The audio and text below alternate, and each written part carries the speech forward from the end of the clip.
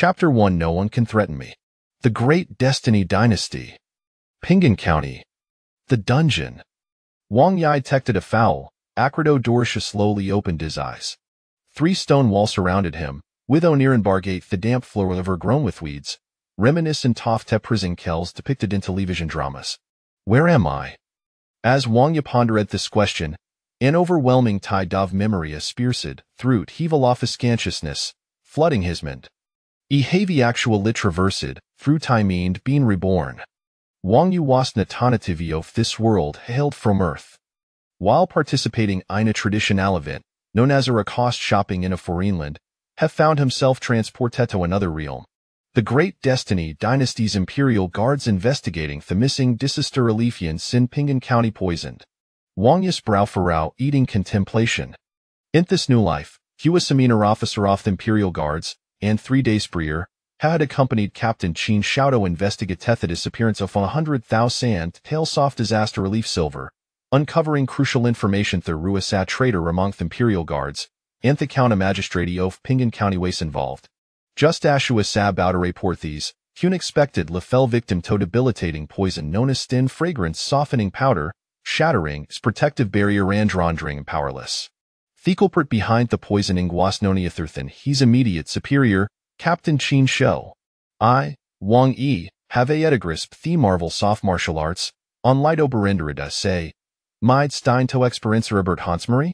Suddenly, a mechanical voice resonated within Wang Yi's mind. Supreme Yan Huang bloodline detected, the supreme martial arts system is activating durch the bindit? Wang Yishiar traced ever so slightly, yet this expression remained uncaged excellent light hot. Binding successful doi al wish to pin the novice gift pack? Open. Congratulations, host. You have received 100 martial arts points.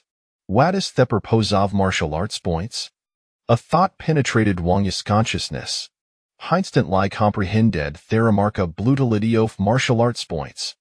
They could facilitate a rapid cultivation of martial arts. Moreover, they possessed a terrifying secondary function, the ability to deduce divine martial arts manuals. For instance, the Golden Bell Shield de practice set at 12 layers, BT on Liposes the mental formulas for the Fierce 9, lacking the final 3 layers if had sufficient martial arts points, Heku deduce the eloquent techniques. How terrifying! With a 12-layer soft Golden Bell Shield, no Tonli would to be unmatched in the world, but would also stand among the elite of the martial realm. Perhaps she could have introduced the 13th or 14th layer soft Golden Bell Shield. Wang Yi li utilized his martial arts points to cultivate Golden Bell Shield. In an instant, his body underwent a tremendous transformation, a powerful internal force surged from extension, coursing through his meridians and rechingiver extremity. Beneath Wang Yi's skin, it felt as if writhing worms were earthening his flesh and bones. From his spores, a viscous black substance was ed forth. Simultaneously, mysterious golden tadpolarunes appeared in his consciousness. His mental energy skyrocketed, and his realm ascended. From top to bottom, Wang Yi's physical form rapidly strengthened. Especially in ascertaineria, a shardast of Aniran, Hekud pierce through he walls with Eus. With both offense and defense, his combat prowess became unparalleled. This formidable internal force originated from extension, unblocking Thetwell Veprimary meridians, 8 extraordinary vessels, Renan du meridians, and Sanjiagatway, completing a full circulation before returning to Thedenshin. Black viscous fluid continued to seep from the spores. Sticky and uncomfortable, yet the spirit soared. Wang Yi suddenly opened a glint of brilliance flashing within. Have actually cultivateth Golden Bell Shield to thief layrino negau believable. Hegazetithis poem, wick appeared ancient tan bor bronzethiu. Heffeltas thoth his body possessed limitless strength, his blood flowing like a river, vast and unending. Within that blood, there seemed to be a powerful and mysterious force burgeoning, hazy and indistinct. Have stepped in toth the 8th layer of Golden Bell Shield it feels even more formidable than what is recorded in the manual called it Beju Toth, Wang bloodline? Wang Yu was incurtain if thighs was Theriasin, but through was acutely aware of his newfound power. Once heavily activated Golden Bell Shield, Blade Sand's sword swood being effectual against them. Indestructible. No tonlethat, Butin his perception, Hekud clear lysith the intricate tepidernsenthwing, soft mosquito escent head jacentsel, and even hard sound soft twonts fighting fromptimers away. Vision eskina saniagal. Hearing gas harpasahak. Martial arts points are a truly extraordinary it is fortunate tethatime descendant tofien huengotherwise, ewud nathavathis I stem following under. In that world, that ascendant Sophian Huang possessed the highest intelligence, with a istraclinig unbroken 4-5 1,000 year sormorit must be extraordinary. Tap, tap, tap. The dungeon door swung open, and moonlight streamed in an angle. A figure a step head in Tata dungeon. The newcomer appeared to bane his late 30s, talent thin, with triangular eyes sandaphant, elusive million his lips. Those triangular eyes resemble Davinoma serpent, cold and cruel, ready to strike you when least expected. Wang Yi recognized this man well at Washi's immediate superior, Qin Shou. It was this very person who had poisoned him, stripping him of his martial ability and imprisoning him in thistle. Qin Shu approached Wang Yisel, as Merc playing gone his lips as she taunted. Wang Yi, how do you find it here? Quite pleasant, I presume. Wang Yi read him, continuing to contemplate the profundity of his new-found power. Seeing this, Qin Shu's triangular eyes glinted with disdain as she remarked, Wang Yi, is shall not waste words, hand of earth golden bell shield manual, Anna shall grant you swiftend. The golden bell shield weighs our bestowed upon Wang Yi's father for significant contributions, yet it like contained the fierce 9 layers. Qin Shu had long coveted golden bell shield and had been searching for an opportunity to sight. This time, with Wang Yi accompanying him to investigate the missing disaster relifians, it was the perfect chance to eliminate Wang Yi, frame him for the disappearance, and simultaneously acquire the golden bell shield. Attreffective benefits. Kill Captain Qin Shu off the Imperial Guards and receive 50 martial arts points. Retrieve the 100,000 tail soft disaster relief silver and receive 80 martial arts points. Wang Yi's brightened. 130 martial arts points. The Tishufficient formatos depintathinth layeroft golden bell shield. Where the 100,000 tail soft disaster relief silver. Wang Yikit straight a the point. Qin Shu's merked with smug satisfaction where, you ask? Naturally, it is shouldn't away be you, Wang Yi. You conspired with bandits and slaughtered your fellow Imperial Guards Qin Shou, Wilhelmine Tethical pretend discover 5,000 tail soft disaster relief silver from your home. Earning Greetmer at the Kurtwillen doubted Lyreward handsomely now. Hand of earth golden bell shield manual, oral swell. You understand. Wang Yi's expression remained Kamasha twisted his neckandrists, that sound off bonus krikenjekawing. Seeing Wang Yi appear as if he was about to act, Qin Shu federisively, Wang Yi, haver indiredu powerless doyesti wish to make you move? Wang Yi offered Norply, rising to his feet and grasping Twaron bars, attempting to bend the mutward. Ya. To every honest astonishment, that Waron bar soft thyrngay to were as surprising libent by Wang Yi, creating just enough space for raising a person to pass through. Qin Shu was left dumbfounded. These Iron bars are forged from a rare metallavin he, a secondrat master, could not cut through them, let alone a bend them. How could a powerless swang you manage a this with this bari hands? Swish. A largen lunged toward Qin Shu's neck. In a moment of panic, Qin Shu simultaneously slick Wang Yi's holder. Bang! Wang Yido and I theblodo his shoulder sifatourino thing. Hishin move likia shadow, seizing Qin Shu's neck with an unstoppable force. Where a disasterly funds? Qin Shu struggled desperately, but no avail thegar paraundis nequas unyielding. Gazing into Wang Yi's demeanor rand hearing E's motionless voice, fear gripped him, and hubby gonto plead formerly let me go. Wang Yi, please. If I don't return to Magistrate Lu Ji, you will surely have a outer to pieces. Crack. Wang Yi did no thesida teta snap Qin Shu's neck. Nuna can threaten, Wang Yi. Chapter 2 Indestructible. Having slain Qin Shu, Wang Yi received 50 martial arts points. With 50 martial arts points, I canst pentathinth layeroft golden bell shield. Thinth layeroft golden bell shield allos nato inflict tharmavin with thes lightest movement tevern against a master with thes century of internal cultivation.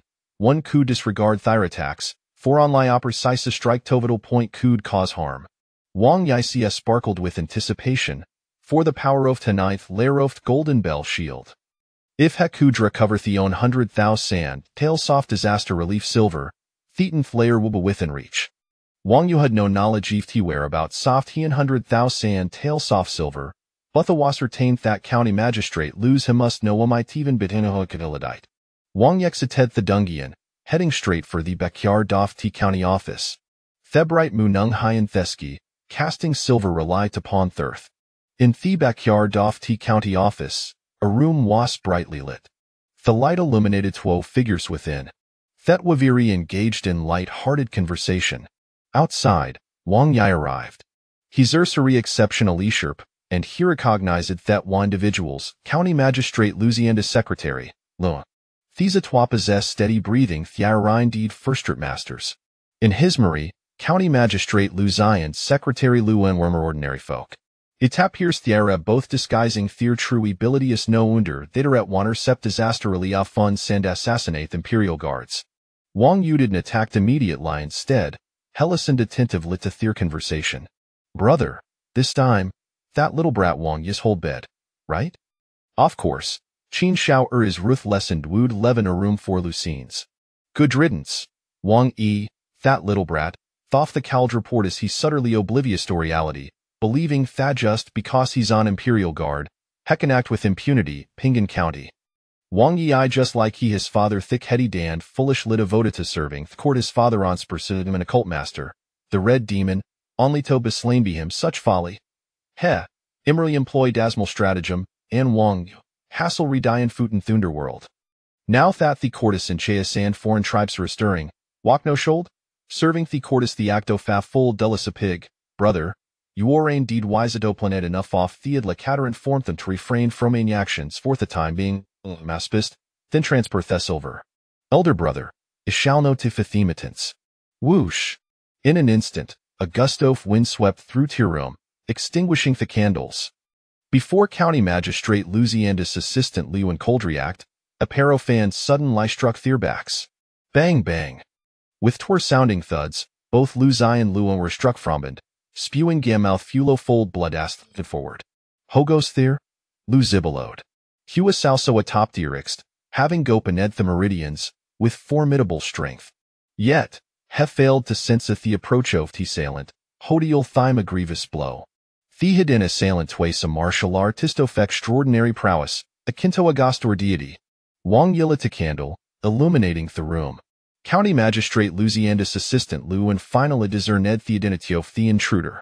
A young man, in his 20s, with a talent due prite stature, Aphosekisold Lakestone, resolute and composed, and Isis profoundast Tursky, inscrutable. Luz he could na thelp butex claim in astonishment. Wang Yi, it's you.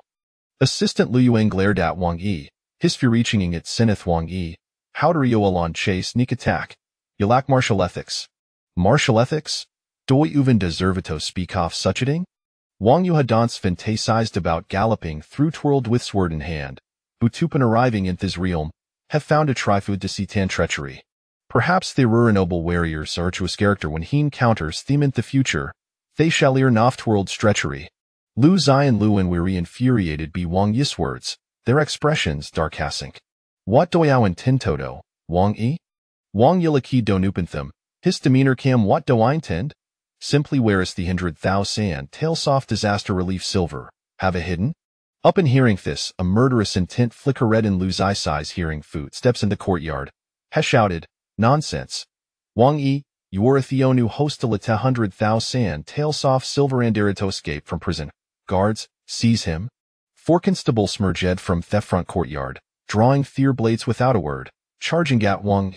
Thus for constables were Lu's Istra subordinates, possessing remarkable skills, having mastered formidable sword techniques. Theglantov their blade swasfires, their killing intent palpable, reflecting gas liver of moonlight Wang's gaze.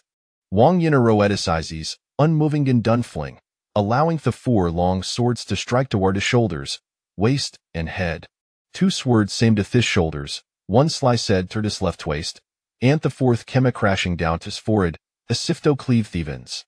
Their coordination was flawless, a seamless blend of attacks. In such scenario, only a top-tier expert could contend. Wang Yi remained steadfast, extending a shandan pointing his fingers. Thekens to be advancing toward Wang Yi thought him foolish fordering to call Jai. His word with merely 12 fingers. In the next moment, he realized why Wang Yi was so audacious. Wang Yi's 12 fingers astonishingly clamped down and his word dacet came slicing down. Clang, clang, clang. Theater 3 swords is trick Wang Yi, yet failed to inflict any harm. Golden Bell Shield, Indestructible Vajra, Theshikov County Magistrate Lu Ji, Assistant Lu Yuan, and the Forsenstable Swaspalpable They could hard libelieve thiorize. A special eye the constabim for Wang Yi's head, possess sword was from li grasped be Wang Yi's 2 fingers. He exerted dali strength to withdraw the blade, but it not budge. Those 12 fingers shelled firme, zif a mountain pressed against the sword, immovable. Before the four constables scood fully comprehend their astonishment, Wang Yi sweeft libent those 12 fingers, and the sword stips napped with a sounding crack. Go! The sword tip flew like a meteor, piercing through Hatro Toff T constable directly in front of him with an unstoppable force. With residual power and spent. The sword tip continued, penetrating the constable Strotan, striking the pillar behind him with extraordinary speed. Sizzle. Item dead 3 ein ches de pintithwood. The remaining 3 constables, witnessing this scene, were filled with terror, their swords is till striking against him. Wang Yi clenched his fist, unleashed a dual dragon strike. His fist same Dathy Temple soft tat wa constables flanking him. Both constables slumped, collapsing to the ground. The constable behind Wang Yi trembled in fear, unable to steady his grip on his sword, fleeing towards the front courtyard. Wang Yi's expression remained cold dash a kicked a long sword. The blade shot forth like an arrow, piercing through Heflang constable chest. Silence reigned. 4 capable constables fell before Wang Yilik stalk softwheat. County Magistrate Lu Zion Assistant Lu and trembled uncontrollably. Wang Yi, how could you possess such incredible a strength? Ario human or ghost? Lu's high was well aware if he capability is soft of force instabilis they were resicantier expert Sivnapiak master wood not derlithum strike. Yet Wang Yi for him, having withstood the assault of 4 top-tier experts, remained unscathed. Such strength could not possibly belong to Wang. What on earth was happening? Wang Yi approached County Magistrate Lu Ji, placing a foot upon Lu's leg. Crack. The sound off bonus napping echoed. Lu zilitude a piercing scream. Despite being a first-year expert, his prolonged Nurian high office had shielded him from such agony, rendering him unable to endure. Lu Ji, I ask you no last time he wears the disaster relief silver? Wang Yistamu a precious swastinja through a sack and ta squandering his life. Lu zagritted his teeth. Wang Yi, I am an official off the court howdery ow. Treat me this? The court will not let us go. Crack. Without hesitation, Wang Yi crushed Lu's neck. Lu's high felt in his cycle envelopum, his life receiving gay way. Het trembled in fear why no task Megan? Why act so swiftly? Lu's hitted notch wished he was prepared to speak, yet never expected Wang Yi to beso decisive. Thud. Lu's eye collapsed to the ground, meeting his end in the northwest. Assistant Lu Yuan quaked, gazing in horror at this sheen, unable to believe his eyes. When he met Wang Yi's gaze, Hissel fledenter, and as Sudan Lenelton the ground, desperate layingished. Wang Yi, Spareem. We have no enmity it was Lu Zion Chinshuhoso sufto harm you.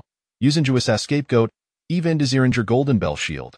Itadal I cold to prevent it, Tano avail, and near lilest my life in the process. Before death, everyone eyes filled with dread. Wang Yi persedone, where is the silver hidden? Lu Yuan trembled, recounting of her thin giant detail. Chapter 3. Kill you, the silver notes are mine too. The silver must be hidden in Han's Han Temple, though I am not entirely certain of the exact location. Wang Yi furrowed his brow. Not entirely certain? The steward, Lu Yuan, shuddered and quickly replied. Wang Yi, the 100,000 tales of disaster relief silver was taken by the 5 wolves of the northern desert. Only my elder brother, Lu Ji, and the 5 wolves know the specifics. The 5 wolves of the northern desert have now transformed into the 5 grand elders of Han's Han Temple. Wang Yi had heard of the 5 wolves. These 5 were siblings, rumored to have been raised by wolves. They were inherently brutal, having committed heinous acts in the northern desert, plundering several towns and victimizing hundreds of women, with thousands perishing at their hands. Such ruthless fiends not only possessed formidable martial skills but also excelled in combined attacks, rendering even top-tier masters helpless against them. Their notorious reputation preceded them, with the authorities issuing a bounty, placing them 18th on the list of the Jin Iwei's wanted criminals. 7 years ago, the 5 wolves of the northern desert completely vanished. The martial world believed they had been slain by a venerable master, only to discover that they were alive, concealing themselves in Han's Han Temple. Having adopted the guise of enlightened monks, a reward of 120 martial points for slaying the 5 wolves of the northern desert astonished Wang Yi. He had not anticipated such a considerable bounty. How did you steal the disaster relief silver? After killing Qin Shou and County Magistrate Lu Ji, he needed to provide a clear account to his superiors. Otherwise, he would be suspected.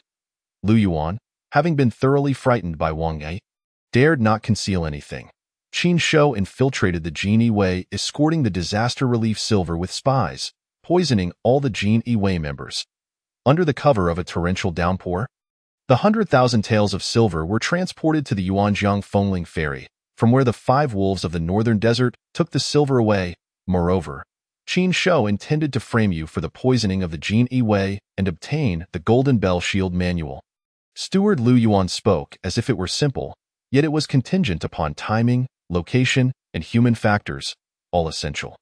Had Qin Shou not sought the Golden Bell Shield Manual, he would have long since killed Wang Yi, fabricating a pretense of suicide due to guilt.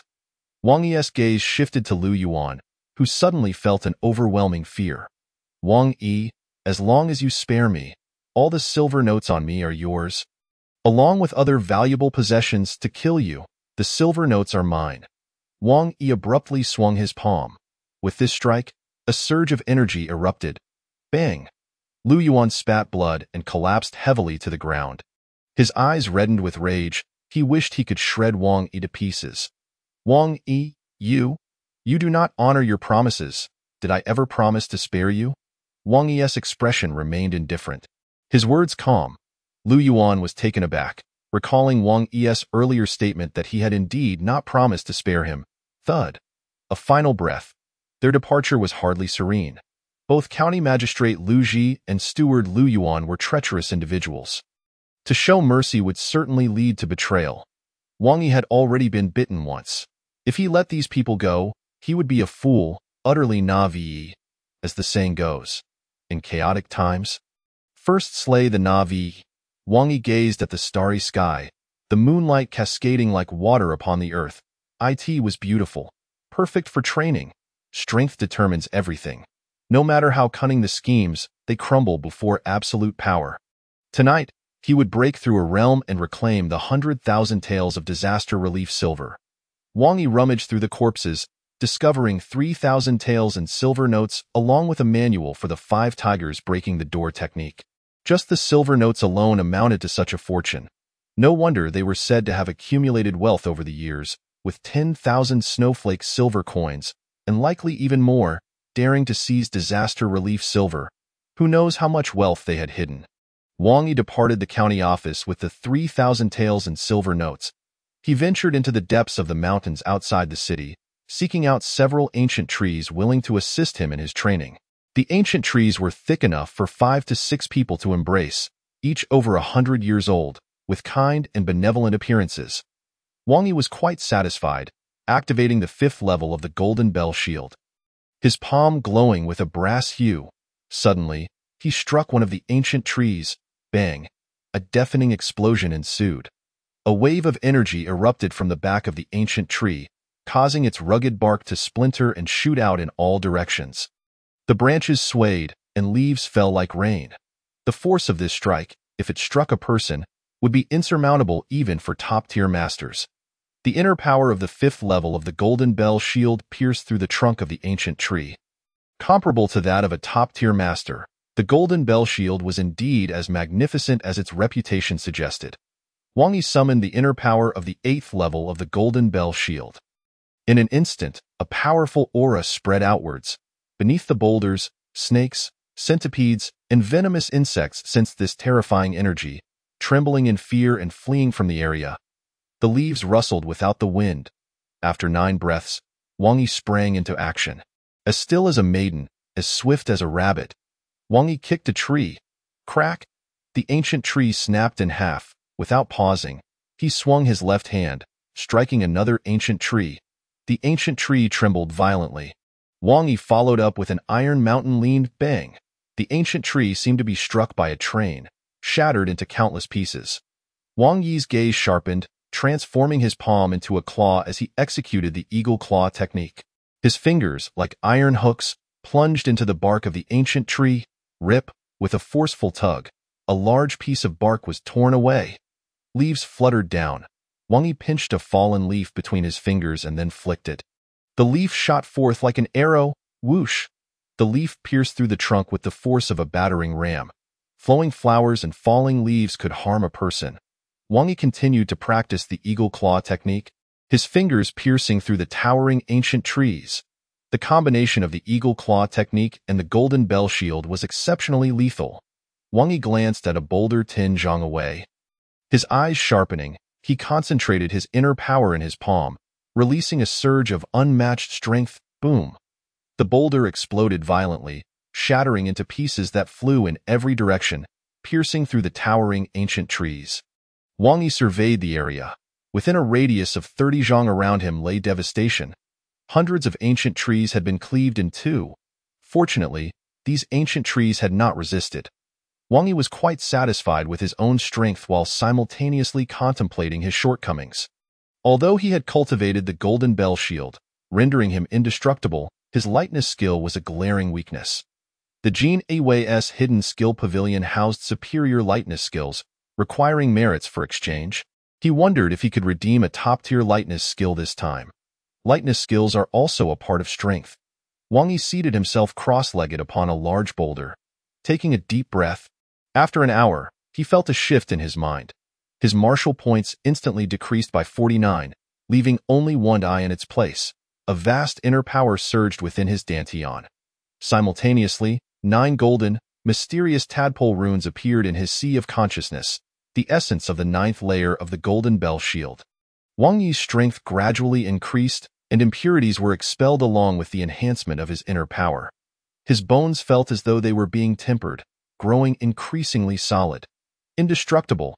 However, this world was not simple. There were divine weapons and treasures, as well as ancient monsters existing in various sects and families.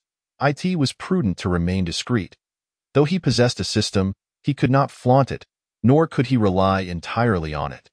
The system merely assisted him in his cultivation. One must rely on oneself. Wang Yi immersed himself in his training, experiencing a surge in power. His spine radiated with a brass glow, and his skin took on a bronze hue. Undergoing a transformative change, around him, countless snakes, insects, and beasts fled in terror. 2 hours later, the full moon retreated. The eastern sky began to brighten. Cock-a-doodle-doo, cock-a-doodle-doo. The rooster crowed in the mountains. Chapter 4. The Jin Away investigates. Clear the way. Wang Yi opened his eyes, facing the east, observing the world around him. After a night of meditation, he had thoroughly mastered the 9 layers of the golden bell shield while also revisiting all his memories. Gaining a partial understanding of this world. Only a portion, though. This world was vast.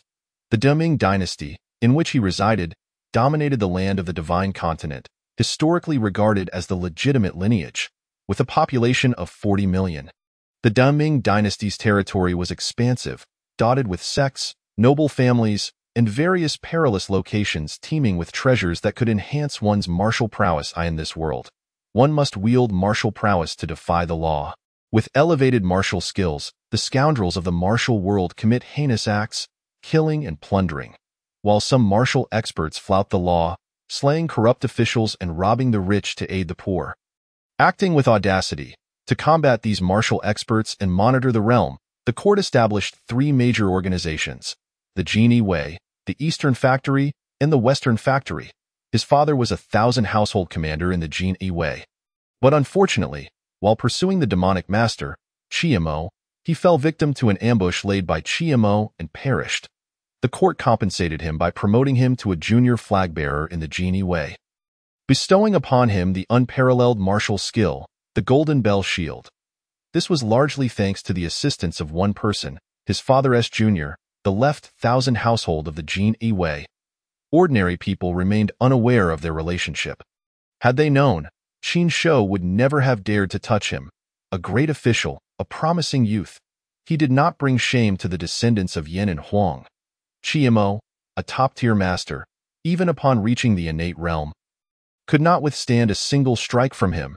This world was rich in martial arts, having delineated martial realms since ancient times. Third-rate, second-rate, first-rate, top-tier, innate, and master. It was rumored that beyond the master realm lay further martial realms.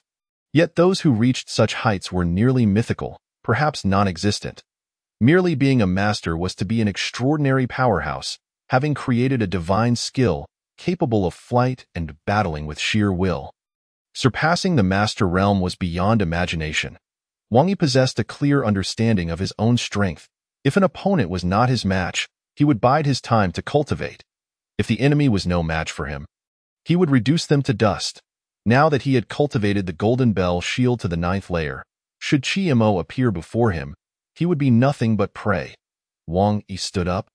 Obliterating the traces left by the Eagle Claw technique, it was time to reclaim the disaster relief silver. The loss of 100,000 taels of disaster relief silver is indeed a grave matter. The court has entrusted this case to the Jinyue, which has already caused discontent among both the Eastern and Western censorship offices. Should the Jinyue fail to handle it adequately, dire consequences will surely follow. Wang Yi, reluctant to forfeit his position within the Jinyue, made his way to the Jinyue station in Ping'an County. Upon seeing Wang Yi, the guard stationed there were taken aback. According to Baihu Qin Shou, Wang Yi had colluded with bandits to seize the disaster relief silver and had been apprehended. Although they found it hard to believe that Wang Yi would engage in such treachery, it was the conclusion drawn by Baihu Qin Shou. The evidence was irrefutable, leaving no room for denial. A minor flag officer of the Jinyue stepped forth, bellowing, "Wang Yi, you have poisoned the escort of the disaster relief silver from the Jinyue. For this heinous crime, you deserve to be imprisoned. Your presence here indicates an escape from custody. Seize him." The guards of the Jinyue drew their blades, pointing them at Wang Yi. Narrowing his eyes, Wang Yi recognized that the flag officer before him was Qin Yu, the younger cousin of Qin Shou. Before he could retaliate, a voice rang out from the crowd. "Qin Yu, what do you intend to do? Step aside. Igu would never poison the escort of the disaster relief silver. It is they who conspired against him." A young man, around 17 or 18 years of age, dressed in a green embroidered robe and armed with a beautifully crafted spring blade, stepped forward, visibly excited upon seeing Wang Yi. "Igu, it is wonderful to see you back." Wang Yi nodded slightly. This youth was his younger cousin, Wang Yi. "Wang Yi, you have aligned yourself with Wang Yi. I have reason to suspect your involvement in the silver heist." Qin Yu sneered, intent on apprehending Wang Yi as well. "Enough of your nonsense. You are the ones who have conspired against Igu." Wang Yi drew his sword, ready to fight to the death. Wang Yi restrained his younger cousin, swiftly advancing and striking Qin Yu in the chest with his palm. Caught off guard, Qin Yu was propelled backward like a cannonball, crashing to the ground and lying still. The guards of the Jinyue were taken aback. Wang Yi declared, "The theft of the disaster relief silver was orchestrated by Qin Shou. I have already discovered the whereabouts of the 100,000 taels. Wang Yi, fetch my flying fish robe and spring blade." Wang Yi was elated. "Igu, truly. Where are they?" Wang Yi nodded slightly, scanning the crowd. "All of you, come with me." Wang Yi nodded emphatically, though 1,000 questions swirled in his mind. He understood that now was not the time for inquiries. Soon, Wang Yi returned with Wang Yi's flying fish robe and spring blade. The flying fish robe was a symbol, representing the great merits of its owner rewarded by the court, or the achievements of their ancestors.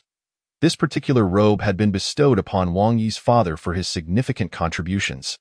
Donning the robe and arming himself with the spring blade, Wang Yi mounted his steed and galloped forth, followed closely by Wang Yi and 12 Jinyue guards. The 14 of them left the city, raising a cloud of dust. The city guards, upon seeing Wang Yi in the flying fish robe, felt a chill. This was a person of great importance. To the north of Ping'an County lay the Yuan River, stretching endlessly from west to east for thousands of miles. During the autumn and winter, the waters flowed slowly. 30 miles to the east was the Fengling Ferry, flanked by mountains that reached the heavens. To the west stood a towering peak known as Cold Mountain, upon which rested a renowned temple. The Cold Mountain Temple. This temple was popular among young ladies and noblewomen who sought to pray for their romantic interests. At the foot of the mountain were 2 taverns and tea houses, bustling with patrons. Among the visitors, some whispered about the theft of the disaster relief silver. Is it true that the silver was stolen? Indeed, a staggering 100,000 taels. What? Such a sum? It's uncertain which faction could have pulled off such a feat. I heard there was an insider. A troop of riders approached, and Wang Yi, accompanied by Wang Yi and the 14 guards, halted before the tavern. Instantly, silence fell over the crowd. Wang Yi surveyed his surroundings, dismounted, and ordered 6 pots of wine and 50 pounds of cooked beef. He had fasted the entire night and could not go on without sustenance, as the saying goes. Man is iron. Food is steel. The hungry man cannot unleash his full potential. Brother, are we not here to investigate the disaster relief silver? Wang Yi, impatient, wished to find the silver immediately. Patience. Let us first eat. The silver will not escape. Wang Yi assured him. Just before dawn, he had dispatched the county magistrate Lu Ji and his assistant Lu Yuan, and even if the northern wolves were alerted, they would not have had time to transfer the silver. By daylight, they would be too fearful to act. After satisfying their hunger, they could plan their next move. Wang Yi ate slowly, but each bite was substantial. Within a mere quarter of an hour, he consumed 25 pounds of beef. Wang Yi was astonished, having only managed 3 pounds himself. The consumption of a martial artist was immense. Wang Yi laid down a 10-tael silver note and led the 13 others directly to Cold Mountain Temple. What brings the Jinyui here? Are they seeking the Buddha's blessing to reveal the location of the silver? Someone joked. Perhaps that's the case. Let us go and see. Some daring wanderers trailed behind Wang Yi and the Jinyui from a distance. Cold Mountain Temple was vast, with 3,000 steps leading to its main hall. The Great Hero Hall, where the golden figure of the Buddha sat majestically in the center, towering 10 zhang high. Its glazed golden surface dazzlingly radiant. Beneath the Buddha's figure rested a 9-petal lotus, shimmering with golden light. Wang Yi scanned the area, sensing something was amiss. By my mother's grace, what a colossal golden figure! Even if it were bronze, selling it would surely provide a feast for 100,000 commoners. Wang Yi, lacking reverence for the Buddha, was disdainful of the pretentiousness of the temple. The worshippers kneeling in prayer could no longer contain their outrage upon hearing Wang Yi's remarks. Rebuking him, "Young man, what do you understand? The Buddha's golden figure can suppress demons and protect the common people. Without the Buddha, chaos would ensue." Others joined in, urging, "Your words are blasphemous. Repent and kneel to seek forgiveness from the Buddha." Enraged, Wang Yi shouted, "What noise is this? If you continue, I shall have you all thrown into the prison of the northern town." The Great Hero Hall fell silent in an instant. People are often cowards before strength. "Umitba, good, pray tell. What matters bring you here?" From the rear of the hall emerged an elderly monk, broad and portly, with kind eyes and 9 scars atop his head, clad in a demon-repelling robe, exuding the air of a wise monk. Wang Yi scrutinized the old monk, sensing something was off. Though the monk's breathing appeared normal, Wang Yi discerned that he was feigning, his pulse beating powerfully like a drum, his energy surging. With each breath, it resonated like the pulse of the earth. An exceptional master, he was on the verge of bridging the gap to the innate realm. Furthermore, Wang Yi detected a faint scent of blood emanating from the monk. Even with years of chanting scriptures, the scent could not be concealed. Ordinary individuals would not perceive these differences, but Wang Yi could. "Old monk, do you know why I have come to Cold Mountain Temple?" The old monk's eyes flickered with a hint of murderous intent, yet he maintained a facade of benevolence, his hands pressed together as he intoned, "Umitba, benefactor, this old monk is unaware." Wang Yi's expression grew serious as he spoke plainly. "Old monk, 3 days ago, 100,000 taels of disaster relief silver were stolen from the Yuan River. I have received word that the silver is being transported to Cold Mountain Temple by thieves." The old monk was taken aback, his heart racing. "Why, Lord, there is absolutely no such thing. Han Temple is a sanctuary of Buddhism. How could we possibly seize disaster relief funds? Wang Yi maintained an air of calmness, replying, "Did I accuse the monks of Han's Han Temple of stealing the disaster relief funds?" The old monk's heart raced even more as he forced a smile. "Indeed, my lord did not say that. It must have been a misunderstanding on my part." "If it was a misunderstanding, then there is no issue," Wang Yi said casually, turning his gaze towards the monks of Han's Han Temple. "Do the monks here possess martial skills?" The old monk's breath caught momentarily before he quickly responded, "My lord, we monks of Han's Han Temple know a bit of martial arts." Wang Yi nodded. "Then does the master possess martial skills?" The old monk shook his head. "My lord, when I was young, I yearned for martial arts. But after becoming a monk, I devoted myself entirely to the Buddha, forsaking martial pursuits." Wang Yi was quite satisfied with the response and gestured, "All right, old monk, summon everyone from Han's Han Temple. I wish to conduct a personal investigation. Should anyone be missing, they will be treated as thieves." Wang Yi's request brooked no refusal. In the Great Ming Dynasty, the highest authority lay with the Western Depot, the most ruthless with the Eastern Depot. While the Jinyui wielded the broadest power, as the saying goes, better to provoke the king of hell than to offend the Jinyui. The old monk's eyes flickered with light as he pondered. How much does he truly know? Lu Ji had not responded. Could it be that he had been captured and confessed? No. If Lu Ji had confessed, today's visitor would not merely be a junior Jinyui, but a 1,000 household officer. After contemplating, the old monk's expression softened as he summoned a young novice, instructing him to gather everyone from the back courtyard. "Yes, master." The young novice hurried to the back courtyard. Meanwhile, Wang Yi patiently awaited, surveying his surroundings. The pilgrims stood aside, murmuring discontentedly about the Jinyui. What a band of rogues, acting with impunity, desecrating the Buddha. No wonder they are called the court's hounds. We of the Tianying sect shall not be bullied. The little princess of the Tianying sect spoke loudly, ensuring all could hear. Her maid quickly echoed, "Indeed, a band of ruffians, acting without restraint, the court's hounds." The pilgrims, being devotees of the Buddha, generally aligned with the Buddhist path, and hesitated to speak out, fearing retribution. However, with the little princess of the Tianying sect speaking first, they began to voice their sentiments. Such arrogance in a sacred place of Buddhism must surely invite retribution. This is blasphemy against the Buddha. They shall not have a good ending. Wang Ye's eyes glimmered with a fierce light as he gripped the hilt of his embroidered spring knife.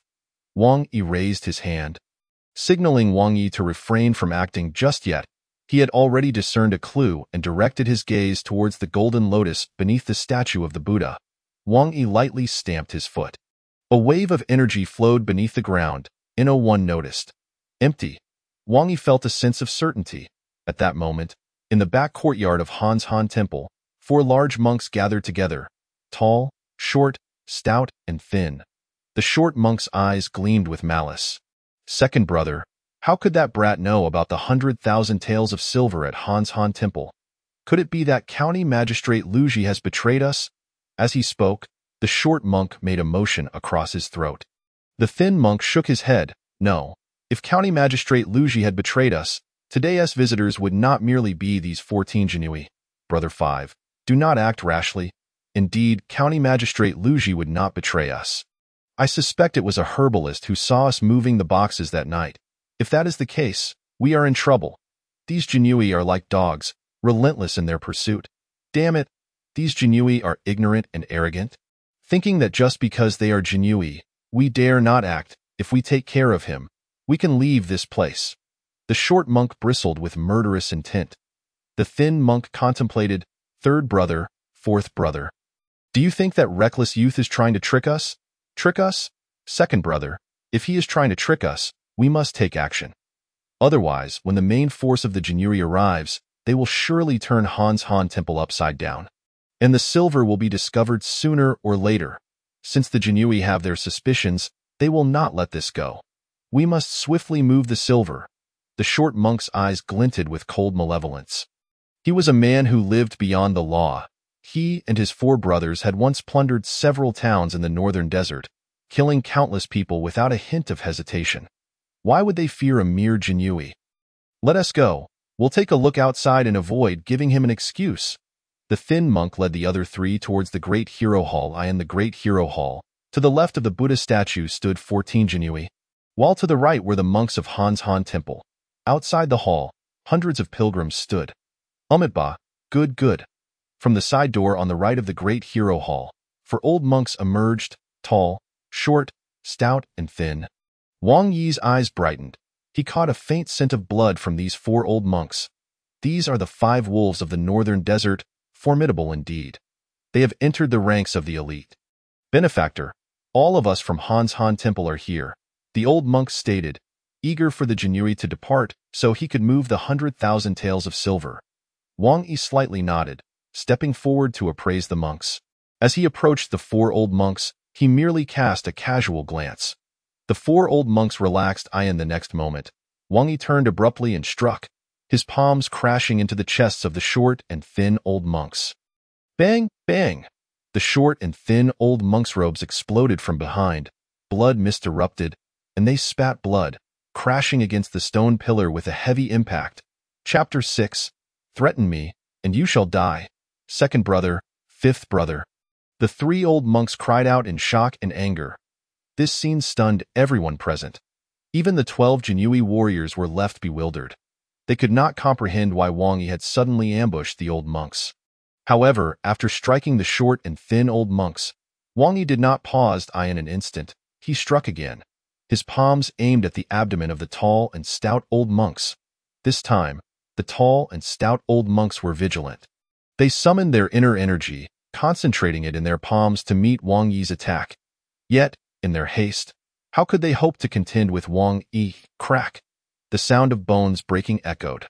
Wang Yi, like a fierce gale, shattered the palm strikes of the 2 old monks, his palms pressing into their abdomens. 2 muffled groans escaped their lips. Just like the previous 2 old monks, they spat blood and were sent flying.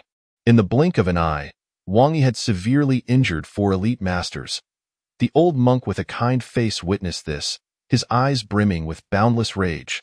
He unleashed a terrifying pressure, taking advantage of Wang Yi's momentary distraction with his 2 brothers to strike with all his might, delivering a palm strike to Wang Yi's back. Boom! A thunderous sound erupted. The terrifying force of the palm unleashed a tempest. An invisible wave swept through the area. The Jinui and monks were forced to retreat. Those closest to the monks were struck by the violent energy wave, spitting blood and left in a weakened state. The old monk struck Wang Yi, yet to his astonishment, Wang Yi showed no signs of injury, remaining completely unmoved. Before he could react, Wang Yi trembled. An overwhelming force surged through his back, sending the old monk flying. The old monk's arms could not withstand the immense energy from Wang Yi and snapped, blood surging within him. Who are you? The old monk was gripped by an overwhelming fear. He had never encountered such a terrifying individual. Even a congenital strongman would be gravely injured by his heart-crushing palm. Yet, the youth before him had absorbed the full force of his strike without a scratch. This person's martial prowess was at the pinnacle. Master! Master! Master! The monks of Han's Han Temple were filled with sorrow and rage, gazing at Wang Yi, their eyes ablaze with murderous intent. Armed with iron rods, they surrounded Wang Yi and the Jinui, ready to strike. What do you intend to do, rebel? Wang Yi bellowed, leading the 12 Jinui warriors, standing by Wang Yi's side. Rebel? We are not rebelling. It is you Jinui who are being excessively tyrannical, ambushing the elders of Han's Han Temple. What do you want?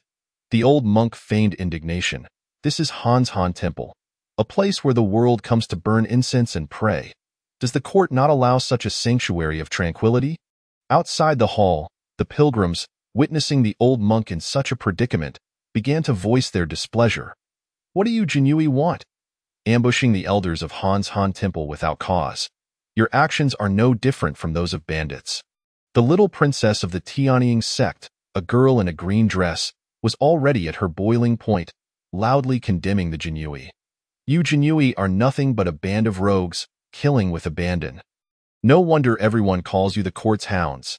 Do you even acknowledge the law? Is there still justice? Wang Yi surveyed the pilgrims, his gaze icy wide in an instant. The pilgrims fell silent. The little princess of the Tianying sect met Wang Yi's eyes.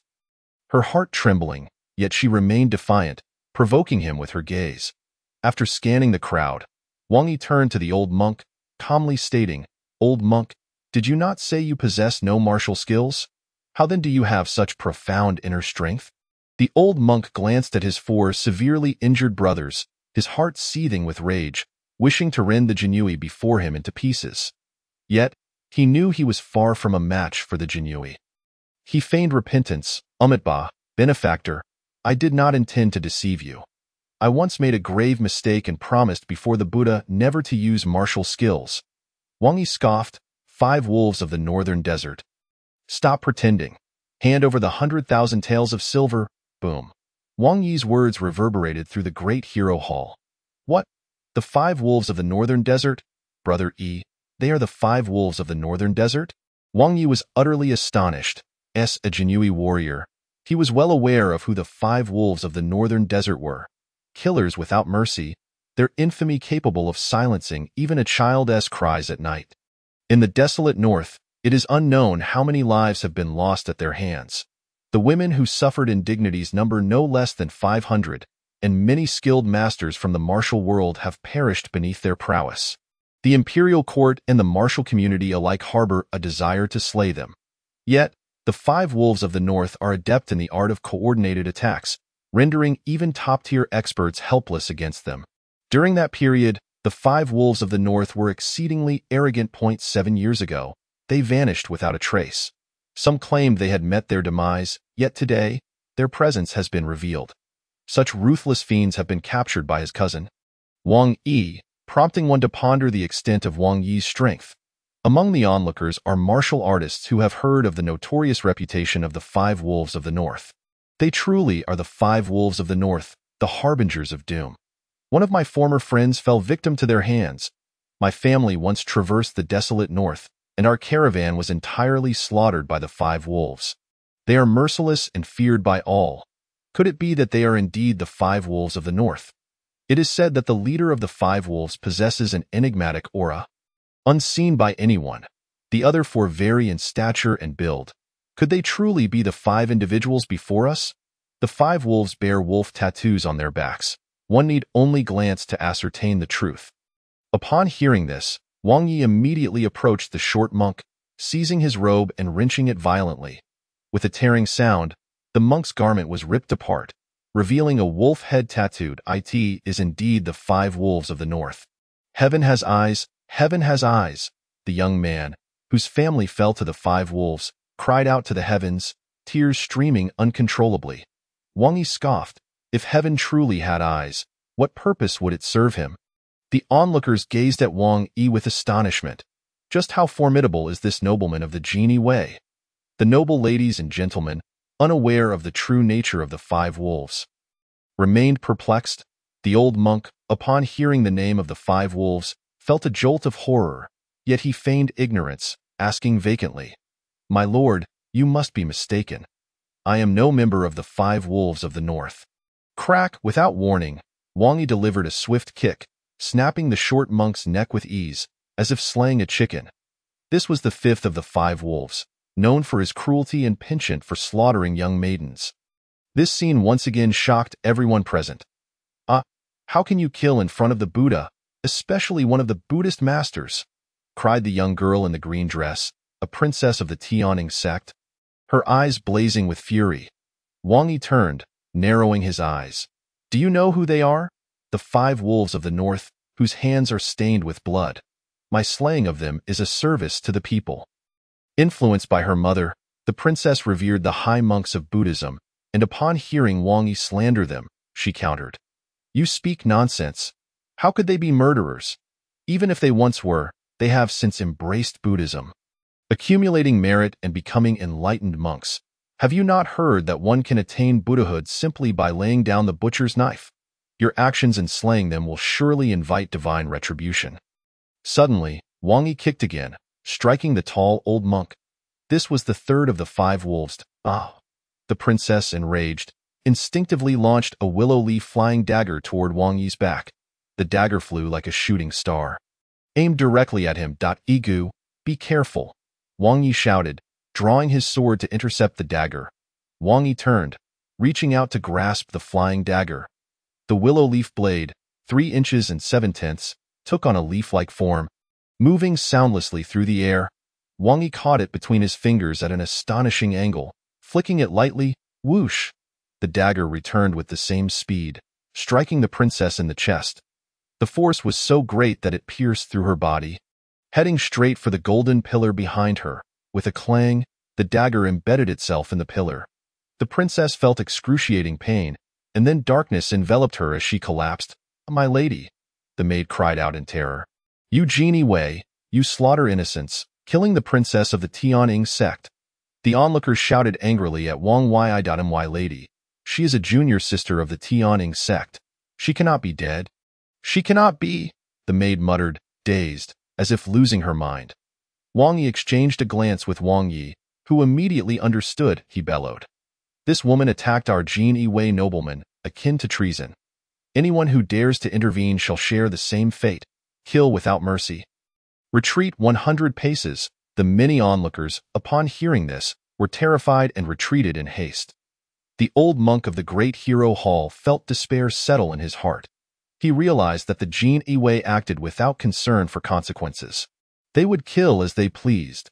He had hoped to use the crowd to pressure the Jin Wei, but that was impossible. "My lord, if you spare us 3, I shall reveal the whereabouts of the silver. Otherwise, you will never find the 100,000 taels meant for disaster relief. Threaten me. You shall die." Wang Yi instantly drew his sword. Whoosh! 2 heads flew into the air, a fountain of blood sprang forth. With a single stroke, Wang Yi severed the heads of the 2nd and 4th of the 5 wolves. No one can threaten him. The eldest of the 5 wolves was driven to madness. His 4 brothers had been slain before him, an unforgivable act. His eyes, once filled with compassion, now glowed red, akin to the gaze of a demon. "Kill him! Everyone, attack!" The monks of Han Mountain Temple exchanged glances. Realizing the gravity of the situation, openly slaying the Jin Wei was tantamount to treason. "If you do not kill him, he will slay you. If we kill him, we can leave this place." The old monk roared, "Kill, slay them." 18 robust monks shouted in unison, charging at Wang Yi. Some wielded swords, others raised staffs. Wang Yi and his companions drew their embroidered spring swords, preparing to engage. Wang Yi waved his hand. "Retreat." Wang Yi and the others were merely third-rate warriors, only slightly stronger than the average person. They were not a match for these monks who had trained for over a decade. As Wang Yi and the others fell back, the monks of Han Mountain closed in on Wang Yi. Iron staffs and long blades struck at him from all directions. The staff-wielding monk moved with agility, attacking Wang Yi's lower regions with a vicious technique, entirely devoid of the compassion one would expect from a monk. The sword-wielding monk unleashed a fierce assault, aiming to cleave Wang Yi in 2, his seemingly chaotic movements actually revealing an underlying order. Wang Yi did not flinch or evade, activating his golden bell shield, which enveloped him in a brass-like glow, allowing him to withstand the onslaught of 18 monks. Clang, clang, clang. Wang Yi was bombarded by attacks from all sides. His shoulders, arms, waist, legs, and lower regions all struck, yet he remained unfazed. The golden bell shield defended against all assaults. Seeing this, the eldest of the 5 wolves realized Wang Yi had mastered the art of horizontal refinement, and he shouted, "Attack his eyes, ears, armpits, and lower regions. Find his weaknesses." "Yes, master." The 18 monks aimed for Wang Yi's vital points, seeking to exploit any openings. Staffs swung and blades slashed, the air filled with the sound of their fury. Each strike was like a 1,000-pound weight, impossible to ignore even for top-tier experts. Wang Yi reached out, seizing a long blade, and with a sudden pull, he yanked a monk toward him.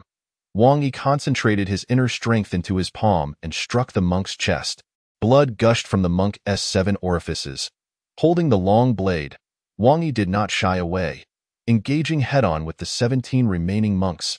"You strike me, I remain unscathed. I strike you, and you perish." Blood sprayed everywhere. A warrior dares to face blades and swords, dares to confront bloodshed. The monks of Han Mountain gazed upon the corpses and blood-soaked ground, driven to frenzy. Demon, you are a demon. I will slay you. Kill me? In your next life, you shan't succeed. Wang Yi moved leisurely, delivering one strike after another, slaying all 18 robust monks. None could withstand his blows.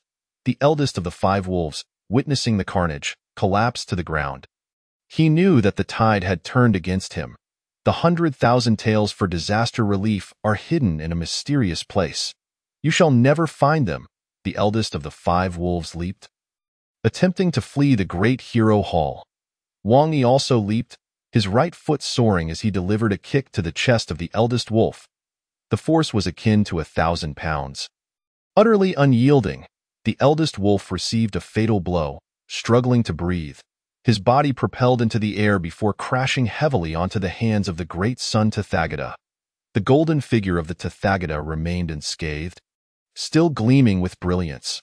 Wang Yi was elated. His cousin's prowess was astonishing. He was eager to inquire how his cousin had honed such skills. Slaying the 5 wolves of the north rewards 120 martial points. Wang Yi suppressed his excitement, sweeping his gaze over the lifeless body of the princess in the green dress, whose chest heaved slightly. A book. You must bring the bodies inside. Since they are dead, they cannot be exposed to the sunlight. Yes, my lord. 4 Genie Wei moved to carry the bodies into the great hero hall. At this moment, the hall lay in utter disarray. Brother, where is the disaster relief silver? Wang Yi was frantic, longing to locate the missing silver. Without it, capturing the culprits would be of little use. Wang Yi glanced at the lifeless princess and approached the golden lotus beneath the Tathagata's statue. Striking it forcefully with his palm, crack, crack, crack, the lotus emitted a strange sound, as if it were shifting. In the next instant, a cave appeared behind the Tathagata, 5 feet high and shrouded in darkness. Igu, there's a hole. Could the silver be inside?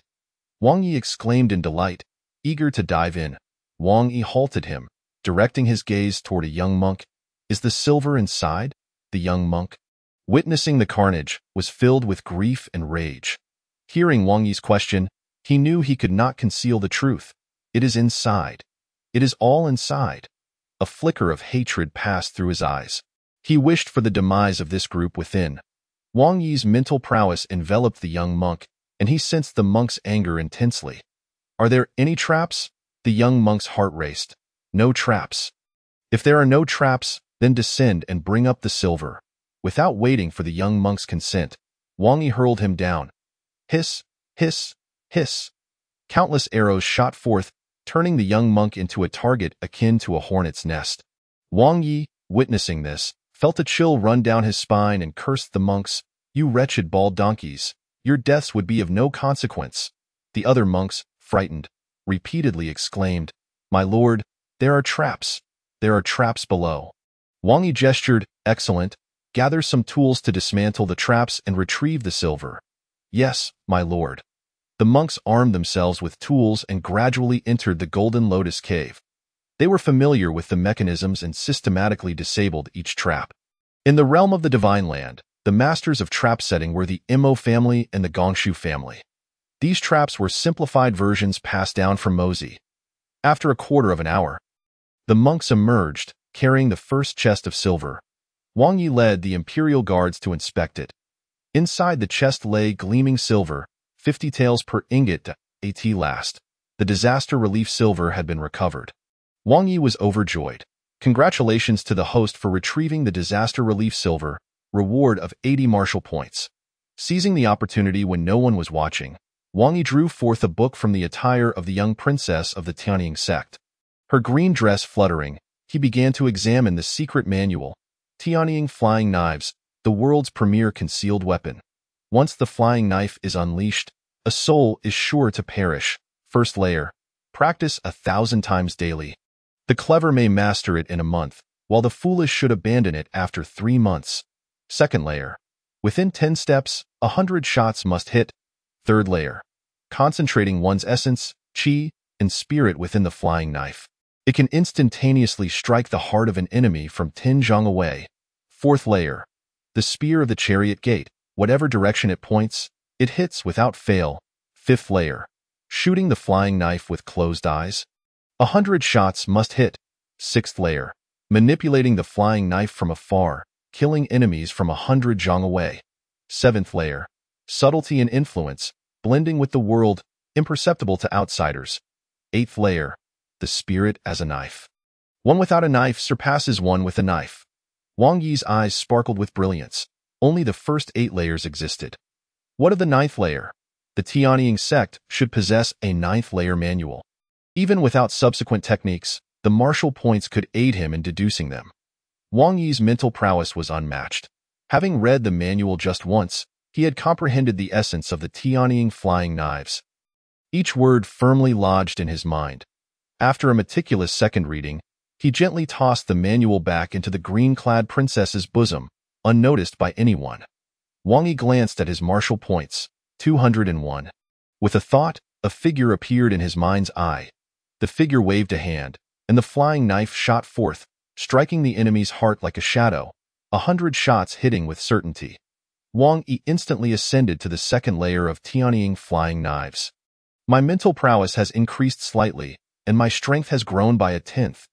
With 3 more levels of enhancement, this flying knife technique shall be dubbed Shadow Flying Knives. This is my trump card.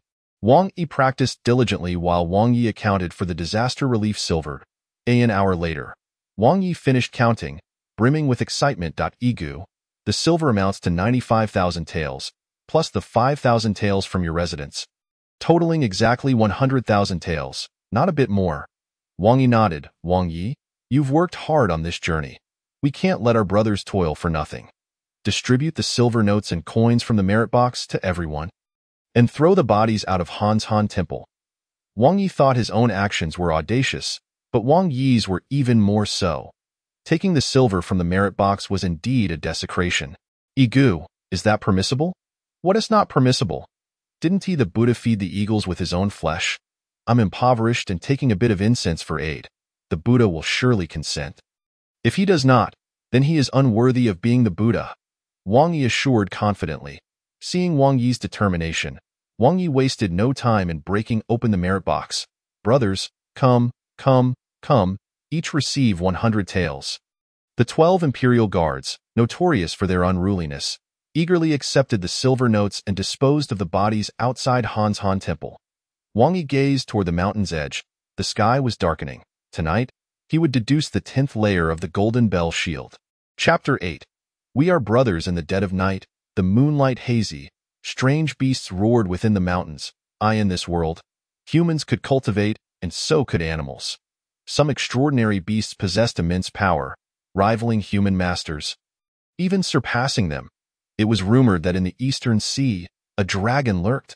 If given the chance, one must explore the outside world. Wang Yi harbored lofty ambitions. Having entered this world, he was determined to explore. The eastern sea, western sea, southern sea, northern sea, none should be missed. Whoosh, Wang Yi leapt, arriving atop a large green stone at the summit of Han's Han, sitting cross-legged. The 9th layer of the Golden Bell Shield was indestructible, yet still contained a half-inch gap. Even if the 10th layer could not eliminate the gap, it could at least shift and reduce it. The gap resided beneath his left armpit, its defensive capability far inferior to other locations. Even so, a consummate innate expert could do him no harm. Taking a deep breath, Wang Yi activated the Golden Bell Shield, commencing a grand circulation. It began. As Wang Yi concentrated, his martial points diminished. A figure appeared in his mind's eye, accompanied by 9 golden tadpole runes. Within his dantian, a powerful force emerged. The 9th layer of the Golden Bell Shield, his internal energy returned to its essence, robust and domineering, with the gap now a 1/4 inch. Freely movable, indestructible against divine weapons, spitting transformed into arrows, and the surging chi rendered Ten Zhang lifeless. Wang Yi immersed himself in cultivation. His spinal column gleamed with a copper-like luster, his bones impervious. A torrent of impurities was expelled from his pores. Waves of pain surged as his muscles tore and reformed, repeating this cycle. Such formidable strength. Even the most elite innate experts were no match for him. The transformation was not yet complete. Thud, thud, thud. Wang Yi's heart thumped like a war drum. Within his body, a mysterious power surged in rhythm with his heartbeat, coursing into his dantian. This enigmatic force emitted an aura that sent all poisonous insects within 100 zhang fleeing, while large beasts from 1,000 zhang away cowered on the ground, trembling in fear. What kind of power is this? Wang Yi felt a mysterious force refining his flesh within his dantian. Now that he had entered the 10th layer of the Golden Bell Shield, he was far stronger than the rumored 10th layer cultivators. Regardless of the source of this power, it was under his control. Wang Yi chose not to dwell on the origins of the mysterious force. Retracting his aura, only then did the poisonous insects within 100 zhang cease their escape. The shadow-flying knives were extraordinary and would prove invaluable in the future. Wang Yi commenced his training in the shadow-flying knives. He drew a handful of stones from the ground. Whoosh, whoosh, whoosh. Following the techniques outlined in the Tianying Flying Knives Manual, he launched the stones. Each stone flew like a bullet, piercing through the ancient tree trunk on the cliff with incredible precision. Wang Yi began utilizing his martial points in his mind's eye. A shadow appeared, elusive and ghostly, accompanied by a willow leaf flying knife. The shadow-flying knives were inescapable. Wang Yi sensed an overwhelming spirit. Indescribably grand. The shadow-flying knives never missed. If he desired your death, you would surely perish. Wang Yi's spirit soared. Upon reaching the next tier, he encountered a bottleneck. A thin membrane obstructed his spirit. Although it appeared fragile and easily penetrable, it was remarkably resilient. Wang Yi gently prodded the membrane, bouncing back. Unable to break through, he resolved to continue his training. He persisted in observing the shadow-flying knives, concentrating his mental energy. Time flowed slowly. At the third watch of the night, Wang Yi suddenly opened his eyes, a flash of light flickering. Break? Puff. The spear of his mental energy pierced through the membrane. His mental energy surged swiftly. Without turning, he sensed the movements of two cobras hidden beneath stones 30 zhang behind him. The two snakes were studying biodiversity. 60 zhang away, two rabbits were pulling up radishes. In that moment, Wang Yi felt like a deity, surveying the world from above. After 100 breaths, Wang Yi's body trembled, his complexion paling as he retracted his mental energy. The breakthrough in his mental prowess meant that even innate experts could not lie before him. Wang Yi's mental energy was already more formidable than others. Now, it was even more so. Should he return to Earth, he would undoubtedly be the world's foremost hypnotist. Wang Yi reached out, grasping a common willow leaf. His wrist slightly moving. In the next instant, the willow leaf transformed into a genuine flying knife. Arriving within 30 zhang in an instant, whoosh! The leaf pierced through the 7-inch mark of the two cobras engaged in their study of biodiversity. The leaf, in Wang Yi's hands, was truly a flying knife. Throughout the night, Wang Yi's strength surged by more than threefold. Most importantly, he had mastered long-range attacks. His martial points were entirely consumed. The 10th layer of the Golden Bell Shield. The 7th layer of the shadow-flying knives. The leaf served as a knife, striking enemies from 100 zhang away. The 8th layer, where mental energy acted as a knife, surpassed even a real knife. The 8th layer was not far off. In the east, dawn began to break. The rooster crowed, disdaining the indolent. Wang Yi made his way to the great heroic hall. Apart from the imperial guards, not a single pilgrim was present. Igu, shall we transport the silver back? Wang Yi, ever impatient, was eager to present the silver to Captain Zhua at the earliest opportunity. Wang Yi shook his head. No, we shall wait here.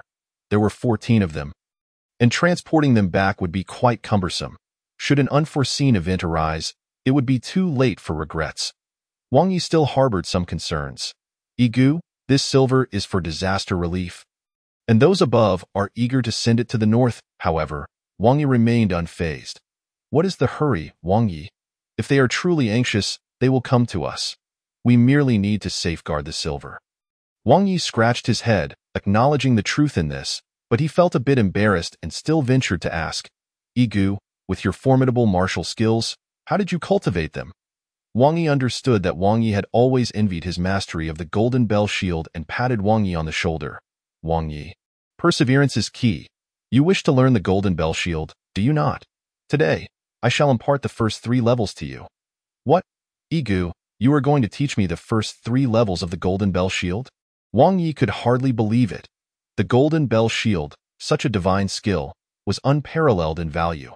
Even the first 3 levels were beyond the imagination of ordinary folk. Traditionally, the transmission of such skills was reserved for father to son, or between exceptionally close master and disciple. Although Wang Yi and Wang Yi were brothers within the Wang clan, their relationship, while good, was not close enough for such a privilege. He had never dared to hope that Wang Yi would share the Golden Bell Shield with him. He had merely admired it from afar. Wang Yi wore a gentle smile. We are brothers, brothers. Wang Ye's heart raced, his resolve firming. Yes, Igu, we are brothers. Wang Yi, I will teach you the first 3 levels. When you have perfected the 3rd level, I will impart the 4th, 5th, and 6th levels to you. Wang Yi nodded earnestly. Thank you, Igu, and now, listen closely. The Golden Bell Shield is a body-refining technique to cultivate the 1st level. Channel your inner strength through the 8 extraordinary meridians, completing a small circulation, striking the abdomen and limbs. Wang Yi meticulously conveyed the essence and intricacies of the first 3 levels of the Golden Bell Shield to Wang Yi, more detailed than any manual could provide. Wang Yi listened intently, and after grasping the prohibitions of cultivation, he began to practice the Golden Bell Shield. Chapter 9. Heavenly Materials and Earthly Treasures, the Pearl of the Merman. After 2.5 days, a group of 9 riders from Ping'an County made their way towards Han Mountain, the summit of Han Mountain. Wang Yi took note of this group. The genie the forefront was a middle-aged man, around 50 years old, donned in a gold-embroidered flying fish robe, his face square, and his eyes emanating an aura of authority that struck fear into wrongdoers. Igu, could it be? That is Zhuo Qianhu. Wang Yi was taken aback. Although Zhuo Qianhu was merely a captain within the genie way, his reputation surpassed even that of the commander Ji Gang, with exceptional martial prowess and a reputation for unwavering justice. Zhuo Qianhu had traversed the Jianghu in recent years, carrying out the emperor's orders to eliminate corrupt officials and bandits. Numerous officials within the Deming dynasty had sought to eliminate him, yet none succeeded. Let us proceed to the Great Hero Hall to await Zhuo Qianhu. Wang Yi held Zhuo Qianhu in high regard. His father and Zhuo Qianhu were sworn brothers, closer than blood relatives. The Golden Bell Shield had been granted to him by the court, but without Zhuo Qianhu, it would never have reached his hands. Igu, Zhuo Qianhu wouldn't hold us accountable, would he? Wang Yi was apprehensive. Unaware of the connection between Wang Yi and Zhuo Qianhu, I do not know. Wang Yi replied cryptically. Zhuo Qianhu had once instructed him to keep their relationship confidential. Zhuo Qianhu had many enemies. If they learned of Wang Yi's connection to him, they would undoubtedly target Wang Yi. Thud, thud, thud. Zhuo Qianhu and his 8 riders arrived at Han Mountain Temple. Wang Yi felt an overwhelming aura wash over him. I pay my respects to Zhuo Qianhu. Zhuo Qianhu surveyed the 4, opened a chest, and upon seeing the 100,000 taels of disaster relief silver, his stern expression softened slightly. Wang Yi, you have done well this time. Wang Yi stood tall, neither servile nor overbearing. This is merely my duty. Zhuo Qianhu, ever serious, said, Wang Yi, follow me. Wang Yi accompanied Zhuo Qianhu to the back courtyard of Han Mountain Temple. Ahead lay a precipice of 1,000 fathoms. Wang Yi, to what level have you cultivated the Golden Bell Shield? Uncle Zhuo, I have reached the 7th level. Wang Yi concealed his true prowess. Even with those closest to him, he could not afford to be entirely open. Zhuo Qianhu was overjoyed. The 7th level? Excellent. In just 2.5 years, you have cultivated the Golden Bell Shield to the 7th level, surpassing even my own progress. And no wonder you were able to slay the 5 wolves of the north. A tiger father does not raise a dog's son. Your father in heaven can rest in peace. Then, with a sigh, Zhuo Qianhu continued. Wang Yi, I owe you a great debt this time. Without you, the north would be in even greater turmoil. The resolute glint in Zhuo Qianhu's eyes could not conceal the exhaustion he bore. Wang Yi, with his formidable mental acuity, could deeply sense Zhuo Qianhu's fatigue. Despite having entered the innate realm, his body could scarcely endure the strain, and he was likely on the brink of exhaustion. After taking a deep breath, Zhuo Qianhu said, Wang Yi, now that you have achieved success in your studies, I need you to undertake a perilous task. Uncle Zhuo, what is it? Zhuo Qianhu did not directly answer Wang Yi but instead posed a question.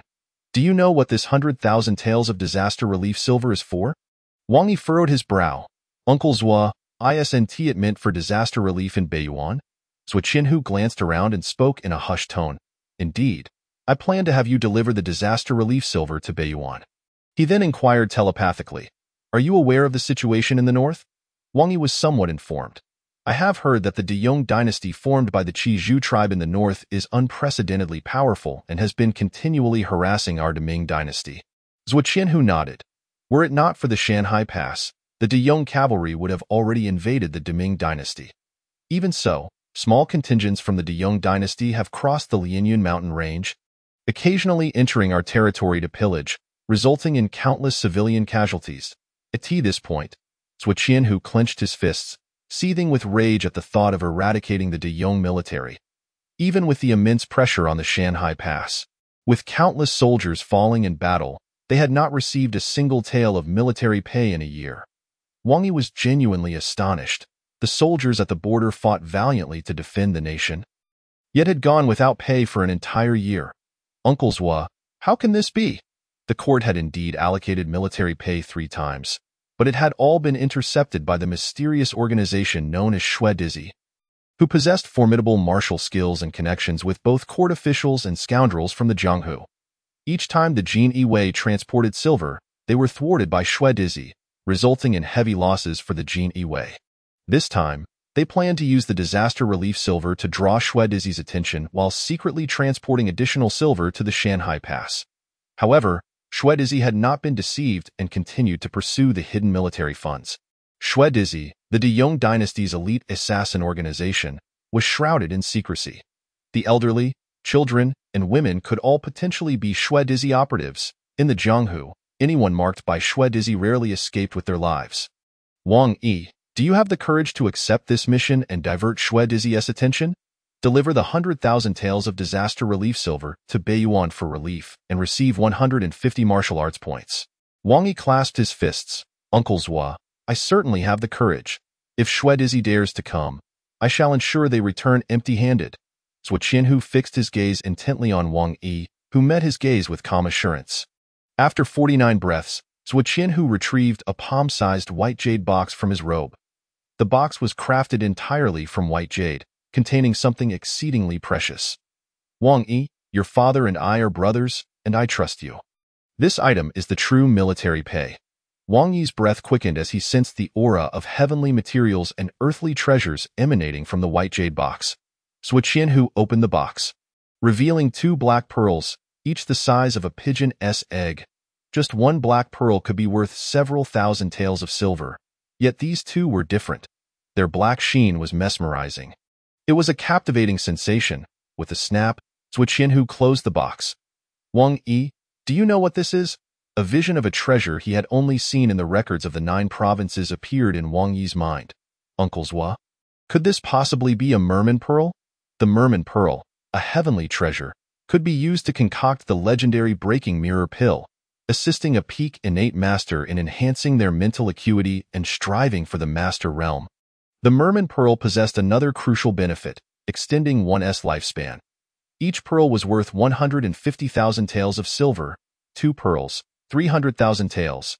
Indeed, Wang Yi, these 2 merman pearls were entrusted to me by the 8th virtuous king, with instructions to personally deliver them to General Yang Zhan at Shanhai Pass. I have caught the attention of Shuedizi and may encounter peril, so I have decided to entrust the merman pearls to you for delivery to General Yang Zhan. Should anything happen to the 100,000 taels of disaster relief silver, it can be sacrificed, but the merman pearls must not be lost. They must be delivered directly into General Yang Zhan's hands. Zhuo Qianhu emphasized gravely, deliver the merman pearls to General Yang Zhan at Shanhai Pass and receive 200 martial arts points. Wang Yi accepted the white jade box with solemnity. Uncle Zhuo, I will ensure this item reaches General Yang Zhan at Shanhai Pass. Zhuo Qianhu looked at Wang Yi with hope in his eyes. He gazed eastward and suddenly slammed his palm down on the stone table, shattering it into pieces. Master Zhuge once said, in the court, decayed wood serves as officials, and among the nobles, beasts feast on the spoils. Those with wolfish hearts and dog-like behavior dominate the path, while sycophants and flatterers seize power. This has led to the ruin of the state and the suffering of the people. Yet, we must not emulate that decayed wood. We must protect the people and the world, even if it costs us our lives. We shall not allow our sacred land to fall into despair. Zhuo Qianhu's eyes, though weary, shone with unwavering conviction. Even if deities descended upon the world, they could not shake his resolve. Wang Yi felt a stirring within him. He greatly admired Zhuo Qianhu, who sacrificed himself for the greater good. He, however, aspired to be a powerful individual. If foreign tribes trampled upon the sacred land, he would strike them down if capable. If not, he would endure, waiting for the day he could emerge victorious. Zhuo Qianhu extracted a tome from his bosom and presented it to Wang Yi. Wang Yi, you are cultivating the Golden Bell Shield. Yet your agility leaves much to be desired. This is a superior lightness skill I procured from the Kangong Pavilion of the Town Protector's office. Take the time to practice it. Chapter 10. Escorting the Disaster Relief Silver. Wang Yi perused the lightness skill manual. Flying Swallow Technique. Flying Swallow Technique. Breathe deeply into the Dantian, channel true energy into the Yongquan point, and execute the technique with a grace akin to that of a swallow.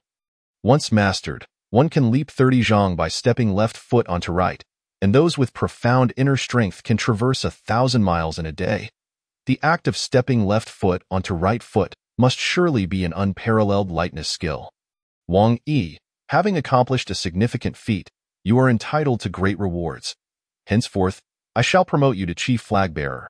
Should you successfully complete this mission, I will elevate you to the rank of Trial 100 Household, allowing you to select a martial arts manual from the 5th floor of the Kangong Pavilion of the Jinui.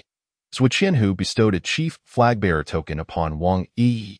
Wang Yi accepted the token, which was half the size of a palm, cast in golden-hued bronze.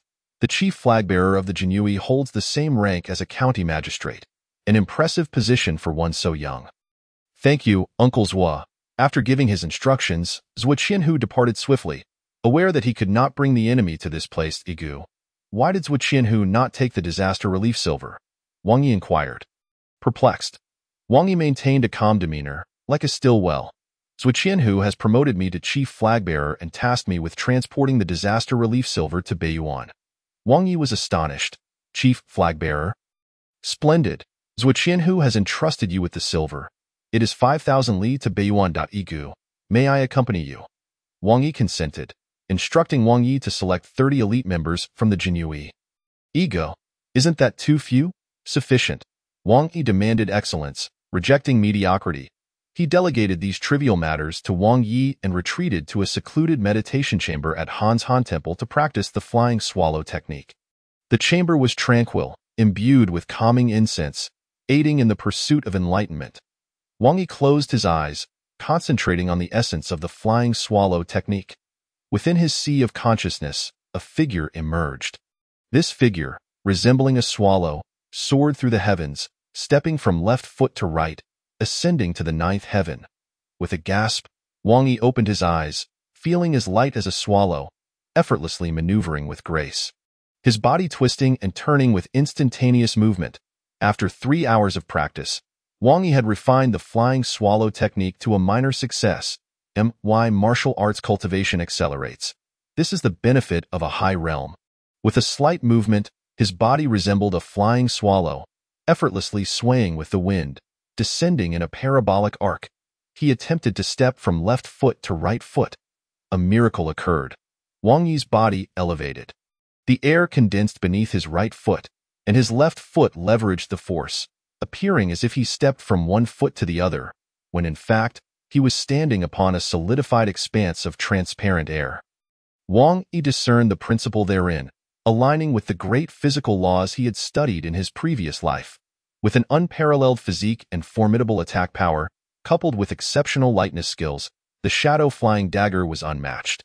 Once I deliver the disaster relief silver to Beiyuan and present the mermaid pearl to Commander Yang Zhan at Shanhaiguan, I shall be able to comprehend the 11th layer of the Golden Bell Shield. The 11th layer of the Golden Bell Shield signifies an extraordinary powerhouse, one few can rival. Wang Yi practiced throughout the night. while Wang Yi had arranged all matters with efficiency. 15 horse-drawn carts brimmed with 100,000 taels of silver. The horses, renowned Huanglong steeds, could effortlessly traverse 3,000 li a day, even while hauling several hundred jin of weight. 30 Jinui warriors, each robust in stature, were all third-rate masters possessing inner strength. The two leading men, tall and imposing, bore a striking resemblance to one another, both under 20 years of age, their eyes gleaming with excitement. Higu. These two are brothers, Pang Long and Pang Guang. They've heard of your slaying of the 5 wolves of the northern desert and greatly admire you. Wishing to follow in your footsteps, Wang Yi spoke animatedly. Chief flag-bearer. The Pang brothers clasped their fists and slightly bowed. Wang Yi nodded slightly. Good, Pang Long, Pang Guang. You two wish to accompany me, Wang Yi. I assure you, I will not treat you poorly, nor will I neglect the remaining 28 of you. Wealth, skills, and status shall be yours. Wang Yi infused the 30 Jinui warriors with motivational fervor, having never encountered such encouragement before. The 30 warriors felt their blood surge with enthusiasm, vowing to follow Wang Yi to the death. Wang Yi raised his hand, waiting for the crowd to settle, and then inquired of the 30, Brothers, should we encounter danger, what shall we do? My lord, we vow to protect the silver. Wang Yi shook his head. No, we must first protect ourselves. The silver is secondary. Remember, your lives are of utmost importance. Life is paramount. The 30 Jinui warriors' hearts raced, some even with tears in their eyes. Never had any superior cared for their lives. They appeared to be Jinui, yet were truly bound by circumstances. The 30 men clenched their fists, silently swearing to follow Wang Yi. Let us depart. Wang Yi and Wang Yi led the charge on horseback, while the 30 Jinui warriors maneuvered the 15 carts behind them, heading northward. The north has been chaotic since time immemorial, rife with bandits, including those supported by sects and prominent families. Transporting the disaster relief silver to Baiyuan is fraught with peril. A moment's negligence could result in schemes, poisonings, or assassinations. The 32 individuals prepared provisions and water in excess of 100 jin. With a sweeping gesture, Wang Yi commanded, Accelerate! Yes, chief flag-bearer. The convoy hastened, a cloud of dust billowing behind them. At the foot of Han's Han Temple, the patrons of a tavern watched as Wang Yi and his party departed. They were escorting 100,000 taels of disaster relief silver. Transporting such an amount to Baiyuan is no small feat. Indeed, it is no easy task. That chief flag-bearer of the Jinui has slain the princess of the Tianying sect. They will not let him off lightly. True, even if he is the chief flag-bearer of the Jinui, he is destined to die. The current Jinui is not the same as it was a century ago. A century ago, the Jinui served as the sword in the hands of the emperor of the great Ming dynasty. Wherever the sword pointed, all bowed in submission. Now, the Jinui is suppressed by the eastern and western censors and is embroiled in a conflict with the mysterious organization known as the Blood Droplets. Suffering countless losses, the Jinui faces the twilight of its existence. I beg to differ. The Jinui remains one of the 3 major organizations of the court, and the Tianying sect may not dare to act against him. Just wait and see. The people of the Jianghu relish the unfolding drama, casting their gaze upon the Tianying sect. The Tianying sect, a top-tier sect within the Jianghu, boasts immense power, with its leader being a superlative practitioner of the innate realm, wielding the phantom flying dagger, unmatched by few. Very few dare to provoke the Tianying sect, and those who dare to slay a princess of the Tianying sect have yet to be born. This is the belief held by the Tianying sect itself. Yet now, their princess has been slain. The eager onlookers of the Jianghu have already arrived at the territory of the Tianying sect. In the grand hall of the Tianying sect, the elders and inner disciples stared at the lifeless body of the girl in the green dress, their eyelids twitching uncontrollably. After a long silence, the grand elder of the Tianying sect finally spoke. Has that Jinui seen the manual for the Tianying flying dagger? The trembling maidservant of the green-dressed girl replied cautiously, Grand Elder. No. That Jinui killed the young lady and cast her corpse out of Han's Han Temple. She was unsure, but as the manual was in the possession of the young lady, it was certain that the Jinui had not discovered it. Moreover, should she claim that the Jinui had perused it, her life would be forfeit. The Grand Elder of the Tianying sect breathed a sigh of relief. This was the best outcome. Grand Elder, that chief flag-bearer of the Jinui has wantonly killed the innocent, even slaying our junior sister. We must ensure he suffers a fate worse than death. The grand disciple, Du Zeding, was utterly enraged, wishing to flay Wang Yi alive. Indeed, Grand Elder, he must be executed, and his entire family must be eradicated. Let us see who dares to touch our Tianying sect. The Grand Elder of the Tianying sect inwardly cursed. A bunch of fools. No matter how downcast the Jinui may be, it is still a court organization. Annihilating our Tianying sect would be as easy as flipping a hand. Yet you speak of killing them and exterminating their entire family. If you seek death, do not drag me down with you. However, he could not voice such sentiments to the disciples of the Tianying sect, lest he be expelled from the sect. You must not act recklessly. This matter must be handled with utmost caution. I will send someone to investigate the origins of that Jinui chief flag-bearer, and we shall wait for the sect leader to emerge before extinguishing his entire family. Grand Elder, why must we wait for the sect leader? I will go and eliminate his entire family now, and I will leave no evidence. Du Zeding, the grand disciple of the Tianying sect, could no longer contain himself. His fists clenched tightly, he yearned to descend the mountain and strike down the chief flag-bearer of the Jinui. Wang Yi, observing this, the Grand Elder felt alarmed and hastily advised, Zeding, we must wait for the sect leader to emerge before determining our course of action. You must not act rashly. The actions of the Jinui do not rely on evidence. Du Zeding's heart was consumed by rage, and he could no longer bear it. He had always regarded his junior sister as a cherished possession, untouchable by any man.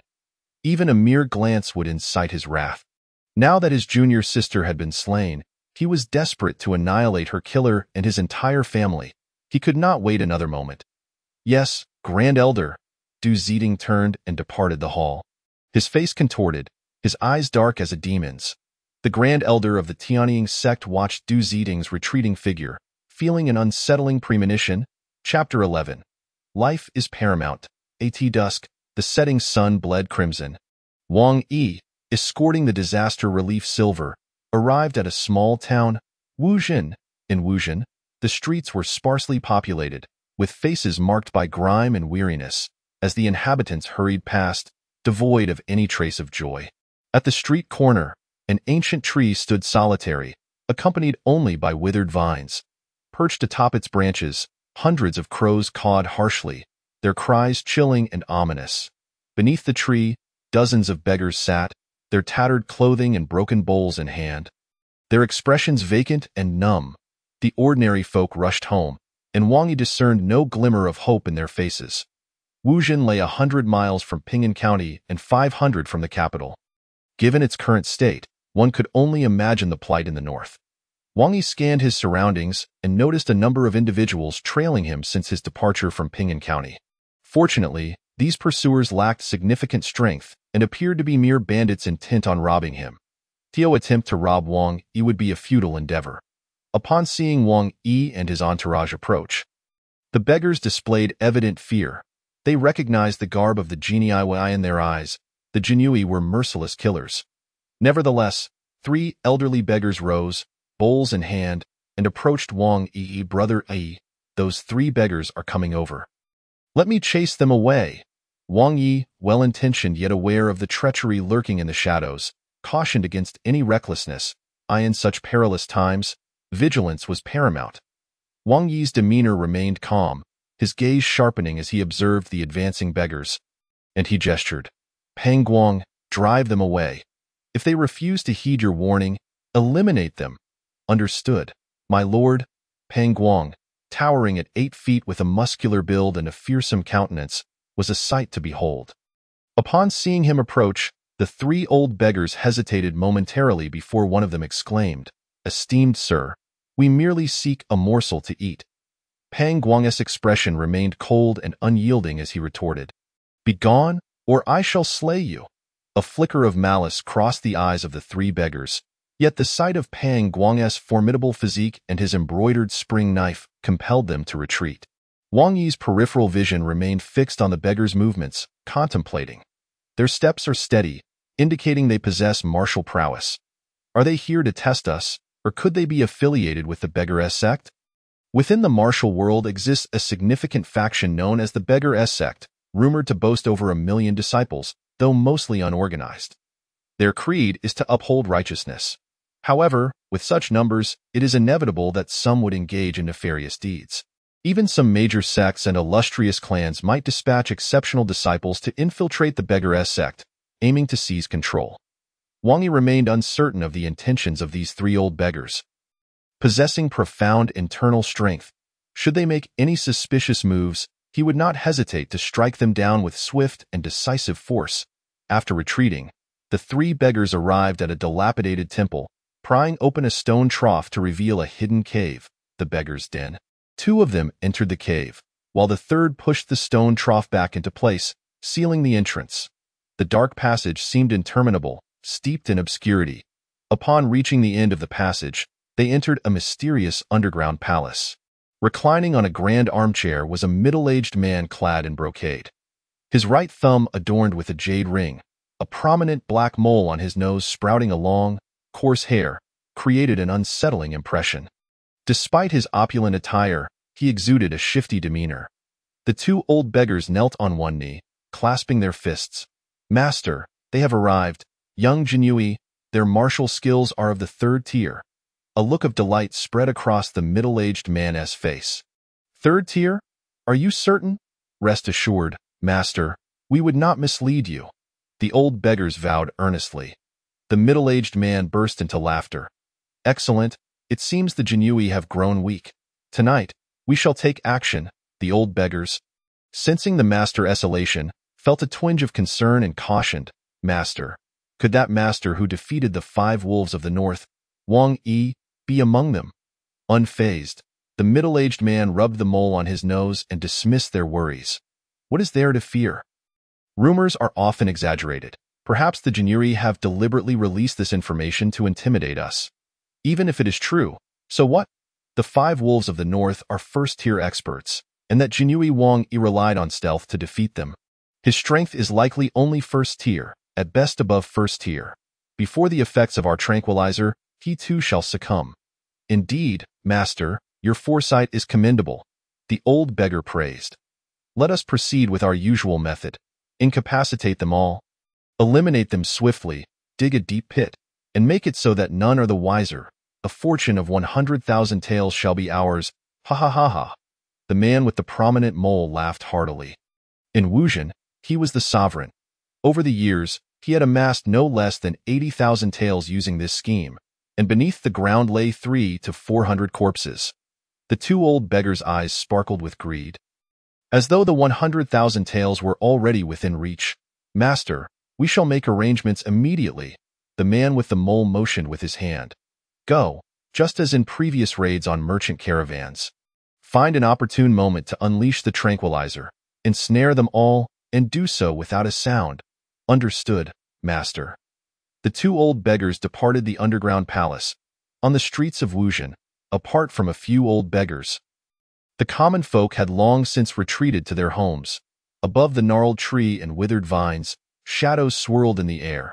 Crows in droves. The sky grew increasingly dark, the bright moon obscured by gathering clouds, rendering the night pitch black. Wang Yi arrived at the only inn in Wuzhen, the Yulai Inn. A single innkeeper, 2 attendants, 4 tables, and 8 private rooms on the 2nd floor. "My lord, would you like some refreshments?" one attendant inquired respectfully. "No need." Though Wang Yi was unafraid of the poisons of the martial world, caution was always prudent. He placed his silver in the small courtyard and ascended to a private room on the 2nd floor. "Brother E, I've observed that this small town has seen an influx of individuals bearing weapons." Wang Yi, no novice to the martial world himself, had been a Jinyui for a year, and while he appeared carefree, he was exceedingly cautious. Wang Yi had already discerned. Pay them no mind. Should they make a move, prioritize your own safety. Life is paramount. Silver can be lost, but no one can rob you of your life. Wang Yi nodded and then quietly remarked, "Brother E, this place is merely 500 miles from the capital, and yet we encounter such beggars. I've heard the drought in the north has persisted for 3 years. Leaving the land barren, the common folk are reduced to eating tree bark, grass roots, and even soil, suffering from indigestion and dying from bloating. is our Great Ming Dynasty truly at its end? All signs indicated that the Great Ming Dynasty was on the brink of chaos. Indeed, the dynasty had endured for 5 centuries, experiencing both tyrants and enlightened rulers. Yet the current situation could not be resolved merely by the emergence of a wise ruler. Perhaps, Wang Yi mused, aware of the dire conditions at the borders, which were far from optimistic. Even formidable figures like Zhuo Qianhu felt the strain. The 3-year drought in the north had left the populace destitute, natural disasters rampant, and the common folk were left to wander in search of sustenance. Moreover, nefarious figures from the demonic sect stirred unrest, inciting rebellion. The Great Ming Dynasty faced both internal strife and external threats, perilously close to collapse. As one of the 3 major organizations of the court, the Jinyui stood at the forefront of this turmoil. Wang Yi, strive diligently in your training. Even amidst chaos, with strength, we can protect ourselves. Strength dictates everything. With power, one can safeguard one's integrity. Wang Yi wholeheartedly agreed. Brother Yi, I have already entered the first layer of the Golden Bell Shield, and I shall break through to the second layer shortly. Progress steadily. Do not be impatient. Yes, Brother Yi. The two closed their eyes, opting for meditation over sleep. 100 feet from the Yulai Inn, shadows emerged, elusive and stealthy. The 32 Jinyui had not consumed the tranquilizer. An attendant from the inn appeared among the cloaked figures, reporting the situation of the 32 Jinyui to their leader. Even if they haven't taken the tranquilizer, we must act. They are merely 3rd-tier martial artists, weaker than us. The leading figure's eyes glinted with murderous intent. He could not fathom why the Jinyui tasked with escorting 100,000 taels in disaster relief silver were so young. Youth suggested a shorter training period. This was fortuitous. They had trained for 2 decades. They could easily overpower this group of 18 or 19-year-old Jinyui. That Jinyui captain is in room 3. When I passed by, he hadn't yet fallen asleep. The attendant divulged another critical piece of information. Whether he sleeps or not, tonight, he must die. The leader commanded with a wave of his hand. Over 30 black-clad figures bent low and approached the inn with utmost caution. They moved swiftly and adeptly, making minimal noise. When they were 10 paces from the inn, the group divided, encircling the establishment silently. In room 3 on the 2nd floor, Wang Yi suddenly opened his eyes. His ears perked up, attuned to the faint sounds of footsteps. Foolhardy enough to seek death? I shall send you to the underworld. Wang Yi retrieved his python whip, opened the door, and turned the corner. In the darkness, he could discern his surroundings. No fewer than 30 black-clad figures surrounded the inn. The figures moved like wildcats, leaping onto the rooftops and traversing the eaves. They approached the 2nd-floor rooms of the inn, producing bamboo tubes to puncture the window paper, releasing the tranquilizing smoke into the room. Their movements were practiced and fluid. Inside, the Jinyui remained oblivious. In the courtyard, 8 Jinyui had already succumbed to the tranquilizer and lay unconscious. Four agile black-clad figures approached room 3, exchanging glances before nodding slightly. 2 of them produced their smoke tubes and released the tranquilizing gas into the room. Bang bang. 2 muffled sounds echoed. Instantly, 2 black-clad figures in the corridor collapsed. The black-clad figures releasing the tranquilizing smoke sensed something amiss and immediately turned. Striking behind them with the palm, a dull thud resounded. 2 figures cloaked in black struck their target, yet their efforts proved futile. Wang Yi unleashed a simultaneous strike with both palms, landing blows upon the temples of the 2 assailants. Thud, thud, blood trickled from their eyes, noses, and mouths, their minds enveloped in a haze. The 4 second-rate experts were swiftly dispatched by Wang Yi in an instant. In room 5, Wang Yi was engrossed in cultivating the Golden Bell Shield when he suddenly felt a wave of fatigue wash over him, accompanied by a dizzying sensation. Realizing something was amiss, he shouted, "Who goes there?" In the next moment, the door was violently flung open, and 2 black-clad men wielding long knives charged at Wang Yi with blinding speed. Their blade techniques were razor-sharp, and together they managed to seal off all avenues of escape for Wang Yi. Filled with shock and fury, he prepared to draw his weapon. However, weakened and sluggish, he had not yet unsheathed his embroidered spring knife when the 2 blades were already upon him. Wang Yi attempted to evade, but dizziness clouded his senses, leaving him helpless as he watched the blades descend. The glint of cold steel reflected in Wang Ye's eyes. Was it truly to be his end here? At that precise moment, a whip came hurtling in through the window from outside, twisting like a dragon, miraculously striking the two steel blades aside. Now it was the turn of the two black-clad men to be taken aback. Who? Before they could discern the identity of their assailant, the whip lashed out fiercely against their chests. Crack! The sound of bones shattering echoed.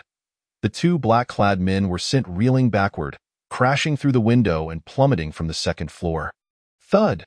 They landed on the ground, blood streaming from their mouths and noses, immobile. This commotion alerted all the black-clad figures within the inn. Did he kill him in room 5? Barked the leader of the black-clad men.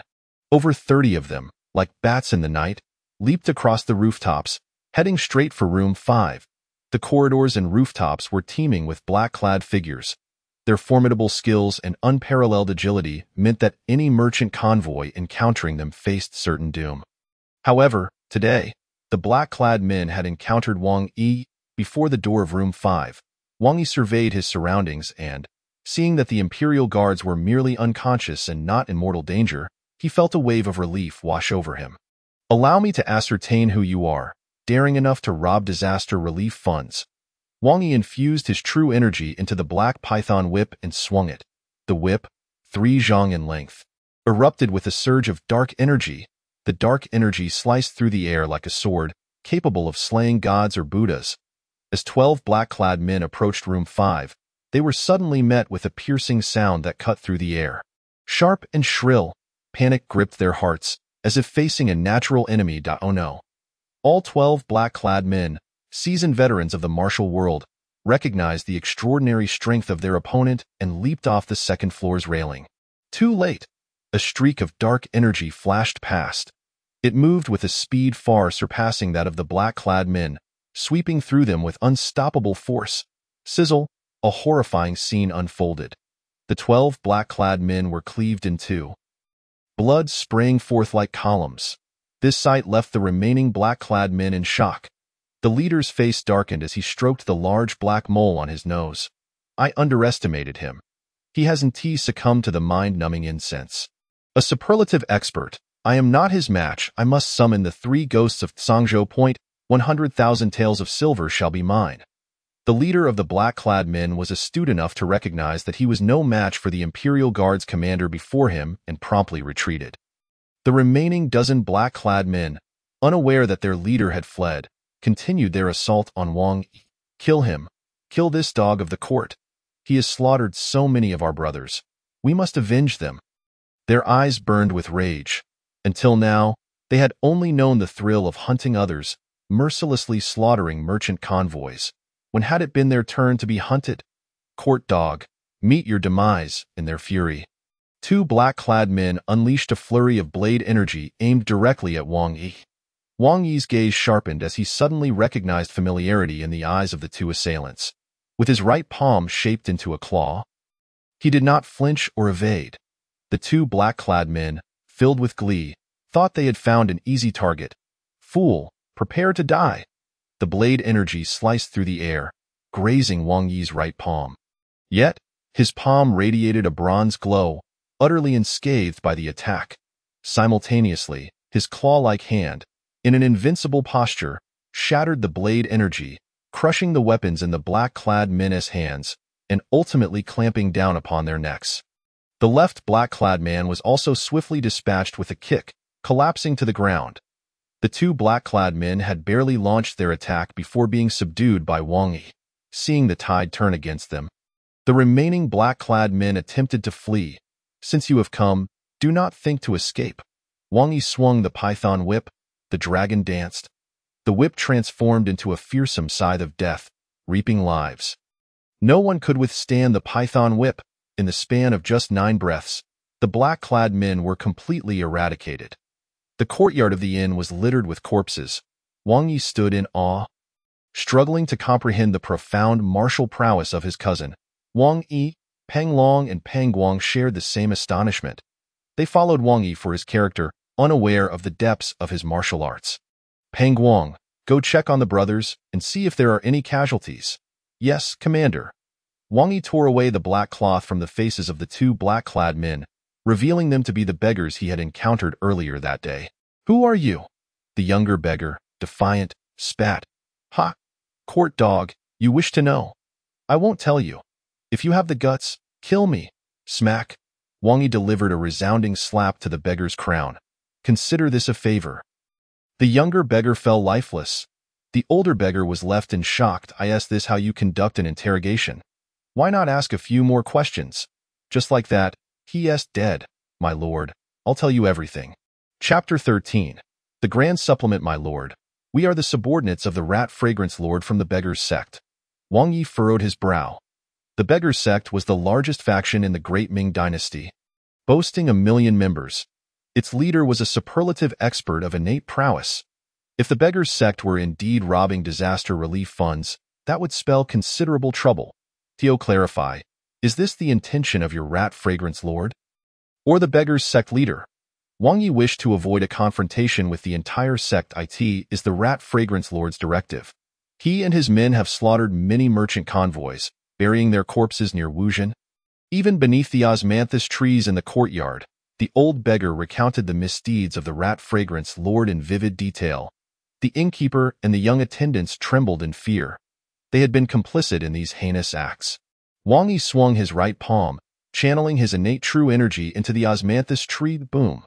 The tree exploded, soil flying everywhere. A massive pit appeared in the earth. Everyone was astounded. It was their first time witnessing such profound internal power. "Innate? You are an innate master?" The old beggar quaked in terror. "To be innate is to be a superlative powerhouse." They had always thought that the commander of the Imperial Guards, Wang Yi, was merely a superlative expert, never realizing he was an innate master. Having opened the Ren and Du meridians, bridging the connection with heaven and earth, absorbing spiritual energy, and refining his body. This was the realm of innate mastery. "Dig 3 feet down. I wish to see how many lives your sect has taken." Wang Yi too had blood on his hands, but he did not indulge in wanton slaughter of the innocent. These beggars had acted with such reckless abandon, courting their own demise. Peng Long and Peng Guang received their orders and began to dig. Within moments, they unearthed something. Bones, human bones. My lord, he speaks the truth. Slay the Rat Fragrance Lord of the Beggar's Sect and earn 120 martial arts points. The one who fled must be the Rat Fragrance Lord. Wang Yi's mental acuity was formidable, allowing him to perceive the surroundings within 100 zhang. He turned to the others, gathering his true energy in his palm. The energy was formless, yet radiated an intensely perilous aura. "My lord, spare us. We know our wrongs." Thud, thud, thud.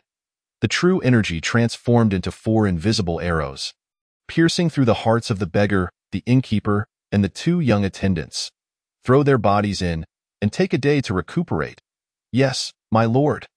The Imperial Guards had been incapacitated by the mind-numbing incense and required time to recover. Wang Yi, the strongest among them, had cultivated the golden bell shield, which protected him from the effects of the incense. He was now back to normal. "Igu, the Rat Fragrance Lord from the Beggar's Sect, is likely to return. His methods are underhanded. We must remain vigilant." Wang Yi's gaze was serene, his tone equally calm. "Let him come.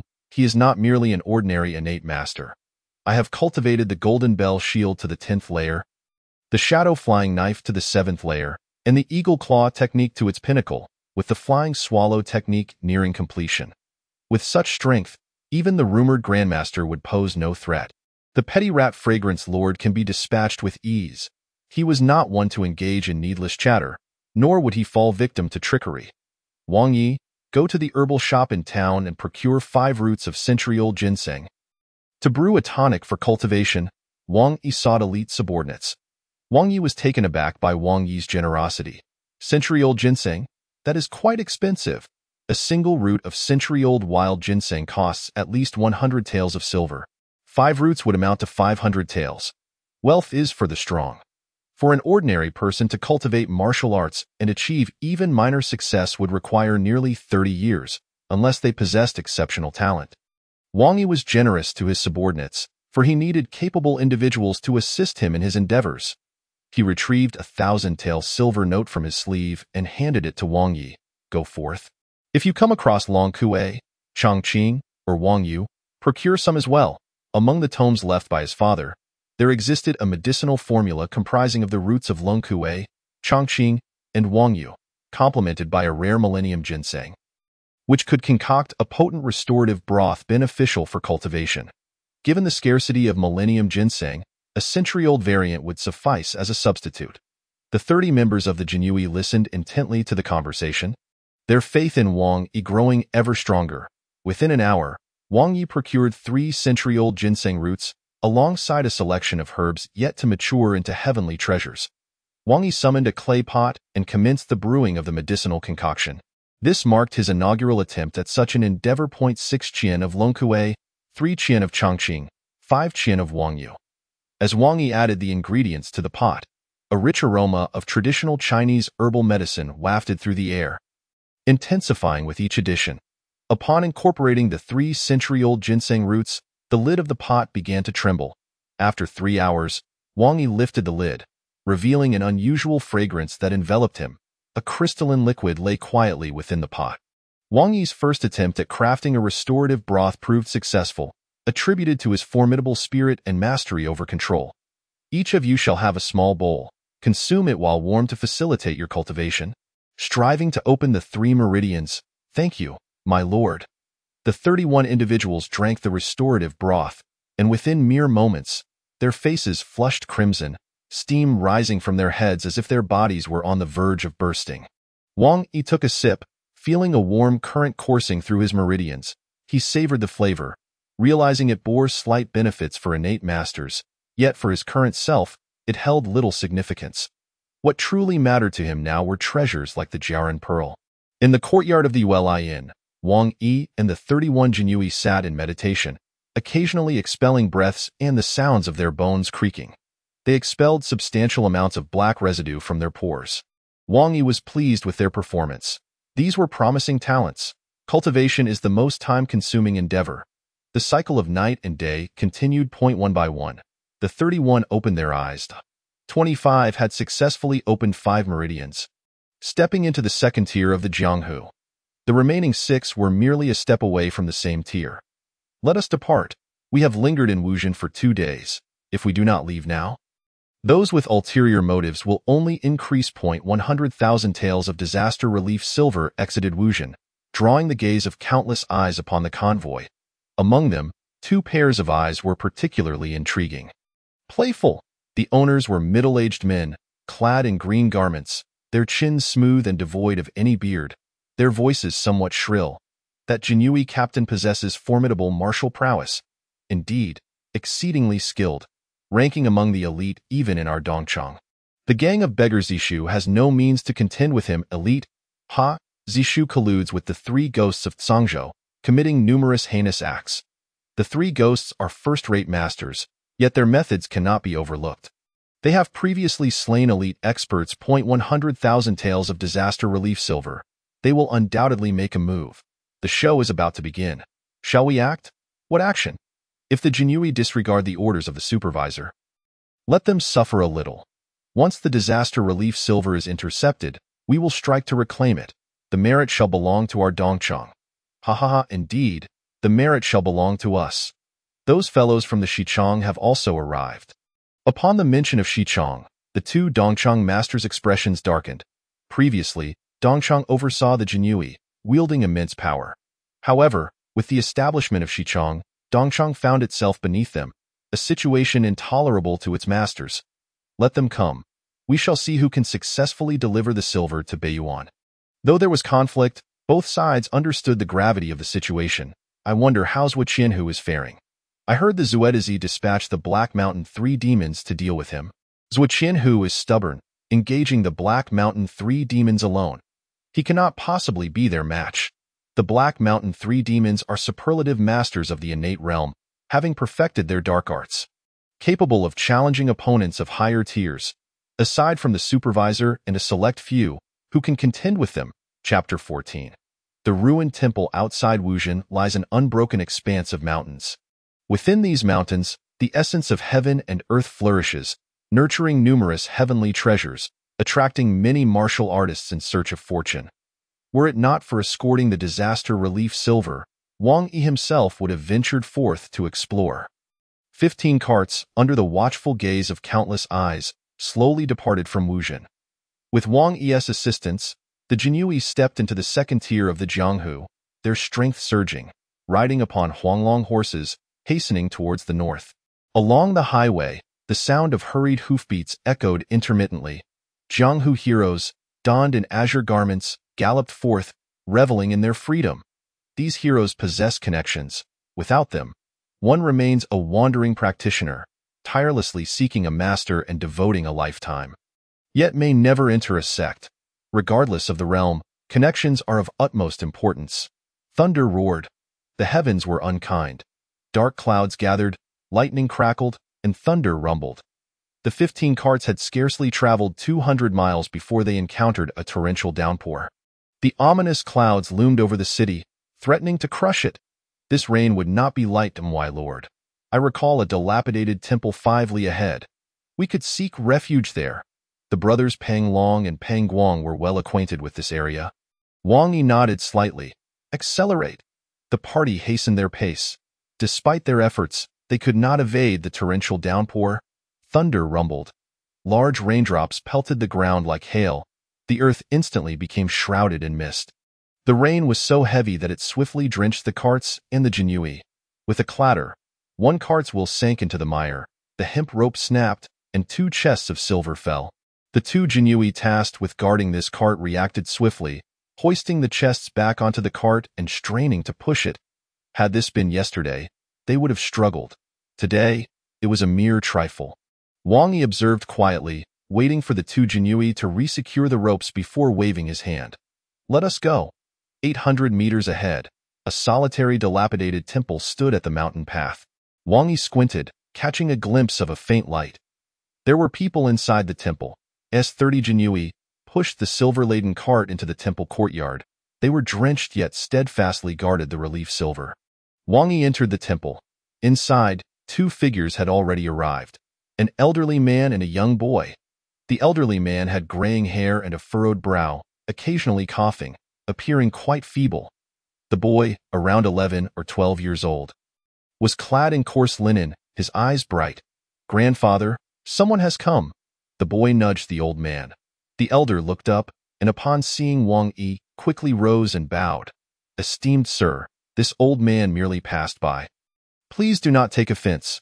Wang Yi nodded slightly, surveying the temple, which was dedicated to the mountain deity. Wang Yi, kindle a fire and allow the brothers to take turns eating some rations. Yes, my lord. Outside, Wang Yi never referred to him as Ego. Wang Yi gathered drywood from within the temple and began to ignite a fire. This was left by predecessors for future generations to utilize. The old man and the boy huddled in a corner, visibly frightened by Wang Yi and his entourage. Wang Yi ignited the bonfire, instantly illuminating the dilapidated temple. The 30 Jinyui changed into dry attire, placing their soaked garments over the fire to dry. Outside, the downpour continued unabated, showing no signs of relenting. Such heavy rain stirred the essence of heaven and earth, making it an opportune moment for cultivation. An hour later, the sound of hoofbeats echoed upon the muddy path. Simultaneously, complaints drifted into the temple. What a wretched downpour! Why did it start so suddenly, and with such ferocity? I'm drenched in mud. Had I known, I wouldn't have ventured out, junior sister, bear with it. Come tomorrow, we shall return to Wuqing and clean up properly. Fine, elder sister. The 30 Jinyui's eyes converged upon the entrance of the temple as 2 individuals entered the courtyard. Both were women, thoroughly soaked. The younger girl, perhaps 17 or 18, had a delicate nose and luscious red lips, exuding beauty. Raindrops cascaded down her dark hair, releasing a fragrant aroma. Her purple dress clung to her form, her skin becoming faintly visible. The older woman, around 20, possessed graceful features akin to a clear spring, her exquisite swan neck captivating. Dressed in a wet white robe that clung to her body, she drew attention. Most notably, the woman exuded an elegant composure, her cold, tranquil eyes resembling still waters, her left hand gripping a white sword. An adept of the Jianghu, upon spotting 30 Jinyui within the temple, the white-robed woman furrowed her brow. Meanwhile, the younger girl spoke bluntly. How unfortunate to encounter a bunch of calamities. Peng Long and Peng Guang's expressions instantly grew icy, their hands resting on the hilts of their knives. Realizing the precariousness of the situation, the white-robed woman hastily bowed in apology. Esteemed sirs, my junior sister speaks without thinking. Please forgive her. Peng Long and Peng Guang snorted coldly, choosing to disregard her. When out in the world, it is best to avoid meddling in others' affairs, especially not to provoke trouble. When it comes to serious matters, they are to be dealt with decisively, as instructed by their captain, Wang Yi. The white-robed woman breathed a sigh of relief, softly reprimanding her junior sister. You must not speak carelessly. Elder sister, what is there to fear? The younger girl retorted defiantly. The white-robed woman sighed internally. Having traversed the Jianghu for 2.5 years, she understood its treacherous nature. Individuals like her junior sister could easily find themselves in peril. Junior sister, if you do not heed my words, we shall return immediately. The younger girl glanced outside at the pitch-black night and the raging storm, her reluctance to return at this hour evident. Elder sister, I shall behave. I promise not to speak out of turn. 2 women entered the dilapidated temple, where they encountered 2 guards clad in brocade and an elderly man alongside a child. The girl in the purple dress harbored an innate disdain for the guards, tugging her senior sister towards the elder and the child. The woman in white turned her gaze towards the elder and the child, her bright eyes betraying a sense of caution. She grasped her junior sister's arm and addressed Wang Yi with a respectful gesture. Esteemed sir, my sister and I have been drenched by the rain. Might we warm ourselves here? Wang Yi glanced at the 2 women, nodded slightly, and then closed his eyes. Wang Yi, however, could not maintain Wang Yi's nonchalance. It was his first encounter with such breathtaking beauty.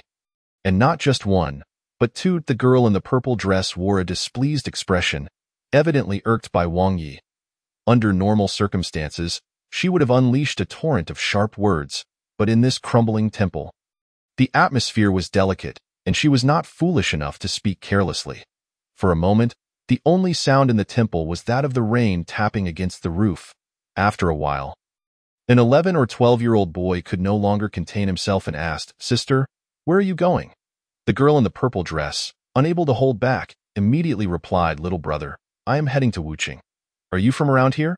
The boy shook his head, his lips quivering as if he might cry. Sister, we come from the north, where there is drought and no food. My grandfather and I have begged all the way here, and many have starved along the way. Upon hearing this, the girl in the purple dress felt a surge of compassion. Little brother, has the court not sent relief funds to your area? The boy shook his head again. Gritting her teeth, the girl in the purple dress exclaimed, What is the court doing? The woman in white furrowed her brow deeply, glancing at the 15 carts in the courtyard, and spoke in a more pronounced tone. Junior sister, refrain from speaking recklessly. The girl in the purple dress huffed, Sister, how am I speaking recklessly? I am merely stating the truth. The woman in white, resigned, knew that the court would certainly allocate disaster relief funds. Indeed, Wang Yi could not help but interject. Suddenly, Wang Yi opened his eyes, his expression grave, and whispered, Silence. The girl in the purple dress remained oblivious to the gravity of the situation. The woman in white sensed an underlying unease, her right hand resting on the hilt of her sword. Chapter 15. The 3 Ghosts of Zhangzhou. An ambush. Wang Yi felt a sense of apprehension. However, with his cousin Wang Yi nearby, he believed that even if a significant crisis were to occur, Wang Yi would be able to resolve it. A rustling sound emerged from behind the mountain deity's statue. Eye in the corner. The elderly man and the boy exchanged glances filled with fear. They inquired tremulously, Esteemed sir, is there something amiss behind the mountain deity's statue? Have we offended the mountain god? The girl in the purple dress quickly reassured the elder, Do not worry, old sir. With my senior sister here, nothing will happen.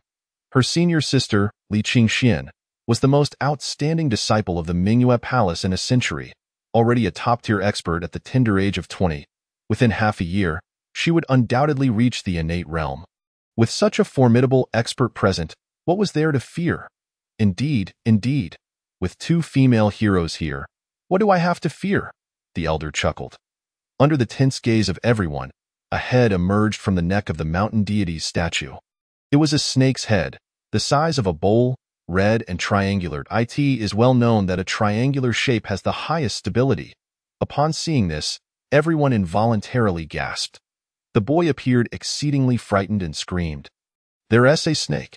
The girl in the purple dress also felt fear, but attempted to maintain a facade of calmness, comforting the boy, "Little friend, do not be afraid, wise sister and I will protect you. This is a coxcomb snake. As long as it does not bite, we will be fine." The coxcomb snake is highly venomous. Even a top-tier expert cannot escape its bite. The boy nodded, "But what if we are bitten?" The girl in the purple dress was momentarily taken aback, unsure how to respond. "We'll handle it according to local customs. A feast for the whole village," exclaimed the brothers Pang Long and Pang Guang. Their words startling. Wang Yi found this to be quite reasonable. Wang Yi's lips twitched, yet he remained silent.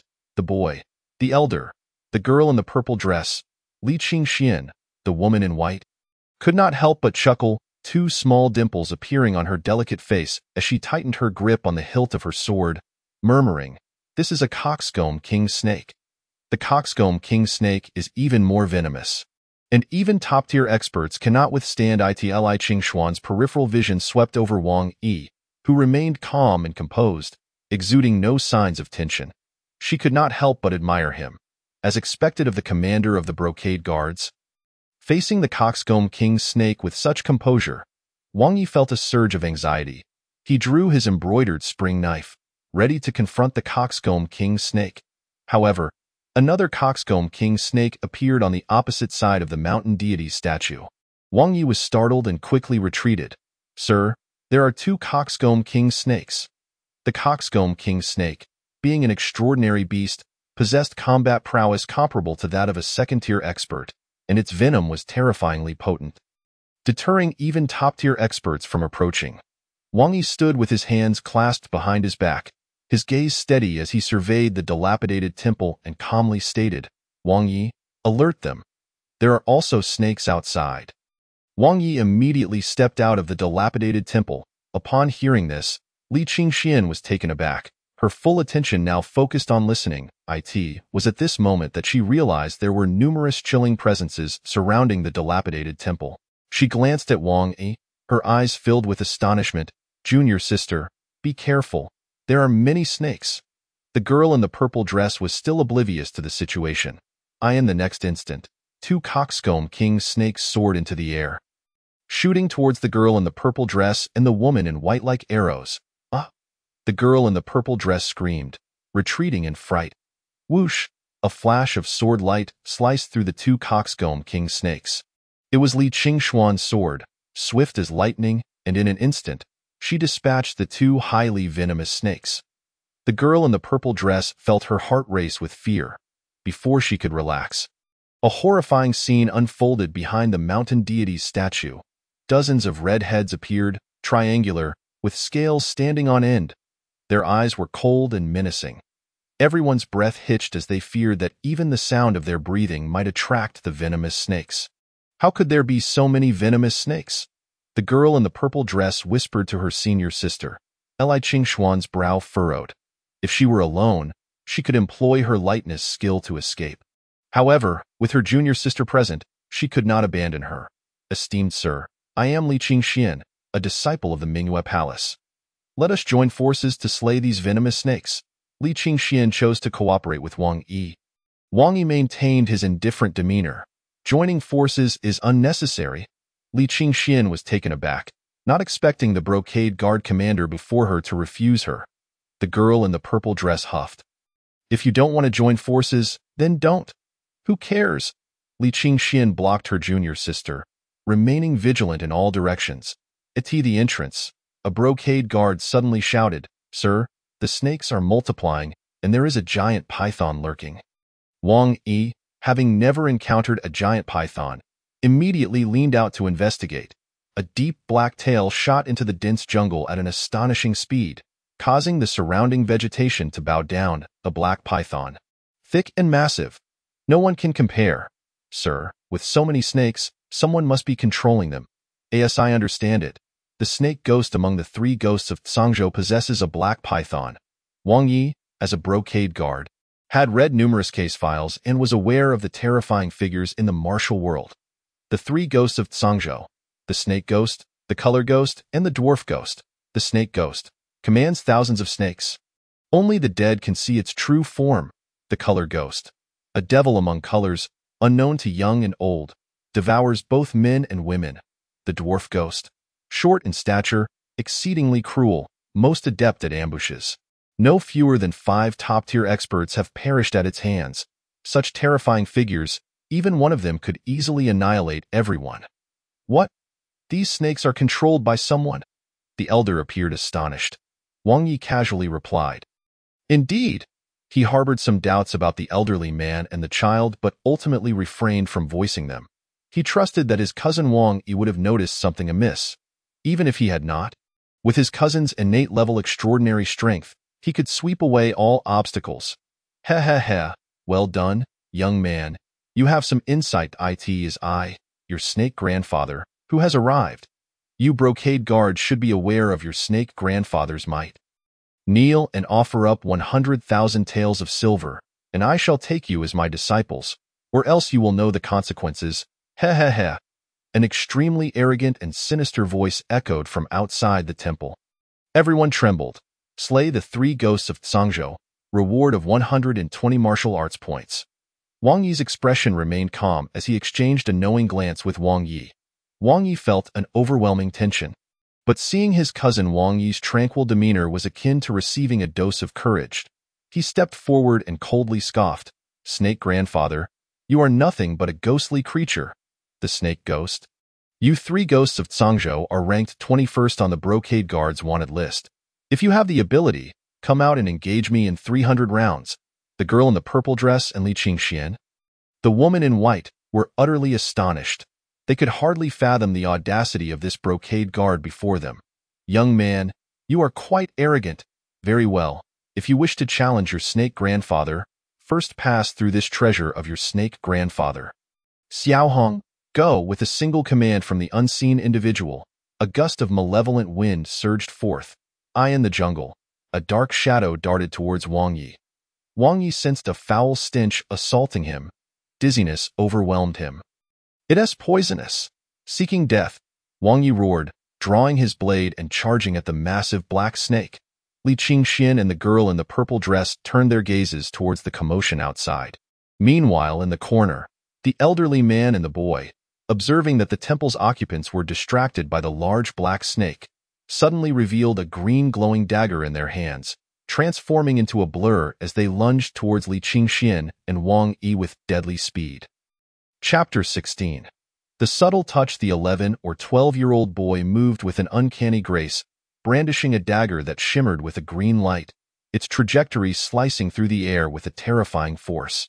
Aimed directly at Wang Yi's back, the sound of the rending air resonated like a dagger piercing the heart.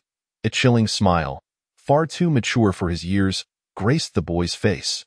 Yet, it was premature. Just as the dagger was about to pierce Wang Yi's flesh, 2 fingers appeared with astonishing speed, pinching the dagger firmly. The subtle touch. The boy's smile abruptly ceased. The fierce strike he had unleashed with all his might was thwarted by merely 2 fingers. And despite his frantic effort to channel his true energy, he could not withdraw the dagger. In his shock, the 2 fingers flicked lightly, sending the green glowing dagger hurtling back towards the boy. His pupils constricted as he attempted to evade. But alas, it was too late. The boy was pierced through the throat by his own poisoned dagger. The boy met his demise in the northwest. Meanwhile, the elder wielded the dagger, charging towards the maiden in the purple dress. She was still bewildered by the unfolding events when the dagger was already upon her. Li Qingxian, the woman in white robes, initially assumed the elder's target was herself, only to discover he aimed at her junior sister. With a swift stroke of her sword, she sought to intercept the dagger glowing with green light. The elder chuckled ominously as the dagger slipped from his grasp, hurtling towards the maiden's face. The girl, upon seeing the dagger approach, instinctively shielded her face. Li Qingxian, disregarding her own safety, thrust her sword forward to deflect the dagger. However, the elder's tactics were sinister. He possessed yet another weapon, a soft sword. It was nimble and elusive, striking Li Qingxuan's left shoulder in an instant. The white robe was torn, revealing her flawless, snow-white skin. A hint of crimson only enhanced her beauty. Li Qingxian felt her left shoulder go numb. Poison! Ah, what a beautiful maiden! No wonder you rank third on the list of beauties. Li Qingxian, I've heard you possess a unique physique, practicing the untransmittable moonlight art of the Mingyue Palace. If I capture you, I shall surely unlock the channels of energy and become a master of innate prowess. Li Qingxuan's exquisite eyes darkened, a surge of murderous intent welling within her. Yet, she had been struck by the sword. Though it was a mere graze, the elder's blade was laced with poison. Believing victory was assured after injuring her, he glanced at the boy only to see him lifeless. Panic seized him. Dwarf. Who are you? Both he and the dwarf were top-tier experts, having roamed the martial world for decades without defeat, yet they had never anticipated falling at the hands of a mere captain of the Jinhui. Li Qingxian was equally astonished. She had thought that even if this captain possessed superior martial skills, they could not be vastly different in capability, given their similar ages and her own exceptional talents. Yet, the reality was that he had dispatched the dwarf with alarming ease. Quickly, color demon, flee. This boy is no ordinary person. His strength is terrifying.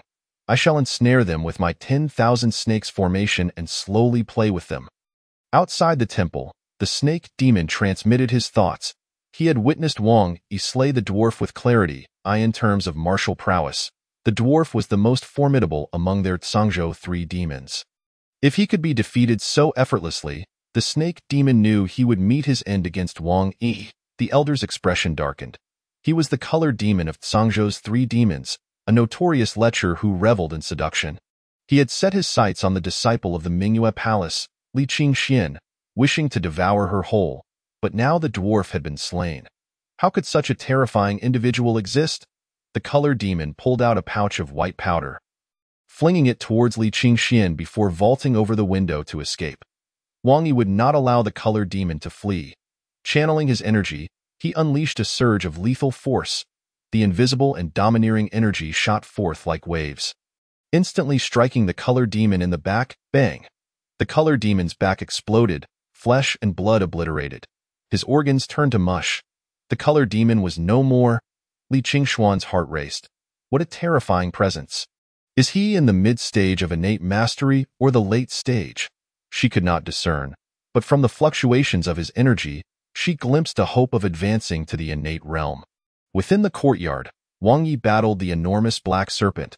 This creature was not a python, but a highly venomous snake, the legendary king of poisonous snakes. In Miaojiang, it was said that some sorcerers would gather thousands of venomous snakes and let them devour one another until only one remained, marking the end of their sorcery. This last snake, immensely toxic and of colossal size, was known as the Snake King. Sorcerers could even harness the power of the Snake King for their own cultivation. The 8-meter-long black serpent before them was indeed the Snake King, exuding a dizzying aura of poison. Were it not for Wang Yi's training in the Golden Bell Shield, he would have already succumbed to the venom. Wang Yi, attack the gray scale, Wang Yi instructed. The black serpent's scales were impenetrable, but its vulnerable spot lay in the gray scale located 7 inches from its abdomen. Wang Yi understood instantly, charging towards the serpent. A true warrior dares to confront the bleakness of life and the peril of death. Wang Yi sidestepped, placing his left hand on the ground and executing a Thomas spin, thrusting his spring needle knife towards the gray scale of the serpent's belly. This maneuver was textbook perfect. The black serpent lunged straight at him, twisting its body to evade as soon as it sensed danger. Wang Yi's blade failed to strike the gray scale but instead clashed against other scales. Emitting a sharp, piercing sound, the serpent recoiled in pain, hissing dangerously, its icy gaze fixated on Wang Yi. That moment, an eerie sound echoed through the forest. Swish, swish, swish. Countless poisonous snakes surged into the dilapidated temple. Yellow, black, green, gray, red, a writhing mass, flicking their tongues, grotesque and fearsome. The maiden in the purple dress screamed in terror once more. The Jinhui felt a surge of dread, yet their resolve remained unshaken, brandishing their spring needle knives. poised against the mass of venomous serpents. Boy, your martial prowess is indeed profound. Yet before my 10,000 snakes formation, you face only death. Little Black, spray venom, poison them all. Ha ha ha. The second disciple of the Mingyue Palace. Li Qingxian, a beauty ranked third on the list of exquisite maidens, shall soon fall into my hands. Hee hee hee.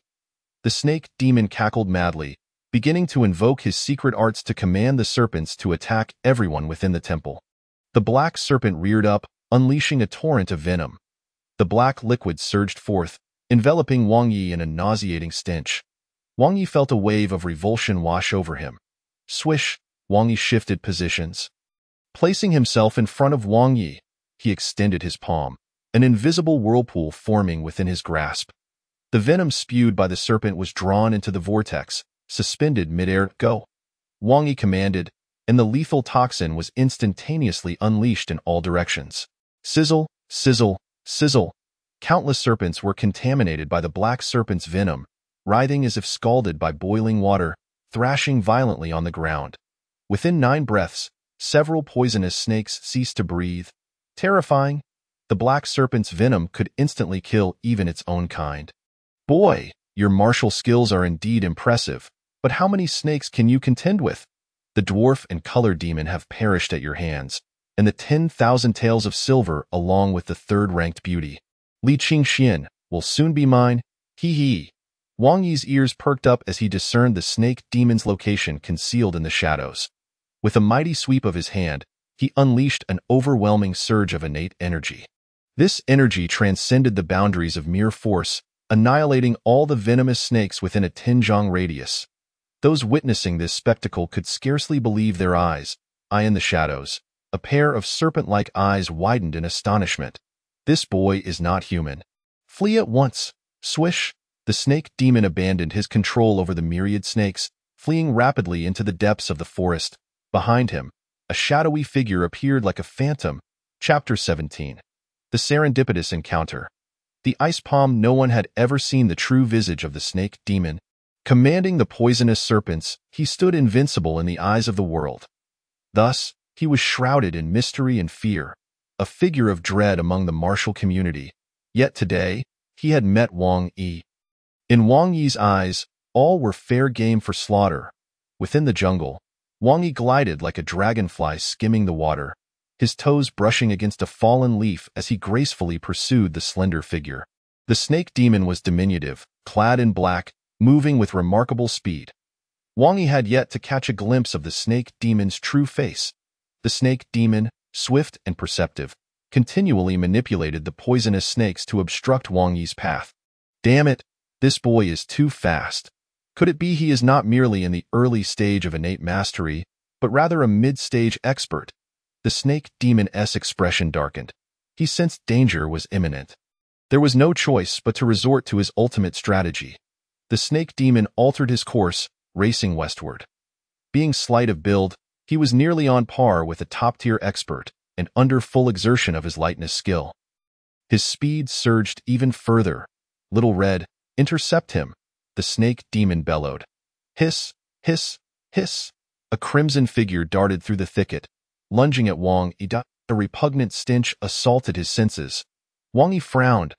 The assailant was a massive red serpent, 6 meters long, adorned with a comb-like crest atop its head, with scales bristling in defiance and a triangular head, an embodiment of stability in any realm.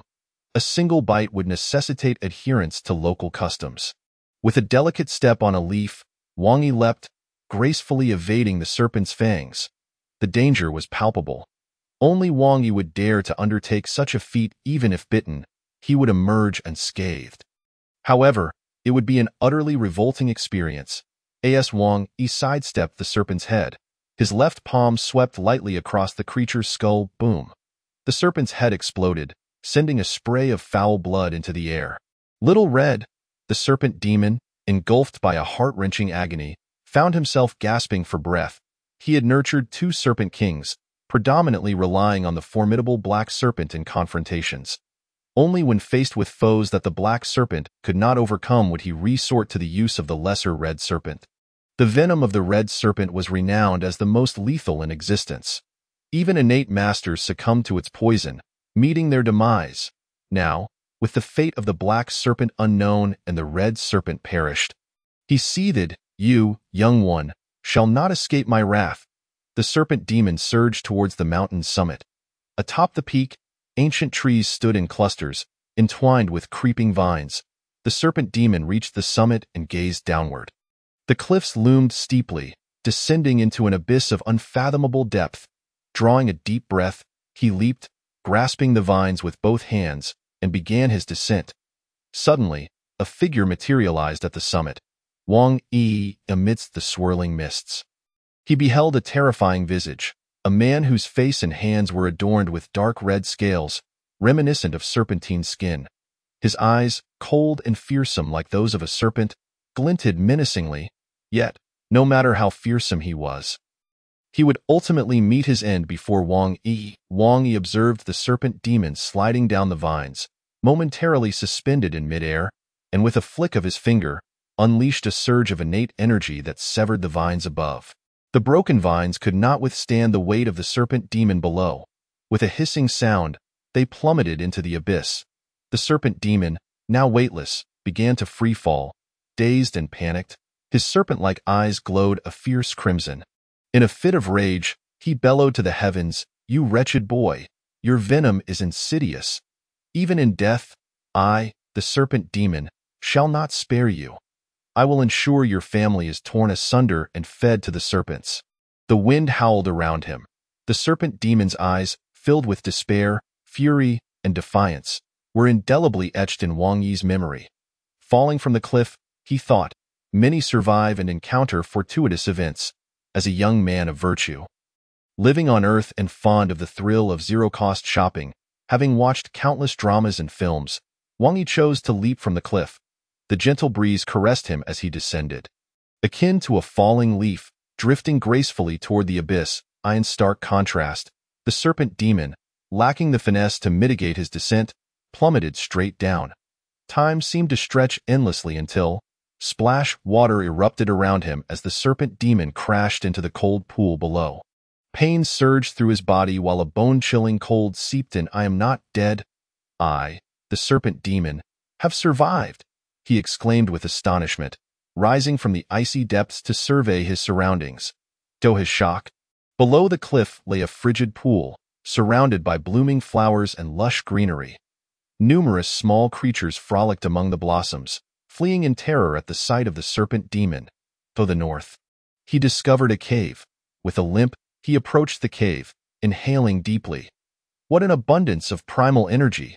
the serpent demon gasped, drawing in the life force that surged into him. This celestial vitality cleansed his being. Even an ordinary person would reap great benefits here, living to the ripe age of 120, let alone a martial arts master. With each breath, the heaviness in his chest dissipated, leaving him invigorated and almost ethereal. "If I, the serpent demon, were to cultivate here for 30 years, I would undoubtedly surpass that commander of the embroidered uniform. Just you wait."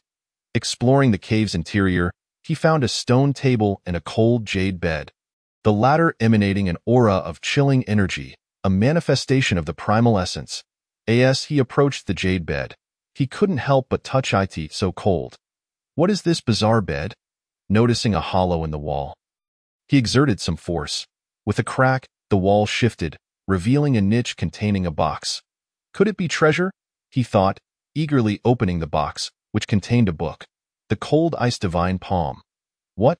The Cold Ice Divine Palm. The legendary technique practiced by the Cold Ice Master. The serpent demon gasped in disbelief. A century prior, a formidable figure known as the Cold Ice Master roamed the martial world, his strength beyond measure. Particularly his hands that unleashed an unfathomable icy energy, unmatched by few. The art he practiced was none other than the Cold Ice Divine Palm. Overjoyed, the serpent demon's scales quivered with excitement. "I survived the fall and have obtained the Cold Ice Divine Palm. What fortune!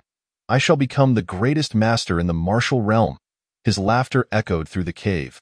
That embroidered uniform kid never saw this coming. "I, the serpent demon, shall haunt you as a nightmare for eternity. And you, Zishu, you scoundrel. You led me to silver but failed to inform me of the embroidered uniform's might. Once I escape, I shall deal with you all. Suddenly, a willow leaf shot from outside the cave, slicing through the air like a dagger, instantly piercing the serpent demon's throat. A trickle of blood flowed from the wound, barely noticeable, yet the leaf vanished without a trace. The serpent demon, stunned, clutched his throat and turned with great difficulty. Before him stood the figure that instilled fear within him. "How did you come down here?" he stammered, puzzled. In his past pursuits, he had hunted others who leaped from cliffs, never sparing them a glance. For in his eyes, such a leap was a death sentence. Wang Yi's expression remained calm as he seized the legendary manual, the cold ice divine palm, from the serpent demon's grasp with a thud. The serpent demon collapsed to the ground. "Congratulations, host, for slaying the 3 demons of Tsangzhou. Reward: 120 martial arts points. Zishu, the head of the beggar gang, has quite the audacity," Wang Yi remarked as he rifled through the serpent demon's belongings, discovering a manual and a stack of silver notes. Technique: 10,000 poisons. Technique: silver notes. 2,500 taels. Wang Yi departed with the 2 manuals and silver notes, leaving behind a parting remark. In your next life, if you encounter an earthling, keep your distance and refrain from that kiki laughter. Earthlings do not appreciate it. Chapter 18. Spirit as blade. The cold ice divine palm, embodying the essence of extreme cold, wields a chilling wind that freezes blood into ice, sealing meridians. Those struck by it are destined for death. It seals heaven and earth, sweeping across all realms. Indeed, a leap from the cliff brings unexpected fortune. With such a divine skill, once mastered, one's lethality would surely soar. Wang Yi closed the manual and made his way to the base of the cliff. With a single leap, he soared 30 zhang, using the vines to propel himself, landing swiftly atop the summit. High above the heavens, the moon shone brightly, casting a gentle glow. The rainbow after the rain was enchanting, and the moonlight that followed was equally captivating. With a swift motion, Wang Yi leaped from the ancient tree, gliding effortlessly, unlike any ordinary mortal. In the dilapidated temple, Wang Yi exerted tremendous effort to slay the formidable black serpent. What a beast! Its hide is truly tough. Wang Yi, this creature is a great delicacy.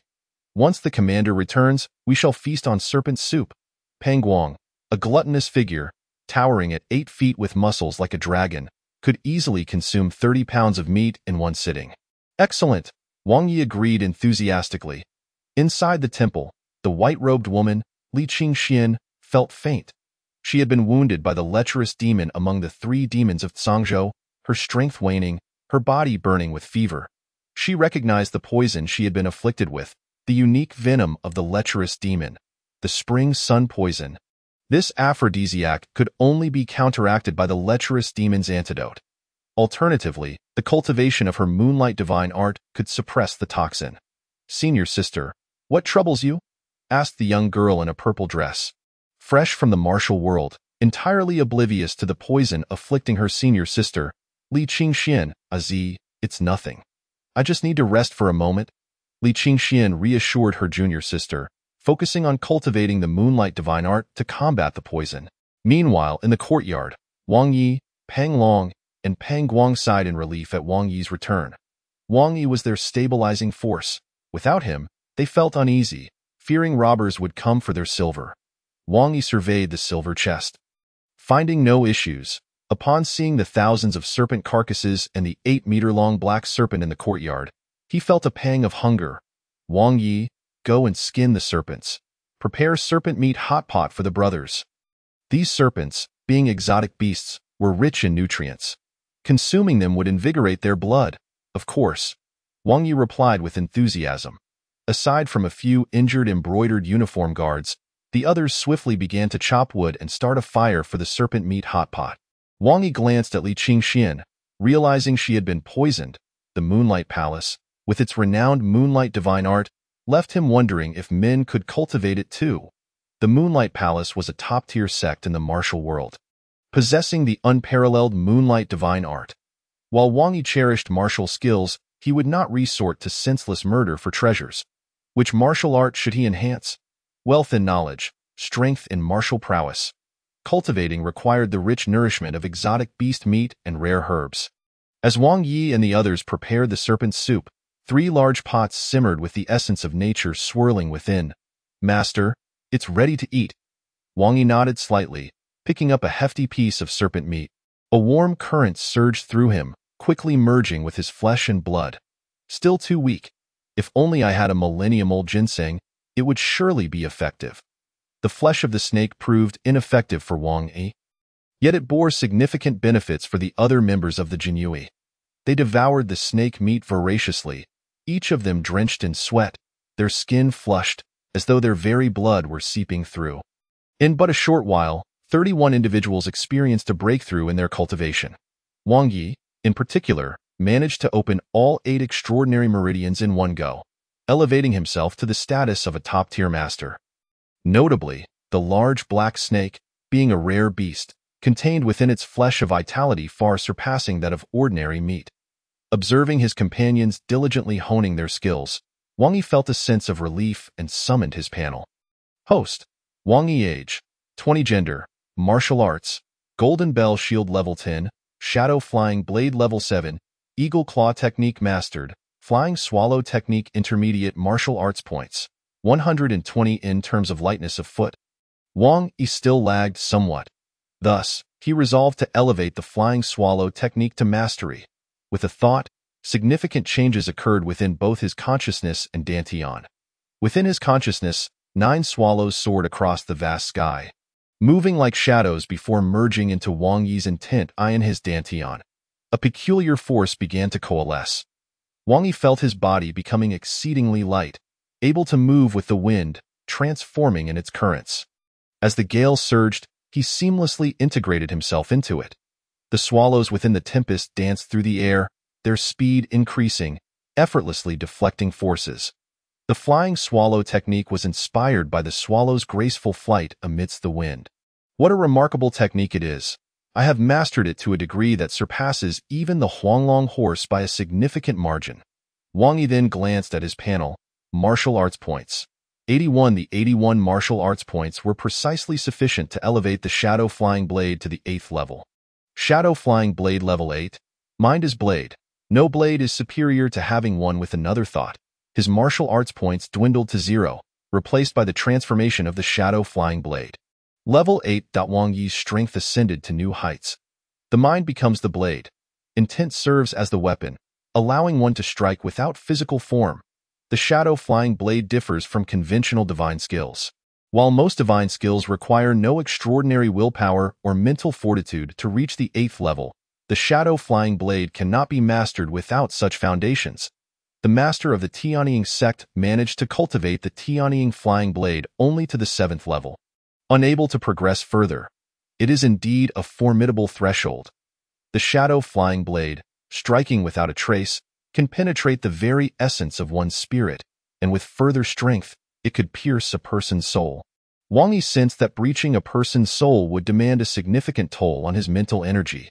Unless absolutely necessary, he must refrain from employing the 8th level of the Shadow Flying Blade. With a deep breath, Wang Yi opened his eyes. Outside the temple, the skies were clear. In just one night, he had mastered the Flying Swallow technique and advanced the Shadow Flying Blade to the 8th level. Wang Yi's power surged, enabling him to eliminate innate masters with ease. In the Deming dynasty, innate masters were exceedingly rare. Within first-rate sects, the number of innate experts seldom exceeded in top-tier sects. The count would not surpass 100. Among the top 10 sects, all direct disciples were innate masters, their numbers incalculable. Across the entire martial world, the count of innate masters was no less than 10,000. It seems a tad excessive. Clearly, I must strive harder. Wang Yi stepped out of the dilapidated temple. Vigu, you're awake. That breathtaking beauty Li Qingxian, ranked 3rd on the Jianghu beauty list, has left, and she holds the 56th spot on the human list. Wang Yi was a chatterbox, incessantly prattling on. He was particularly intrigued by the beautiful women on the list. The beauty list was published by the Tianji sect, one of the 10 major sects, cataloging the most stunning women in the realm. Li Qingxian ranked 3rd on this illustrious list. In addition to the beauty list, there were also the human list, earth list, and heaven list. The human list recorded young experts under the age of 24, totaling 108 individuals, all of whom were extraordinary masters, some even at the early innate stage. The Earth list documented the top 72 innate masters, comprising those at the late innate and perfected innate stages. The Heaven list cataloged the grandmasters, with no limit on numbers. As long as one was a grandmaster, they would be listed. Li Qingxian not only entered the beauty list, but also the human list. Truly a rare and remarkable heroine. Wang Yi held little interest in the beauty list. His curiosity lay with the Heaven list. How many individuals were recorded there? Chapter 19. The Giant Whale Gang's Senior Sister. That Jinyuri commander possesses formidable martial arts skills, capable of dispatching the Zhangzhou 3 ghosts in an instant. The girl in the purple dress was equally loquacious. Li Qingxian nodded in agreement. That individual's martial prowess is likely not far behind that of my master. Zi, remember not to speak recklessly in public, lest we draw unwanted trouble. The girl in purple, Zi, nodded repeatedly. Understood, senior sister.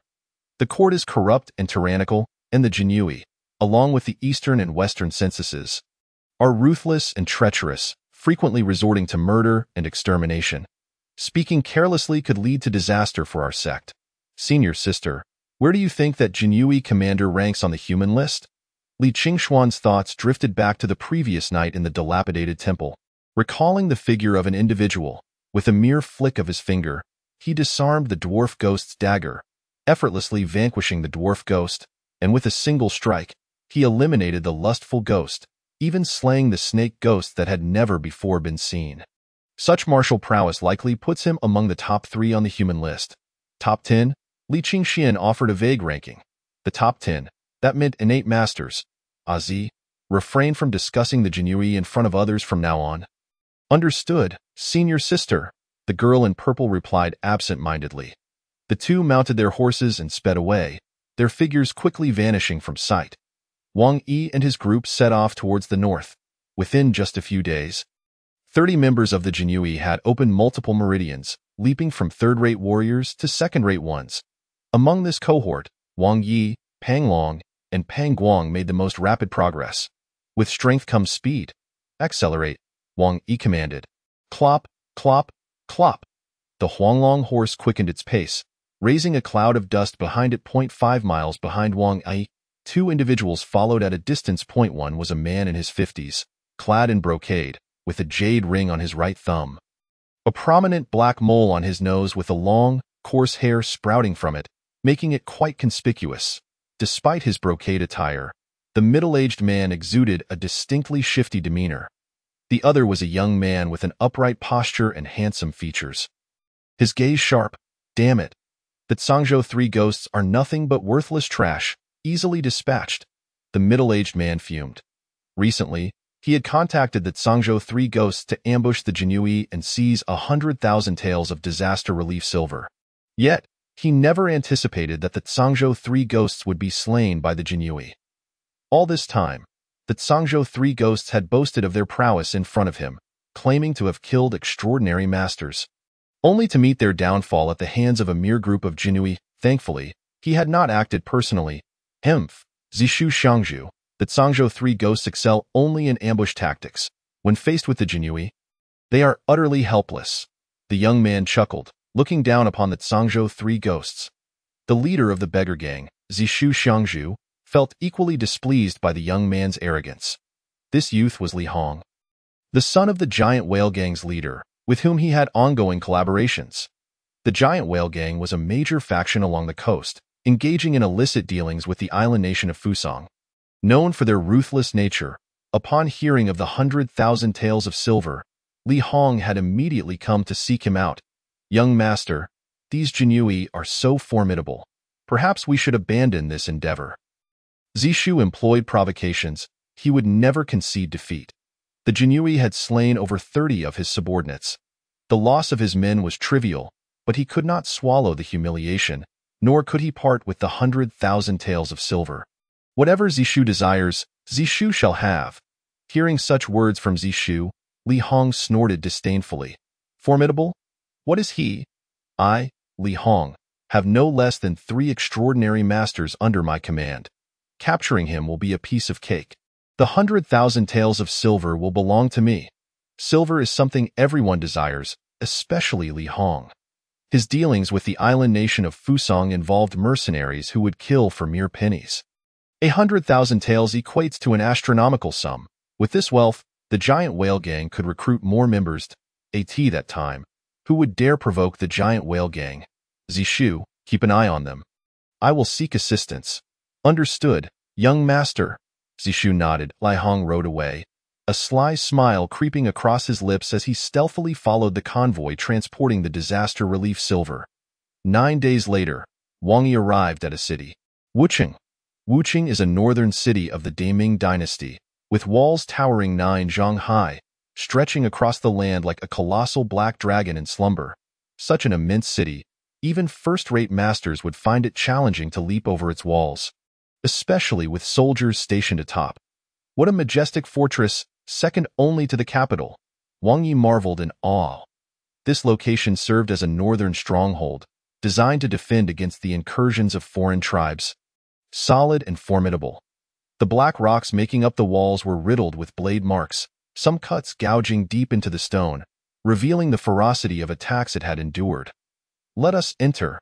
After a 9-day journey, Wang Yi decided it was time to rest and recuperate, waiting to regain his energy before heading to Beiyuan in one swift motion. 15 silver transport carts entered Wucheng, in this northern region. The people were known for their fierceness, with many wielding swords and blades. Additionally, foreign tribes traded goods here, including treasures like Tianshan Snow Lotus and Zhuguo. Wang Yi had previously exhausted his savings to purchase a Zhuguo, allowing him to perfect his eagle claw technique. Regrettably, treasures like Zhuguo are exceedingly rare, often taking years to find just one. Wang Yi, dressed in a flying fish attire, quickly attracted a throng of curious gazes.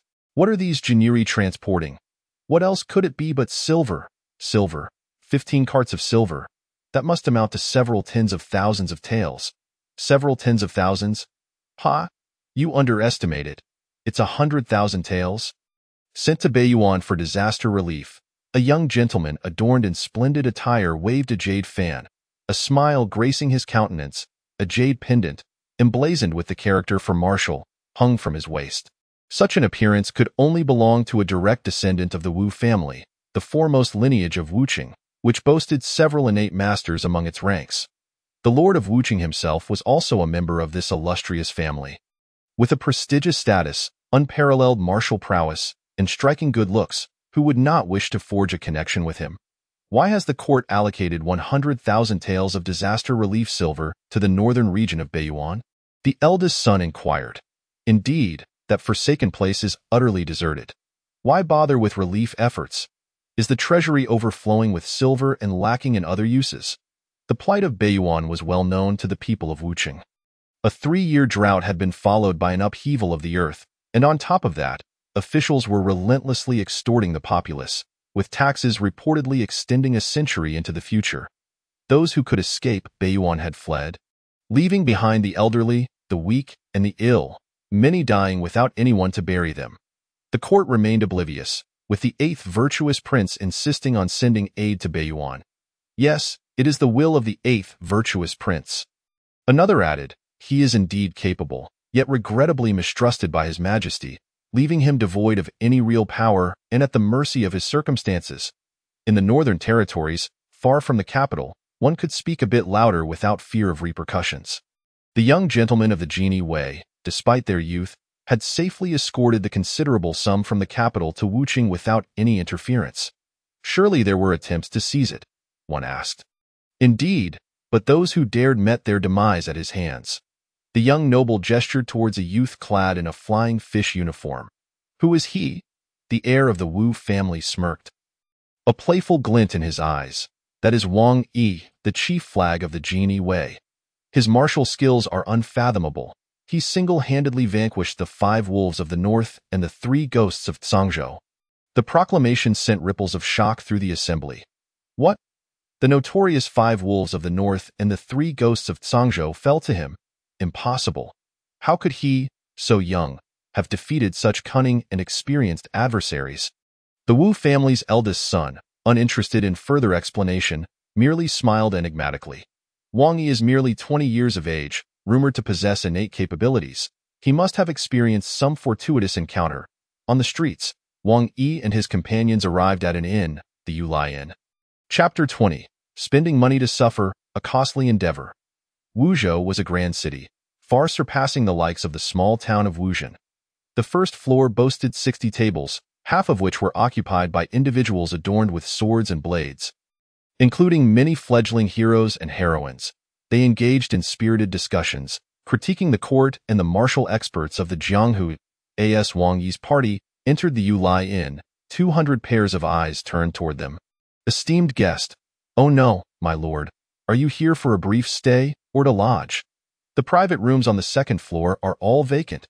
The innkeeper greeted them with enthusiasm, deftly wiping down a table by the window. Wang Yi surveyed the surroundings and settled on a seat by the window. Bring me 150 jin of cooked beef, 30 jin of daughter's red, and prepare 8 guest rooms. The innkeeper's eyes sparkled with delight. Certainly, my lord. Please hold on a moment, my lord. Is everything satisfactory here? Pang Long, making his first escort of disaster relief silver, expressed concern over potential issues. Individuals from the Jianghu are adept at employing poison. Wang Yi gazed outside, his demeanor serene. No need for worry. My brothers have worked hard for half a month. A brief respite is warranted. We shall depart tomorrow and reach Beiyuan in one go. Upon hearing this, Wang Yi and the other 31 Jin Yi members relaxed. Soon after, the innkeeper presented a substantial bowl of cooked beef. Pang Long cautiously tested it with a silver needle. Finding it safe, the group feasted heartily, disregarding the surrounding patrons. Wang Yi casually chewed a few bites before swallowing, his stomach swiftly digesting the 150 jin of beef and 30 jin of daughter's red. All consumed within mere moments. Across from the Yulai Inn stood a brothel known as the Jiaoxi Fong. The women there were the relatives of officials who had fallen from grace, leading lives of hardship and constraint. They played music to entertain guests, some even offering their very selves. The daughters of wealthy families commanded high prices, attracting nobles and merchants alike. The Jiaoxi Fong thrived, raking in profits. Next to the Jiaoxi Fong was the Chunlu, which held an annual contest to select a courtesan. Young scholars would spend lavishly to win a smile from the courtesans, with some even going so far as to abandon their wives and children for their affection. There were tales of courtesans waiting a decade for a scholar, only to be met with disdain. How can your rosy lips, which have been tasted by thousands, be worthy of my top scholar? Those with tender hearts suffered for a lifetime, while the ruthless basked in wealth and prosperity. Igu, have you ever been to the Jiaoxi Fong? Wang Yi inquired, his curiosity piqued. The Chunlu held no allure for him, nor did he possess the wealth to pursue a courtesan. The Jiaoxi Fong was filled with wealthy ladies, particularly the voluptuous matriarchs. The mere thought stirred discomfort in him. Wang Yi, maintaining a calm demeanor, replied, What purpose would I have there? Spending money to suffer and losing vital essence, it offers nothing but harm. Are you interested in going? Wang Ye's eyes widened as he quickly shook his head at Igu. How could I wish to go? I was merely curious about the appearance of those scholars, who all seem rather feeble. Wang Yi chose to ignore Wang Yi. With that time, he could better spend it honing his martial skills. Strength was of utmost importance. Women only hindered his swiftness in drawing his blade. Laughter erupted among the Jianghu patrons within the inn. Indeed, spending money to suffer and losing vital essence, who would still wish to visit the Chunlu after that? They understood that cultivating the Kuan character technique required significant energy, yet they could not resist their baser instincts. At that moment, a figure entered the inn. A young man dressed in white, wielding a folding fan, his face adorned with a smile reminiscent of a gentle spring breeze. A jade pendant, inscribed with the character for Marshal, was affixed to his belt. The young man approached Wang Yi and his companions, clasping his hands in greeting. Gentlemen, my master requests your presence. Wang Yi remained silent. Wang Yi quickly grasped Wang Yi's intent. Your master wishes to see our lord in person. The young man bristled with indignation. His master was none other than Wu Sheng, the foremost son of Wu Qing'ai in the past. Regardless of who passed through Wu Qing, they would first pay their respects to his master. It was unheard of for him to seek out others. Although the person before him was the chief flag of the Genie Wei, he was still incomparable to his master. My master is Wu Shang, the young man emphasized. The surrounding crowd gasped in astonishment. The eldest son. So he is a servant of the esteemed Wu Shang. Wu Shang, the heir of the Wu family, was renowned for his intelligence, exceptional martial skills, and remarkable lineage. He was regarded as one of the top 10 sons of the Jianghu. What woman would not desire to cultivate the Kuan character technique with such a figure? Wang Ye's heart raced. He recognized who Wu Shang was. The Wu family had a legacy spanning a millennium, and Wuqing owed its name to them. With at least 3 innate masters in the Wu family, and many more hidden, ancient families always had their trump cards, often more than one. Wang Yi glanced at Wang Yi, who remained uninterested, his gaze fixed outside. Wuqing was bustling, yet beggars were plentiful. Several beggars eyed him. As soon as his gaze shifted, they turned to solicit alms from passers-by. Are these beggars like those from the Beggars sect? The Beggars sect, the largest gang in the realm, was once immensely powerful at the inception of the Great Ming Dynasty. 500 years later, while the sect still exists, it has dwindled to a first-rate faction, no longer comparable to the top 10 sects, hardly qualifying as a premier sect, a fall from grace indeed. This esteemed guest, my master requests your presence, the young man reiterated, his tone growing increasingly brusque. If he wishes to see me, he can come himself. Wang Yi's words were frigid. The young man was incensed. Had it been anyone else, he would have already taken action. But this was the genie way, and he dared not act. With a huff of frustration, he gritted his teeth and ultimately departed. The patrons within the inn observed Wang Yi's resolute demeanor, casting him admiring glances. What a bold chief flag of the genie way, outright rejecting the invitation of the Wu Shang, of course. He is a member of the genie way, escorting disaster relief silver. It is not surprising he would refuse Wu Shang's invitation. I wonder if Wu Shang will come in person. Unlikely. Who is Wu Shang to visit a mere chief flag of the genie way? To the east of the Yu Lai Inn, a towering structure loomed, Wang Yu Tower. Rising 7 stories high, its roof adorned with 8 directional eaves. The azure dragon, white tiger, vermilion bird, and black tortoise guarded the 4 corners. The intricate carvings and architectural finesse were truly remarkable. Atop the Wang Yu Tower, a young man clad in white held a folding fan, standing with hands clasped behind his back, gazing toward the east. A gold-embroidered belt bore a jade pendant inscribed with the character Wu. Suddenly, a servant, dressed in a hurried manner, rushed up to the Wang Yu Tower. Young master, that Genie Wei is far too impudent. Expecting you to meet him personally. A hint of amusement danced at the corners of the white-clad youth's lips. Since this chief flag has invited me to pay him a visit, then I shall go see for myself. The servant's eyes widened in disbelief. Young master, you intend to meet him in person? Without responding, the white-clad youth took hold of his folding fan and descended from the Wang Yu Tower. Wang Yi? The chief flag of the Genie Wei, you have left a most extraordinary impression on me. I shall see what manner of person you truly are. In an instant, silence enveloped the surroundings. They never anticipated that the esteemed scion of the Wu family, Wu Shang, would truly make an appearance. This esteemed gentleman, I am Wu Shang. I pay my respects, he said as he approached Wang Yi, cupping his fists in greeting. Wang Yi's expression remained unperturbed, showing no trace of surprise at Wu Shang's arrival. There's something you wish to discuss. Wu Shang's demeanor stiffened slightly. He had not expected the grand flag-bearer of the Jinui to be so indifferent, as if his presence was of no consequence, or perhaps more accurately, of no interest. Nothing of great importance, primarily to inform you that the Wu Pavilion charity sale commences tomorrow. I wonder if you might be inclined to attend? Not interested, Wang Yi replied, exhibiting a complete lack of enthusiasm for the charity event. Wu Shang's expression faltered.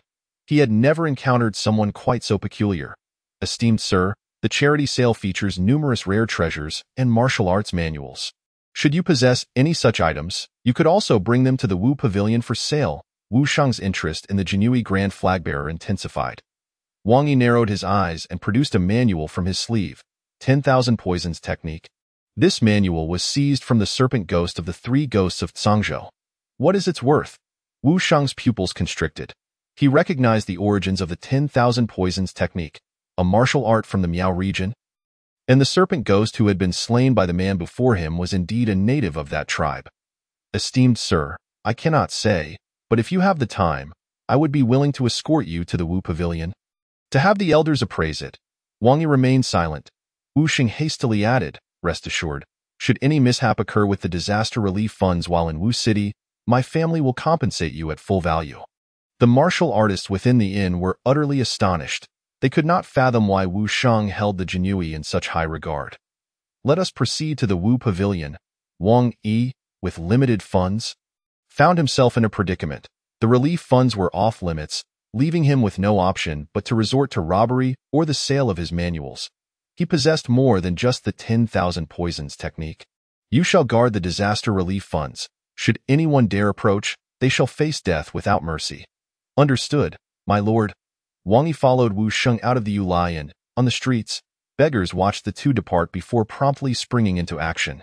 Lord Wang, as you transport the disaster relief funds to Beiyuan, are you aware of the current situation there? Wu Xing inquired with a warm smile. Wang Yi showed no surprise that Wu Xing knew his name.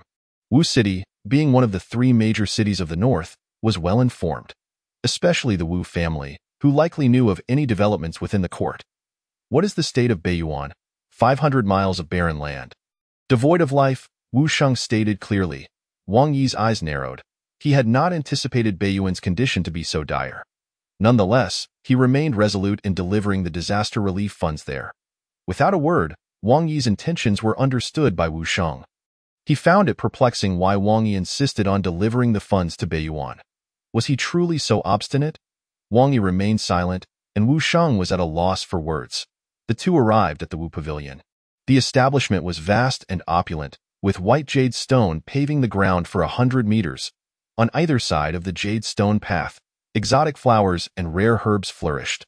The cost of the front courtyard alone exceeded 10,000 taels of silver. At the archway stood 2 towering ancient pine trees, each over 1,000 years old. Their gnarled bark resembled the twisting of dragons, robust and antiquated. Within the Wu Pavilion, numerous skilled martial artists congregated.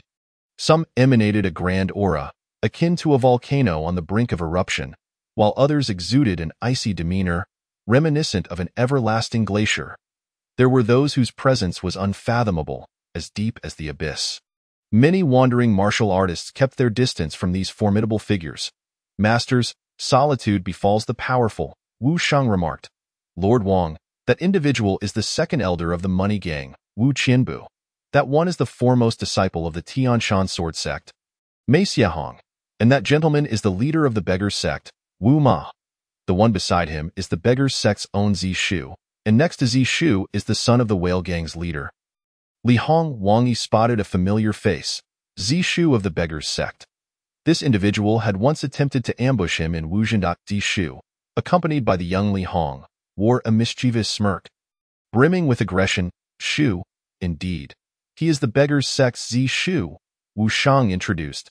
Zishu recognized Wang Yi, a smirk creeping onto his lips as he stroked the black hair on the large mole on his nose. He had previously attempted to kill a Jinyui, only to have his subordinate, Xiao Kalami, slain, forcing him to flee. Now, with the arrival of the Jinyui, he was prepared. The moment the Jinyui ventured 30 miles from Wu City, he would strike. Excellent, Wang Yi calmly uttered, striding towards Zishu. This movement attracted the attention of skilled martial artists within the Wu Pavilion. The Jinyui were officials, and such officials rarely visited the Wu Pavilion. Upon seeing Wang Yi approach, Zishu felt a surge of fear. He does not recognize me. He has no idea who I am. Zishu reassured himself. That fateful night, during the silver ambush, having witnessed Wang Yi's terrifying martial prowess, he had not dared to act against him. The other party, after all, did not recognize him. The beggars sect's Wu Ma, noting the approach of a Jinyui grand flag-bearer, wore a look of disdain. The beggars sect held the court's enforcers in the lowest regard.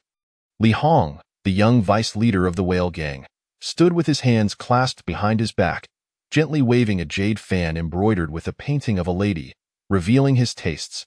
Esteemed gentleman, what brings you here? Zishu spoke first, clearly apprehensive. Wang Yi offered no reply.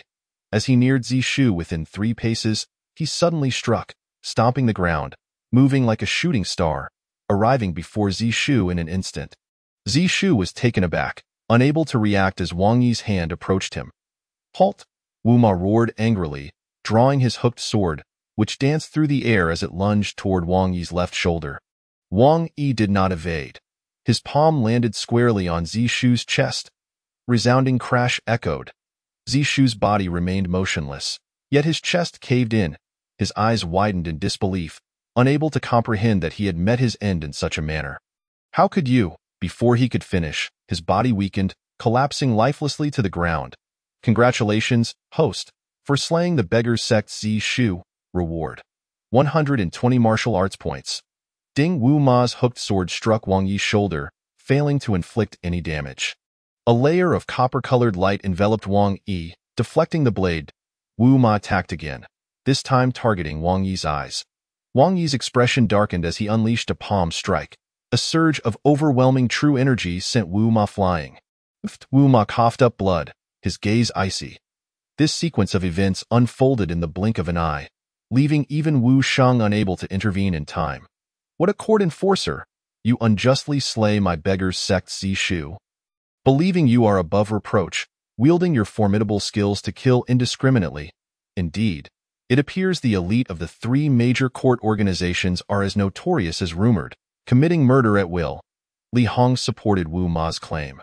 "Why did you kill?" Wu Ma thrust his sword toward Wang Yi. Wang Yi remained utterly composed. "As the grand flag bearer, I owe you no explanation for my actions." Chapter 22. I will kill. "Who can stop me?" Wu Ma was infuriated. He turned to Wu Shang, shouting, "Young master, I recall that within the Wu Pavilion, fighting is strictly prohibited. Anyone who dares to harm another shall face death without mercy. Now, this Jiniri has unjustly slain my beggar's sect Zishu. What do you propose we do with him?" Wu Shang's expression darkened. He had not anticipated Wang Yi's sudden violent outburst. This was a slap in the face to him. "Lord Wang, what is the meaning of this?" Wu Shang dared not take action against a grand flag bearer escorting disaster relief funds. Wang Yi maintained his indifferent demeanor. "This man attempted to ambush me." For words elucidated the situation. Wu Shang grasped the implication. However, upon hearing this, Wu Ma erupted in fury. "You lie! How could my beggar's sect ever attempt to intercept silver? Even if we did, it would only be to reclaim ill-gotten gains. What is your intention in slandering us?" Li Hong, unafraid of the fire, continued to stoke the flames. "What is the situation in Beiyuan? Everyone knows that this so-called disaster relief fund is merely a pretext. It is highly likely that someone is using this as a cover for ulterior motives." With the backing of Li Hong, Wu Ma's confidence surged, and he pointed his sword at Wang Yi once more. "Speak. Are you not plotting something? Did Zishu uncover your scheme, leading to his interception of the silver?" Wang Yi truly did not anticipate that such a petty beggar's sect leader could be so dim-witted. Or rather, it was not mere stupidity, but rather a desire to kill him, perhaps merely to establish a name for himself. By slaying a Jinui, he would undoubtedly gain notoriety across the martial world. "Heh?" Wang Yi scoffed. The next moment, he waved his hand. A wave of chilling true energy surged forth, targeting Li Hong and Wu Ma. Both Wu Ma and Li Hong felt an overwhelming coldness. This chill was different from a frigid storm. It pierced to the core. "Lord Wang, please show mercy." Wu Sheng shouted in the rear courtyard of the Wu Pavilion. The air stirred. Before Li Hong and Wu Ma, an elderly man with white hair appeared. His youthful visage was complemented by his silver locks, and he held a whisk in his hand. His expression was grave as he wielded the whisk to counter the terrifying cold true energy. The two energies clashed, creating shards of ice at their point of impact, which then shattered. Wang Yi remained unfazed. The elderly man's countenance was solemn, even trembling slightly. Wu Sheng stared in astonishment. How could his granduncle possibly be unable to contend with Wang Yi? How could this be? Others are unaware of the formidable prowess of the white-haired elder.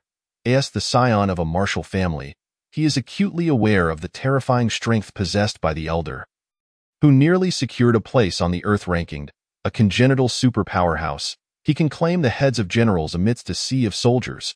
Such a formidable being could scarcely withstand a casual palm strike from Wang Yi. This individual is unfathomable. Wu Shang, filled with astonishment, immediately reacted. Third uncle, retreat. The white-haired elder, already on the verge of collapse, seized the opportunity presented by Wu Sheng's words, swiftly evading the battlefield. With the elder's obstruction removed, the beggar sect's incense master Wu Ma and the vice master of the giant whale gang, Li Hong, were utterly unable to withstand Wang Yi's palm strike. No. I am the vice master of the giant whale gang. How dare you touch me? My father, bang. Before Li Hong could finish his sentence, he was struck by the icy palm. The terrifying true qi surged into his body, wreaking havoc upon his internal organs. You? Li Hong trembled violently, pointing a finger at Wang Yi, and with a thud, he collapsed to the ground. The beggar sect's incense master Wu Ma had long since met his demise in the northwest. Wang Yi surveyed his surroundings and spoke calmly. I seek to kill. Who can obstruct? Who dares to obstruct? The martial pavilion fell into a profound silence. No one dared to reproach Wang Yi. Even the masters from the Tianshan and Diansong sects could only curse him in their hearts. Too intimidated to speak out. To kill one man is a crime. To slay without anyone daring to utter a word is to command respect. Wang Yi waved his hand, and 3 corpses' sleeves released silver notes and manuals. Young master, how much are these manuals worth? He acted without concern. The 2, Zisher and Wu Ma, were incense masters of the beggar sect, thus the manuals naturally belonged to them. Li Hong, being the vice master of the giant whale gang, had manuals that were likewise his. Wang Yi not only killed 3 men, but also brazenly sold their manuals in public, showing utter disregard for the 2 major factions. Wu Sheng inwardly cursed. He initially aimed to befriend this extraordinary captain of the Jingyi Guard, but instead stirred a hornet's nest. He was at a loss as to how to explain to the 2 factions. Lord Wang, please come in. Wu Sheng, being the scion of a martial family, regained his composure in a matter of breaths. The white-haired elder followed him into the inner courtyard, his eyes filled with uncertainty as they fixed upon Wang Yi. Could it truly be the ice palm? He should merely be a novice. Should he practice it to perfection, even I would perish from that strike. In the side room, Wang Yi laid all the manuals upon the table. Awaiting the elder's appraisal, Wu Sheng stood beside him. The white-haired elder, having traversed the martial world for nearly a century, had encountered various schools of martial arts. The manuals presented by Wang Yi were all from prestigious sects, which strictly forbade their sale. Esteemed sir, you must be aware of the origins of these manuals. I cannot appraise them at a normal price. How about this? I shall value them at 10,000 taels. Had it been anyone else attempting to sell these manuals, he would not have offered even a single tael. For instance, the turning sword technique belonged to the beggar sect. The 10,000 poisons technique was from the Miaojiang tribe. The flying flower palm was associated with the giant whale gang. These were all exceedingly domineering sects, and failing to reclaim their manuals would incur their wrath. How could one even entertain the thought of selling these manuals? All right, Wang Yi consented. 10,000 taels would suffice for a time. The white-haired elder produced a 10,000 tael silver note from the Wanbao Pavilion. Nowadays, silver notes were increasingly unreliable. Many had become worthless paper. However, Wanbao Pavilion's notes remained relatively stable. Wang Yi accepted the notes and departed without uttering another word. Cough, cough, cough. The white-haired elder erupted into a violent fit of coughing. Third uncle, are you all right? Wu Sheng expressed great concern. The elder shook his head. He showed mercy. Otherwise, this old body would not have withstood it. Wu Sheng was astonished.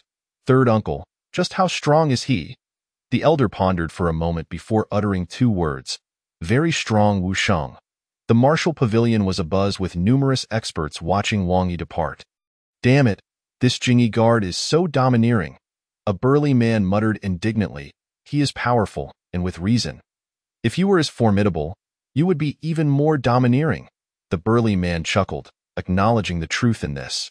Had he been a congenital master, he certainly would not have remained docile. Initially believing that the 3 major organizations of the court had declined, he was taken aback to discover such a young, formidable talent.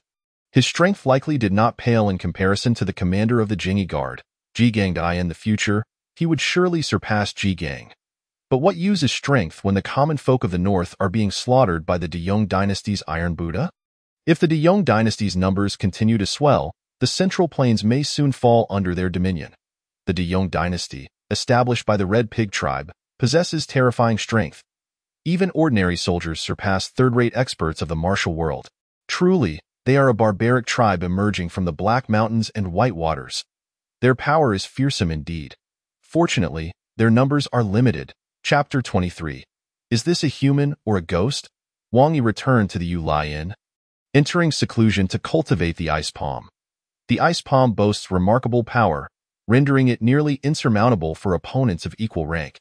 Its unique attributes allow for challenges against higher tiers. With a thought, the 120 martial points dissipated entirely. The wave of icy energy emanated from within Wang Yi. The room instantly frosted over. Wang Yi's internal strength began to surge. In the adjacent room, Wang Yi felt a chilling aura wash over him. What kind of divine skill has he cultivated to produce such coldness? Ege's martial prowess is growing increasingly formidable. I wonder if I can ever catch up. Currently, he had cultivated the Golden Bell Shield to the pinnacle of the second layer. On the verge of entering the third. This level of strength is commendable in the martial world, yet it pales in comparison to Wang Yi's. While Wang Yi was in seclusion, Wu City was abuzz with activity. Have you heard? The captain of the Jingyi Guard killed the 2 incense masters of the Beggar Sect and Li Hong, the vice master of the Giant Whale Gang, at the Martial Pavilion. No way. How formidable could the Jingyi Guard captain truly be? Just a first-rate expert. Could he possibly be a match for Li Hong's 4 formidable guardians? Li Hong, as the vice master of the Giant Whale Gang, was surrounded by first-rate experts. How could he be unable to contend with a mere first-rate master? Moreover, who would dare to kill someone in the Martial Pavilion? Are they seeking death? It's true. The second elder of the Snow Mountain sect said so himself. He claimed that the captain of the Jingyi Guard's martial prowess is unfathomable, even surpassing the third supreme elder of the Martial Pavilion. The crowd collectively inhaled sharply. The words of the second elder of the Snow Mountain sect were not to be taken lightly. The third supreme elder of the Martial Pavilion is a congenital master, nearly attaining a place on the Earth ranking. If such a figure cannot contend with the captain of the Jingyi Guard, one could only imagine how formidable he must be in no time. The events at the Martial Pavilion spread like wildfire. Some with ulterior motives could no longer suppress their anxious hearts and dared not entertain thoughts of laying claim to the disaster relief silver. The vice master was actually killed. How could this be? What audacity! How dare they kill the vice master? They are courting death. He is indeed powerful, and what of his strength? Do we fear him, even amidst our stormy winds and thunder? The 4 guardians of the Giant Whale Gang wore grim expressions, as if mourning their parents. They had been commanded by their master to protect the vice master in the north, yet they had not anticipated such a turn of events, the vice master's murder. Should they return without the head of the murderer, they would only await a death sentence. Let us set a trap in the first-line sky and take him down in one fell swoop. Good. The 4 guardians of the Giant Whale Gang promptly set off toward the first-line sky. The undercurrents in Wu City were tumultuous. Meanwhile, Wang Yi remained in seclusion, cultivating the ice palm. The ice palm's offensive power is unparalleled. Even surrounded by thousands, Wang Yi felt no fear. His congenital true qi exceeded 200 years, profoundly deep. Congenital true qi is incomparable to acquired internal strength. 3 days later, Wang Yi opened his eyes. He had surprisingly taken an additional 2.5 days. With his mastery of the ice palm achieved, he was ready to deliver the disaster relief silver to the northern Yuan prefecture. Wang Yi exited his room. Wang Yi and the others had long awaited his return. Let us go. The group set off to escort the disaster relief silver, embarking on their journey once more. The horse-drawn carriage slowly exited Wu City, heading north. They are moving. All right, I will notify the 4 guardians immediately. Eyes were fixed upon the escort caravan. Egu. Someone harbors ill intentions. Wang Yi's senses heightened as he activated his vital meridians. Do not pay them mind. If they dare to show themselves, kill. Along the way, they encountered numerous bandits, all of whom Wang Yi dispatched without mercy. To stop the killing, they must kill until no one dared to obstruct them. Yes, my lord. Wang Yi, Pang Long, and Pang Guang, along with 31 others, felt their battle spirits soar, and no matter who stood in their way, they would carve a path to the heavens, leaving the bandits with no escape. In the north, aside from Wu City, lay a desolate wasteland. The fertile lands that should have been planted with crops lay parched, utterly barren. The earth was cracked and lifeless. The grass was dead. After 3 years of drought, there was not a single grain to harvest. The north had become a dead land. Natural disasters were compounded by human calamities. Corrupt officials exploited the common folk, while bandits ravaged villages. In such dire conditions, survival was nearly impossible. The common people of the north had become refugees, living day by day in uncertainty. On either side of the road, corpses lay discarded. Flies buzzed around. It would not be long before a plague emerged. After drought comes locusts. It is dire. It is dire. It is dire. The group, witnessing such devastation for the first time, carried heavy hearts. After 3 hours of travel, they arrived before an unusual mountain. The mountain obstructed their path. But upon closer inspection, a road appeared in its midst. We have arrived at the first line sky. The narrow passage, a marvel of the world. Wang Yi raised his hand, halting the advance of the crowd. He gazed toward the mountain peak, his eyes glimmering with a cold light. The faint aura of murderous intent emanating from above was unmistakable. Wait here. I shall investigate. Wang Yi spurred his horse into the narrow passage alone. Above, for peculiar-looking individuals fixated their stares upon him. He has arrived. Has he sensed something? He dares to come alone. Regardless of his awareness, we shall first eliminate him, then take care of those brocade-clad guards. 100,000 taels of silver will belong to my giant whale gang. All right, draw him closer and strike immediately. Wang Yi approached the narrow passage with a measured pace. 3 zhang ahead. The ground rose slightly. Clop, clop, clop. Wang Yi reined in his horse. Atop the cliff, the 4 uniquely featured masters clenched their fists, eager for the man below to advance another 3 zhang. What should we do? Shall we strike? He must have sensed something. Take action. Good bang. One of them severed the rope. In the next instant, hundreds of wooden planks tumbled down. Below, a shadow loomed. Simultaneously, dozens of figures in black emerged from the sides of the mountain, hurling a dark, ominous object toward Wang Yi. Wang Yi furrowed his brow. A sense of danger emanated from the dark object. What is that? Wang Yi waved his hand, unleashing a surge of innate vital energy. As the wooden planks collided with the innate vital energy in the air, they were instantly torn to shreds. Just then, the dark object, a coal-like bomb, detonated 10 zhang in front of Wang Yi with a thunderous roar, unleashing a wave of invisible force. Wang Yi bore the brunt of it. His steed, the yellow dragon horse, could not withstand such a shockwave and stumbled backward. Yet, Wang Yi remained unscathed, for the innate vital energy could withstand the explosive force. Thunderfire bombs, you seek death. Thunderfire bombs, which the court had expressly forbidden in their manufacture. These ambushers dared to use thunderfire bombs against Wang Yi. In his eyes, they were already marked for death. Wang Yi leapt into the air, soaring like a bird. This spectacle left onlookers in awe. Is he human or ghost? Wang Yi wielded the ice god palm in midair. A chill of true energy penetrated Tinzhong, striking the dozens who had thrown the thunderfire bombs atop the left mountain. The frigid aura contained within the ice god palm could instantaneously extinguish the life force of top-tier masters. Wang Yi stepped from his left foot to his right, aiming directly at the right mountain peak. The 20 individuals atop the right peak, upon witnessing Wang Yi's approach, were gripped by terror. Before they could react, Wang Yi swung his palm once more, utilizing the ice god palm. Even second or third-rate masters, let alone those at the consummate innate level, could not withstand the icy true energy Wang Yi unleashed. In the span of 3 breaths, Wang Yi dispatched 42nd and third-rate masters. Then, an even more astonishing scene unfolded. Wang Yi, with his foot planted on the rocks, spun like a top, heading straight for the peak 300 zhang above. The 4 atop the peak felt their hearts race. They had never encountered such a terrifying powerhouse. This is no ordinary person. Chapter 24. The disaster relief silver arrives in Beiyuan. Wang Yi soared toward the summit like a bird. No, he was even more astonishing than a bird. He did not pause for a moment.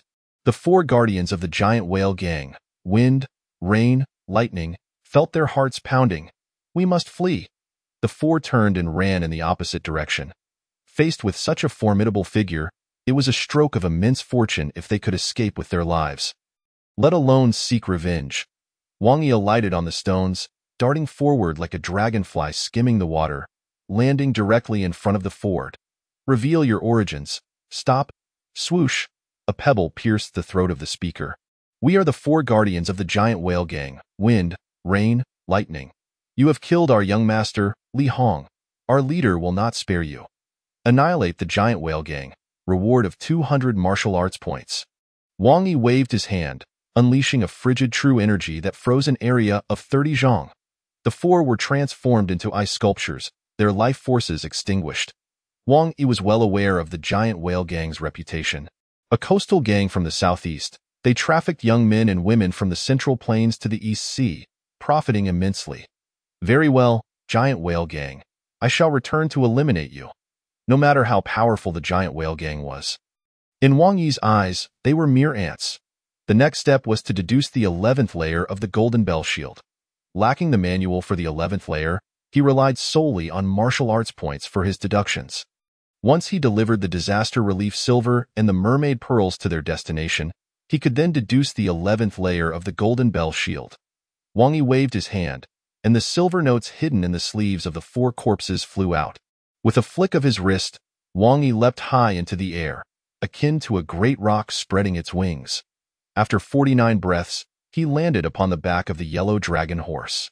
Let us depart. His voice reverberated like waves, reaching the ears of those 800 meters away. "Am I Lord, truly a divine being?" Pang Guang exclaimed in admiration. Wang Yi chuckled. By following my lord, we shall surely become innate masters. Indeed, in just 20 days, they had advanced from third-rate to second-rate martial artists, and were on the verge of entering the first-rate ranks. Such perilous tasks would not be permitted by their lord. With such a master, how could they not cling to his coattails? The convoy set out once more, and this time, no one dared to disturb them. 7 days later, Wang Yi arrived in Beiyuan. Beiyuan was desolate beyond measure. In the late autumn, the fields were overrun with weeds. Bones lay strewn about. A scene unimaginable unfolded before Wang Yi's eyes in the stinking ditch. Wang Yi's pupils constricted. The corpses, swollen and bloated, were crawling with maggots. Flies buzzed incessantly. The pedestrians on the main road appeared disheveled, their steps unsteady and weak, coughing continuously as if they might depart this world at any moment. These individuals were worse off than beggars. My lord, how has this place come to such a state, with the bodies left unburied? Could they be afflicted by a plague? Pang Guang's face was filled with dread. It was not merely the dead that instilled fear, but the plague itself. Wang Yi was unperturbed by the plague. Having cultivated the Golden Bell Shield to the 10th layer, he was unafraid of any poison, even that from the Tang clan. As for the plague, he had no fear. However, Wang Yi and the others, being only second-rate or first-rate masters, lacked innate protective vital energy. If they were to contract the plague, their lives would be at stake. Cover your mouths and noses with cloth. And do the same for the horses. Yes, my lord. Wang Yi and his companions quickly dampened the prepared cloths and covered their mouths and noses, as well as those of their horses, this time. Their destination was the Beiyuan Prefecture, to deliver the disaster relief silver to the governor. The cart creaked forward, slowly making its way, and 3 hours later, they finally arrived at Beiyuan City. Surprisingly, Beiyuan City was bustling with activity, teeming with people. The inhabitants were either wealthy or noble, all living quite comfortably. Outside the city, it was a different story. The Beiyuan Prefecture was even more remarkable, exuding an air of grandeur. 2 colossal stone lions guarded the official residence. Imposing and formidable. 5 constables lounged in front of the yamen, disheveled and appearing lethargic. The leading constable, with a large black mole beneath his left eyebrow, a set of prominent yellow teeth, sipped liquor while discussing the courtesans of the Spring Flower Pavilion with the other 4 constables, occasionally erupting into boisterous laughter, exuding an air of lewdness. At that moment, 15 horse-drawn carts came to a halt before the yamen. The constable with the black mole, bleary-eyed from drinking, spotted the 15 carts and immediately bellowed. "Who told you to stop in front of the main gate?" Use the side entrance to deliver them into the yamen. Wang Yi and the others frowned but remained unmoved. The constable with the black mole, now infuriated, puffed up his chest. After all, his sister was the small concubine of the governor, who would not curry favor with him. When had his words ever been disregarded? Damn it, are you deaf? I told you to use the side entrance to deliver them. If you don't move, I'll have you all thrown in. Wang Yi could no longer contain himself and charged forward, delivering a resounding slap across the face of the lewd constable. Crack! The blow, weighing over 100 Jin, sent the constable flying. Two bloodied teeth flew through the air, and his neck twisted grotesquely. Bang! The constable crashed heavily against the stone lion, lying motionless. The other 4 constables were stunned. Having also indulged in drink, they only realized the gravity of the situation when they saw Wang Yi and his companions. It's over. It's over. Yang Qing has been killed. What? What?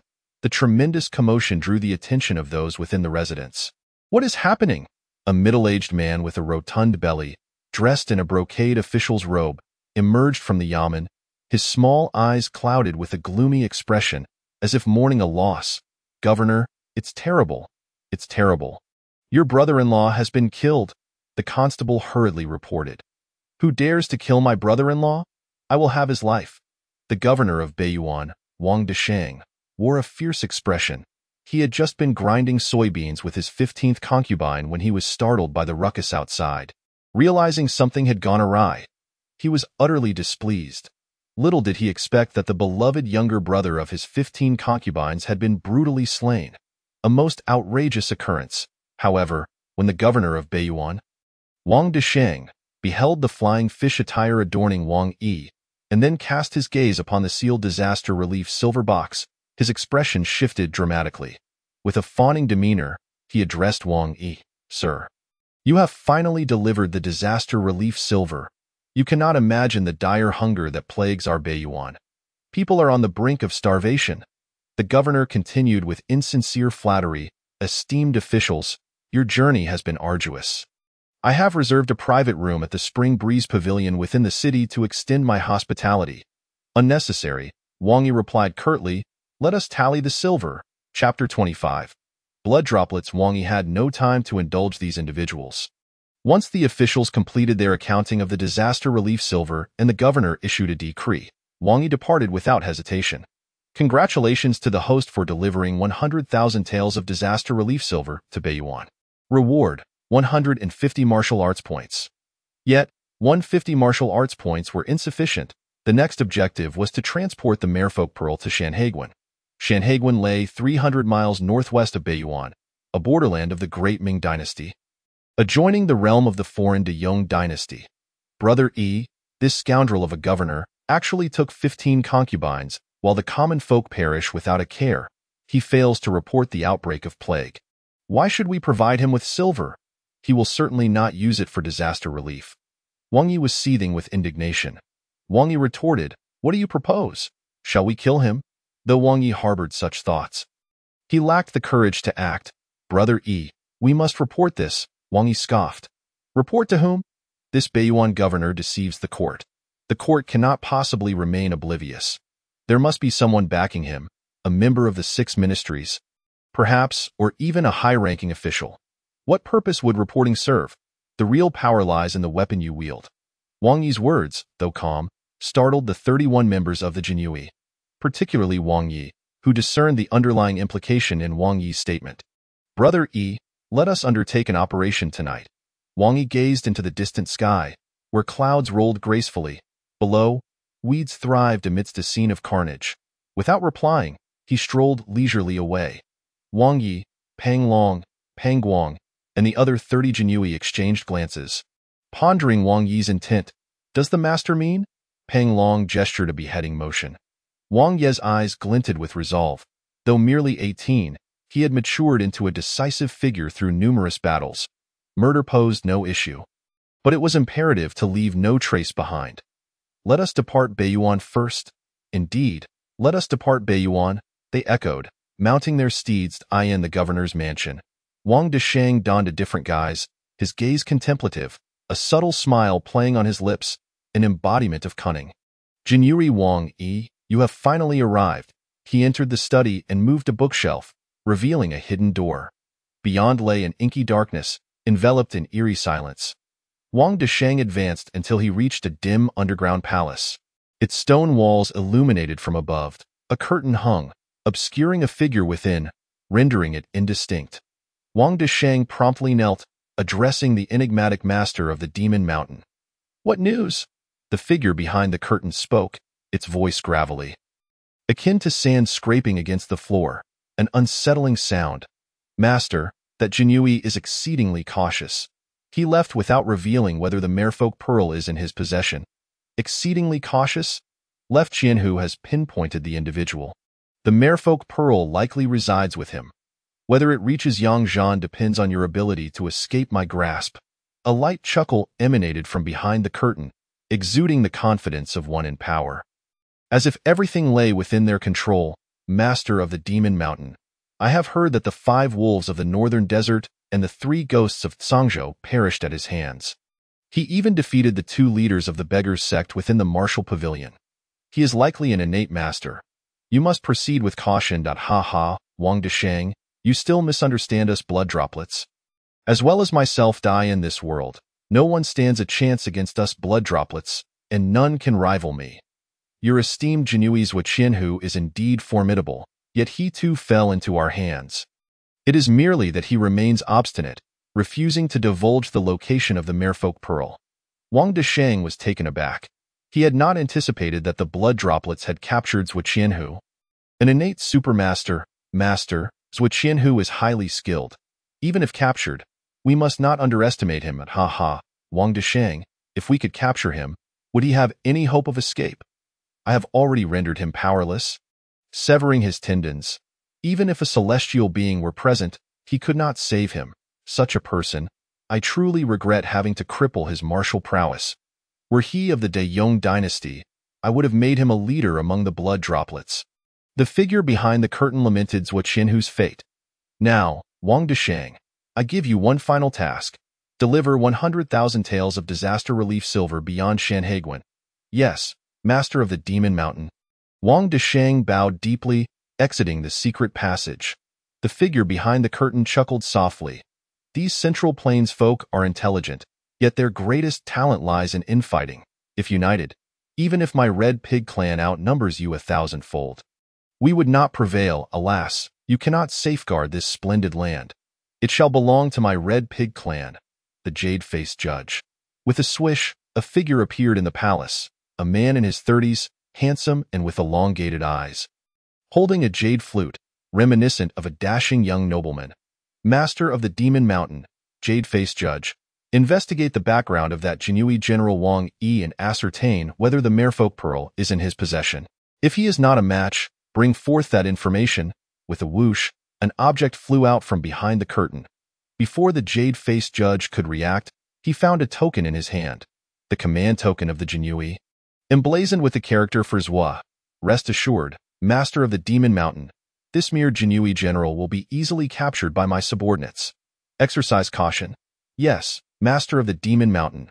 The jade-faced judge, bearing the Zhuo Qianhu token, departed the underground palace, heading southwest, a mere youth, managing to deceive us for over half a month. How outrageous! The jade-faced judge's eyes brimmed with murderous intent. Over the past weeks, he and the Black Mountain 3 demons had tirelessly pursued Zhuo Qianhu's whereabouts, engaging in a battle of wits until the master of the Demon Mountain intervened to capture him. Yet, they still had not located the Merfolk Pearl. Should it fall into the hands of Yangzhan at Shanhaiguan, all their efforts would be rendered moot. Wang Yi, this judge will compel you to surrender the Merfolk Pearl. Clop, clop, clop. The sound of hooves grew nearer. In the darkness, visibility was poor. Wang Yi was no ordinary man.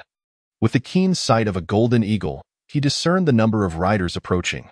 1 man on horseback. The 30-year-old figure, holding a jade flute, was dashing forward with remarkable speed, like a meteor streaking across the night sky. At the mountainside, Wang Yi and his companions heard the sound of hooves and promptly extinguished the campfire, brandishing their weapons in readiness. The jade-faced judge, with his narrow eyes, bore a hint of amusement. Extinguishing the fire? How astute! Yet, alas, you have encountered me, the jade-faced judge. All of you shall perish, giddy up.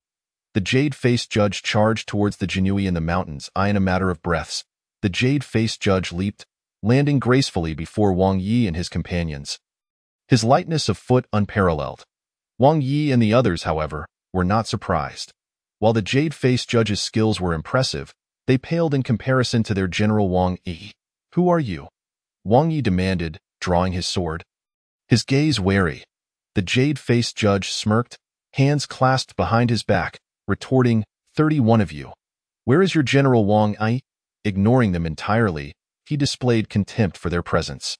Wang Yi felt a surge of anger. He was no less than a top-tier expert. State your origins, or I shall slay you. The jade-faced judge dismissed him with disdain. You Jinui deserve death. You hunted me, the jade-faced judge, years ago. Today, I shall collect some interest. In an instant, the jade-faced judge unleashed 3 threads of silk from his sleeves. The silk was so fine it was nearly invisible, thinner and sharper than iron wire. Wang Ye's entire body trembled. What? The jade-faced judge. How could you still be alive? I thought you were dead. The records of the Jinui Wei detail that the jade-faced judge was originally the second son of the Yu family, a martial arts lineage from Jiangnan, known for his vicious nature and love for women. He had poisoned his elder brother out of desire for his fiancée Yi, subsequently violating her. When the truth emerged, both the court and the martial world issued a warrant for his capture. 30 years ago, he was hunted to the peak of Mount Hua by the Jinui Wei, ultimately leaping to his doom. By calculation, the jade-faced judge should be 50 now, yet his appearance resembled that of a 27 or 28-year-old youth. This was the result of entering the innate realm and returning to youthful vigor. You are still alive. The jade-faced judge looked down on Wang Yi. Thanks to your Jinui Wei, without you, how could I have entered the innate realm? Prepare to meet your demise. The 3 threads of silk approached Wang Yi menacingly. Beads of sweat erupted on his forehead as he sensed the looming threat of death. If those gossamer threads ensnared him, he would likely be torn to shreds. With a thunderous shout, Wang Yi swung his blade, the force of his strike extending a full yard, forcing the silk back. A scornful smile remained on the jade-faced judge's face. How intriguing! Witness my second move of the silken palm technique. The unraveling thread. As he waved his hand, the 3 threads transformed into dozens, sweeping towards the 31 Jinui Wei. This was an attempt to ensnare them all. The Millennium Silk, controlled by innate true energy, was beyond the capabilities of even first-rate experts to resist. Buzz! The heavens trembled. A monumental aura descended upon the jade-faced judge. His contemptuous smile instantly morphed into astonishment, then fear. Who? At that moment, the jade-faced judge was gripped by an overwhelming dread. The hidden figure was far more formidable than he, likely a super-strong being at the mid-stage of the innate realm. In a desperate bid, the jade-faced judge executed the 3rd move of the silken palm technique. It was futile. From above, a figure descended lightly. Clad in a green robe, he exuded calm composure. The face, blurred, indistinct. Jade-faced judge? The 4 characters echoed in the jade-faced judge's ears like a thunderclap.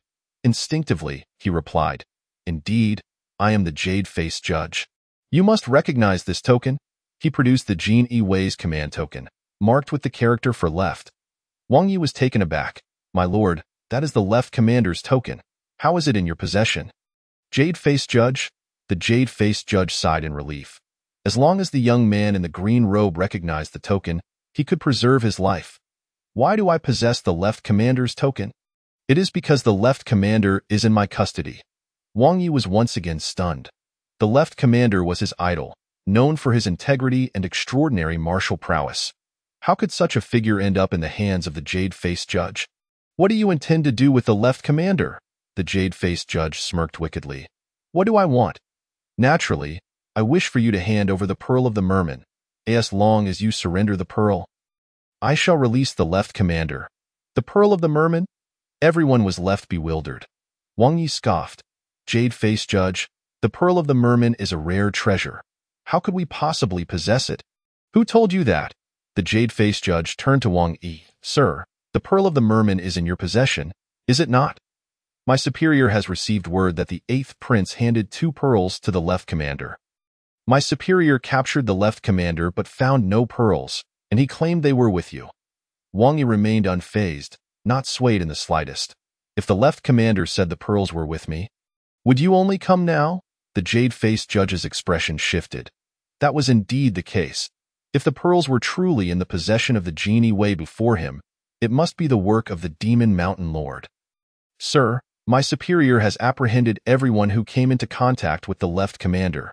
None possessed the pearls, and you are the last to have had contact with him. The pearl of the merman must be with you. Wang Yi boldly admitted. Indeed, the pearl of the merman is with me. Do you wish for it? The jade-faced judge was elated. Wang Yi and the others were taken aback. They had not anticipated that Wang Yi had a mission.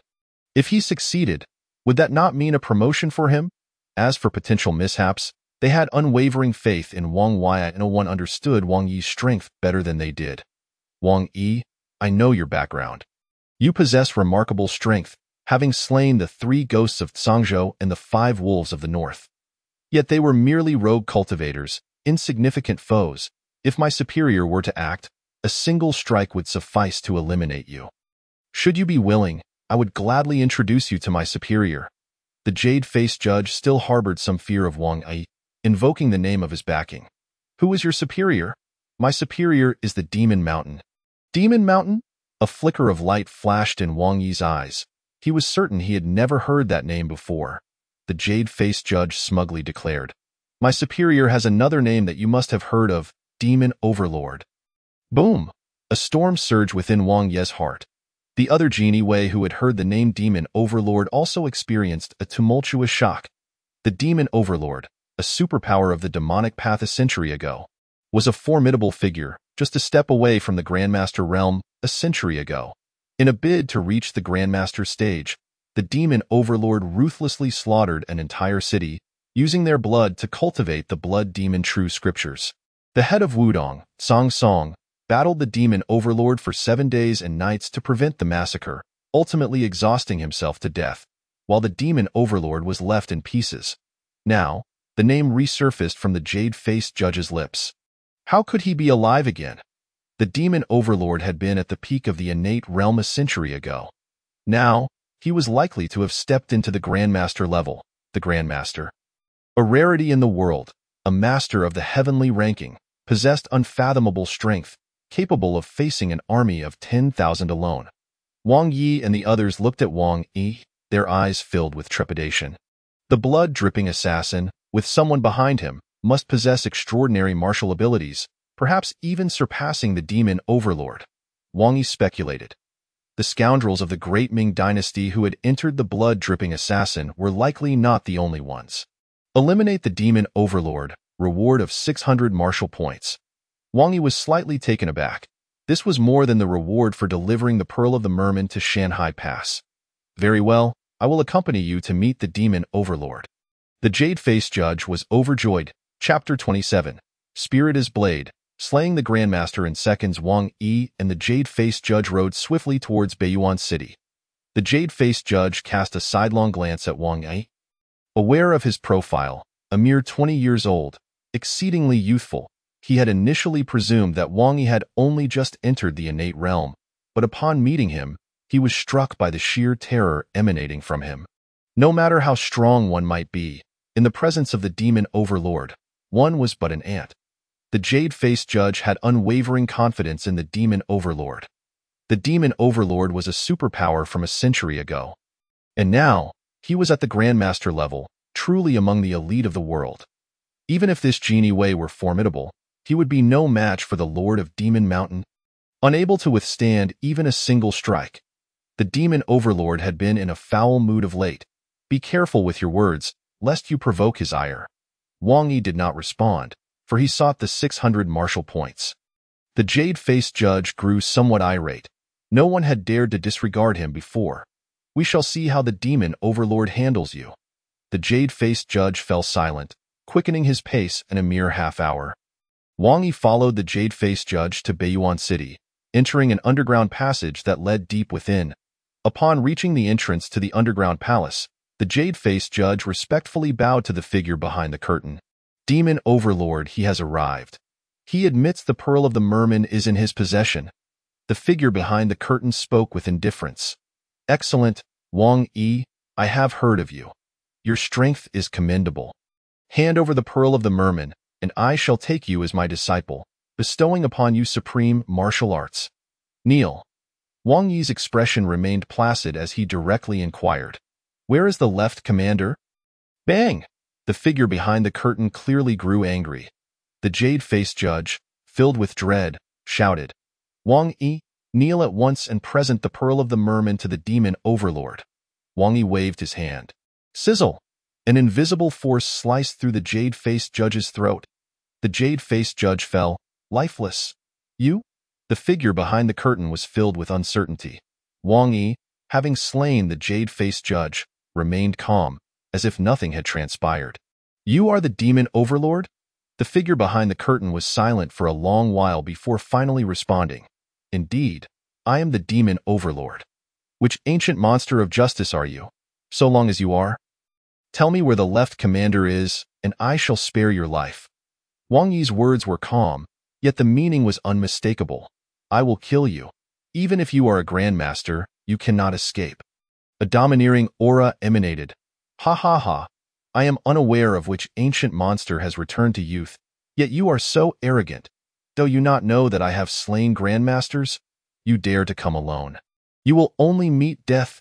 Buzz. Before the Demon Overlord could finish, the space quivered.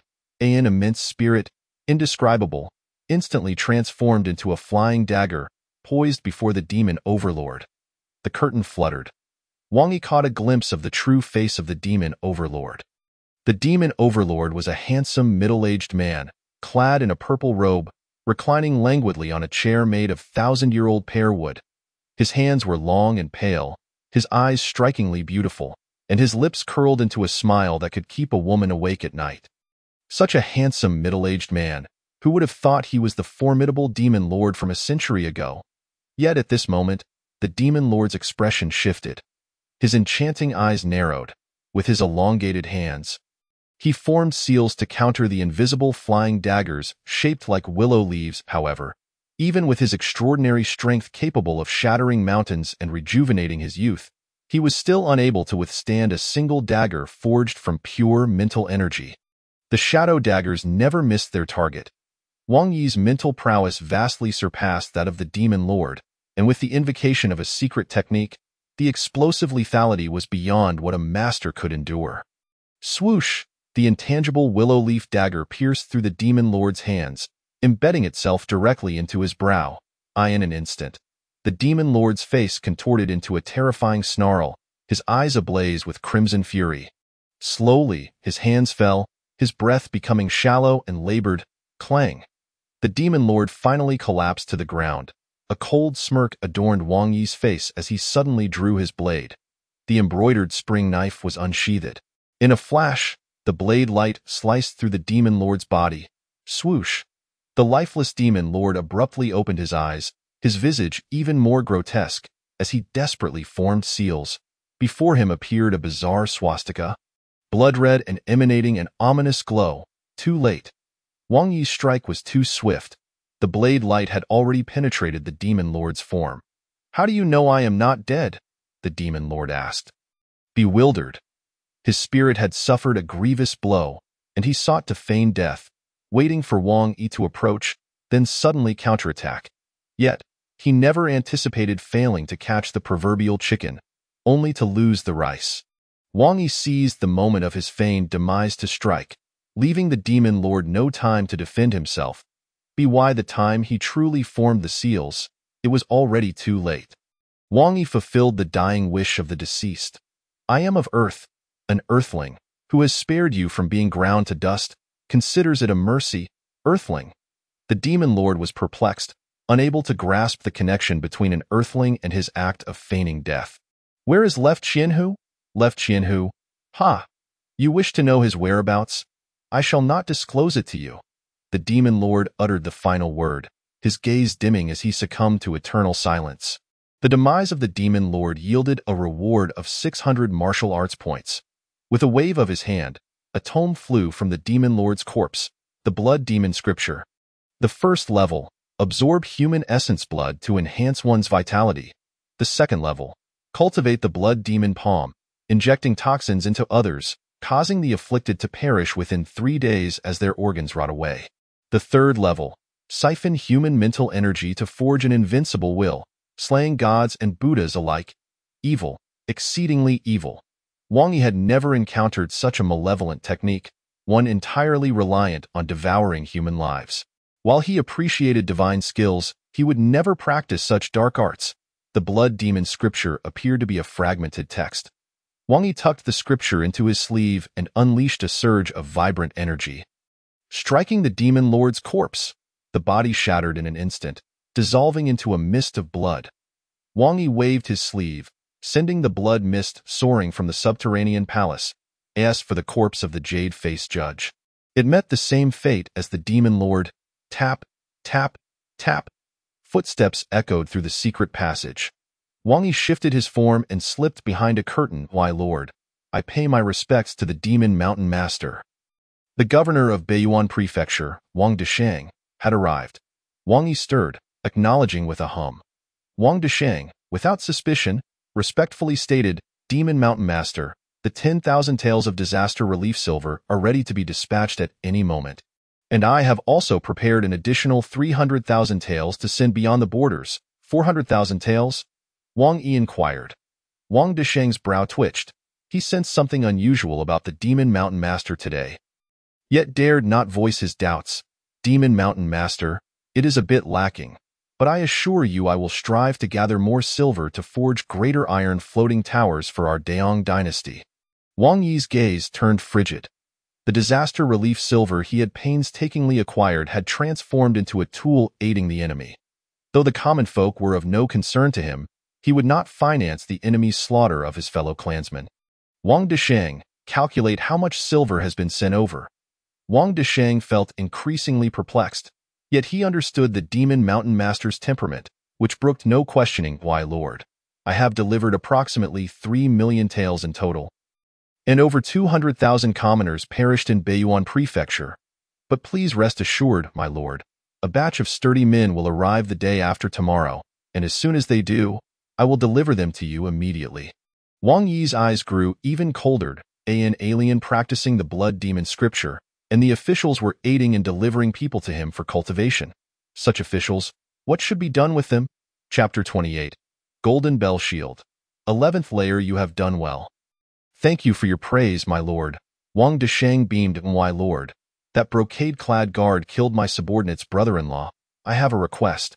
Capture that guard, flay him alive, and grind him into paste to feed the dogs. Wang Desheng seethed with rage at the mention of Wang Yi, whose beloved brother-in-law had been slain before him, and now that concubine was clamoring for an explanation. Coincidentally, the Demon Mountain Master was set to deal with the brocade-clad guard. Wang Yi, that guard should be dealt with by him. Flay him alive. Wang Yi snorted coldly. Wang Desheng immediately replied, yes, flay him alive, my lord. My son's pet black leopard loves to eat human flesh, and my nephews also enjoy tormenting people. Is that so? No one will spill the beans, will they? No, my lord, rest assured. The people in my residence are all from the Wang family. There are no outsiders. If what they do were to be discovered by the court, they'd be punished with execution. How could they possibly leak it? Wang Desheng pledged his loyalty, revealing everything. Wang Yi shifted the conversation. Who is above you? Wang Desheng was taken aback. Doesn't the Demon Mountain Master already know who it is? What is going on? Wang Yi bellowed, answer me. Wang Desheng trembled, his head pounding. He was unsure of the Demon Mountain Master's motives. He quickly responded, it is the Deputy Minister of Rights, Gao Ji. My lord, it hurts. The Deputy Minister of Rights, Gao Ji, was a second-rank official, considered quite significant. Wang Yi flicked his finger. A surge of true energy shot forth, piercing Wang Desheng's throat. He looked around, finding not a single silver note, a mighty demon, yet not a single tael of silver to be found. What a pauper! If the demon lord had heard Wang Yi's words, he would have cried out in injustice. As a master, he needed nothing. His subordinates would deliver anything he desired. Wang Yi exited the subterranean palace and rode away, 100 miles outside Baiyuan City. Wang Yi and the others awaited. My lord, could something have happened? After all, they were up against a formidable demon from a century ago, whose prowess was beyond their imagination. No, Ege's strength is extraordinary. Even if he cannot defeat the demon lord, he can surely escape safely. Wang Yi had full confidence in his clan brother, Wang Yi. Rest for 3 days. In 3 days, we shall raid the Baiyuan City Lord's residence. A voice descended from the sky. Upon hearing this, Wang Yi and the others were filled with excitement. Their lord had returned safely. As for raiding the Baiyuan City Lord's residence, they were even more thrilled. They had long harbored such intentions. Atop the mountain, Wang Yi sat cross-legged upon a massive rock, recuperating his spirit. Having slain the demon lord, he had expended 30% of his mental energy. The sun and moon revolved. 2.5 days later, Wang Yi restored himself to peak condition and began to simulate the 11th layer of the Golden Bell Shield. The Golden Bell Shield, an integration of inner and outer strength. Indestructible, with a spirit that endures. After utilizing martial arts points, Wang Yi's mental energy surged dramatically. Particularly within his dantian, a force of true essence emerged, unattainable by others. This essence surpassed innate true qi, unique to masters. True qi compresses and transforms into true essence. True essence is far more powerful than true qi. This essence tempered Wang Yi's physical body. His muscles became as solid as steel yet as supple as cotton. Impervious to blades and fire, flies and mosquitoes that approached were instantly reduced to blood mist by the slightest movement of his muscles. Boom! The sound of his blood coursing resonated through the cosmos. His blood flowed like a mighty river, ceaseless and unending. Black, white, and yellow impurities expelled from his pores.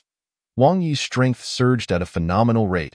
He suddenly stood, his right palm sweeping outward. A gust of wind roared like thunder. His body as light as a feather, skimming the waves without faltering. Like the wind, he moved like a pine. The cold wind howled, his garments billowing. Wang Yi stood amidst the icy gusts, performing the unparalleled technique of the Golden Bell Shield. A golden, transparent bell enveloped his entire being. Mysterious characters floated upon the bell. This was the essence and scripture of the Golden Bell Shield, which Wang Yi revealed one by one. The 11th layer had no vulnerabilities. It was even more formidable than the legendary 11th layer of the Golden Bell Shield. His current strength was sufficient to rival those ancient beings. Should he step into the 12th layer? Who in the world could match him in combat? At this moment, Wang Yi felt an invincible power surging within him. His arms bore a strength exceeding 100,000 pounds. No one could rival him. Not only was his personal strength immense, but his agility was also exceptional, bolstered by the shadow daggers in his arsenal. Speed, defense, offensive power, and long-range attacks. All were in perfect alignment. The flying swallow technique fell slightly short. In terms of inner strength, the Golden Bell Shield could hardly be deemed supreme. He wondered if the brocade-clad guards had any unparalleled inner strength scriptures or extraordinary lightness skills. After assessing his own capabilities, Wang Yi took a step into the sky, arriving before Wang Yi and the others. My lord. Wang Yi clasped his fists, now clad in black. Wang Yi gazed northward, his hands sweeping in a grand gesture. Go. Leave no trace at the city lord's residence. Yes, my lord. 31 members of the Jinui, clad in black garments and veiled to conceal their true identities, silently approached Baiyuan City, wielding ordinary steel blades, trained in the art of stealth and assassination. These 31 followed Wang Yi from Ping'an County, traversing 5,000 miles and encountering countless dangers along the way. Enduring peril signifies growth. Without the need for Wang Yi's directives, Wang Yi, Pang Long, and Pang Guang each took different routes to encircle the Lord's residence. Wang Yi ambled leisurely, soaring above the treetops, trailing Wang Yi and the others from 3 miles behind. With practiced ease, Wang Yi swiftly dealt with the guards, penetrating the governor's mansion. The sound of blades slicing through flesh echoed, swift and merciless. Take everything, all the silver, banknotes, and gold ornaments. Wang Yi quietly commanded his comrades. Understood. The Jinui, masked, transformed the governor's mansion into a river of blood. No one was left alive. Not a single soul remained. The slaughter proceeded silently. In a mere half hour, the Lord's residence was devoid of life. the stench of blood thick and unyielding. Wang Yi and his comrades plundered the treasures in the depths of the governor's mansion. Wang Yi uncovered 400,000 taels of silver and 100,000 taels designated for disaster relief. Damn it, this corrupt official possesses such wealth. Shall we take it, my lord? Wang Yi shook his head. It is beyond our capacity to carry. If they were banknotes, it would be simpler. Alas, in this chaotic era, such notes may well become worthless paper. Destroy the passage. Should we return in the future, we can excavate it then. Pang Long and Pang Guang found merit in this. The trio set to work, demolishing the supporting pillars. With a thunderous rumble, the underground tunnel began to collapse, burying the 400,000 taels of silver beneath the earth. The 31 departed Baiyuan city, laden with gold and jewels, leaving no trace of their presence, in the darkness of night, save for Wang Yi. None were aware of the massacre that had transpired at the Lord's residence. The families of Baiyuan city remained blissfully ignorant, wrapped in slumber. The 31 raced 100 miles, panting heavily, returning to the forest. They tore off their black garments, igniting them in flames, and cast their steel blades into the icy pool. Thus, even if inquiries arose in the future, they would not be traced back to the Jinyue. Chapter 29. Shanhaiguan 10 Steps to Kill a Man. 1,000 miles leave no trace. Wang Yi and his party hastened towards Shanhaiguan. Cock-a-doodle-doo. The roosters of northern farmhouses began to crow. The sun rose in the east, vibrant and fiery. Wealthy youths practiced martial arts, rising with the crow of the rooster. Poor youths studied diligently, enduring hardships. This scene vividly reflects the disparity between the educated and the martial. Without wealth, a decade of training cannot compare to another's single year. For the ordinary, ascending the social ladder is a daunting task. As they neared Shanhaiguan, the caravans grew increasingly numerous. Camels laden with goods, tea leaves, gold ore, weapons, salt, all immensely profitable. Tenfold, 100-fold returns. In stark contrast, the common folk suffered. Every class exploited the impoverished. The simplest desire of the common people was merely to fill their stomachs. Yet even this modest wish remained elusive. Prosperity brings suffering to the people. Ruin brings suffering to the people. Within a slowly moving cart, hushed whispers emerged. The average person could not hear them, but Wang Yi could discern every word. Father, I heard the Gale thieves are on the move again. Indeed, Zifeng. Just yesterday, the Gale thieves slaughtered the Iron Blood merchants' convoy. The president intends to suspend trade here.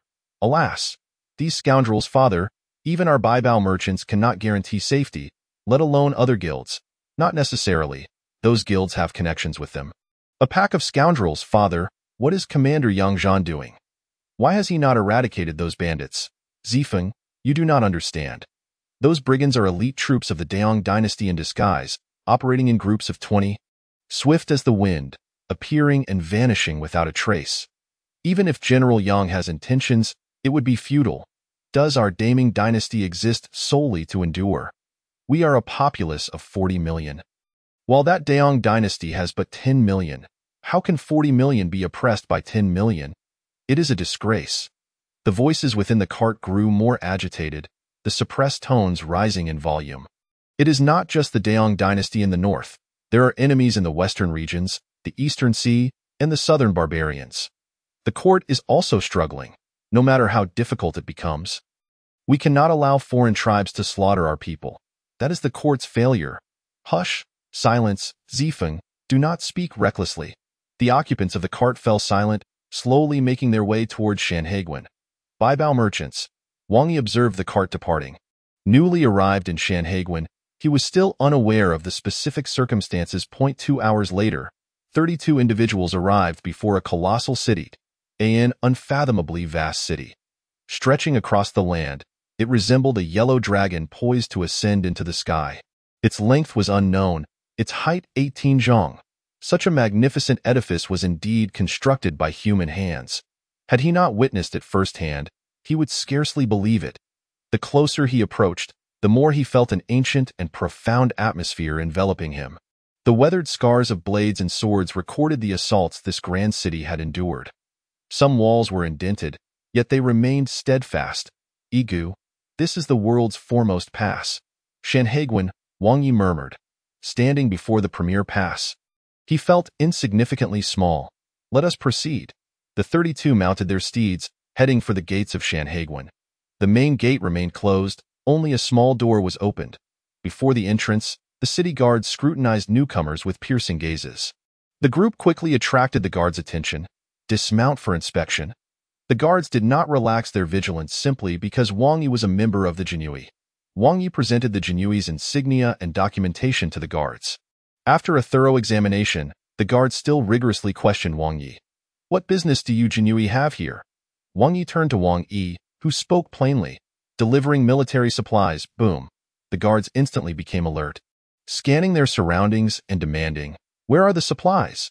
It had been a long time since military supplies had been dispatched from Shanhaiguan, which posed a significant issue.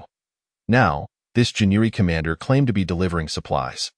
Raising their suspicions, Wang Yi snorted coldly. What business is it of yours to inquire about the supplies? This commander is under the orders of Lieutenant Zhua to personally deliver the heavenly treasures and the pearls of the mermaids to General Yang Zhan. What? Instantly, several individuals at the gate turned their gazes toward Wang Yi. The guards' expressions shifted, their eyes flickering with both surprise and fury. They longed to slap Wang Yi for his indiscretion. The heavenly treasures and pearls of the mermaids were not casually mentioned. My lord, please follow me. We will report immediately and ensure your safety. Wang Yi nodded slightly, indicating his consent. The group entered Shanhaiguan, guided by the guards, and arrived at a sentry post for a brief respite. This location was easy to defend and hard to attack, housing 100 elite guards. Even top-tier experts would find it challenging to breach. The guards promptly reported the situation to their commander.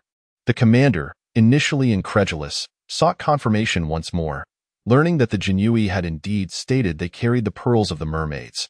You fool! Have you not just revealed that the pearls are with those Jinyui? The guard felt wronged. My lord, I did not expect the Jinyui commander to respond publicly.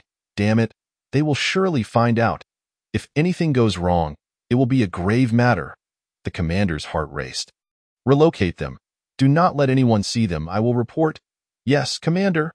The guard responded swiftly to In Shanhaiguan. Incidents were rare, yet it was better to be cautious. If a mishap occurred, he would be regarded as a historical sinner. Fortunately, the military camp lay just 10 miles away. General Yang Zhan resided and dined within the camp, capable of receiving news in the shortest time possible. Meanwhile, others within Shanhaiguan began to stir restlessly. In a modest estate to the south of the city, 3 ordinary-looking middle-aged men entered sequentially. They convened in a hidden underground chamber. To keep it brief, they had just received news that 32 Jinyui had arrived at Shanhaiguan, claiming to deliver military supplies and carrying the pearls of the mermaids, currently stationed at the sentry post. Indeed, I too received this news just now. I heard they do not carry any silver. Did that Jinyui commander really claim to possess the pearls of the mermaids? How foolish, he said it himself. It should not be false. I suspect he intends to catch us off guard and directly meet with Yang Zhan. Yes, that must be his intention. Once Yang Zhan acquires the pearls, it will be exceedingly difficult for us to seize them. Those 2 pearls are worth 3 million taels of silver. What the consequences would be? You all understand, I never expected Lieutenant Zhua would entrust those 2 pearls to this group of neophyte Jinyui. Such carelessness. Who could have anticipated that our blood drippers would eliminate several innate-level Jinyui? Yet not foresee Lieutenant Zhua's audacity.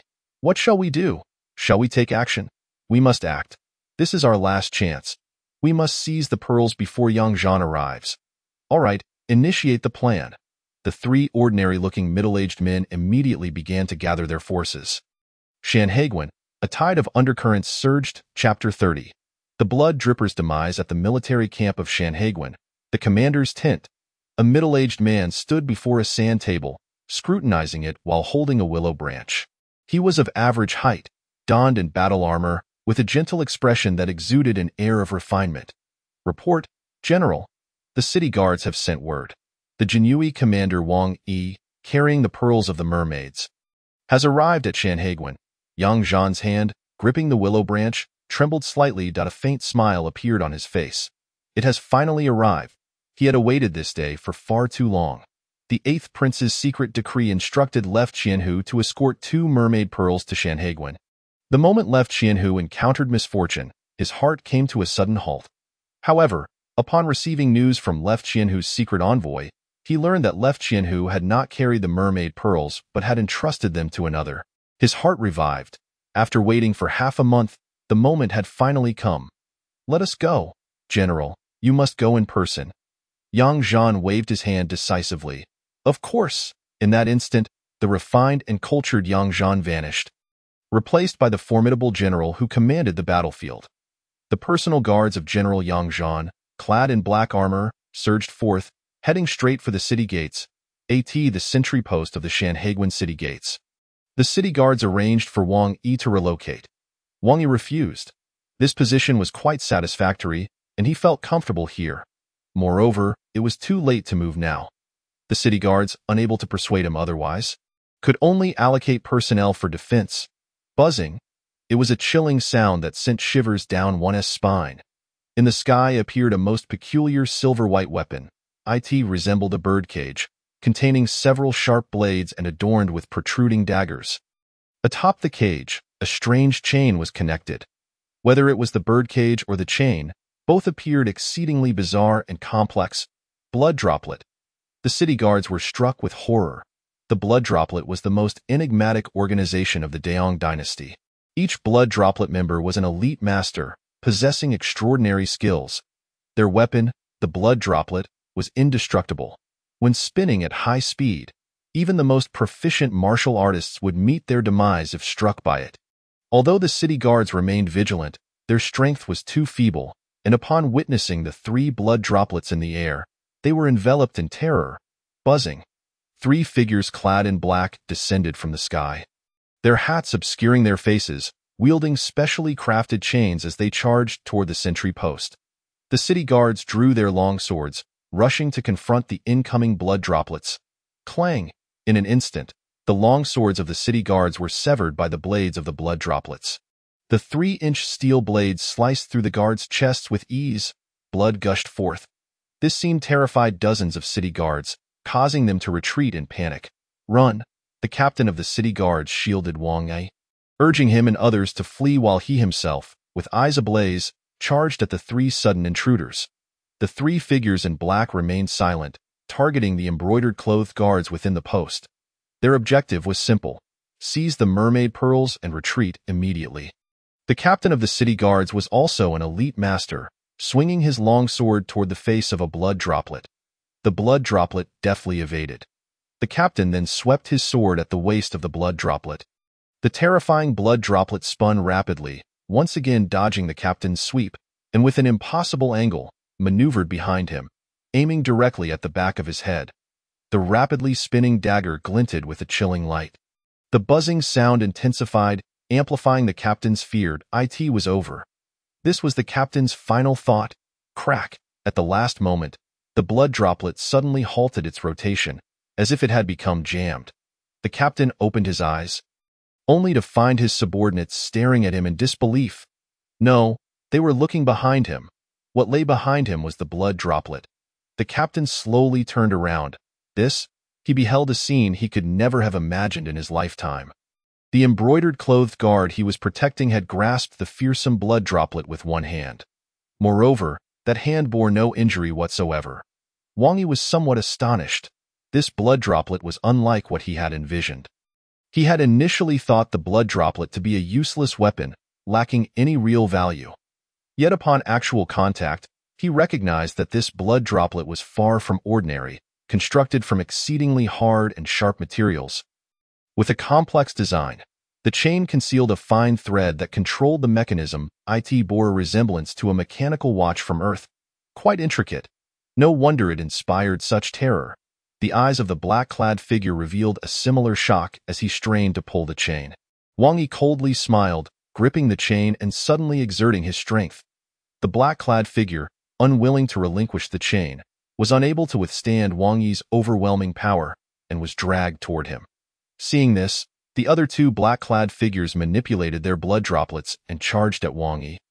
"Be careful!" The captain of the city guards was still worried for Wang Yi. Wang Yi struck out with his palm at the incoming black-clad figure. Bang! With one blow, he sent the figure flying, blood spewing from his mouth.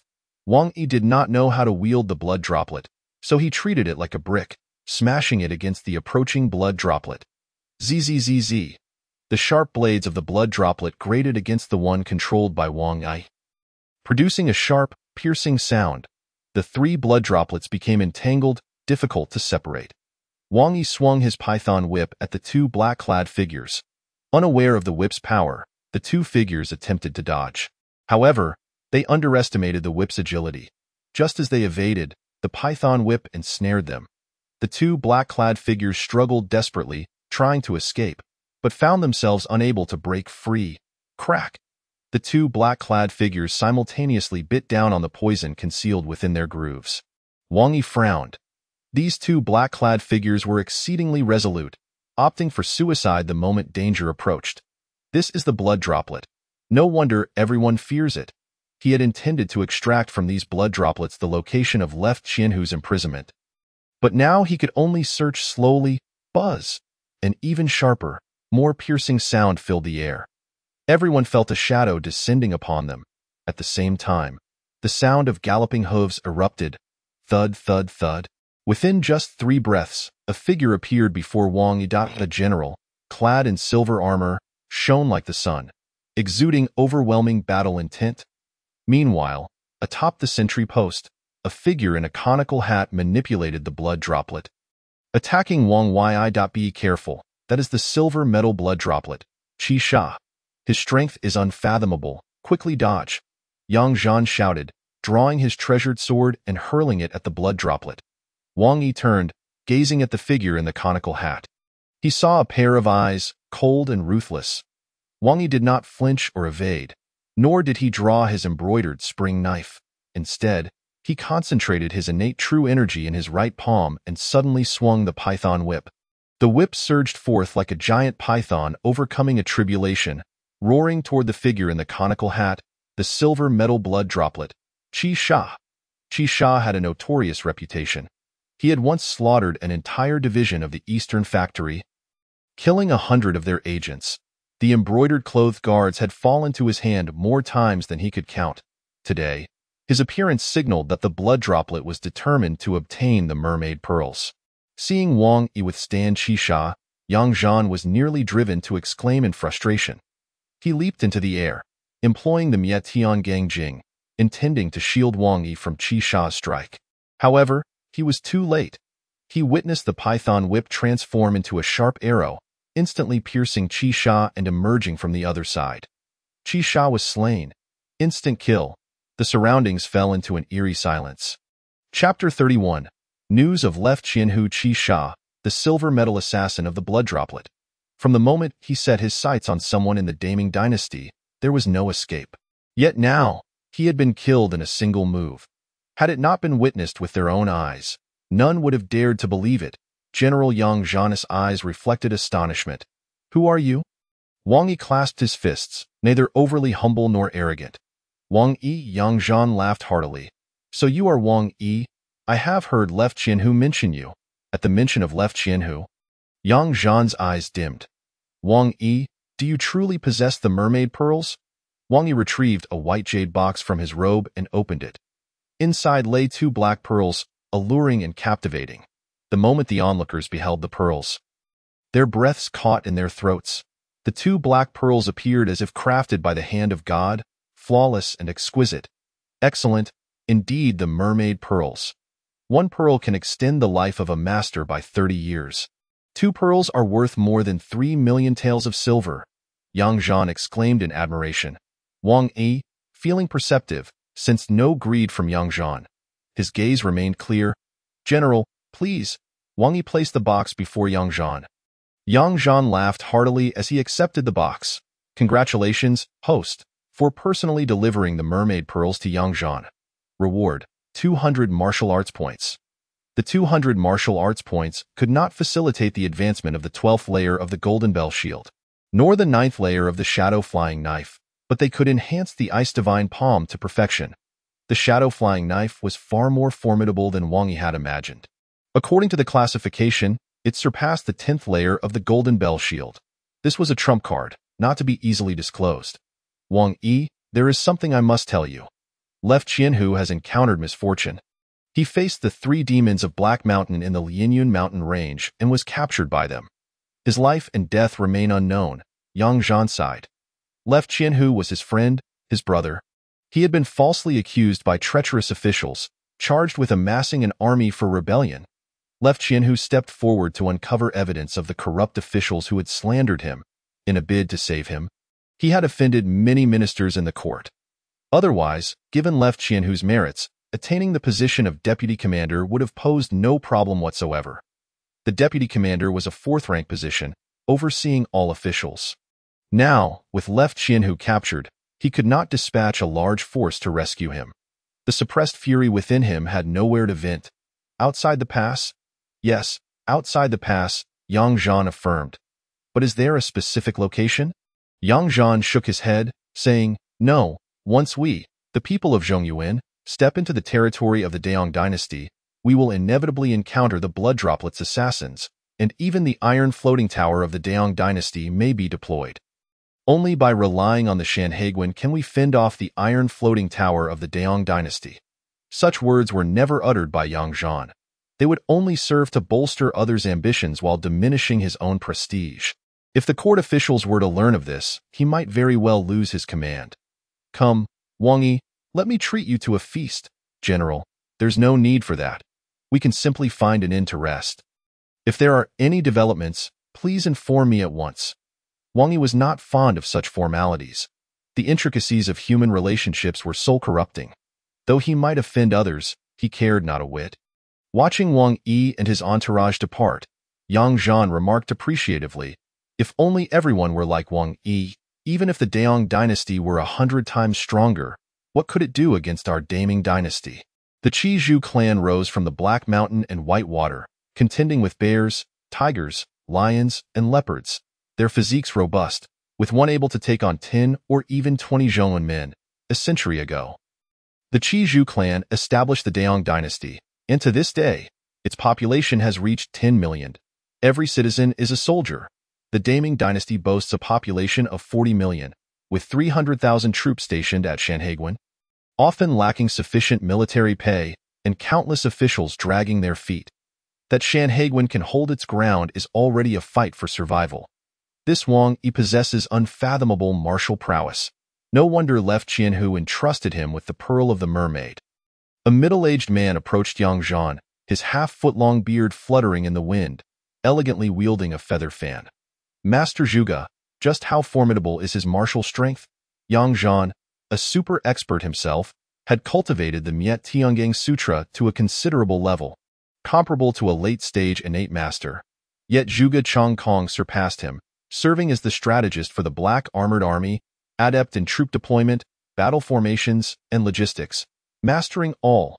Without Zhuge Changkong, he would have been unable to withstand the onslaught of the Daong dynasty's 100,000 iron floating towers. A mysterious smile graced Zhuge Changkong's face as he replied, General, I cannot fathom his strength. He is more powerful than I. Yang Zhan was taken aback. How could someone so young be so formidable? He had heard from Left Qianhu that Wang Yi practiced the Golden Bell Shield, which only had 9 levels and was extremely difficult to master. Could it be that he has someone backing him? Perhaps, General. This is someone else's secret. We need not probe further. Zhuge Changkong had a commendable habit of never delving into others' secrets. Master Zhuge, you are right. We should quickly gather the major trading guilds, noble families, and sects to sell the Pearl of the Mermaid. The 30,000 troops at Sanheguan required astronomical amounts of provisions each month. He was on the brink of collapse, and Wang Yi's arrival with the Pearl of the Mermaid was fortuitous in averting disaster. Very well, I will notify the major trading guilds and noble families. They will undoubtedly be interested in the Pearl of the Mermaid. The Pearl of the Mermaid could assist innate full masters in condensing their spiritual energy, allowing them to step into the realm of masters and even extend a master's lifespan by 30 years. Such a treasure, who would not covet it? Yang Zhan departed. Sanheguan, at the center. Yulayan, 7 stories high, filled to capacity. The first floor was crowded with people from the martial world, discussing eagerly, I heard someone delivered the Pearl of the Mermaid as military pay. Is that true? Of course it is. The blood droplets tried to seize it, but were slain by the general with a single strike. But I heard it was the city guards who killed the blood droplets. Nonsense. Can the city guards be that powerful? Haha, true enough. The city guards are quite weak. The people of the martial world love to gather and gossip. Those unaware of the events began to inquire, what is this pearl of the mermaid? I heard it was the court providing military pay for the 300,000 black armored troops. The Jinui delivered it today. Is it really the pearl of the mermaid, the finest treasure of heaven and earth? Wow, if I could obtain the pearl of the mermaid, wouldn't I step into the realm of masters? Ha ha ha, you are thinking too much. You are not an innate full master, and stepping into the master realm cannot be achieved solely with the pearl of the mermaid. On the first floor of the Yulai Inn, at a window seat, a young man and a middle-aged man quietly sipped tea. The middle-aged man was composed, dressed in a blue robe, his hand holding the teacup slender and lacking any roughness. A man who clearly enjoyed life. The young man, also clad in blue, differed slightly from the middle-aged man. His gaze was sharper, his temples slightly bulging, and the veins on his forehead quite pronounced. Father, they say the Jinui delivered the pearl of the mermaid to Shanhaiguan today, and it is in General Yang Zhan's hands. The young man's eyes sparkled with delight. Zifeng, keep your heart steady. The middle-aged man also felt a tinge of joy. Once the pearl of the mermaid reached Yang Zhan, he would undoubtedly auction it off, providing an opportunity for their Baibao trading guild. Father, what do you think the pearl of the mermaid could fetch? His father, Su Xiling, as the third shareholder of the Baibao trading guild, had seen many treasures but never the pearl of the mermaid, leaving him quite curious. A century ago, an 80-year-old pearl of the mermaid sold for 150,000 taels of silver. And the one in Yang Zhan's possession is said to be 120 years old. It may fetch as much as 240,000 taels. And Su Zifeng immediately pressed, and what? Su Xiling calmly sipped his tea, educating his son Su Zifeng, stay calm. This time, there are 2 pearls of the mermaid. Su Zifeng's eyes widened. Point 2. That would be 480,000 taels of silver. Perhaps more. In this chaotic era, silver is depreciating, while treasures are skyrocketing in value, potentially reaching 600,000 taels. Not only Su Xiling entertained this thought. Other prominent figures from trading guilds, noble families, and sects shared similar sentiments. At the Yulai Inn, in the top-tier room, Wang Yi listened intently to the conversations of the martial world. The Baibao Trading Guild, one of the top 10 trading guilds in the world, certainly had a good reputation. Wang Yi possessed numerous secret manuals, all of which were unsellable. He was too lazy to sell them one by one. Pang Long. Wang Yi signaled to the adjacent Pang Long. Pang Long promptly entered. Brother Yi, go fetch that Su Zifeng from the Baibao Trading Guild.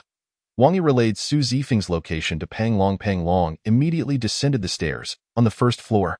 Su Xiling and Su Zifeng, father and son, gazed at the robust young man before them, standing 8 feet tall, with a tiger's back and a bear's waist, his eyes brimming with vitality. He appeared youthful yet bore an unexpected shrewdness for his age. May I ask why you seek my son? Su Xiling, being a merchant, was exceedingly courteous. Pang Long clasped his hands. My master requests your esteemed son to come with me. Su Xiling felt a twinge of concern. Yet Su Zifeng was unperturbed. Father, I shall return shortly. The two ascended the stairs. This person does not seem like a family guard. Who could he be? Su Xiling pondered, unable to decipher. In the top-tier room, Su Zifeng was taken aback to find that the person seeking him was not the middle-aged figure he had envisioned. The youth, of similar age, had a chiseled face, and his eyes were uniquely deep. Akin to the ocean. I am Su Zifeng. May I ask how to address you? Wang Yi, captain of the Jinui. Wang Yi stated his identity directly. Su Zifeng was somewhat astonished. He had not expected the young man before him to be the captain of the Jinui. Master Wang, may I inquire what you wish to discuss with me? Pang Long, bring forth the items. Yes, master. Pang Long produced 3 boxes and opened them. The small box contained dozens of manuals. The medium box held gold, silver, and jewels, while the large box was filled with weapons. No ordinary weapons, but ones that gleamed coldly. Su Zifeng's interest was piqued as he picked up a weapon. This is actually the snake charmer flute, made from a unique bamboo found in the deep forests of the southern frontier. These are the twin hooks, forged from fine iron. They slice through iron like mud. This is the 5-wheel diamond palm, a technique of thunderous and violent strikes, a devastating palm technique. Su Zifeng marveled at the weapons, unable to contain his delight. Though these items could not compare to the Pearl of the Mermaid, each was worth hundreds or even thousands of taels of silver. Together, they were worth at least 80,000 taels. Master Wang, are you looking to sell these to me? Indeed, you offer a price, and you may take the items first. With payment later, Wang Yi was quite generous. Su Zifeng was astonished. The contents of these boxes were worth at least 80,000 taels of silver, and he could simply take them away. Master Wang, are you not worried I might not pay you? Su Zifeng chuckled. Wang Yi remained calm, his expression unchanging. You may try. No one dared to take his belongings without paying, except for the dead. Su Zifeng trembled slightly, startled by Wang Yi's steady gaze. What a terrifying gaze. This person was indeed dangerous. Taking a deep breath, Su Zifeng said, 100,000 taels, Master Wang, that I offer this price for these treasures. If you agree, I will take them now. I have 50,000 taels in notes on me, and I will pay the remaining 50,000 within 3 days. Good, straightforward. Wang Yi appreciated forthright individuals. A smile spread across Su Zifeng's face. Pleased to engage with someone equally straightforward. Placing 50,000 taels on the table, Su Zifeng and Peng Long ascended to the second floor. Su Xiling had long been waiting there. Once Peng Long departed, Su Zifeng exclaimed with great excitement, Father, quickly see how much these items are worth. I have paid 100,000 taels. Su Xiling found himself in a state of helplessness. He had never anticipated that his son could be so impulsive, spending such a substantial amount of silver without his consent. With matters having reached this point, there was no room for regret. Su Xiling commenced the inventory of the goods. To his astonishment, upon counting, he discovered that the merchandise was of exceptional quality, with an approximate total value of 150,000 silver. However, to sell everything would require a considerable amount of time. Zifeng, this individual is not to be trifled with. Remember, you must not offend him in the future. Accept any goods he offers without hesitation. Understood, Father, Zifeng replied, brimming with excitement. This was his first significant transaction, and he had not expected to make a small profit. More importantly, he had received praise from his father in room 1 of the heavenly suite. Wang Yi disposed of the refuse, thus completing a task. With 200 martial arts points, he realized that it was insufficient to deduce the shadow flying daggers. So he decided to work on the ice god palm instead. As Wang Yi focused his thoughts, his martial arts points dissipated entirely. A mysterious chill surged within him. His aura began to strengthen and spread outward. With the power of a perfected innate level, combined with my master-level true essence, even a mid-tier master would be unable to withstand the ice god palm. A martial art mastered by several individuals to its pinnacle would yield vastly different levels of strength. For instance, a century ago, the ice god was only able to contend with perfected innate level warriors despite having fully mastered the ice god palm. Yet Wang Yi could slay master-level warriors. This illustrates the disparity in true essence. Should Wang Yi surpass the master level, the ice god palm would undergo a transformation, allowing him to defeat perfected master-level warriors with it. Martial arts grow stronger as the practitioner's cultivation deepens. Wang Yi's consciousness stirred. Host. Wang Yi age, 20 gender, martial arts, golden bell shield level 11, shadow flying daggers level 8, eagle claw technique mastered, ice palm mastered, flying swallow technique mastered, martial arts points. 0 Wang Yi still had one divine skill yet to cultivate, the blood demon scripture. This scripture holds significant origins in ancient times. Demonic forces roamed the world. It was said that these demonic behemoths possessed extraordinary power, capable of upheaving mountains and seas. Among them, 10 notorious demons were particularly famed. And the martial arts they practiced were known as the 10 great demonic techniques. The blood demon scripture is one of these ancient 10. The version in Wang Yi's possession is a remnant from the demonic overlord Imo Kue of the ancient era. Even as a fragment, it remains a rare and invaluable skill manual. I may not cultivate it, but I can certainly glean its essence. With his profound realm, understanding the blood demon scripture might yield unforeseen benefits. Chapter 33. I do not wish to die within the Sanhedrin. Numerous noble families, sects, and grand merchant associations received news that General Yang Zhan possessed 2 mermaid pearls. Yang Zhan intended to sell the pearls. Outside the pass, the Daong dynasty also caught wind of this news. The ninth prince of the Daong dynasty, Hun Xie, upon hearing this revelation, felt a cold glint flash in his eyes. He had battled Yang Zhan for many years without any progress. Yang Zhan was a significant threat to him. If he could eliminate Yang Zhan, he was confident he could breach Shanhaiguan and invade the heartland of the Great Ming dynasty within 2.5 years. To utterly crush the morale of the 300,000 black armored army, he dispatched numerous blood droplet assassins into the Great Ming dynasty. Simultaneously, he bestowed upon various officials of the Great Ming dynasty copious treasures, beautiful women, and gold. Unfortunately, his efforts were thwarted. At this critical juncture, Yang Zhan had acquired 2 mermaid pearls. The 300,000 black armored army had received their military pay, and their morale would surely soar. Bang! Hun Xie smashed his teacup onto the ground.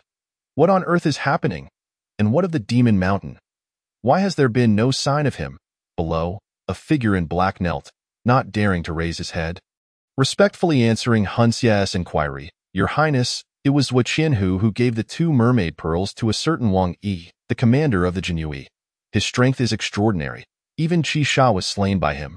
As for Lord Demon Mountain, my subordinate is unaware. He seems to have gone missing. The governor of Beiyuan's family was slaughtered by bandits, and now, the trail in Beiyuan is severed. For years, the governor of Beiyuan had been providing the Daong dynasty with gold and silver. Nearly 1 million taels annually, he was a valuable pawn. Now, however, he had been murdered by a band of bandits. What bandits? Hun Xie demanded. Your Highness, I am currently investigating, but those individuals are elusive, leaving no trace behind. Useless bandits? Do they know what they are doing, or do they covet wealth and dare to oppose me? They shall all die. Hun Xie's killing intent was boundless. Who was he? He was the 9th prince of the Daong dynasty, the most esteemed existence in the world. Whoever he wished dead would meet their end. Those daring to oppose him would not even know how to spell death. So this Jinhui commander, Wang Yi, is it? Yes, Your Highness, that is his name. If Wu Qianhu has given him the mermaid pearls, their relationship must be extraordinary. Spread the word that Wu Qianhu has been imprisoned in Qilong Mountain. I shall see if this Wang Yi dares to come. As for Yang Zhan, wasn't it said that he shares a close relationship with Wu Qianhu? If he does not come, that would be truly heartless. Hun Xie's eyes brimmed with murderous intent. He would not easily forgive those who dared to disrupt his plans. Your Highness, Wu Qianhu is already dead. Hun Xie scoffed coldly. Dead? His body remains. Who knows if he has truly perished? Even a corpse can be of use. The figure in black understood and exited the palace to disseminate the news about Wu Qianhu. Hun Xie stepped out of the palace, standing at the cliff's edge, hands clasped behind his back, gazing down at the vast southern expanse. The central plains, rich and fertile, were shamefully occupied by a band of debris. They ought to belong to my Qi Zhu clan. His ambitions were grand. He aimed to conquer the central plains, and even the entirety of the divine province in the outside world. News spread rapidly. Wu Qianhu of the Jinhui was said to be imprisoned in Qilong Mountain. Yang Zhan received this information and was greatly excited. Master Zhuge, do you believe this news to be true? Zhuge Changkong, with his feather fan and cap, pondered for a moment before shaking his head. I do not know, but it is undoubtedly a message released by the blood droplet assassins. Prior to this, there had been no news of Wu Qianhu. Now, with this sudden revelation, it must be aimed at certain individuals. Yang Zhan's heart raced. He wished to go, but as the general, if something were to go awry, it would spell disaster for the entire Great Ming dynasty. Not going would leave him with lifelong regret. Master Zhuge, I wish to take a look. Zhuge Changkong opposed. General, allow me to go instead. Yang Zhan was taken aback. He had not expected Zhuge Changkong to volunteer in his place. Zhuge Changkong laughed heartily. Since I have nothing better to do, it would be good to take a look. Master Zhuge, I would rather... Never mind. Yang Zhan did not wish to lose Zhuge Changkong. This time, it was Zhuge Changkong who insisted on going. General, if I cannot win, I can at least run away. It is not far anyway, and it would be a good opportunity to see what the Daong dynasty is truly like. Since its establishment, the Daong dynasty had strictly prohibited the people of the Central Plains from entering its territory. All transactions were conducted 30 miles north of Shanhaiguan, in Xicheng. This led to the Central Plains people's understanding of the Daong dynasty being limited to Qicheng. Within Qicheng stood a mountain, Qilong Mountain. Rising 150 zhang high, it was not only a great mountain, but also the largest prison of the Daong dynasty, housing many formidable individuals. Master Zhuge, should you wish to go? Inform Wang Yi and see how he chooses, Zhuge Changkong nodded. He had long been unaware of Wang Yi's capabilities and was eager to find out. At the Yulayan, Wang Yi was concocting medicine. He was preparing a powerful tonic to enhance inner strength and fortify the bones, which was needed by Wang Yi, Pang Long, Pang Guang, and others. These 31 individuals were his loyal followers. Having followed him, he would ensure that his brothers would not suffer. Yigu, military strategist Zhuge Changkong has arrived, Pang Long exclaimed, surprised. He had not anticipated Zhuge Changkong would come to see Wang Yi. Wang Yi did not lift his head. Let him in very well. After 100 breaths, Pang Long ushered in a middle-aged man. The man had a face like a jade crown, brows distinct like 8 colors, eyes bright as stars, a nose like a jade pillar, and ears well-formed. He wore a silk cap, draped in a crane cloak, and waved a fan, exuding an ethereal aura. Zhuge Changkong, smiling as he waved his fan, said, Lord Wang, it is good to see you again. Wang Yi nodded slightly. Master Zhuge, what brings you to me? Lord Wang, news has spread that Zhuge Qianhu is imprisoned in Qilong Mountain. I suspect this is a message deliberately released by the blood droplet assassins. Are you interested in investigating? Zhuge Changkong's eyes sparkled with brilliance, as if nothing could escape his scrutiny. Wang Yi's expression remained calm as he replied. Qilong Mountain is fraught with peril, guarded by numerous experts from the blood droplet. Zhuge Qianhu is likely in grave danger. If we go, it would be tantamount to seeking death. I do not wish to die. Zhuge Changkong was taken aback. He looked at Wang Yi in disbelief. This was the first time he had encountered a Jinui commander who spoke so candidly about fearing death, pondering. Have I misjudged him? This is unusual. He is neither arrogant nor complacent, nor does he rely on favoritism to intimidate others. What a curious affair. Lord Wang speaks wisely. If we go, it would indeed be courting death. Zhuge Changkong chatted for a while longer. But seeing Wang Yi focused on his concoction, he took his leave. Wang Yi gazed at the sky. The sunset had not yet descended, but it was a striking red, an unusual hue. 30 miles, Wang Yi murmured. He continued to brew the medicine, adding various herbs to the pot. Below, the charcoal fire blazed a fiery red. He toiled until the 3rd watch of the night. Wang Yi Yigu, Wang Yi has arrived. Wang Yi, I shall step out for a while and return in an hour, bringing back 2 pounds of charcoal after half an hour. Very well. Wang Yi never inquires about Wang Yi's activities. Wang Yi departs from the Yulayan. Whoosh, in the darkness of the night, a shadow swiftly flits away, heading towards the forest, and in an instant, leaps over the Great Wall, emerging from Shanhai Pass. The speed is astonishing, akin to a shooting star racing across the moon. The shadow, moving at tenfold the speed of a galloping steed, makes its way towards the foreign tribe of the Red Boar clan in Qicheng.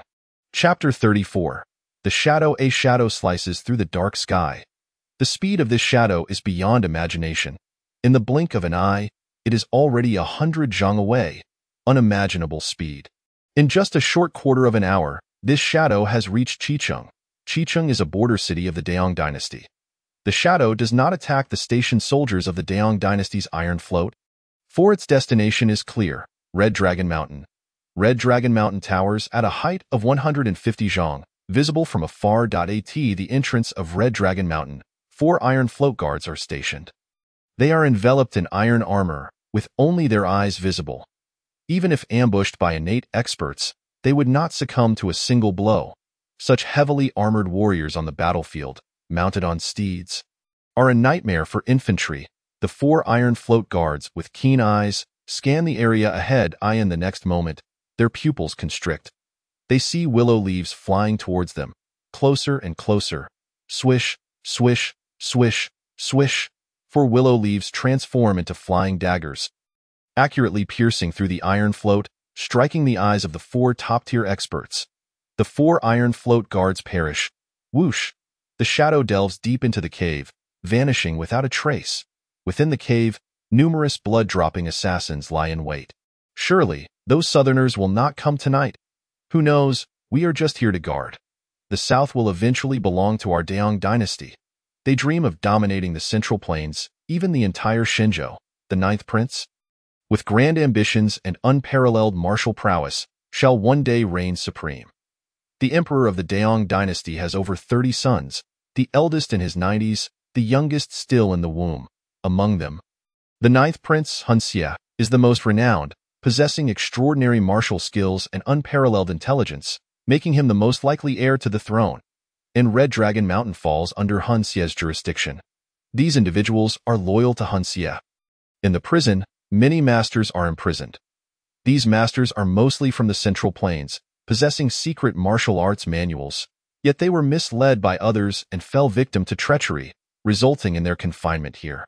Those treacherous individuals are often blood-dropping assassins in disguise. The Central Plains have already been infiltrated by the blood-dropping assassins.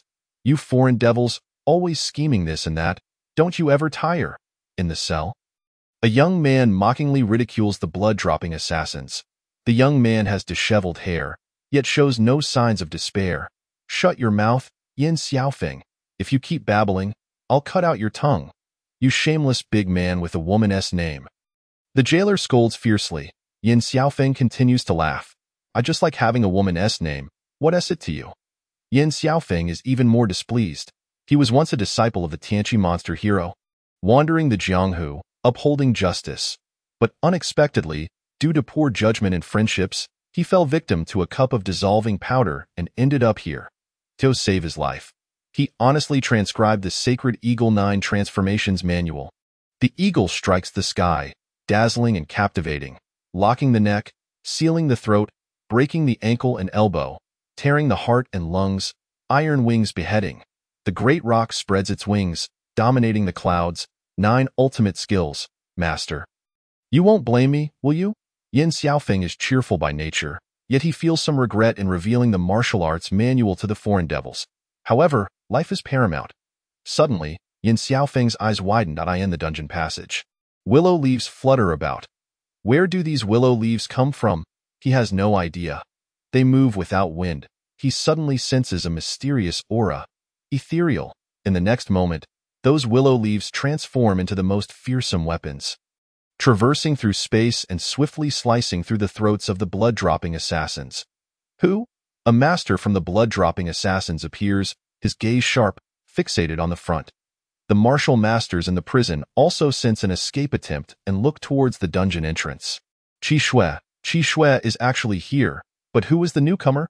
Qi Shui, a silver-ranked blood-dropping assassin, possesses formidable strength. Many of them were captured by Qi Shui. Qi Shui's strength is at least at the mid-stage of innate mastery. Under everyone's watchful eyes, a long figure emerges in the passage, a shadow. A long shadow. Qi Shui gazes at that shadow, his pupils narrowing, filled with dread.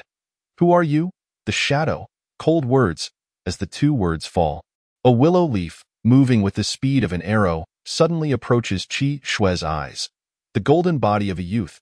Qi Shui has practiced the youth technique and has nearly mastered it. Innate vital energy envelopes Qi Shui. Any object that approaches this innate vital energy will be crushed to powder.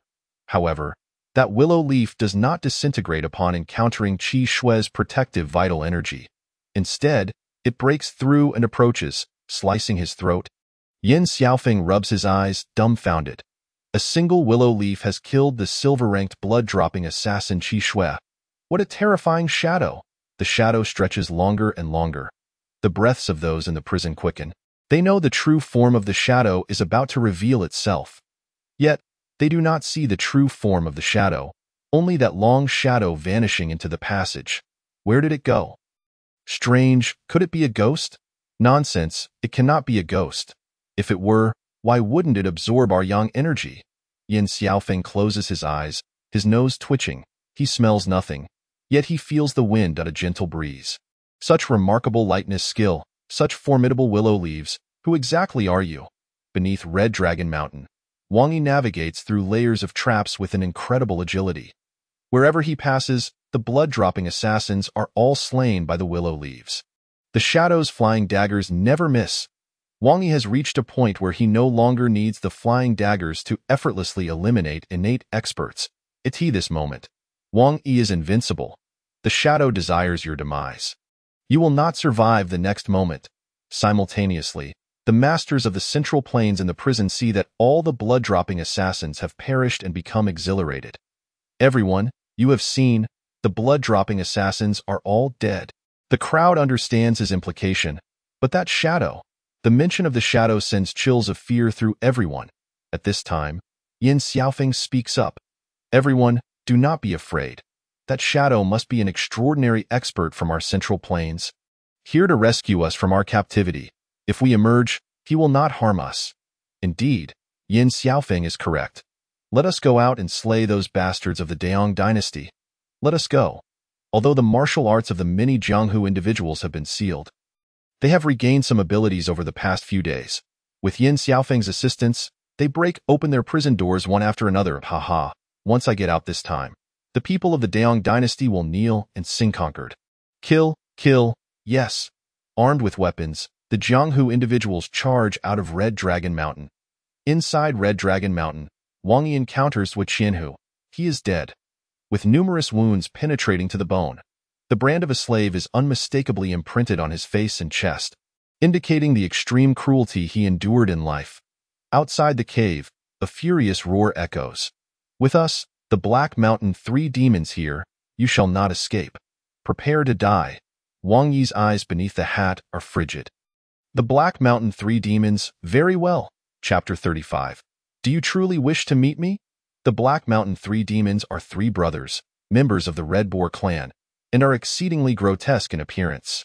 Their hair is unkempt, their nostrils resemble those of a bull, and their eyes are as large as copper bells, quite terrifying. They emerged from the Black Mountain White Water, apprenticing to learn the arts, mastering the Black Demon technique, and swiftly breaking through to the innate stage.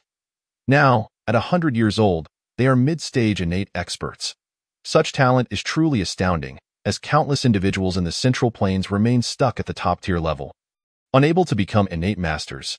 Yet they are mid-stage innate experts, proficient in combined attack techniques. Their strength is formidable. Yin Xiaofeng observes the Black Mountain 3 demons blocking the cave entrance and thinks to himself, this is troublesome. The Black Mountain 3 demons sneer, a group of ants, and you manage to escape from the dungeon. Who saved you? Yin Xiaofeng greets them with a smile. Black Mountain 3 demons, you are quite bold not to flee. The Black Mountain 3 demons are puzzled. Why should we flee?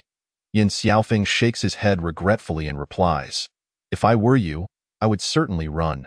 For the one who set us free is an existence you cannot afford to provoke. The Black Mountain 3 demons are momentarily taken aback, then burst into laughter, doubling over, wielding their weapons, mocking the martial experts of the Central Plains. Yin Xiaofeng, I have long heard that you enjoy spouting nonsense. I didn't expect it to be true, though you think that conjuring a non-existent expert will intimidate us, the Black Mountain 3 demons? Let me tell you, we were not frightened into this. Even if the leader of Wudong or the abbot of Shaolin appeared before me, I would make him kneel. Yin Xiaofeng still shakes his head with a hint of regret. Black Mountain 3 demons, those 2 you mentioned do not kill, but the one who saved us is not so amiable. Indeed, Black Mountain 3 demons, be wise and step aside, or you shall find yourselves with no way out. The Black Mountain 3 demons, seeing the Central Plains martial experts speak so confidently, cast doubtful glances into the dark passage. They are somewhat apprehensive. After all, the blood-dropping assassins in the dungeon have made not a single sound. Such an eerie scene leaves them no choice but to feel fear. Tap, tap, tap. Suddenly, a large contingent of cavalry appeared. At the forefront was a figure clad in resplendent armor, a sword sheathed at his waist, exuding an aura that commanded respect. Flanking him were 2 monks, one as corpulent as a pig, the other as slender as a stick. Upon seeing this troop, the Black Mountain Triad rejoiced, exclaiming, my lord, we 3 brothers have intercepted this group of martial experts from the Central Plains attempting to flee. The leader, Hun Xie, nodded in approval.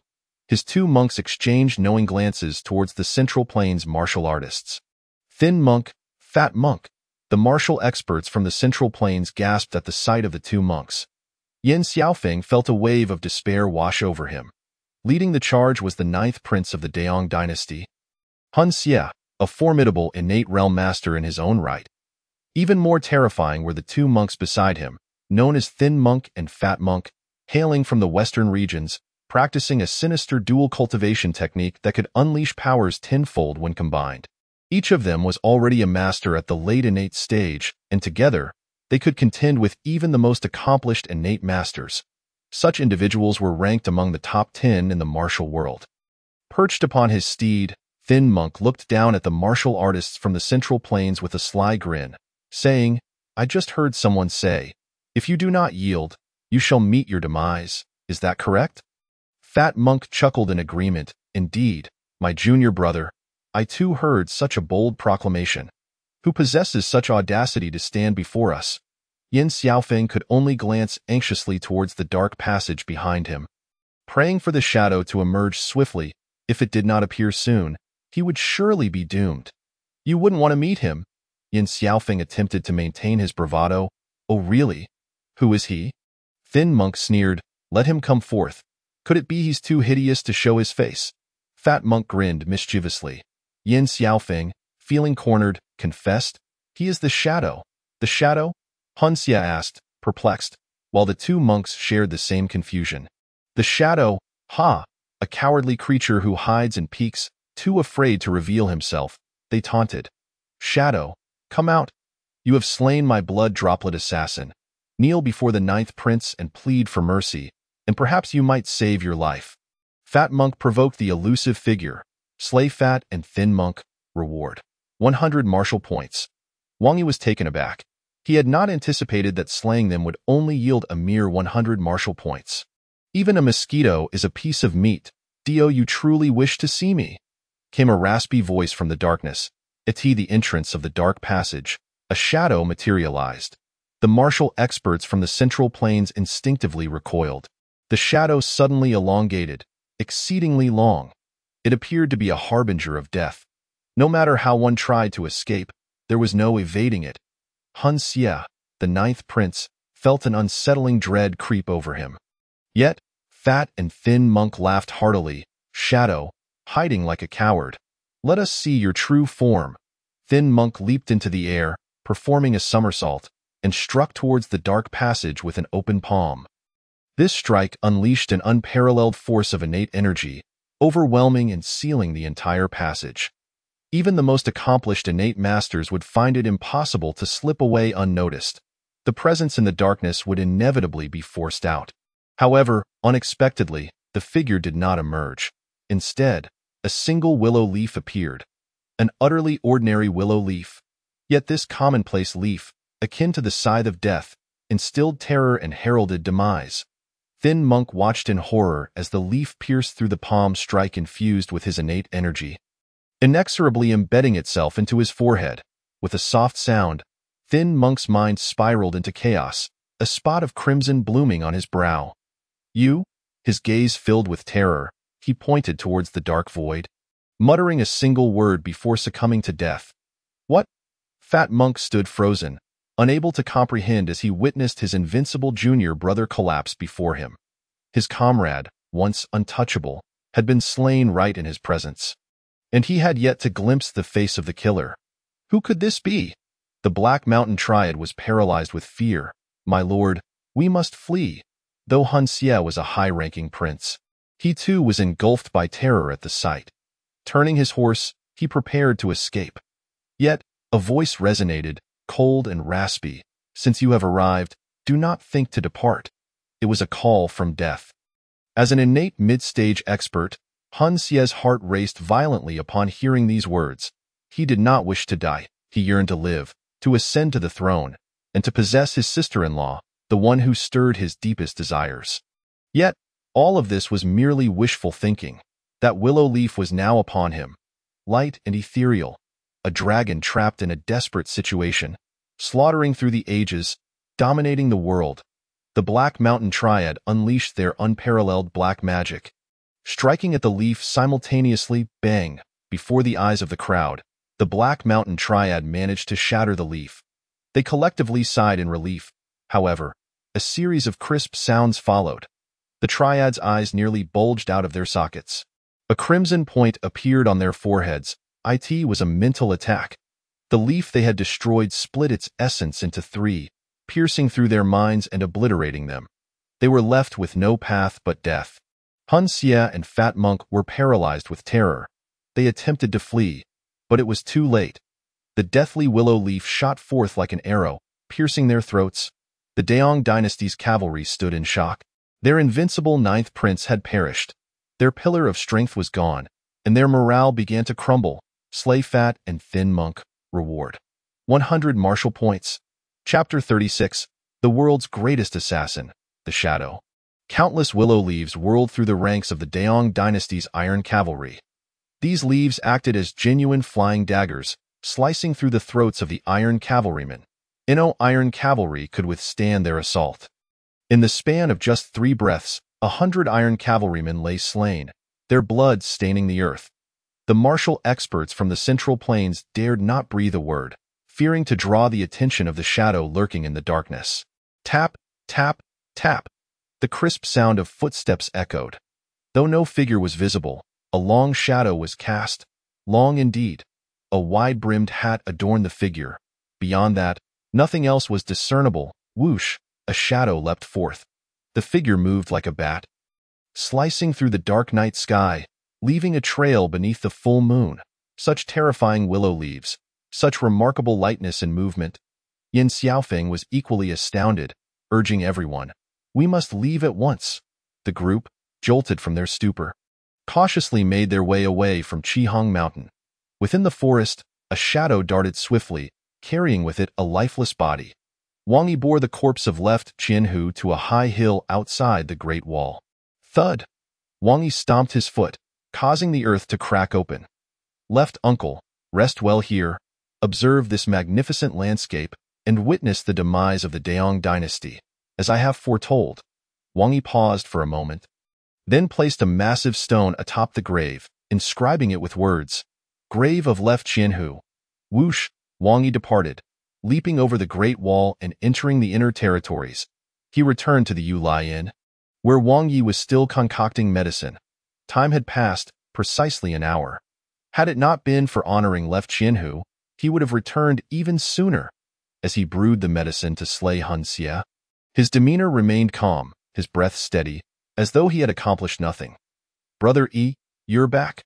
Wang Yi, unaware of Wang Yi's recent endeavors, greeted him. You should rest now." Wang Yi took over Wang Ye's task. Focusing intently on the concoction. To deduce the 12th layer of the Golden Bell Shield, 800 martial points. To deduce the 13th layer, requires 2,000 martial points, or perhaps even more. As Wang Yi prepared the medicine, he simultaneously contemplated the Shadow's flying daggers in the inn. Observant individuals noted Wang Yi's activities, witnessing him diligently at work. Time trickled by slowly. Cock-a-doodle-doo. The diligent rooster awoke early, calling the others to practice martial arts and study. In truth, even without the rooster's crow, the entire Shanhaiguan had already erupted with excitement. "Dio, you know, the meddlesome Yin Xiaofeng has appeared. Right here in Shanhaiguan. Yin Xiaofeng, he has been missing for quite some time. How did he end up in Shanhaiguan? I heard he was captured by the Daong dynasty. How did he return? What on earth is happening?" There were numerous martial experts in Shanhaiguan. Some masters were there for the nation and its people, willing to defend Shanhaiguan. Others sought merely to join the fray. Yet others were in pursuit of rare treasures. Shanhaiguan, situated in the northern forests, was abundant in elemental energy, unable to produce top-tier treasures, yet still capable of yielding low-level treasures like the Zhu fruit. For various reasons, Shanhaiguan attracted a multitude of martial artists. The martial community thrived on excitement. Indeed, discussions about Yin Xiaofeng had already commenced. "Yin Xiaofeng is at the Yulai Inn. You won't believe it. I'm going to check out the Yulai Inn." A throng of martial artists surged towards the Yulai Inn. In the premier room, Wang Yi frowned at the commotion below. The noise was unbearable. Downstairs, martial artists clamored for Yin Xiaofeng. A dashing young man, holding a folding fan, stepped out with a laugh. "It is indeed Yin Xiaofeng. Impossible. Yin Xiaofeng has truly returned." Yin Xiaofeng looked strikingly handsome, a stark contrast to the prisoner he had been just the day before. With a flick of his fingers, he opened the folding fan and leapt lightly onto the bench by the window. So stylish, eternally in vogue. Yin Xiaofeng, is it really you? Where have you been all this time? I heard you were captured by the blood droplet assassins. Is that true? Yin Xiaofeng sighed. I encountered ill fortune, fell victim to the transformation powder, and was captured by the Daong dynasty. However, I, Yin Xiaofeng, am destined for greatness. I have returned. How did you manage to escape? Yes, Yin Xiaofeng, how did you manage to escape? Yin Xiaofeng lightly tapped his wine cup. Instantly, everyone filled it to the brim. This inevitably brings to mind a certain individual. Who? Yin Xiaofeng took a small sip, and under the anxious gazes of the crowd, leisurely began. The world's #1 assassin, the Shadow Boom. The Yulei Ketsun erupted in chaos. Nonsense, Yin Xiaofeng, Zhong Yuan Yidian Hong, Xin Ma, Yin Luo, Heibai Wucheng wouldn't dare claim to be the world's #1 assassin. What gives you the audacity to say that a mere shadow with no reputation is the greatest assassin? Indeed, Yin Xiaofeng, you are merely spouting nonsense. The crowd knew Yin Xiaofeng's temperament. No matter how they provoked him, he would not lash out, for his temper was remarkably mild. Yin Xiaofeng wore an expression as if he had anticipated their reaction and vividly described, "The shadow is the most formidable and terrifying being I have ever encountered. Like a dragon that reveals its head but not its tail. His lightness skill is beyond imagination, and his hidden weapons are beyond your guesses." Hidden weapons? How could they be unguessable? They could only consist of flying daggers, shurikens, silver needles, or perhaps the rain of pear blossom needles. Peacock feathers, sleeved arrows, throwing forks, spinning hidden weapons, flying stones. Yin Xiaofeng shook his head one by one. It is a simple willow leaf, an utterly ordinary willow leaf. As he spoke, Yin Xiaofeng produced a willow leaf from his sleeve. He had found it last night on Chulong Mountain. What? Just this single willow leaf can kill someone? The notion that one can injure with falling flowers and leaves is merely a rumor. They had never witnessed anyone using a willow leaf to kill. Yin Xiaofeng recalled the scene from the previous night, still exhilarated. This willow leaf has slain the Black Mountain's 3 demons, the Fat and Thin Friars, the 9th prince of the Daong dynasty, Hunxi, and over 100 iron floating towers and blood drippers. Wow! The crowd was left wide-eyed. Nonsense, Yin Xiaofeng. You are just rambling. Yin Xiaofeng, if you are going to spin tales, at least make them believable. Yin Xiaofeng, I wanted to inquire about the situation over there, but I didn't expect you to be here blabbering. No one believed Yin Xiaofeng. They knew who the Black Mountain's 3 demons and the Fat and Thin Friars were. Masters of the early to mid-heavenly stage. Few could defeat them. To think one could kill them with a single willow leaf was pure fantasy. I knew you would not believe me, Lei Laohu. Yang Laotu, come here, you bear witness for me. Have I been talking nonsense? A few renowned figures from the Jianghu, having fled from Chulong Mountain, approached Yin Xiaofeng's table. What Yin Xiaofeng said is true. The Shadow is the world's #1 assassin. The Shadow Assassin, like a dragon that reveals its head but not its tail. Without seeing it firsthand, one cannot fathom its terror. Even the abbot of Shaolin and the master of Wudong might not be his match. Boom! The Yulei Ketsun erupted once more. What? The Shadow Assassin is truly that formidable. Why have I never heard of him before? Who is the Shadow Assassin? Where can he be found? Yin Xiaofeng gently waved his folding fan, reminiscing about the shadow he had encountered that night. No one knows. We only saw a shadow, a very long shadow. When he decides to strike, the one targeted by him is certain to die. Certain to die! The crowd felt as though their hearts were firmly gripped, making it hard to breathe. Chapter 37. The ruthless alien race, a very long shadow. When it appears, the one targeted by it is certain to die. A willow leaf, doesn't this resemble the willow leaf flying daggers of the Tianying sect? Could it be that this shadow assassin is from the Tianying sect? Someone voiced their doubts. Yin Xiaofeng was the first to refute. How could that be? The sect master of Tianying, Tianying Feidao, has only cultivated to the 7th layer, his strength barely reaching early heavenly stage, close to mid-heavenly stage. He couldn't even defeat the Black Mountain's 3 demons. So how could he possibly kill the Fat and Thin Friars in an instant? The Jianghu heroes who raised the question found Yin Xiaofeng's reasoning sound. They had assumed too readily. While the sect master of Tianying was indeed formidable, he was still far from the shadow assassin described by these veterans of the Jianghu. The shadow, the world's #1 assassin. Among the crowd, a young man with a gloomy expression, upon hearing that the shadow was the world's #1 assassin, felt quite unconvinced.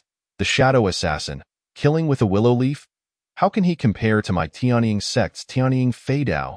Du Zidong felt that these Jianghu veterans were nothing but frogs at the bottom of a well. Completely unaware of the prowess of his Tianying sect's flying daggers, the Tianying Fei Dao, universally recognized as the #1 hidden weapon. Wang Yi, that scoundrel, resides in Yulei Ketsun, and he has many subordinates. I must prepare. Du Zitong was filled with murderous intent. Wang Yi killed his beloved little junior sister at Han's Han Temple. Killing his junior sister was akin to courting death. He had pursued Wang Yi all the way from Ping'an County, and only today had he caught up with him. Du Zidong held the shadow assassin in utter disdain. Meanwhile, others were filled with excitement. The emergence of the shadow assassin would alter the dynamics of the Jianghu assassin rankings. Previously, Yin Luo, Qinshou Guanyin, Heibai Wuchang, Xinma, and Zhongyuan Yidianhong were collectively known as the 5 great assassins in the world. Among them, Heibai Wuchang, being 2 individuals, were usually ranked 3rd. Now, with the appearance of the shadow, a single willow leaf could kill a master of the late heavenly stage. Such a master is rare in the world. The Jianghu figures were still fervently discussing whether the shadow assassin was a predecessor of the Jianghu in the black armored army camp. Yang Zhan looked incredulously at the intelligence in his hand. Last night at the 3rd watch, the mysterious master, the shadow, appeared on Chulong Mountain, killing the Black Mountain's 3 demons, the fat and thin friars, and slaying the 9th prince of the Daong dynasty, Hongxi. This can't be true, can it? Yang Zhan felt it was unreal. However, Zhuge Changkong chuckled, General, you need not doubt it. So many Jianghu masters witnessed it firsthand. How could it possibly be false? Besides, did you not send someone to investigate?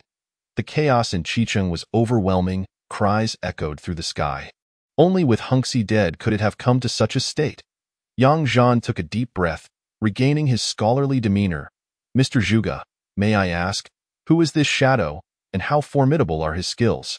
A fleeting image of a young man in a blue robe flashed through Zhuge Changkong's mind, but he quickly dismissed it. The shadow was far too terrifying. Even if Wang Yi were powerful, he could not reach such a level. After all, Wang Yi was still young. Moreover, last night, Wang Yi had been busy concocting medicine, only stepping out for an hour. In that hour, he likely hadn't even reached Qicheng. According to Yin Xiaofeng and the others, this shadow's lightness skill was astonishing, and his mental strength was unparalleled. He did not fit the profile of a master on the Earth ranking, but rather a top-tier master on the Heaven ranking. Heaven ranking master? Yes, a Heaven ranking master. Heaven ranking masters typically remain in seclusion. At their level, even when surrounded by 1,000,000 troops, they still have a chance to escape. Their true essence is incredibly robust, with lifespans spanning centuries, serving as the trump cards of major sections. Generally, Heaven-ranking masters do not intervene. However, demonic path masters occasionally sacrifice a city. This shadow assassin surely cannot be a master of the demonic path. General, you need not overthink it. It is most important to exchange the mermaid pearl for silver. Zhuge Changkong understood the situation in the army well. It has been a year without silver, yet the soldiers have not revolted. That alone speaks to Yang Zhan's adept military management. Mr. Zhuge speaks rightly. I shall make arrangements immediately. Orders began to issue forth from the commander's tent. In the northern city of Qicheng, the atmosphere was one of mourning. The entire city was engulfed in grief. Their 9th prince had been slain, killed by an assassin. The city lord, the commander of the iron floating towers, and the deputy commander of the blood drippers, Zuemishu, gathered together. The 9th prince, with his extraordinary talents, had been unexpectedly killed by an assassin. Who could this shadow assassin possibly be? Regardless of his identity, he must die. The deputy commander of the blood drippers, Zuemishu, shrouded in a conical hat, concealed his true visage from others, yet his terrifying murderous intent was palpable at this moment. With the death of the 9th prince, it was highly likely the work of a master from the Daming dynasty. They assassinated the 9th prince. We, the Red Pig tribe, Must retaliate tooth for tooth, killing Yang Zhan. No. We must slay the dog emperor of the Daming dynasty. Zuemishu's killing intent surged. Deputy Commander, that is unwise. Yang Zhan is within the military camp. Even if a heaven-ranking master were to strike, they might not be able to kill him. If surrounded by 300,000 black armored soldiers, he could even face life-threatening danger. We should consider other alternatives. Zuemishu sneered, then let us kill the common people of the Daming dynasty, eradicate all those from Zhongyuan, and in the future, let them see who dares to oppose our Daong dynasty. Deputy Commander, well said. Let us kill, eradicate all the Zhongyuan people. We, the Red Pig tribe, will take control of the land of Shenzhou. The three rulers of Qiqing reached a consensus and promptly issued orders to slay the people of Zhongyuan. One by one, the blood drippers began to take action. Meanwhile, those disguised as iron floating towers shed their armor and donned lighter clothing, beginning to stealthily cross into the Shanhai Pass point one by one. They slipped through, especially at night, making it nearly impossible for the guards at Shanhai Pass to notice. The Great Wall, spanning thousands of miles, could not be garrisoned at every point. Two blood drippers silently scaled the Great Wall, entering the mountains, where they met with the already infiltrated Swift Wind thieves. A group of 50 arrived at a mountain village. In the darkness, the villagers had long fallen into slumber. The leader of the Swift Wind thieves, Zai Shutu, stood tall at 9 feet, bald, with eyes as fierce as an ox's, a terrifying visage. Boys, kill. Slay all the men, and bring the women back for my enjoyment. Yes, boss. Kill them all. The Swift Wind thief, Little Kalami, was filled with excitement, wielding a steel knife as he swung from his horse. Kill them all. Slay every man and seize every woman. Kill. In the dead of night, the unsuspecting villagers were met with a calamity of unimaginable proportions. The blinding glint of cold steel caught their attention, and before they could comprehend the unfolding horror, their lives were severed from their bodies. The elderly, children, and youth alike were not spared from this ruthless massacre. The frenzied marauders, faces twisted in savagery, were illuminated by the glimmer of their blades, their visages drenched in the crimson of their victims, resembling demons incarnate. Such were the foreign tribes, among whom were not few the traitorous individuals from the Central Plains. These turncoats were even more merciless than their foreign counterparts. The anguished cries of men and the piercing screams of women only fueled the bloodlust of the marauding band. There was no mercy, only brutal slaughter. Some of the marauders, driven by ravenous desperation, tore the garments from elderly women in their 50s and 60s, brazenly violating their dignity. In a mere half hour, the women of the village were seized, while the others were slaughtered without mercy. The young ones, flee to other villages. Off you go, kill. The resounding echoes of their malevolent laughter filled the air. This night was a nightmare, a night of horror. Chapter 38. The atrocities. With a resounding crash, Yang Zhan slammed his palm upon the pearwood table, shattering it into countless splinters. The refined demeanor he once bore transformed into a tempest of wrath. Those marauders, the Swift Wind bandits, dare to massacre my people. They seek their own demise. Yang Zhan's fury surged as he received word that the Swift Wind bandits, along with several other brigands, had pillaged the village the previous night. Dozens of villages had fallen victim to their heinous acts, leaving a trail of corpses in their wake. Women were abducted and subjected to unspeakable torment. This was within his jurisdiction, within the realm he governed. As general, I must eradicate these brigands. Otherwise, our rear will be unstable, and the merchant guilds will hesitate to trade. Zhuge Chongkong sensed the impending crisis. They had long been aware that the Daong dynasty dispatched the blood droplets to collude with the traders of the Central Plains, wreaking havoc near the Shanhai Pass, but they never anticipated such a brutal onslaught against the innocent. 100 miles lay barren. Such marauders must be exterminated to serve as a warning to others. Inform the Jinui and the Eastern Workshop. Dispatch skilled assassins to eliminate these lawless brigands. Yes, General, at the Yueli Inn, in room number 1. Wang Yi rushed in with urgency. Egu, trouble has arisen. The Swift Wind bandits raided Nyo family village, leaving no fewer than 300 dead and abducting over 30 young women. I have heard that other villages have suffered the same fate. The situation may be even worse. Wang Yi's gaze turned icy in an instant. He knew the Swift Wind Bandits were a group of marauders composed of foreign tribes, with a faction of traders from the Central Plains among them. 2 years prior, the Swift Wind Bandits had emerged, leaving a trail of fire and blood, committing every atrocity imaginable, only to be defeated by the Jinui, with the infamous blood-soaked butcher being their sole survivor. They did not have a fixed stronghold. They plundered wherever they went. Their cruelty was innate, and their deeds were unspeakable. The authorities could do nothing to curtail their rampage. Now, the blood-soaked butcher had returned with a vengeance. Recently, they had even looted merchant guilds, slaughtering numerous trade caravans that refused to cooperate. A reward of 200 martial arts points was offered for the eradication of the Swift Wind Bandits.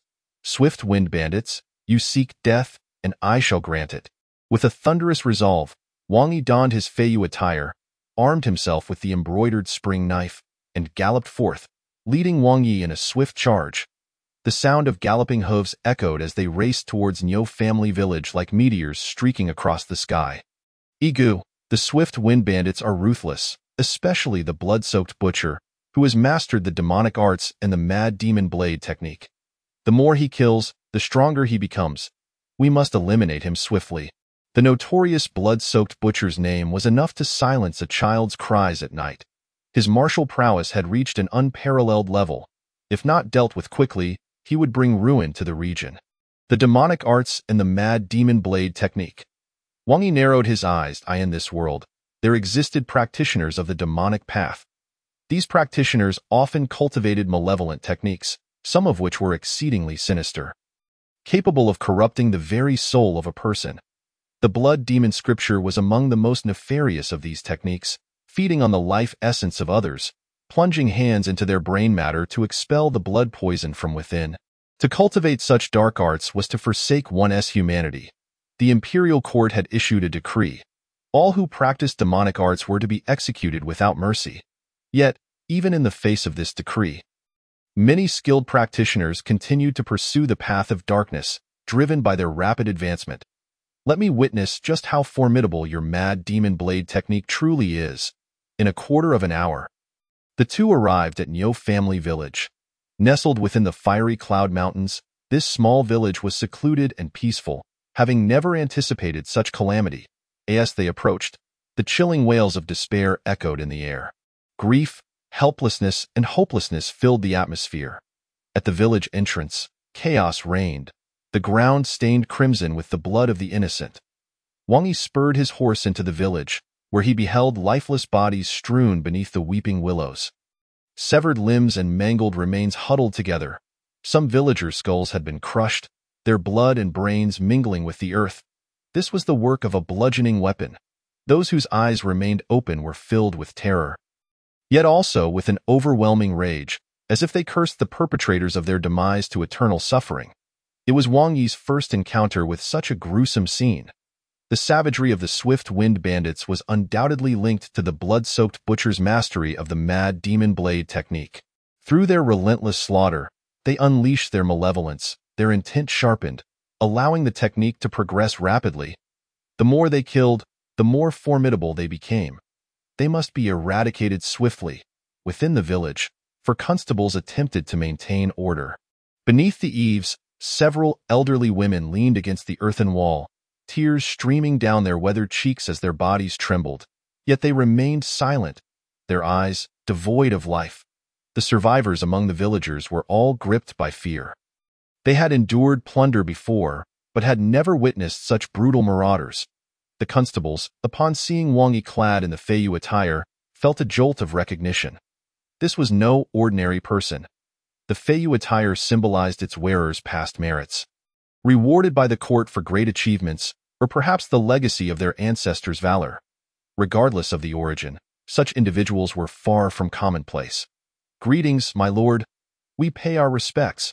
Wang Yi waved dismissively, perched upon his steed. He surveyed the scene and inquired of the four constables, "Do you know where the Swift Wind Bandits have gone?" The constables shook their heads. "My lord, we do not know. The Swift Wind Bandits come and go without a trace. Few in number, and with the Black Mountain steeds as their mounts, even the elite guards of the Shanhai Pass find it challenging to eradicate them. Unless innate masters are deployed. Wang Yi squinted. Gazing towards the north, there lay the sprawling Fire Cloud Mountain range. The swift wind bandits must be hiding within. Wang Yi deduced their likely location. In truth, there was no need for calculation. The swift wind bandits were driven by an insatiable thirst for blood, merely waiting for the opportunity to strike, certain to emerge to plunder the villages and towns. Wang Yi was not one to wait idly. He would take the initiative. Wang Yi, stay in Yo family village. I will scout ahead. Understood, Egu. I will remain here. At present, Wang Yi had already forged his golden bell shield to the 4th layer, rendering him impervious to harm from most first-rate experts. Wang Yi spurred his horse.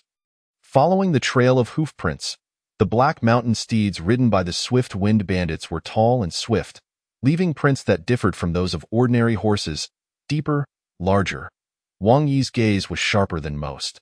He could discern the hoofprints of the black mountain steeds. He aimed to follow the tracks while they still remained. With the sound of rushing wind, he and his steed delved deeper into the Fire Cloud Mountains. Wang Yi fixated on the prints on the ground. He sensed he was drawing closer to the swift wind bandits. 30 miles away, atop a steep peak, boisterous laughter echoed. Dozens of rugged men gathered, feasting and drinking. Their faces were coarse, adorned with thick beards, clad in animal hides, with heavy weapons such as great swords, wolf-toothed clubs, and iron rods beside them.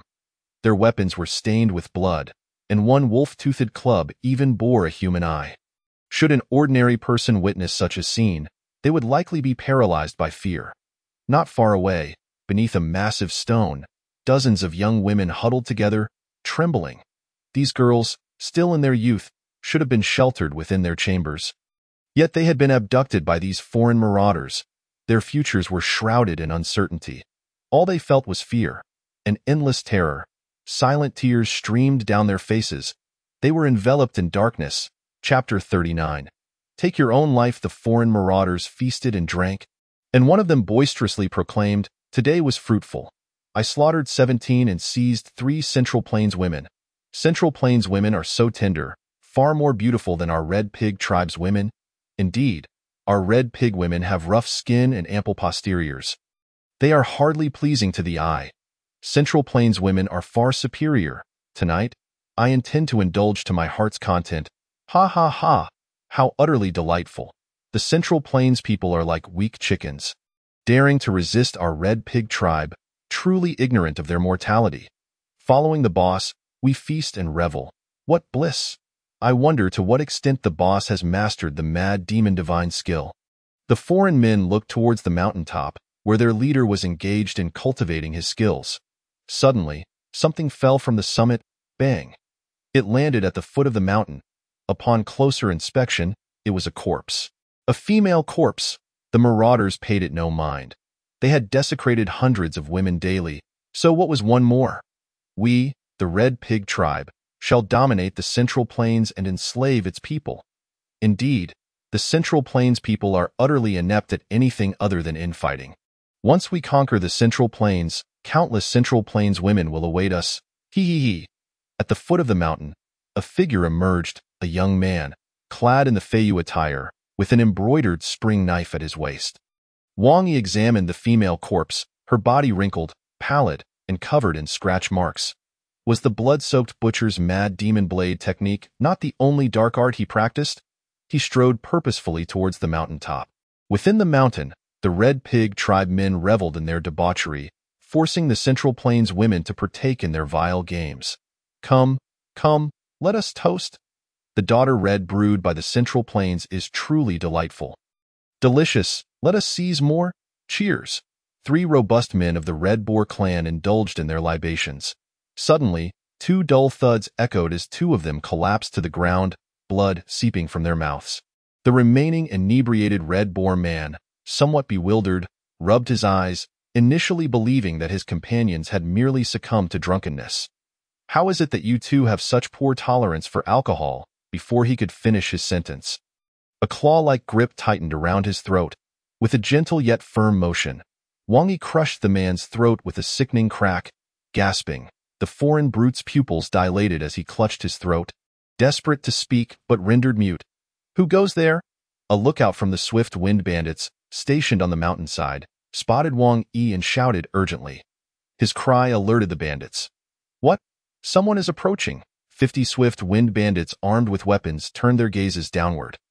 Spotting a young man in his 20s ascending the mountain, clad in a flying fish uniform and wielding a long blade, he was identified as a member of the Jinyue, the elite guard of the Central Plains Court. Caution! It's the Jinyue, a man in his 30s shouted in recognition of Wang Yi's attire. The bandits were taken aback by the swift appearance of the Jinyue, a formidable organization renowned for its skilled fighters. Particularly the commanding officer, Ji Gang. If we can slay him, we'll earn great merit and be rewarded upon our return to the Daong dynasty. The 30-something man bellowed. Indeed, let us kill him. The swift wind bandits, driven mad by their demonic knife techniques, seized their weapons and charged at the newcomer. The leading lieutenant, wielding a hefty 60-pound saber, swung it with might, resembling a dragon in flight. The air split with a thunderous roar. As the saber descended, it could cleave not just a man but even a fierce tiger in two. Wang Yi, with his embroidered spring knife still sheathed, advanced to meet the blade, striking its side with a palm. The weapon veered off, missing Wang Yi's form by mere inches. He retaliated with a palm strike to the chest of the foreign lieutenant. The lieutenant stood frozen, blood trickling from his mouth, eyes bulging with shock. Witnessing their leader fall to Wang Yi, the other bandits drew their prized swords, shouting, demonic knife technique, kill. A flurry of blades and fierce energy enveloped Wang Yi, stirring a tempest that scattered fallen leaves. The air was thick with the stench of blood, inducing dizziness even in seasoned warriors. Even the most skilled fighter would be compelled to retreat. The 30-something Central Plains man flicked his sword. The blade, like a dragon emerging from the water, sliced horizontally in a sweeping motion. Wang Yi did not flinch or evade, charging directly into the fray. Bang, bang, bang. Dozens were sent flying by his assault. They did not merely retreat. Their internal organs were crushed to a pulp. The swordsmen from the Central Plains, grievously injured yet not immediately dead, writhed in pain, unable to even contemplate suicide. What audacity! This mere Jinyue thinks he can take on my entire swift wind bandit group. Receive my strike, the heavenly club, a fearsome wolf-toothed club, dripping with fresh blood and reeking of gore, swung towards Wang Yi's head. Wang Yi's body glowed with a bronze aura. Bang! The club met an impervious barrier, producing a dull thud. Wang Yi swiftly retaliated, delivering a kick with meteoric speed to the bandit's groin. Crack! The wielder of the club let out a scream akin to a slaughtered pig. A sound reminiscent of a eunuch's agony during castration. The scene left the remaining bandits in shock. What? How did he remain unscathed? He possesses a solid defense. Fear gripped the bandits. For as long as they could remember, they had perceived the Central Plains people as delicate and weak, unable to contend with even one of their fingers. Yet, this Jinyue before them was undeniably powerful. With an unyielding stance, Wang Yi advanced upon the swift wind bandits. In the eyes of the common folk, the bandits were ruthless and insurmountable. To Wang Yi, they were no different than ants. A few Central Plains men, sensing impending doom, rushed to summon their leader, the Bloodhand Butcher. Renowned for his exceptional strength, would surely handle this young Jinyue. The swift wind bandits, numbering fewer than 60, had lost 50 men in mere moments. Only a handful remained atop the mountain, half of whom were Central Plains men. One of them, trembling, shouted a threat at Wang Yi. Stay back. Our leader, the Bloodhand Butcher, is formidable. If you dare harm us, you shall perish. Whoosh! A stone flew through the air, striking the throat of the Central Plains man instantly. Wang Yi raised the wolf-toothed club and charged at the remaining bandits, and no matter how frantically the bandits wielded their demonic knife techniques, shattering stones and splintering trees, they could not harm Wang Yi. Boom! The mountaintop erupted, rocks flying, a powerful aura enveloping the area. The leader has become a congenital master. The Central Plains men exclaimed with excitement. Wonderful!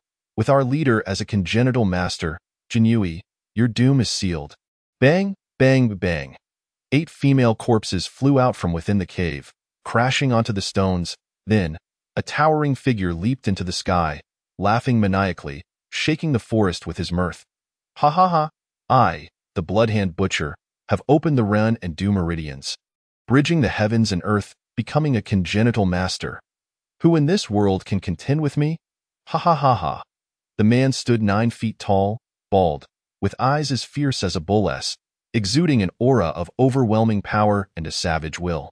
Leader, all my brothers have been slain. Upon hearing this, the Bloodhand Butcher fixed his gaze on Wang Yi, a cruel smile spreading across his face.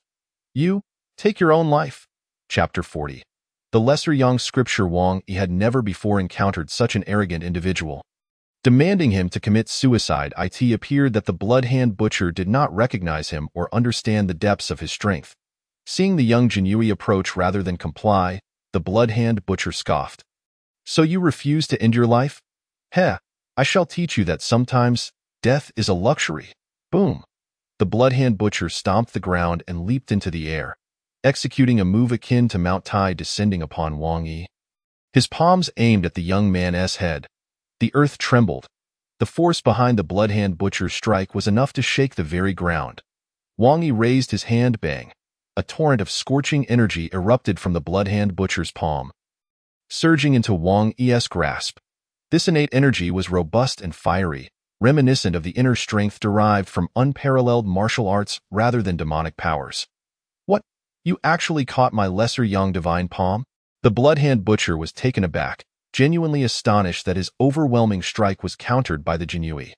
Wang Yi seized the wrist of the Bloodhand Butcher with a forward thrust, applying gentle pressure. Crack! The wrist shattered.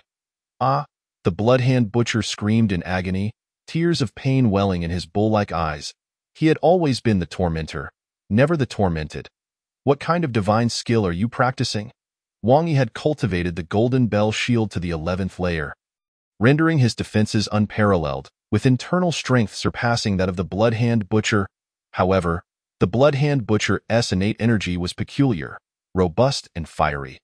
Logically, he should not have been able to cultivate such superior internal strength unless he practiced extraordinary techniques or consumed rare fire-attributed treasures.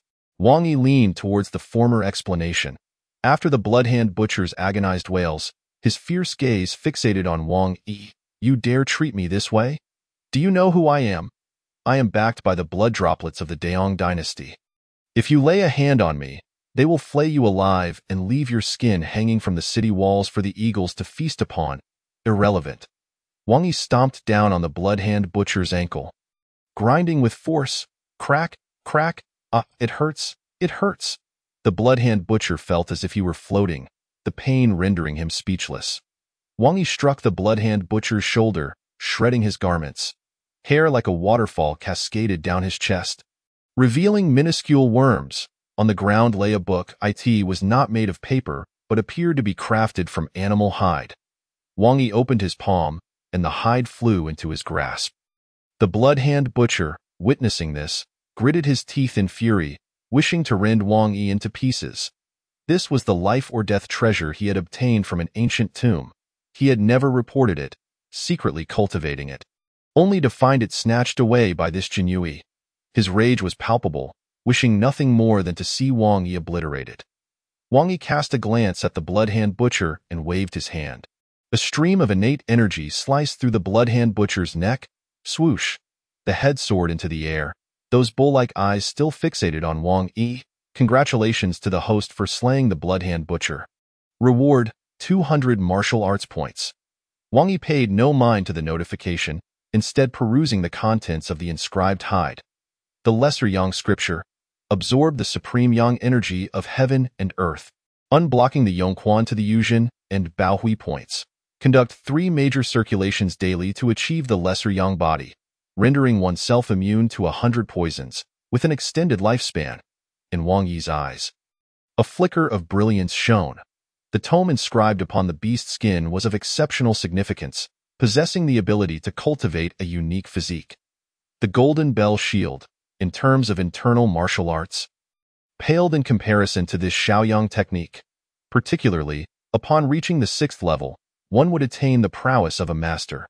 Absorbing the celestial yang energy of the universe, if uncontrolled, an intense heat would surge within the body. necessitating the search for a cold pool. The blood-hand butcher, without a doubt, could not master the power of Xiaoyang. He chose to vent his frustrations on women, mistakenly believing he was cultivating the demonic art of yin-yang absorption. This Xiaoyang scripture far surpassed the yin-yang technique in potency, a remarkable volume indeed. It perfectly compensated for the deficiencies in internal cultivation. Once perfected, with the unity of internal and external forces, who could breach my golden bell shield? Wang Yi, clutching the severed head of the blood-hand butcher and dragging his corpse behind him, galloped back to Niujia village within half an hour, casting the butcher's body to the ground. Brother Yi? Is this truly the head of the blood-hand butcher? Indeed, the villagers will handle the butcher's remains. Now let us depart. Wang Yi was eager to return and immediately commence his training in the Xiaoyang divine art. In this world, strength was paramount. All else was but trifles, however. The surviving villagers were a timid lot, utterly petrified by the blood-hand butcher, their eyes devoid of any light, their very beings numb. Wang Yi snorted coldly and turned away. The enemy slays your kin and tramples your dignity. Now, with the murderer's corpse right here, they dare not step forth to express their wrath. What purpose does that serve? Wang Yi departed, seeking a secluded place. An hour later, the two returned to Shanhaiguan. Here, the imperial guards were stationed. Oh, Chief Wang, you have actually slain the blood-hand butcher. Impressive, the station guards exclaimed in admiration. Wang Yi nodded slightly. Bringing the butcher's head here was indeed a significant achievement. And he would not let such an opportunity go to waste. In the future, he would amass enough merit to exchange for martial arts at the town pacification office. After slaying the blood-hand butcher, Wang Yi arrived at a tranquil spot outside the pass. This area neither belonged to the Great Ming Dynasty nor the Great Yong Dynasty, and few ventured here. Towering ancient trees obscured the sunlight, rendering the place dim and eerie even at noon. The mountains were home to fierce beasts and strange creatures. Upon reaching a high peak, Wang Yi surveyed his surroundings but found no one. He broke a towering tree to allow sunlight to filter through. The warmth was inviting. The sun's rays were scorching, and now at midday, recklessly absorbing them would lead to peril. However, with my ice palm technique and the protection of the golden bell shield, I could halt my practice at the first sign of trouble. With a deep breath, Wang Yi began absorbing the scorching energy radiating from the sunlit ground. Boom! The blood within him began to boil. His entire being flushed crimson, steam rising from his head. That moment, Wang Yi resembled a boiled shrimp. No wonder the blood-hand butcher dared not practice during the day, opting instead for the cover of night and preparing dozens of maidens. Such practice is indeed beyond the capabilities of an ordinary person. Wang Yi activated the essence of the ice palm to resist the searing energy. Sizzle! At that instant, two formidable forces clashed within him. Stay! Wang Yi bellowed. A resonant command suppressed the scorching energy. His blood began to stabilize, its flow accelerating by a third. The pores that had opened even began to exude impurities. Such a powerful force could actually refine the true essence within me. Wang Yi absorbed just a bit more of the burning energy, tempering his physique, complementing the golden bell shield.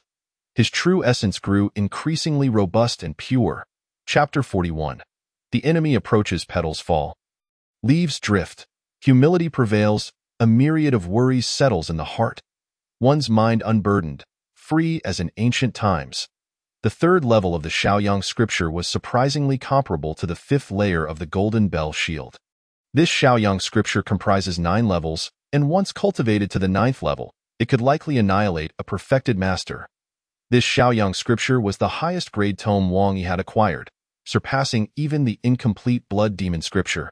Currently, Wang Yi still primarily relied on the golden bell shield. Once he advanced the golden bell shield to the 12th layer, he could fully focus on mastering the Xiaoyang scripture. After a period of rest, he returned to Shanhaiguan, only to find the main gates firmly shut, with thousands of black-armored soldiers stationed atop the walls. Inside, the imperial guards patrolled, with Wang Yi prominently among them. Wang Yi, what has transpired? Upon seeing Wang Yi's expression brightened. Brother Yi, the Great Yong Dynasty's 30,000 iron floaters are advancing. Wang Yi frowned, gazing northward. He perceived an aura surging toward the heavens, akin to a tiger descending from the mountain. imparting an overwhelming sense of pressure. How long have I been in seclusion? Half a month. A jolt of surprise coursed through Wang Yi. Time had slipped away unnoticed. Merely a retreat had elapsed 15 days. Have the iron floaters of the Great Yong dynasty commenced their siege? Not yet, but their army is massing. It is terrifying. Those 30,000 iron floaters, clad in impenetrable armor, with cold, piercing gazes, stand arrayed before us. Just their advance shakes the earth, and I can scarcely breathe. Wang Yi, as a top-tier expert, felt breathless facing the iron floaters of the Great Yong dynasty. Such a formidable army, no wonder they could dominate the 30,000 black-armored soldiers of Shanhaiguan. Wang Yi had previously slain over 100 iron floaters in Qihang City and understood their ferocity. They were more challenging to kill than top-tier experts. Point one would be enveloped by the iron floaters. With only the eyes and throat as viable targets, should 30,000 iron floaters appear on the plains, even if the Great Ming dynasty deployed a million-strong army, they would likely stand no chance. Wang Yi nodded in agreement, realizing the sheer terror of the enemy facing Yangzhan. It was rumored that the Great Yong dynasty possessed 100,000 iron floaters. Should they all mobilize? I would doubt whether Shanhaiguan could withstand. This is not for us to worry about. The Grand General will keep the iron floaters of the Great Yong dynasty at bay outside Shanhaiguan. Your task is to cultivate the Golden Bell Shield. Wang Yi hoped his subordinates would keep pace with him. Brother Yi, I understand. Wang Yi too harbored the heart of a warrior. Wang Yi returned to the Yulai Inn, ordering 60 pounds of cooked beef and 10 pounds of daughter's red wine. The waiter, mistaking it for a feast for many, brought 10 sets of bowls and chopsticks. Wang Yi savored a piece of meat. Sipping the wine, he had not consumed a morsel in half a month and was famished. The cooked beef was quickly digested in his stomach. Having been away for nearly 3 months, it was time to return and report. He was tasked with escorting disaster relief funds, with a 3-month deadline. He must return to the capital within 3 months to report. The capital was fraught with peril, but I am not lacking. Wang Yi leisurely ate his meat, drank his wine, filled to satisfaction, and took a moment to rest. Time flowed slowly. At dawn, a streak of red light ascended from the east. Bang! The earth suddenly trembled. Within Shanhaiguan, the buildings quivered slightly. Wang Yi was drawing in the first ray of Shaoyang essence from the heavens. He looked towards the outer walls of Shanhaiguan. Brother Yi, it must be the iron floaters of the Great Yong dynasty. Wang Yi, having experienced this several times, was still filled with trepidation. Let us go to the city wall and have a look. Wang Yi ascended the city wall, above the gate. Grand General Yangzhan had already arrived, flanked by the strategist Zhuge Changkong, who donned a feather fan and silk cap, his expression calm. The black-armored soldiers stood ready for battle. Before them lay the most terrifying army in the world, the iron floaters of the Great Yong dynasty. As far as the eye could see, they were clad in impenetrable armor, their gazes cold and fierce, arranged in a square formation. They stood unmoving as a mountain. The moment they advanced, the heavens and the earth would tremble. 30,000 iron floaters bore an overwhelming aura that even innate, level super experts dared not enter. The true energy of innate experts is not limitless. Should they expend effort to slay an iron floater, they would deplete their strength. Should they be encircled by these 30,000 iron floaters, death would be their only fate. Bang! The war drums sounded. The dark mass of iron floaters parted to the sides as a lone rider emerged. The warhorse galloped forward. Just one man exuded the might of 1,000 troops. Wang Yi discerned the rider clearly, a middle-aged man, with a full beard, sharp eyes brimming with murderous intent, his gaze wild and dismissive of the 30,000 black-armored soldiers of Shanhaiguan. Yangzhan, the 9th prince of the Great Yong dynasty, Hun Sha, was assassinated by your people from the Central Plains. I give you one last chance to surrender the murderer. Otherwise, I shall breach Shanhaiguan and slaughter everyone within. Boom! The voice of the Great Yong dynasty general resonated like thunder in the ears of the soldiers of Shanhaiguan. Yangzhan bellowed, Hun Sha, cease your foolishness. I, Yangzhan, know not of any murderer. Should you dare encroach upon a single inch of territory of the Great Ming dynasty, I, Yangzhan, shall fight you to the bitter end, to the bitter end, to the bitter end, to the bitter end, to the bitter end. The black-armored soldiers roared in unison, their voices echoing through the heavens. Resounding thunderously, the black-armored soldiers were elite among elites, standing high above, utterly unafraid of the iron floaters of the Great Yong Dynasty. The Great Yong Dynasty's general, Hun Sha, wore a cold expression, his eyes filled with boundless killing intent. He gestured grandly, boom. The 30,000 iron floaters surged forward. Their footsteps were heavy as they began their march, bang. The earth trembled violently.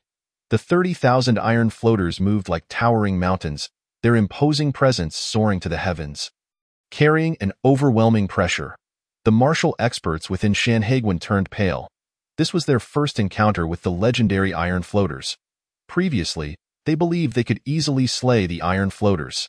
Yet, when faced with them, they felt the chilling realization that they could not kill even one. Should they fall into the encirclement of the iron floaters, death was certain. A 9-foot-tall man turned red with rage. Cursing, damn it. I had planned to slay 100 iron floaters, but it seems I might not even be able to kill 10 individuals. Zhang the Fat, you think too highly of yourself. You believe you can slay one. I shall bestow upon you the broken wind blade. Onlookers looked down upon the 9-foot-tall man. The towering figure's complexion reddened further, yet he dared not retort. He indeed could not kill even a single one. Let alone him, a mere second-rate expert. Even a top-tier master would find it challenging to defeat an iron floating tower.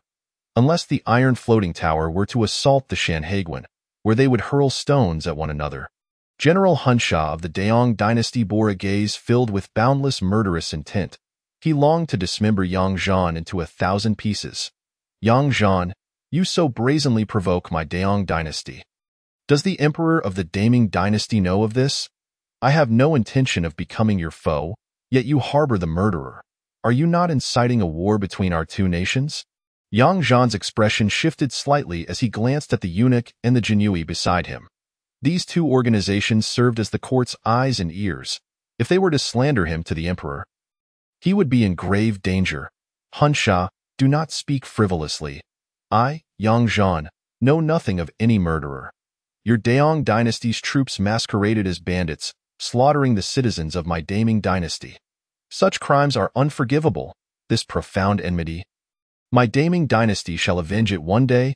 Hun Sha scoffed coldly, his gaze sharp as he surveyed the city walls of Shanhaiguan. With 300,000 black-armored soldiers, their defensive capabilities were unparalleled. My 3,000 iron floating towers could not breach them. How vexing, Yang Zhan, this time. Let us see if you live or die. Chapter 42. Uncover his sect and annihilate it. General Hun Sha of the Daong dynasty ultimately departed with his 3,000 iron floating towers. The iron floating towers could only unleash their full combat potential on the plains. Attacking a city would be a sheer waste. Moreover, he had accomplished what he set out to do this time. Yang Zhan watched as the 3,000 iron floating towers receded from view. Military advisor, what schemes do you believe Hun Sha harbors? Zhuge Changkong sighed. What else could it be but an overt plot? Yet, this very overt plot could spell doom for Yang Zhan. The court had long held apprehension towards Yang Zhan, and suspicion never ceased.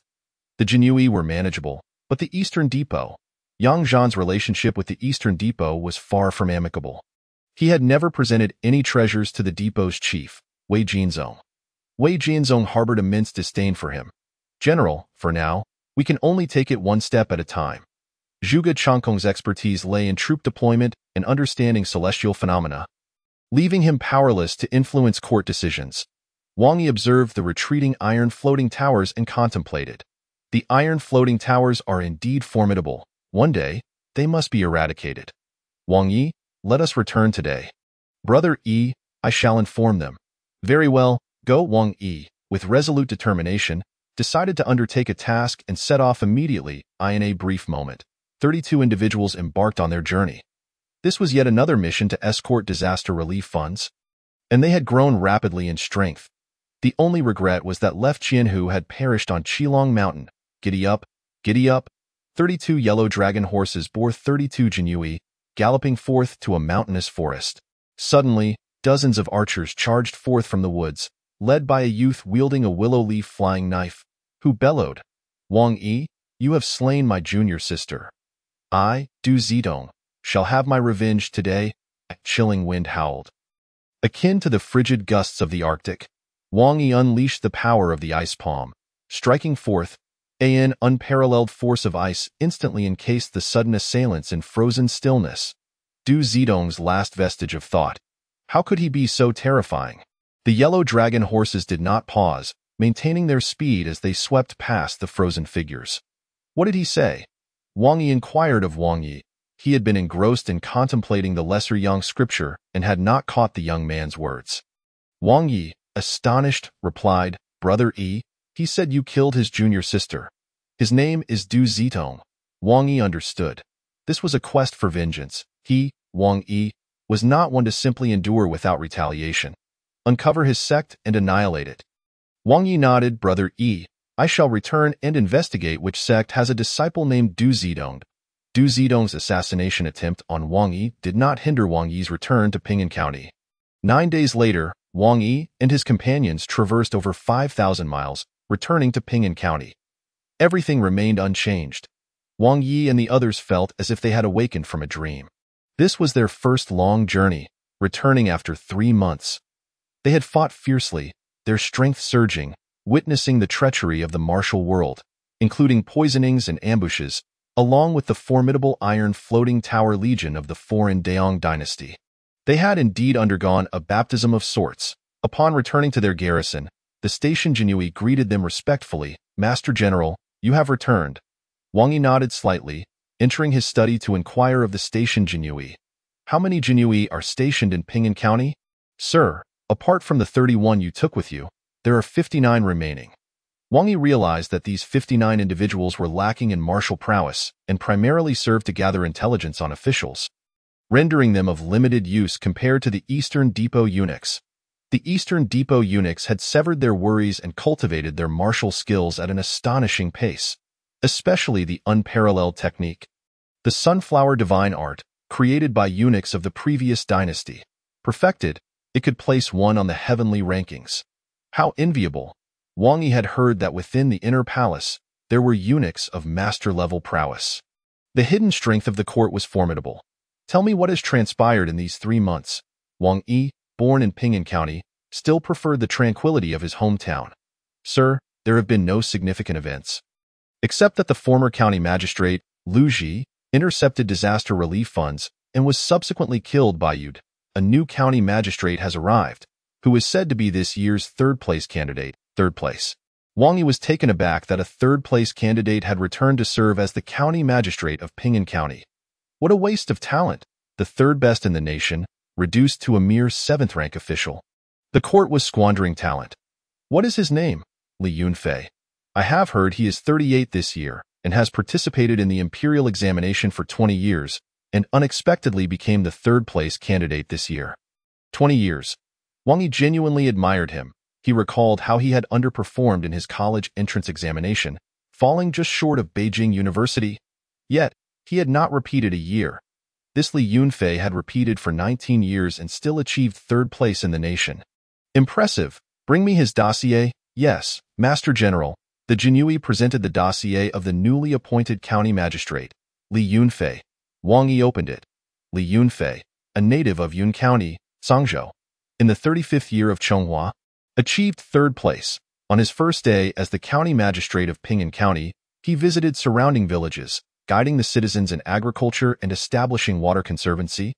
Is this a factual account? Wang Yi questioned. Somewhat skeptical. How could a bookish scholar understand water conservancy engineering? Master General, this is what I witnessed firsthand and transcribed myself. I assure you it is not fabricated. The Jinui swore an oath. The Jinui possessed the authority to supervise officials. Many officials, in order to maintain good relations with the Jinui, offered valuable gifts. As the head of the Jinui in this region, Wang Yi was naturally impartial and handled matters fairly, unless he received treasures he could not refuse. Good, continue documenting. There must be no errors. Yes, sir. Wang Yi scanned the study, noting the scattered dossiers. Ping'an County was still too small. The records here were limited. If he wished to understand this world better, he would need to visit the headquarters of the Jinui in the capital for a report. Coincidentally, he had yet to visit the capital. The capital was a place of both danger and opportunity. Wang Yi ventured alone onto the streets. The streets of Ping'an County were considerably livelier than before. Dragon and lion dances were not uncommon. The shrieks of children and the calls of vendors selling candied hawthorn were incessant. "Young master, come here. Young master, visit our Chuanxiang Tower. Go to hell. Young master, come to our Baixiang Tower. Our girls are exquisite. Our Chuanxiang Tower's girls are the finest." The most bustling entertainment district in Ping'an County, the two Chun Towers girls vied for attention, each spouting flowery words, nearly coming to blows. The eager scholar entered, sallow and emaciated, wondering if he still had any vitality left, a useless scholar, with only a toothpick to his name. Wang Yi prepared to leave. Suddenly, a dead man. Quickly, come. A girl on the second floor of Baixiang Tower screamed. The madam, frightened, hurried over, only to find an old man lying motionless on the bed. "Old Master Huang is dead." "How could this happen?" The madam trembled, taking a deep breath to calm herself, then immediately shouted, "Old Master Huang is dead. This is a disaster. Quickly go to the county office and summon the county magistrate." The laborers, also terrified, hurried to the county office. "What shall we do? Old Master Huang is dead. This is the end." The madam's tears streamed down her face. Amidst the sounds of the entertainment district, Wang Yi heard everything clearly. Old Master Huang. Could it be him? Chapter 43. Concealing the truth. The late Lord Huang, known to Wang Yi as Huang Ergu, was a notorious figure. Huang Ergu was nothing more than a petty thug, lacking any official title or noble lineage.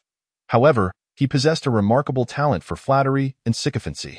It was rumored that he once dined with Wei Jinchong, the esteemed eunuch of the Eastern Depot. As Wei Jinchong's status ascended within the palace, so too did Huang Ergu's. For 4 decades, Huang Ergu served Wei Jinchong and earned his favor. Huang Ergu's son, Huang Shang, even regarded Wei Jinchong as a godfather. Such individuals, even in the capital, were not easily trifled with. Now, however, he lay dead at the 100 Fragrance Pavilion. The young women of the establishment were in a state of panic. Their faces pale with fear, the matron was so terrified that she collapsed to the ground. This spelled disaster for them. The patrons, equally frightened, fled outside, their legs trembling in terror. A young man wearing a hat rushed past Wang Yi. Following the fleeing patrons, Wang Yi caught a whiff of a floral scent. The figure, dressed as a man and with their head bowed, raised suspicions in his mind. Could the death of Lord Huang be connected to her? Or was there another motive at play? There was something oddly familiar about her.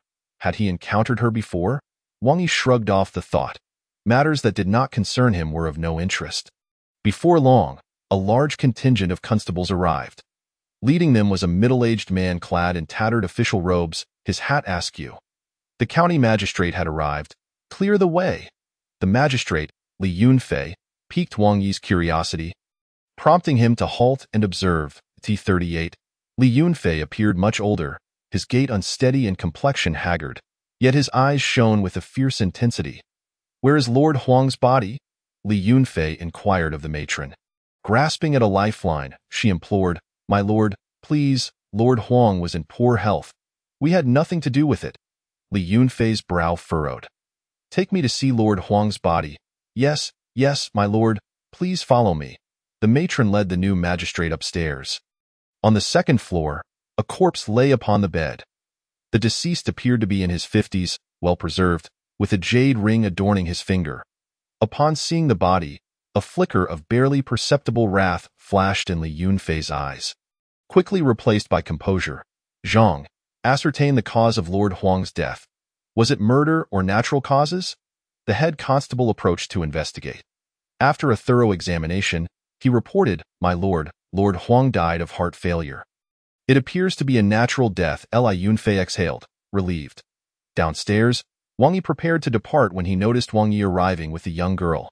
The girl, around 15 or 16, had her hair styled with a pin and wore a violet dress. Her round face was adorned with a playful smile, revealing her pearly white teeth, giving her an air of charm and innocence. Wang Yi's gaze sharpened. This very girl had just emerged from the 100 Fragrance Pavilion in disguise. Brushing past him, Igu, "Do you remember her?" The girl gasped upon seeing Wang Yi, her heart racing. Oh no. But she quickly donned a mischievous grin. Yigu, do you remember me? It's Xiaowanzi. Wang Yi's mind raced back to a memory of a snot-nosed little girl devouring candied hawthorn. Calling him Yigu repeatedly, he remembered her, his little shadow, Xiaowanzi. She had left Ping'an County with her parents when she was 8. A smile crept onto Wang Yi's face. Xiaowanzi, Li Ziyue sighed in relief, her face lighting up with joy. Yigu, I knew you'd recognize me. Wang Yi, brimming with excitement, asked, Yigu, I heard Huang Ergo is dead. Is it true?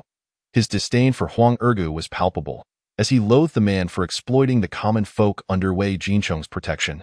Huang Ergo's transgressions against virtuous women were particularly detestable. Such a loathsome character had evaded justice for far too long. Indeed, Wang Yi replied, that old scoundrel met his end in a woman's embrace. What a fitting demise. Wang Yi was visibly displeased. That moment, constables began to carry a body downstairs. Brother, it's Huang Ergo's corpse. We must see for ourselves. Wang Yi insisted, halting the officers in their tracks, eager to witness the circumstances of Huang Ergo's death firsthand. Recognizing Wang Yi, the constables promptly set the stretcher down. Why, Lord Huang died of heart failure. Wang Yi pulled back the white cloth in an instant. His expression shifted. He discerned that Huang Ergo had not succumbed to heart failure. Rather, he had likely been murdered. Wang Yi turned to Wang Yi, unaware that Li Ziyue was gripping her tiny fists, her breath quickening. Wang Yi, without needing to approach, already understood the situation. A silver needle had been inserted into Huang Ergo's neck. Creating the illusion of heart failure, he knelt to inspect the body, his fingers brushing against Huang Ergo's neck. A silver needle was firmly lodged in his palm, and the cause of death had been transformed into genuine heart failure. Everything had changed. Li Yunfei's heart raced. Indeed, it was heart failure. Wang Yi declared. Li Yunfei and Li Ziyue sighed in unison, relieved. You must be Lord Wang. It's a pleasure to meet you. Li Yunfei was the first to greet Wang Yi. Wang Yi nodded slightly. Magistrate, a long-awaited encounter. Uncle Yigu, please, no need for such formalities. We are all acquainted. Li Ziyue interjected, introducing the two men. Feigning surprise, Li Yunfei exclaimed, So Ziyue is already familiar with you, my lord. Wang Yi found the situation amusing. He had not anticipated that the magistrate was Xiaowanzi's uncle. The two engaged in casual conversation. Suddenly, 8 imposing figures from the Eastern Depot stormed in. The Eastern Depot is investigating. Everyone clear out. The officers shoved away onlookers. Their leader exuding arrogance, showing blatant disregard for both Li Yunfei and Wang Yi. How could a robust man like Lord Huang die of heart failure? You constables are worthless. Get out of my way. The constables simmered with indignation but dared not confront the Eastern Depot officers. Li Yunfei and Li Ziyue felt their hearts sink once more. The leader of the Eastern Depot began to examine Huang Ergo's body. After a thorough inspection, his brow furrowed. It truly is heart failure. Take the body away. Yes, my lord. The Eastern Depot officers departed with Huang Ergo's corpse in TOW. Li Yunfei and his niece exchanged glances. Their expressions filled with confusion. Wang Yi clasped his hands together. Magistrate, I bid you farewell. Lord Wang, do visit the county office when you have time. Certainly. Wang Yi smiled faintly, a small object discreetly falling into Li Yunfei's hand. Li Yunfei stared at the item in his palm, shock washing over him. Ziyue, let us return. Of course, uncle. The uncle and niece made their way back to the county office. Eagerly, Li Ziyue exclaimed, Uncle, that item was left at the Eastern Depot. Shh! Li Yunfei interrupted, revealing a silver needle in his palm. Li Ziyue's eyes lit up. Uncle, you brought that back? It's from you? Li Yunfei shook his head. No, it was given to me by Wang Yi. Wang Yi gave it to you. Li Ziyue, quick-witted as ever, realized that the silver needle used to kill Huang Ergo had already been taken by Wang Yi. He had seen through everything. Thankfully, Wang Yi had not exposed her in public. Ziyue, what do you know about Wang Yi? His martial prowess is formidable, Li Yunfei remarked. Though he himself lacked martial skills, he was aware of the strength of Li Ziyue's master. Li Ziyue, uncertain, replied, Uncle, I have been away for 7 or 8 years. How could I know what he has become? But Wang Yi is still the same. I will inquire further. Chapter 44.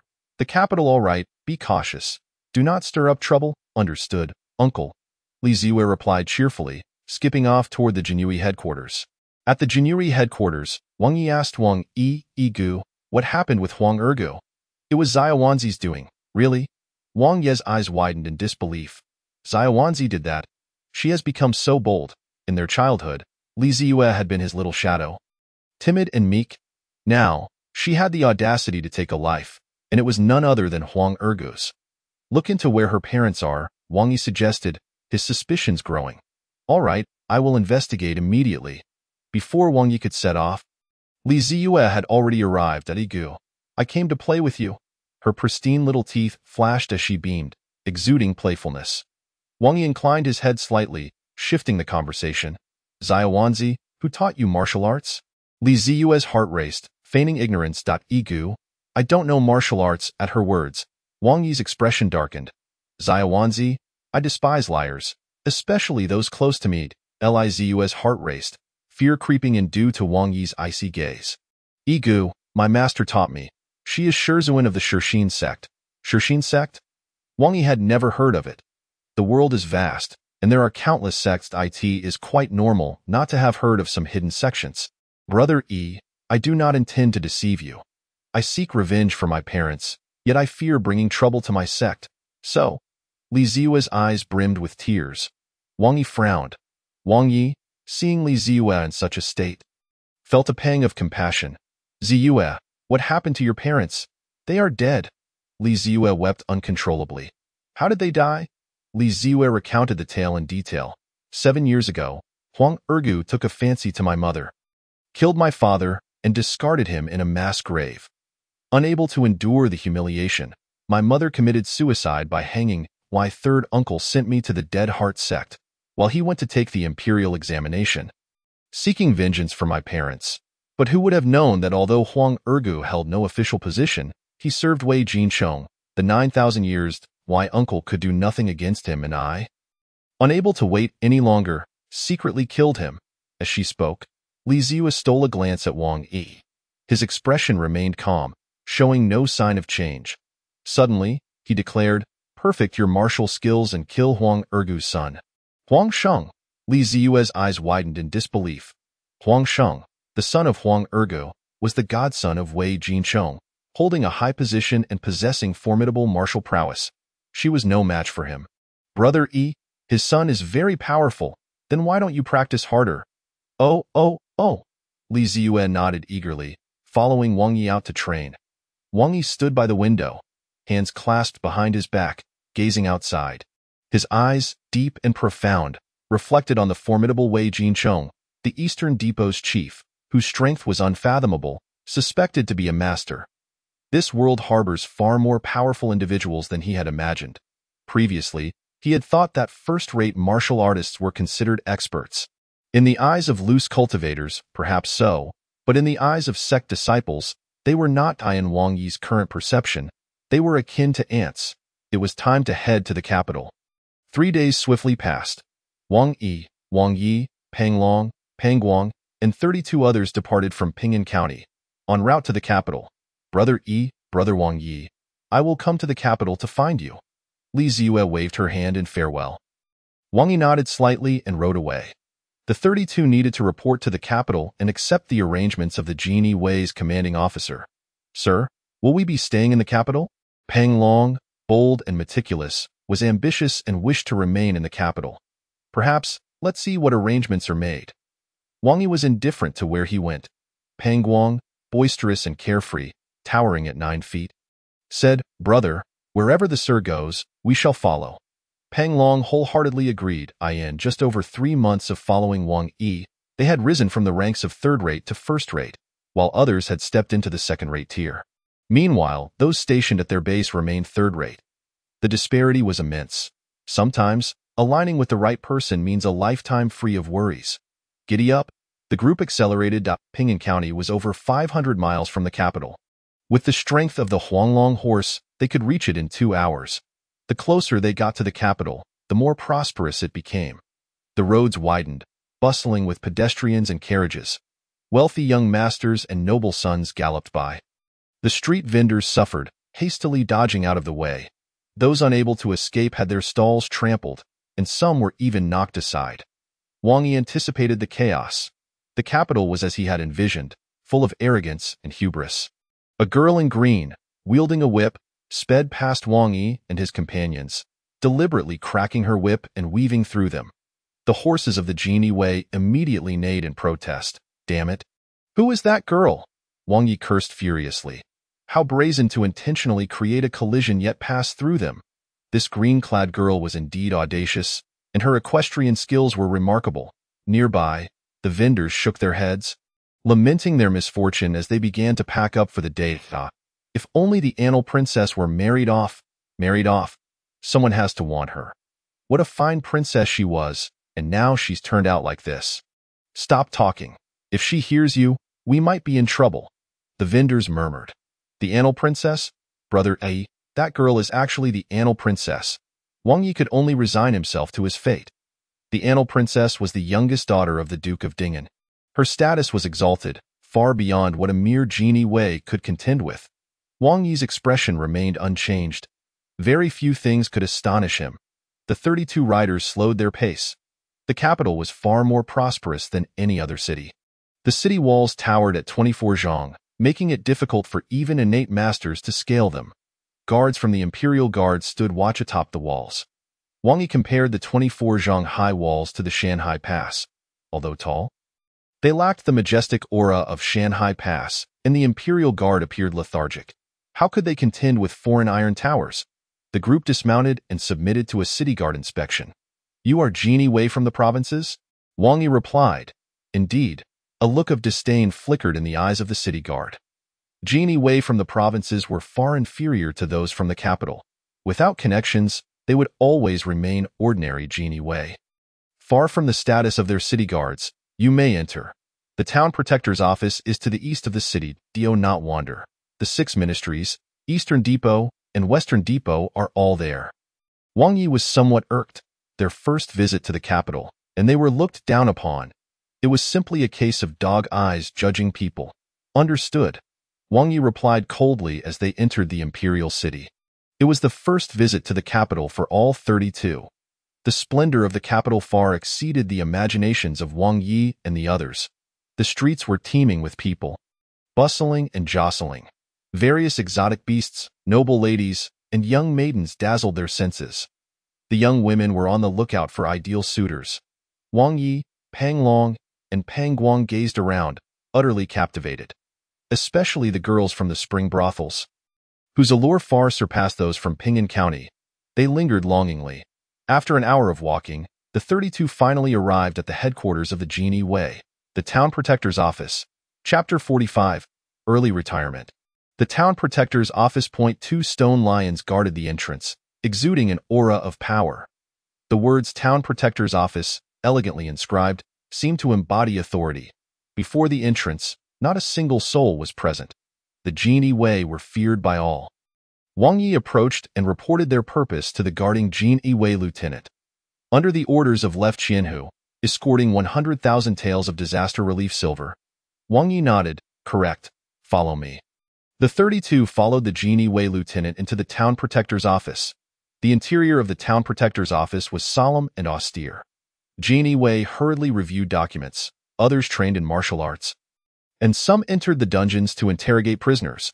The Town Protector's office was indeed extraordinary. A strong man from the Genie Wei led Wang Yi and the others to the filing office. The room was lined with shelves filled with documents. Inside, a young man lounged lazily in a chair. Lord Liu, these individuals have returned from Beiyuan and are here to submit documents for filing. The Genie Wei lieutenant reported respectfully. Filing meant the completion of a task. The young man rose, dressed in the same flying fish attire, with an air of arrogance. His eyes, high and mighty, scrutinized Wang Yi and his companions. Beiyuan? Beiyuan is nearly 6,000 miles from the capital. Returning from there is no simple feat. The young man surveyed Wang Yi's group, skeptical of their youth. Indeed, Lord Liu, they are Genie Wei from Ping'an County, escorting 100,000 taels of disaster relief silver to Beiyuan, and have completed the task. The strong man from the Genie Wei introduced the young man to Wang Yi and the others. This is Lord Liu Chan. The head of the filing office, Lord Liu. Wang Yi clasped his fists in greeting. Liu Chan's gaze scrutinized Wang Yi. The corners of his mouth slightly curled as he perused the documents. Then he scoffed derisively. You lot think you can safely deliver 100,000 taels of disaster relief silver to Beiyuan? Isn't that a joke? I've heard that even Left Qianhu has perished. How could you few possibly return alive from Beiyuan? Wang Yi was instantly furious. He held Left Qianhu in high esteem. Left Qianhu's soul had departed in the north, and this had solidified his resolve to annihilate the blood droplet sect. How could a Jin Yi Wei? In his presence, mock Left Qianhu? Wang Yi suppressed his anger, letting out a cold snort. Liu Chan, seeing Wang Ye's reaction, sneered. He knew that most Jin Yi Wei revered Left Qianhu, whereas his father was a sworn enemy of Left Qianhu. Now that Left Qianhu was dead, his father had been promoted to the town protector, rising to the 4th rank. He aspired to become a Qianhu himself. This total flag bearer, Wang Yi, had managed to escort 100,000 taels of disaster relief silver to Beiyuan and complete the task. It was likely that he would be promoted to Baihu, and in the future, he would surely be a rival in Liu Chan's pursuit of the Qianhu position. With this thought, Liu Chan devised a plan. Indeed, the documents bear the seal of the Beiyuan governor, but further verification is needed. How about this? You shall rest for a few days, and I will verify them, then report to the higher-ups and assign you tasks. During this time, you shall rest in peace and must not wander. Wang Yi was agitated. They had endured countless hardships to escort the disaster relief silver to Beiyuan, all for the sake of that small merit. To rise in rank and wealth. Yet this individual before him dismissed it with a casual remark. How could such a thing be right? Wang Yi looked to Wang Yi. Wang Yi made no attempt to argue. As newcomers to the capital, they were unfamiliar with the place and did not know the situation. Better to keep a low profile. Liu Chan sought to sever Wang Yi and his companions' paths to promotion, instructing his subordinates to take them to the western courtyard. Understood, Lord Liu. The captain of the Jinui led Wang Yi and his companions out of the town protector's office. My good fellow, where is the western courtyard? Pang Long felt a sense of foreboding. The Jinui warrior, growing impatient, retorted, Why ask so many questions? Just follow along. Pang Long seethed with suppressed anger. He would not tolerate such indignity. The captain twisted and turned until they arrived at a desolate area. Before them lay a modest manor, with a lake to the east and mountains to the west. This is the western courtyard. It's sparsely populated. You shall rest here for a few days. A few days? Wang Yi inquired further. I don't know. Just wait for the notice. The Jinui captain tossed out this remark and left a group of bewildered individuals behind. Wang Yi, Pang Long, and Pang Guang exchanged glances. Eventually, they entered the small manor. Inside, a few elderly men resided, and upon seeing Wang Yi and his group, they exhibited peculiar expressions. Wang Yi clasped his fists in greeting. Esteemed elders, are you also Jinui? The old men nodded. Young lad, from whence do you hail? We are from the Jinui in Ping'an County, just arrived from Shanhaiguan. Shanhaiguan? The elders exclaimed in astonishment. Young lad, tell us about Shanhaiguan. The elderly men were exceedingly warm, insisting that Wang Yi recount tales of Shanhaiguan. Shanhaiguan is remarkably grand, boasting the Great Wall stretching for thousands of miles, guarded by 300,000 armored soldiers. Wang Yi merely provided a brief introduction to Shanhaiguan, revealing not a word about the events that transpired there. He remained uncertain of the situation. One must always exercise caution. The elders listened with rapt attention. Wang Yi wandered through the manor but chose not to occupy a room, instructing his subordinates to construct a bamboo hut by the lakeside to the east. He preferred tranquility. Wang Yi, do you understand what this western courtyard is all about? Wang Yi shook his head. The elder chuckled. Ah, the western courtyard, while part of the Jinui, is inhabited solely by the elderly, nearly all of whom are retired. What do you mean? Wang Yi was perplexed. What I mean is, it is a leisurely department. In the past, it was seldom busy, enjoying tea and conversation. We old folks are fine. But you young ones cannot sit still. Wang Yi felt bewildered. So, you mean to say, we have nothing to do? Precisely. It's a water-clear office. Oh, you see how far the western courtyard is from the town protector's office? If there were matters to attend to, they wouldn't summon people from here, the elder chuckled. Wang Yi grew anxious and hurried to the lakeside. Digu. Those elders say this place is a water-clear office with nothing to do. Wang Yi stood on the wooden bridge, gazing eastward, and calmly responded, "Is it not good to have nothing to do?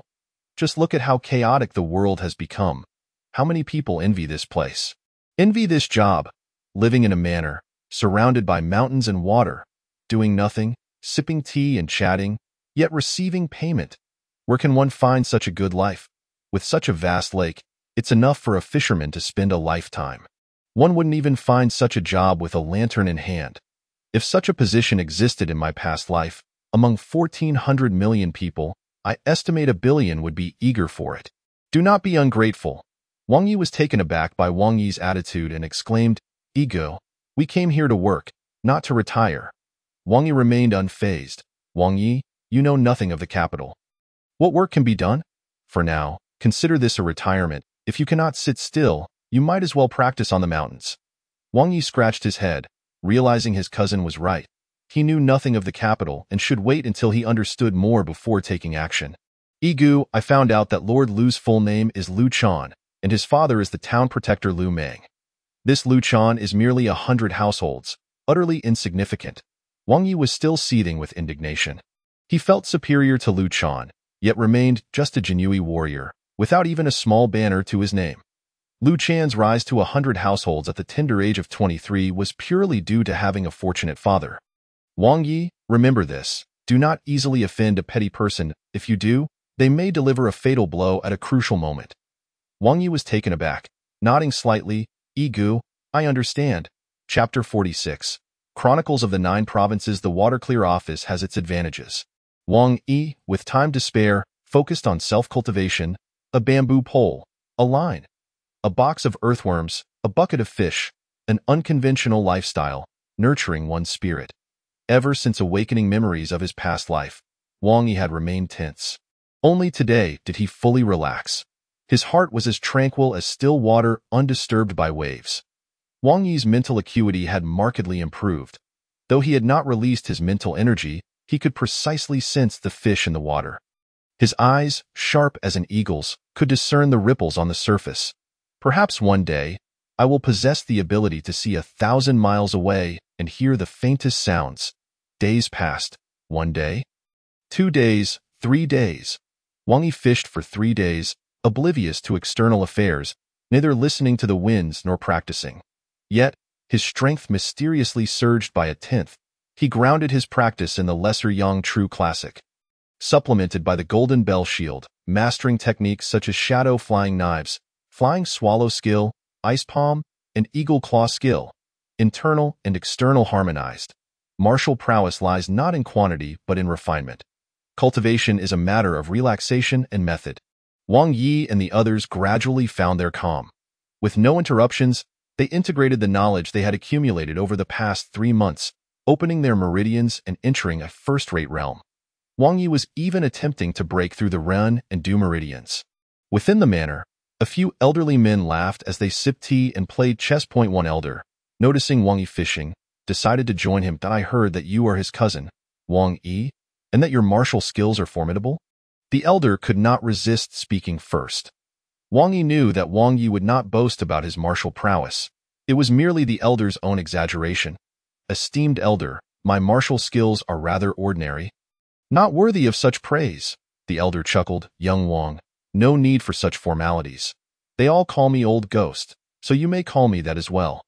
Wang Yi's peripheral vision swept over Old Ghost, who wore a tattered gray robe, his face weathered with age, skin so wrinkled it could crush a mosquito. His yellowed teeth and somewhat foul breath made him unappealing. Yet, Wang Yi discerned something different. This old ghost had once been a formidable figure. Whether due to injury, poison, or simply age, he now possessed only a sliver of innate energy, sustaining the last remnants of life. Without a significant opportunity, Old Ghost would not survive another 3 years. Old Ghost chuckled. "Now that feels right. Young Wang, I've heard you visited Shanhaiguan. How formidable is the Iron Buddha of the Great Yong Dynasty?" Wang Yi suddenly lifted his rod. "A fish on the line," he calmly replied, "very strong." Old Ghost also raised his rod, but the fish slipped free and fell midair. With a hint of regret, Old Ghost remarked, Ah, age is catching up with me. I am losing my touch. He then shifted the topic. Our great Ming dynasty has Sanheguan. No matter how strong the Iron Buddha is, it cannot breach our defenses, correct? Wang Yi caught another fish, but he released it back into the lake. Perhaps? Old Ghost's gaze deepened, internally contemplating. This young man is not simple, lifting the rod and releasing the fish with such ease. He is demonstrating something to me. Is he implying that the Iron Buddha can come and go as it pleases? Old Ghost suddenly mocked himself. I am getting old, unable to grasp the meaning behind a young man's words, and directly asking is unwise. Young Wang, if 100,000 Iron Buddhas from the great Yong dynasty were to invade the plains, how many troops would our great Ming dynasty need to withstand them? Upon hearing this, Wang Yi set down his bamboo rod, emptied the bucket of fish into the lake, and uttered a striking statement. On the plains? We cannot withstand them. Old Ghost's pupils constricted, cautiously asking. Our great Ming dynasty has 300,000 imperial guards, along with 120,000 troops from the 4 major legions protecting the capital. In total, 150,000. Surely, they would not be outmatched by those 100,000 Iron Buddhas. Wang Yi had witnessed the imperial guards in action. To be frank, they were utterly inept and could not be compared to the black armored army of Sanheguan. He had not seen the 4 major legions, but even with 300,000 imperial guards, they could not withstand a single charge from 100,000 Iron Buddha cavalry.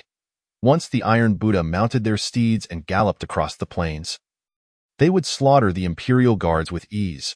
Old Ghost was taken aback, beginning to doubt Wang Yi's assertion. The imperial guards are so weak? Not entirely weak. Old Ghost realized it was the Iron Buddha that was formidable. Yang Zhan could fend off the Iron Buddha of the great Yong dynasty. Thus, the black armored army's strength must far surpass that of the imperial guards. Old Ghost pondered deeply. He knew the emperor was exceedingly suspicious, particularly of generals stationed at the borders, especially of Yang Zhan. Old Ghost had heard that the Eastern Factory was currently impeaching Yang Zhan. He casually mentioned this significant news. Wang Yi's expression remained calm. He did not respond. Old Ghost could not help but continue. Young Wang, what do you think would happen if the court replaced General Yang Zhan? Wang Yi coldly replied, I do not know. He had said too much and could speak no further. He wished to remain inconspicuous. During this period, he wanted nothing more than to keep a low profile. Old Ghost felt somewhat awkward and then shifted the topic to the 10 major sects in the world. Young Wang, are you aware that one of the 10 major sects, the Tianji sect, will announce their rankings every 3 years on the first day of the Lunar New Year? Tianji sect, one of the 10 foremost sects in the realm, exists beyond the mundane. As the saying goes, there are no 1,000-year dynasties, only 1,000-year families and sections. The Tianji sect boasts a lineage exceeding 3,000 years, perhaps even longer. Upon mentioning the Tianji sect, Wang Yi's interest was piqued. This sect possesses knowledge of worldly affairs, its wisdom surpassing even that of the imperial court due to its extensive history. Noticing Wang Yi's intrigue, the old specter produced a tome from his garment. This was the record of the 9 provinces, compiled by the Tianji sect, priced at 100 taels of silver per volume, strictly prohibiting reproduction. Violators would face annihilation. Such is the domineering nature of the Tianji sect. Wang Yi accepted the record of the 9 provinces and perused its first page. The 10 great righteous sects of the world, the 10 great demonic sects, the 10 ancient divine weapons, the 10 ancient demonic weapons, the 10 ancient supreme techniques, the 10 ancient demonic techniques. From the outset, an aura of profound authority enveloped him. In his possession lay a fragment of a demonic technique, the blood demon scripture, one of the 10 ancient demonic techniques, a practice condemned by the court for its cannibalistic nature. Wang Xiaoyu, the old specter, remarked, the foundations of the 10 great righteous sects are unfathomable. The masters of the heavenly list pale in comparison before them. With that statement, the old specter encapsulated the terrifying prowess of the 10 great righteous sects. Wang Yi nodded in agreement. Although the martial arts of this world appeared relatively weak, he had only ventured forth for 3 months. Lacking exposure to true power, even a master of the demonic arts would seem trivial before the reclusive masters of the 10 sects. Do the 10 sects harbor powers that transcend mastery? Masters can soar through the skies, their will unyielding. Those who surpass mastery condense their martial essence into a golden core capable of shattering mountains and rivers, a single individual capable of toppling a nation. The old specter shook his head. Such beings are beyond our comprehension. Perhaps they do exist.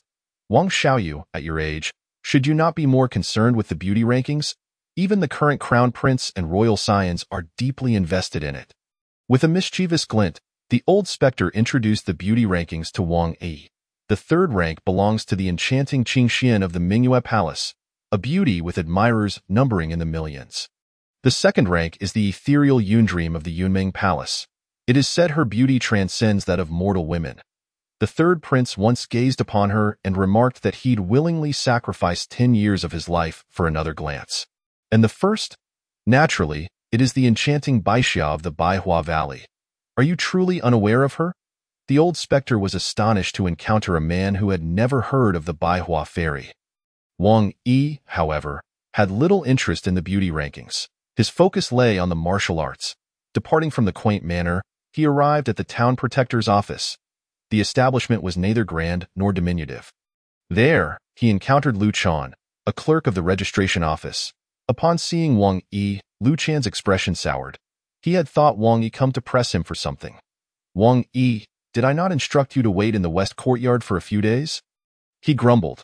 Wang Yi replied nonchalantly, Lu Baihu, I am not here to seek you out. I merely wish to visit the Qinggong Pavilion.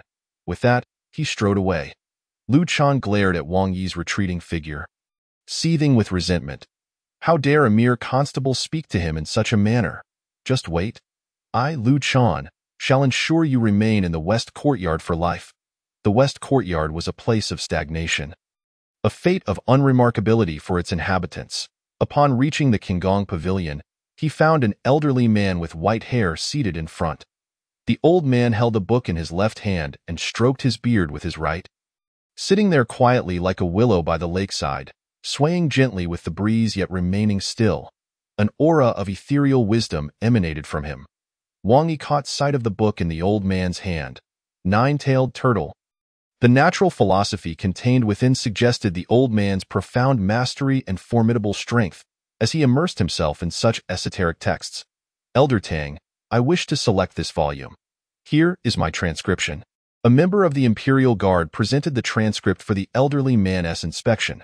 The old man nodded. Very well, take it. That lad. Is he new? Indeed. Elder Tang. Wang Yi offered a respectful bow and explained his purpose. Elder Tang glanced at Wang Yi, cradling the sacred text. You may freely peruse and transcribe the texts on the first and second floors, but no originals are to be taken. The third floor requires merit to access, and you are not permitted to ascend to the fourth. Elder Tang briefly introduced the Qinggong Pavilion before returning to his book, absorbed in its pages. Wang Yi acknowledged the instructions and ascended to the second floor to examine the texts. The second floor contained only inferior manuals, incomplete works that were beneath the notice of the elite guards above the rank of constable. Typically, they exchanged merit for access to the fourth and fifth floors. Wang Yi discovered a manual for lightness techniques, Kuwaitian divine art, and scrutinized it closely. Kuwaitian divine art, created by a mysterious eunuch, upon completion, it grants unparalleled swiftness, allowing its practitioner to move with the speed of lightning. Utilizing the essence of yin and yang to harness the power of the heavens for personal gain. Wang Yi's heart leapt at the thought. Such techniques were ideally suited to him, though they required sacrifices. Sacrificing was of little consequence, as his sole focus was martial prowess. Material possessions were merely burdens. However, the Kuwaitian divine art was a fragment, and he pondered how many martial points it would take to fully comprehend the subsequent techniques. Wang Yi continued to explore other manuals. Iron crotch technique, daily brick hanging, day in and day out, for 2.5 years, achieves mastery, rendering one impervious to blades. Iron egg technique, methodical and persistent training. The first level endures pain, the second level resists crushing, the third level withstands swords, the fourth level pierces stone, and the fifth level is impervious to water and fire. There were no extraordinary lightness techniques, even falling short of the Fian art. Wang Yi felt a tinge of disappointment as he ascended to the third floor. The texts on the third floor were locked away in niches, offering only descriptions. What is this? On the innermost shelf of the third floor, he found what appeared to be scraps of paper, beside which lay several stones. Wang Yi perused the texts, confirming they were indeed just scraps. The techniques contained within were nonsensical, lacking any logical coherence. Some manuals were entirely fantastical in nature. 5 Elements Technique. Absorb the power of the 5 elements within oneself, mastering the forces of the heavens. Visualization Technique. Unlock the brain's potential, refining the primordial spirit. While the ideas were commendable, they were utterly impractical. Perhaps when I achieve a higher realm, these overarching techniques might prove useful. Wang Yi's attention shifted to the stones on the shelf. Shin iron stone. He picked up a palm-sized piece of the stone, its weight substantial, at least 30 pounds. The Shin iron stone could be exchanged for merit. How intriguing! Wang Yi hadn't anticipated the Imperial Guard to think so far ahead. Yet, this piece required 3 merit points for exchange. He possessed only 1 merit point, though his father had a few, which could secure 1 piece of Shin iron stone. Wang Yi examined the other stones. Meteorite.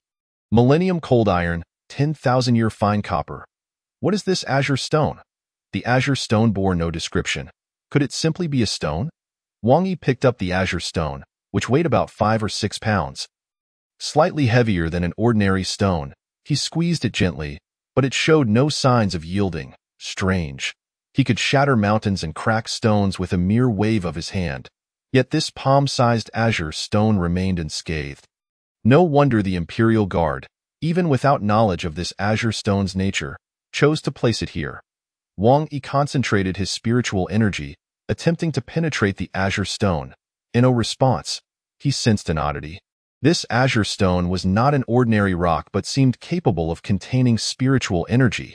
He increased the intensity of his spiritual energy input. Wang Yi's spiritual prowess was rare in the world. Yet, even after channeling 30% of his spiritual energy, the stone remained unyielding. What on earth is this? Wang Yi soon realized this was no mere stone. It was a miraculous stone that could contain spiritual energy. Just as he prepared to withdraw his spiritual energy, an unexpected turn of events unfolded. Buzz! The azure stone began to actively absorb Wang Yi's spiritual energy. Wang Yi was taken aback, attempting to forcibly halt the exploration. However, in the next moment, the azure stone transmitted a message to Wang Yi's mind. It was text. Tai Su Ba Xiang. Wang Yi paused momentarily, then grasped the significance. He stifled his excitement. The record of the 9 provinces documented that in ancient times, there existed 10 divine techniques, among which one was particularly unique. A lightness technique that, when mastered, allowed one to transform into clouds, winds, and the void itself. What is the void? Nothingness, emptiness, the realm of the profound. This lightness technique is indeed the Tai Su Ba Xiang. Wang Yi took a deep breath, calming himself. Clutching the azure stone, he contemplated. This stone must be the legendary inheritance stone, within which ancient masters inscribed divine techniques, requiring spiritual energy for activation. Furthermore, the Tai Su Ba Xiang is an ancient divine technique. Even if it is genuine, acquiring it is not guaranteed. Just moments ago, this inheritance stone nearly drained his spiritual energy completely. He would have to return and study it further. Wang Yi descended the stairs with the azure stone in hand. Elder Tang, upon seeing the azure stone, looked astonished. You wish to take that stone? Yes, Elder Tang. I did not find any manuals, but I believe this stone's hardness would make for a fine Xiao Chun blade. Elder Tang chuckled. Young man, you are still too naive. This stone is indestructible. Many have had the same notion, yet all have failed. Wang Yi replied calmly, that is because they were incapable. Eager young one. Are you truly resolute? Absolutely, very well. I hope you do not come to regret your decision. Wang Yi, of course, would not regret it. Once Elder Tang verified his merit points, Wang Yi registered and departed the Kingong Pavilion. Could it be that azure stone is some extraordinary treasure? Elder Tang gazed at the departing figure, a sense of unease stirring within him. Outside the concealed power pavilion, Wang Yi turned a corner, only then perceiving that the gaze fixed upon him had vanished. Although Elder Tang's strength was inferior to his own, his realm was remarkably high, having reached the Taoist stage of enlightenment, and his martial arts training must surely be swift. A high realm bestows advantages in the cultivation of divine skills. It is said that once, a Taoist from Wudong Mountain had no martial prowess until the age of 90, at which point he began his training. Within a mere 5 years, he emerged as an unparalleled master in the martial world. Such is the benefit of a high realm, with the accumulation of 2 lifetimes and a brush with death. Wang Yi's insights were profound. His realm was commendable, and he practiced his techniques with ease. The 8 aspects of the void. How formidable could they be? Chapter 48. The Flower Thief, young master of the spring night upon returning to the bamboo house in the western courtyard of the town protector's office. Wang Yi took 3 days to adjust, restoring his energy and spirit to their peak state. The 8 aspects, the 8 directions, the position of Qin, Can, Jin, Zhen, Sun, Li, Kuren, and Dui, as Qin and Kuan converge to form Tai. And Can and Li unite to achieve Jiji. Qin is born from Zi, Kuren from Wu, Can concludes at Yin, and Li at Shun, all in accordance with the celestial timing. The void, emptiness, the profound and arcane. The 8 aspects of the void, blending the real and the illusory. Even the most adept masters find it challenging to discern clearly. Wang Yi contemplated the 8 aspects of the void, beginning to concentrate his spiritual energy. Merging into the azure stone, buzz! An invisible vortex emerged within the azure stone, drawing in Wang Yi's spiritual energy. The attraction intensified, heralding the first layer of the 8 aspects of the void. 1 counts Can, 2 counts Kuan, 3 Zhen, 4 Sun counts in the middle, 5 rests in the center, 6 is Qin, 7 is Dui, 8 is Jin, 9 is Li's gate. Humans follow the earth follows the heavens. The heavens follow the Tao follows nature, and within the human realm, the essence divides into 3 worlds. The first layer of the 8 aspects of the void is unfathomably deep. Even Wang Yi finds it difficult to comprehend swiftly. The division into 3 realms, does it correspond to the transformation into the 3 pure ones? Wang Yi suddenly chuckled. The 8 aspects of the void, merely a technique of the mortal realm, while the 3 pure ones are sages. A distance of billions upon billions of miles apart. Merely the first layer has yielded such profound insights. I shudder to think how many martial points true cultivation would demand. Wang Yi stowed the azure stone and exited the bamboo house. The old ghost was fishing. In ancient times, Zhang Taigong fished, inviting those who would to take the bait. Today, the old ghost fished, inviting those who would to take the bait. Young Wang, what divine skill are you cultivating? The golden bell shield, Wang Yi replied casually. His possession of the golden bell shield was widely known, leaving no need for concealment. The old ghost expertly tossed the fish back into the water. Lamenting, the golden bell shield. If only one had a complete version, cultivated to the 12th layer, its defense would be unmatched worldwide. Alas, the court possesses only the 9th layer. The remaining 3 layers are lost. The old ghost's words dripped with regret. Wang Yi paid no mind.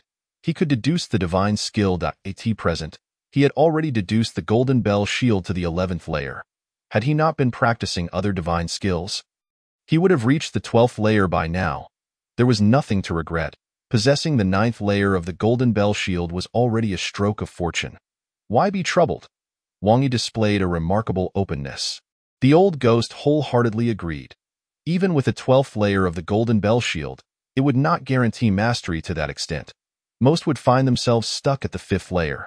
The golden bell shield is notoriously difficult to cultivate. Wang Yi, shall we take a stroll? Certainly, Wang Yi agreed with enthusiasm. He had felt quite stifled during this period. Egu. That Lu Chan must have intentionally forgotten us. Damn it, it's been nearly half a month without a word. No need to concern yourself with him. Wang Yi was never troubled by external matters. Wang Yi found it challenging to adopt such a mindset. The two left the western courtyard, walking through the capital. The capital was exceedingly prosperous, especially the flower houses, with one every 10 steps, patrons rushing to enter. Miss Yunxiang, I have arrived. Miss Piaoxiang, your brother is here. Wang Yi and Wang Yi, as upright gentlemen, of course did not enter the brothels. Instead, they went to the music institute to listen to some tunes. Heroes of the martial world also looked down upon the flower house girls. Within the music institute, they discussed the great affairs of the martial world and the enchanting beauties listed on the beauty ranking. Word has it that the 4th-ranked beauty, Dantai Xuanji, has come to the capital. Dantai Xuanji is the young lady of the Dantai family, betrothed to the third prince. Could her visit to the capital be for her wedding? Surely not. My Dantai fairy. Who can say? Alas, the Dantai fairy, like a pearl from the heavens, captivates souls with her every smile and frown. If only one could share a night with her, I would gladly sacrifice a year of my life. You mustn't daydream. Even to catch a glimpse of the Danai fairy is a blessing earned over 8 lifetimes. The Danai fairy appears only once every few centuries, and she ranks 4th. How beautiful must the 3rd-ranked Qingxian fairy, the 2nd-ranked Yunming fairy, and the 1st-ranked Baihua fairy be? The Yunming fairy is like a dream. No one has seen her true face. The Baihua fairy is a dragon that shows its head but not its tail. Only her name is known, while the Qingxian fairy of Mingyue Palace walks the martial world, exuding a cold nobility that is unattainable. It is said that those who propose to her must queue from Mingyue Palace to the capital. In the Music Institute, when the young talents mentioned the Qingxian fairy, Wang Yi became intrigued. Igu, is the Qingxian fairy really like a celestial being? Wang Yi took a sip of his drink, replying softly, "What, are you interested?" Wang Yi hurriedly shook his head, vehemently denying, "Igu, I was merely speaking casually. How could I possibly be interested in her?" Wang Yi could not be bothered with such topics. What he sought to do now was to relax his spirit and comprehend the 8 aspects of the void. This was an extraordinary lightness skill, simultaneously accommodating numerous divine skills. Once he penetrated its essence, his lightness skill would surely see tremendous growth.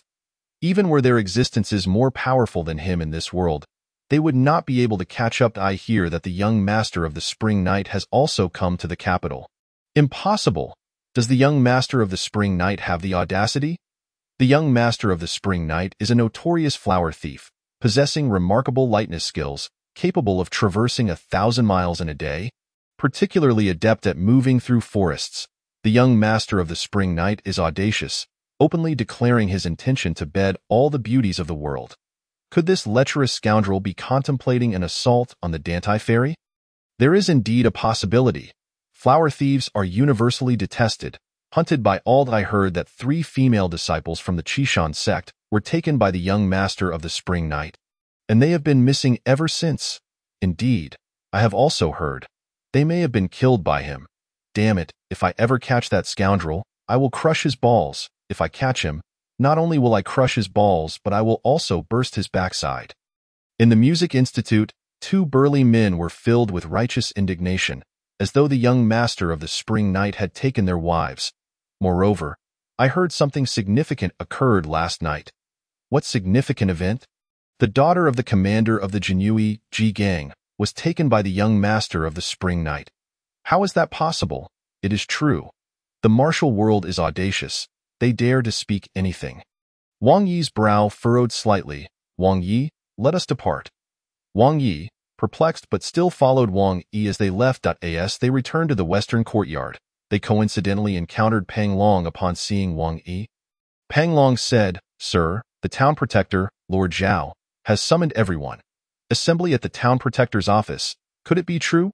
The 3 set off towards the town protector's office, the martial training ground of the town protector's office.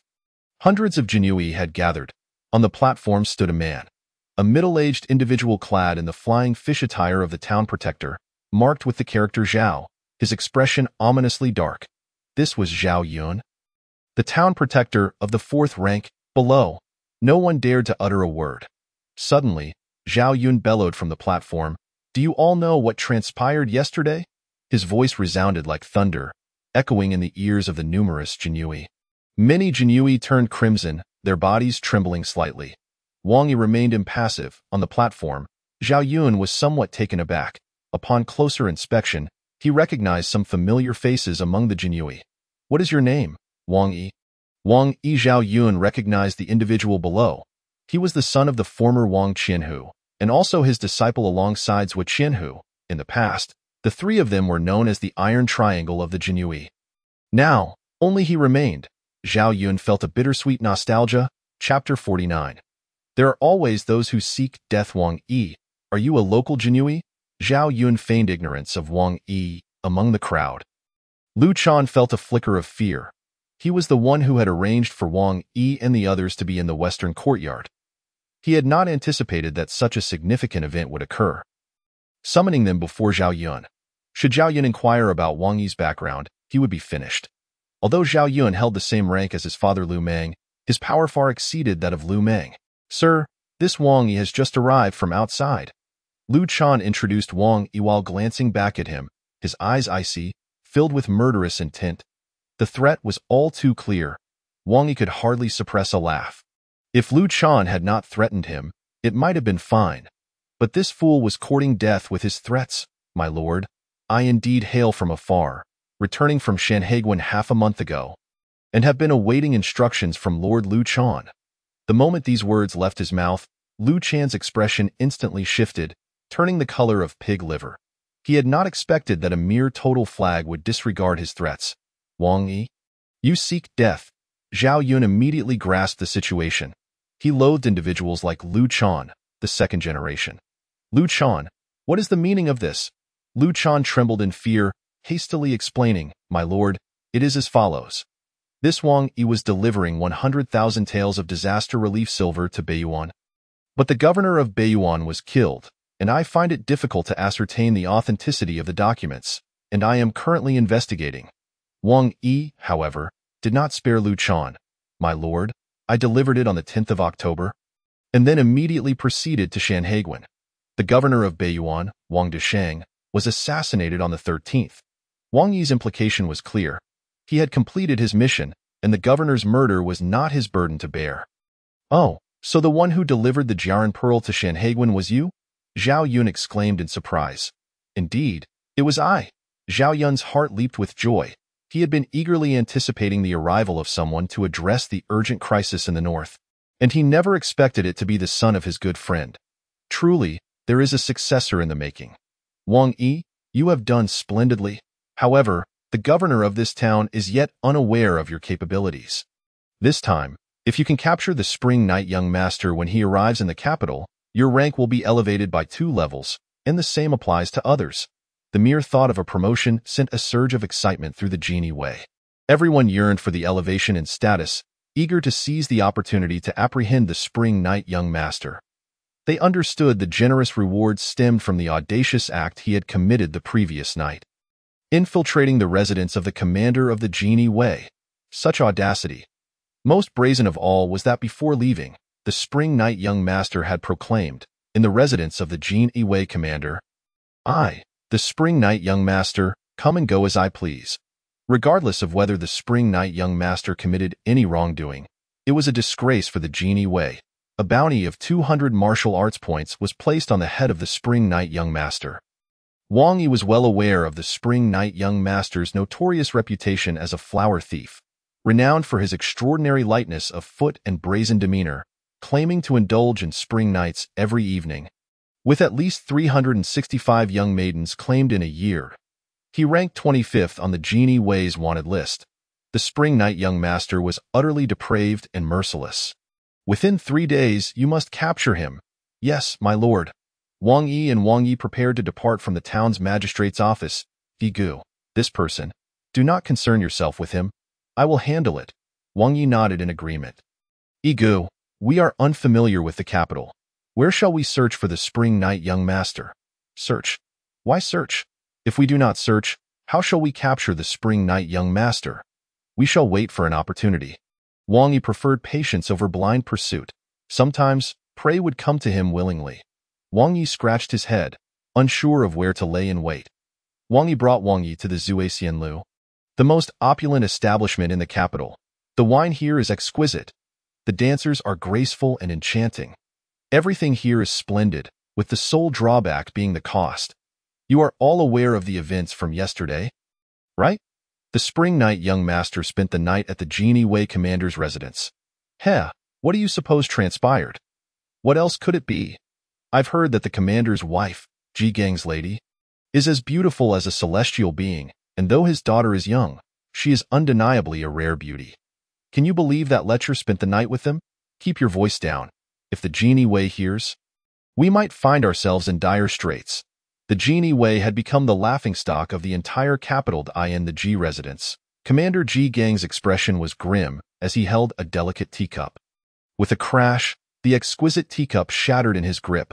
Beside him stood his wife, Morong Yenhua, whose voluptuous form and exquisite gown accentuated her extraordinary elegance. My lady, is it truly impossible for you to subdue that spring night young master? Ji Gang spoke to his wife with the utmost respect. One of the key reasons for his reverence was that Morong's family lineage spanned a millennium, inheriting numerous martial arts secrets, including the celestial energy he practiced, which she had imparted to him. Morong Yenhua recalled the young man from the previous night, her brows furrowing. That lecher has barely stepped into the realm of innate ability, yet his agility is remarkable. He approached soundlessly. Had I not just mastered my skills, he would have undoubtedly infiltrated the room of my daughter. Lu Wu. Ji Gang nodded repeatedly.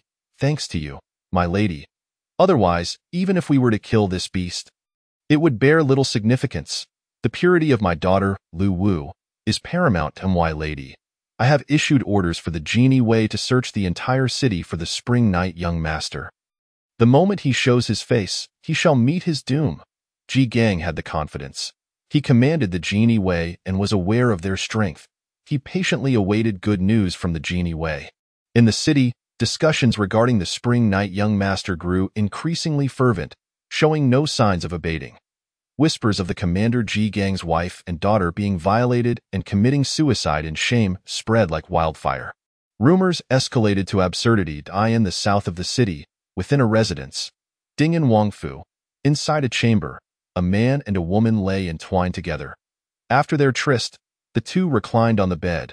The young woman, in the bloom of her youth, wore a blissful smile.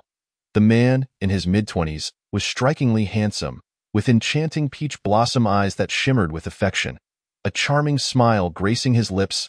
Lin Gongzi, you truly are formidable. Merely showing your face sent the Genie Wei into a frenzy searching for you, the Annal Princess declared, gazing adoringly at the man. The young man chuckled. Princess, the Commander Ji Gang's wife, Morong Yenhua, possesses considerable strength. Otherwise, I would have claimed both her and her daughter last night. You cannot imagine how beautiful they are. The young man was none other than the notorious spring night young master, who instilled fear in women. Such a nefarious character managed to captivate the daughter of Ding and Wang. Annal Princess. One cannot deny the spring night young master's charms. The Annal Princess feigned annoyance, giving a huff. Are they truly more beautiful than I? Certainly not. My Annal is the most beautiful. The spring night young master playfully caressed her. The Annal Princess could not suppress a shy gasp. The two were entwined once more. Lin Gongzi, will you venture out tonight? Of course, my dear. A little girl like you cannot satisfy me. Fear not. I, the spring night young master, have many women, but you shall always be the most important. How vexing. That night, a shadow flitted away from Ding and Wangfu. Chapter 50. Arrogant Annal Princess. This night was particularly dark, with the moon obscured by clouds, rendering visibility near impossible. In the deep autumn, the chilly night air settled in. And despite the cold, the Genie Wei remained diligent, stationed throughout the streets of the capital. Tonight, the flower thief, the spring night young master, might emerge. Whoosh! A shadow melded into the darkness, leaping atop the rooftops. The figure made no sound, moving like the wind. Below, the Genie Wei remained oblivious. A bunch of fools. Do you truly think you can capture me, the spring night young master? Ha! The spring night young master smirked wickedly, leaping several times into the courtyard of a wealthy household. The rear courtyard was typically where the ladies of the house resided. The spring night young master had a penchant for the daughters of affluent families. He, the spring night young master has arrived. Inside, a young girl was rendered immobile, tears streaming down her face as she beheld the approaching man. She prayed for a miracle, for someone to rescue her. But no miracle came. The spring night young master tore her garments, forcing her into a twisted game. Above, the moon, veiled by clouds, shifted position. After enough mischief, the spring night young master entered another household. In this world of sin, darkness concealed all that no one noticed, nor did anyone intervene, until the dawn broke, giggling. At the Zhuaxian Lu, Wang Yi had kept vigil throughout the night. Yet not a single figure had appeared within a 10-mile radius. Egu, it seems the spring night young master is frightened and dares not show his face, a cowardly lecher. Wang Yi cursed angrily. The night air was frigid, and after a night of chilling winds, even a skilled master would find it unbearable ahead. A burly young man sprinted towards Wang Yi. Pangguang, my lord, trouble has arisen. Last night, the spring night young master was spotted in the northern part of the city, where he violated 3 young maidens, one of whom committed suicide by hanging. He even boasted that he would have 3 maidens daily. Now the northern city is in a state of panic, and Commander Ji Gang is furious, demanding the capture of the spring night young master within 2 days. Pangguang, a man who loathed evil, harbored a deep hatred for flower thieves. Such an audacious flower thief made him wish to slay him at once. Wang Yi furrowed his brow, realizing he had miscalculated his stakeout. The target was in the northern part of the city. The capital was vast, and the distance from the north to here spanned several tens of miles. It was no wonder he could not sense anything. Let us head north. A large contingent of the Jin Yi mobilized towards the northern district. Woohoo, my daughter, my daughter, the wails echoed from a manor. Commander Ji Gang's expression was grim. Once again, he would face the emperor's public reproach. If things went awry, he might lose his very position.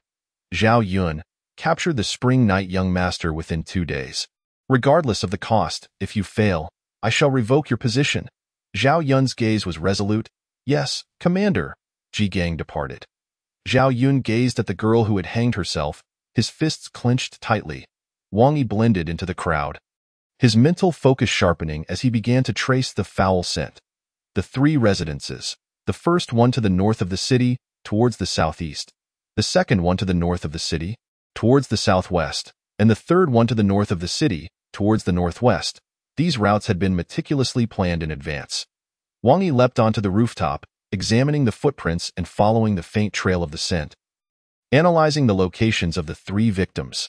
Closing his eyes, a figure appeared in Wang Yi's mind, leaping from one rooftop to another, tracing an arc before returning to the original spot. With a sudden exhale, Wang Yi opened his eyes, directing his gaze towards the palace. In his calculations, the spring night young master was hidden in the northern part of the city, close to the palace. He wondered if he was indeed in that vicinity. On the rooftop, the footprints left by the spring night young master were faint, nearly invisible to the average person. Yet Wang Yi could discern them, his vision sharper than that of a golden eagle. The delicate prints were marked with a hint of chestnut-colored soil. This chestnut soil was premium clay, a luxury reserved for the nobility, unattainable by the common folk. Wang Yi, follow me. Yes, my lord. Wang Yi, Pangguang, Panglong, and others closely trailed Wang Yi. Eventually, the group arrived outside a lavish estate. My lord, this is the Ding'an Prince's residence, Panglong whispered. The Ding'an Prince was the younger brother of the current emperor. Let us take a look. Wang Yi was aware of the implications. Since a search was not permissible, they would stir the grass to scare the snake, and the spring night young master would surely reveal a flaw. Panglong and Pangguang nodded in agreement. They approached the entrance of the prince's residence. What are you doing here? Who allowed you to be here? Get lost. The servants of the Ding'an Prince's residence were exceedingly arrogant, showing no regard for the Jinyui, brandishing brooms to chase Wang Yi and his companions away. Pangguang, resembling a humanoid dinosaur, glared fiercely, nearly causing the servants to collapse in fear. What do you want? Don T, come closer.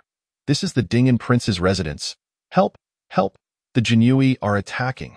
The servants, terrified, fled back into the residence. The commotion drew the attention of those within the estate. What is happening? In the back courtyard, the spring night young master was entangled with Princess Annel when he heard the noise and couldn't help but investigate. Upon inquiry, he learned that the Jinyui had appeared. A jolt of anxiety surged within the spring night young master. Could they be coming for me?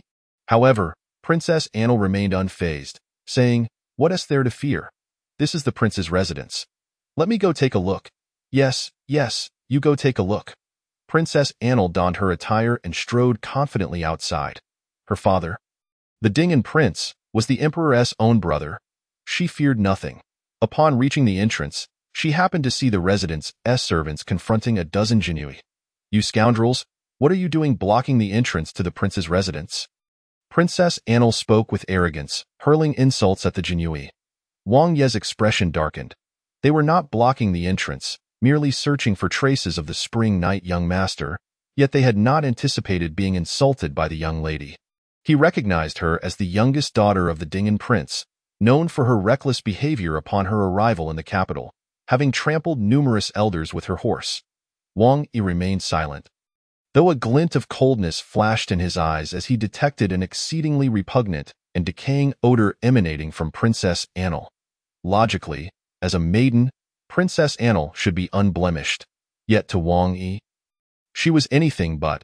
The scent surrounding her was mixed, suggesting she had engaged in countless liaisons with men. This was not the crux of the matter. The key detail was that the scent of the spring night young master lingered on Princess Anil. You rabble, are your ears deaf? I am asking you a question. Do you not know how to respond? Wang Yi released an invisible surge of true energy from his palm. Slap! Princess Anil suddenly lost her balance and fell harshly to the ground. Her delicate face was struck by a pebble, drawing blood. I'm bleeding. I'm bleeding. Princess Anil cried out in terror. Wang Yi withdrew his true energy and commanded, Jinhui are conducting an investigation. Everyone step aside. Although the Jinhui no longer held the power they once did, they would not tolerate such humiliation. Princess Anil, enraged, shouted, Who do you think you are? The entire world belongs to my Lu family. You are but a dog raised by my family. Do you dare to demand I step aside? Believe it or not, I will have your head. Wang Yi chuckled, his peripheral vision catching a familiar scent emanating from someone near the prince's residence. The spring night young master had finally emerged. Wang Yi suddenly shouted, Spring night young master, you dare to hide here, plotting against the princess? Whoosh! Inside the courtyard, a handsome young man leapt over the wall, fleeing in haste. After him, Wang Yi led Wang Yi and the others in pursuit. Chapter 51. Slaying the spring night young master. Princess Anil, upon witnessing the Jinhui pursuing her lover, cried out urgently, Stop! But none of the Jinhui halted. Furious, Princess Anil mounted a fine steed and galloped after them. As a member of the royal Lu family, she had been riding since childhood. Her equestrian skills surpassed those of ordinary individuals. Ahead, the spring night young master darted away like a bird, leaving the throng of Jinhui behind, with only one in a flying fish uniform trailing him. Ha! A mere Jinhui dares to pursue me. The spring night young master? They know not the heights of heaven nor the depths of the earth. The spring night young master, with his charming peach blossom eyes, emanated disdain, hardly acknowledging the Jinhui pursuing him. Wang Yi remained silent, not revealing his full strength as he sprinted across the ground. Enormous footprints began to appear beneath him. You little brat, you dare to chase me, the spring night young master? You are simply courting death. Swoosh!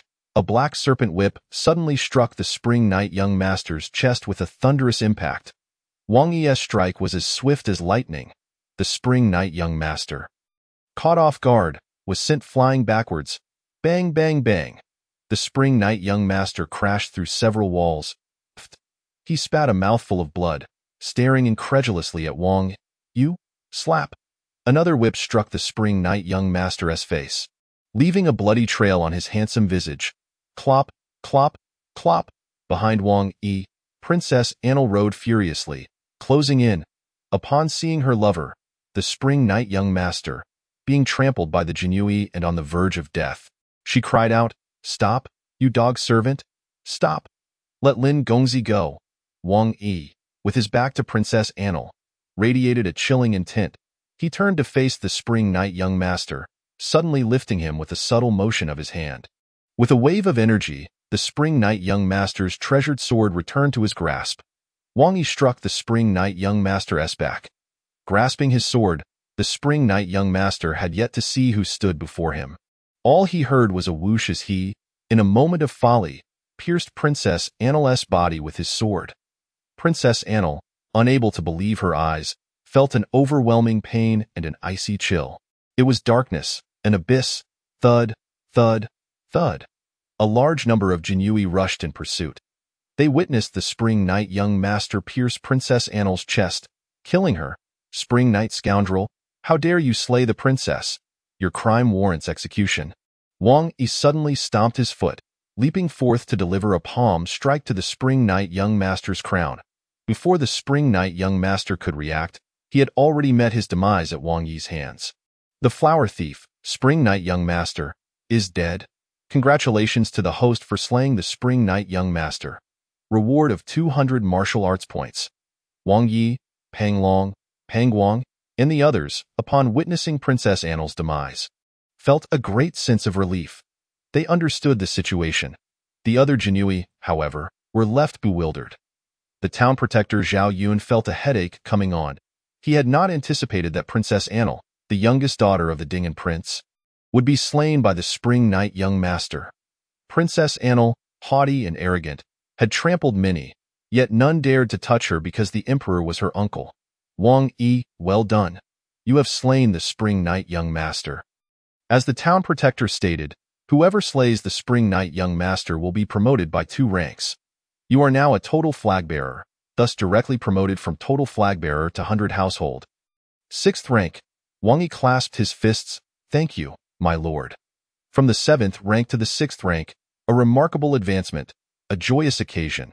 He had not brought shame to his fellow earthlings. The other Jinui cast envious glances. Lu Chan, however, was filled with anger and resentment. Zhao Darun, Princess Annel is dead, and Wang Yi, as a Jinui, failed to protect the princess. This is a grave mistake. Zhao Yun glared, his eyes like those of a tiger. Lu Chan, when has the town protector needed your reminders? Lu Chan trembled in fear, not daring to speak further. Wang Yi, you have performed admirably. In just half a day, you have slain the Spring Knight young master.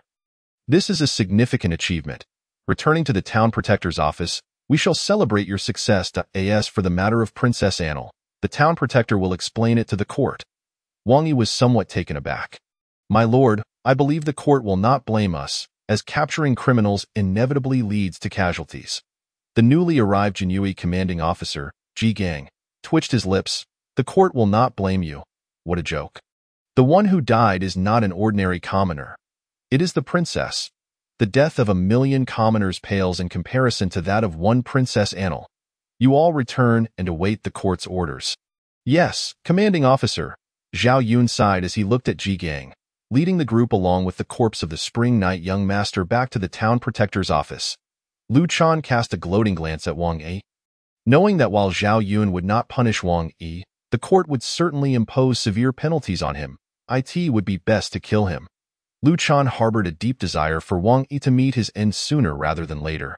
At the Dingen Wang Fu, Dingen Wang Lu Ding gazed upon the lifeless body of his daughter, his fists clenched tightly. Ji Gang. Is this what your Jinui has come to? Ji Gang, the commander of the Jinui, felt a chill run down his spine. Lu Ding was the younger brother of the current emperor, a man of considerable power and favor. The death of his daughter without an immediate outburst was already a testament to his restraint. Your Highness, this is due to my inadequate guidance. I implore your Highness to forgive me. Lu Ding snorted coldly. Enough. Ji Gang, though not utter another word. Deliver the heads of that Jinui and his family to my residence. Ji Gang let out a sigh of relief. If the price of calming the prince's fury was merely one Jinui and his family, then he had struck a fortunate bargain. Your Highness, I shall make the arrangements at once. Go. Lu Ding waved his hand dismissively. Lu Ding settled into his armchair, sorrow etched upon his features. He understood the circumstances all too well. His youngest daughter had been consorting with the Prince of Spring Knights, who would never harm her. How dare a mere Jinui lay hands on my daughter, ignorant of the consequences? At the Zhenfu division, Zhenfu Shi Zhao Yun brought Wang Yi to a hillside. Standing with his hands clasped behind his back, he gazed toward the imperial city, letting out a deep sigh before suddenly exclaiming, Wang Yi, you must leave the Zhenfu division immediately. Wang Yi, taken aback, understood the implication. Must I truly depart? Indeed, the Dingen Wang is not a man of broad mind. The Princess of Annel once caused the death of several elders, and when their family sought justice, they met their demise in the Yamen. This matter was left unresolved. Zhao Yun calmly recounted this incident, simultaneously revealing his long-standing relationship with Wang Yi's father, Zui Qianhu. Years ago, the three of us, your father, Zhou Qinhu and I joined the Jinyui together, diligently capturing bandits.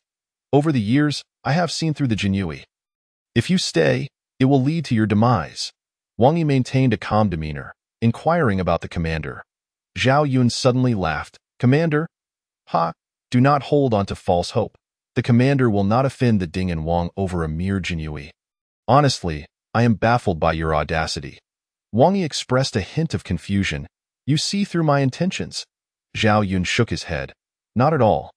Your actions are seamless, yet you overlook one crucial fact. Those in authority do not care about the perfection of your deeds. If they are displeased, someone will certainly suffer, and they are very displeased with this matter. Wang Yi understood. Present evidence, and those above would act unscrupulously. The rules are set by those in power. If they desire your death, then death it shall be, my lord. Take care.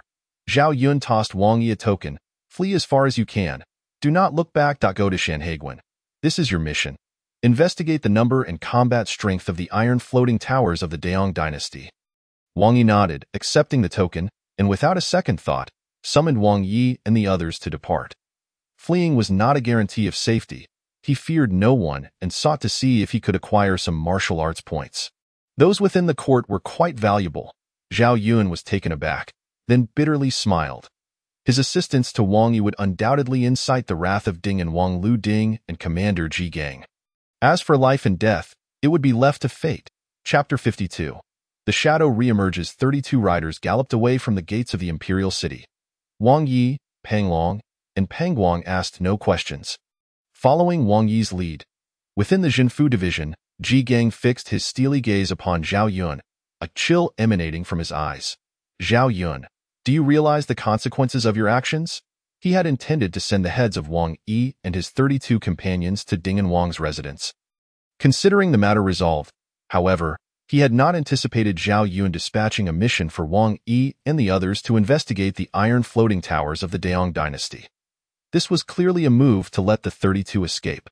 Zhao Yun stood tall, his words resonating firmly. Commander, the Daong dynasty is a dire threat to our realm.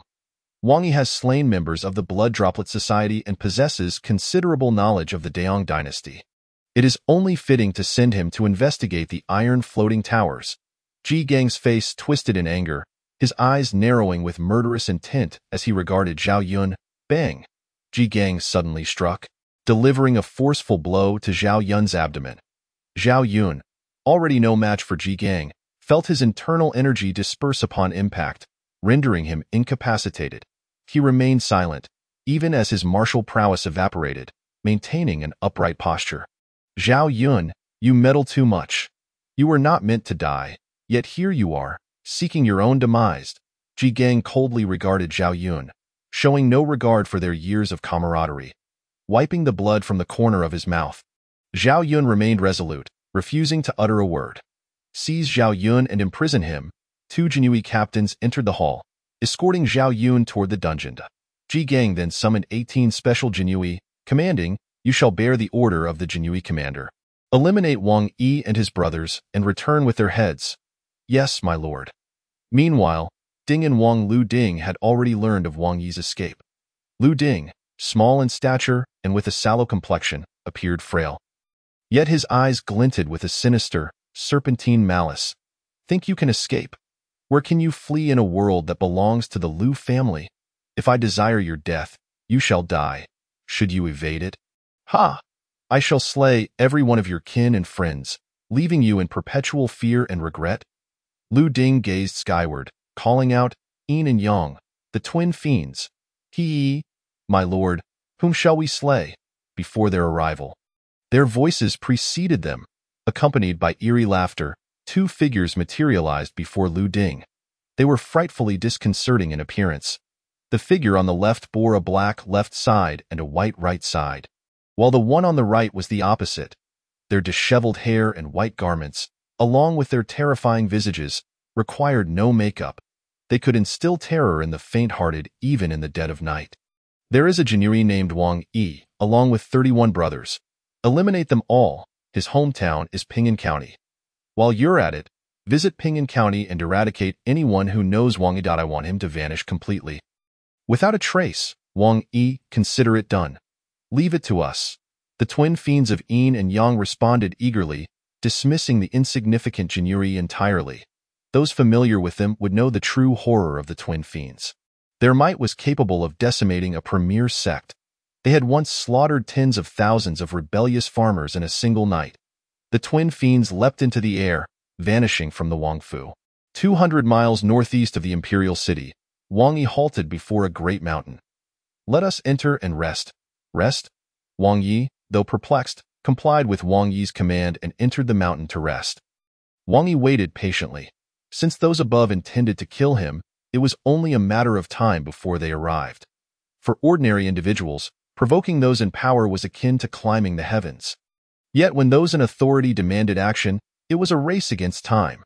Jinfu Shi Zhao Yun had urged him to leave, but he had no intention of truly departing.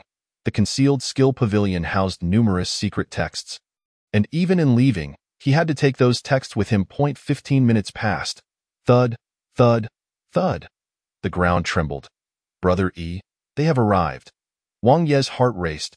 He understood the gravity of the situation. The powers above were after their lives.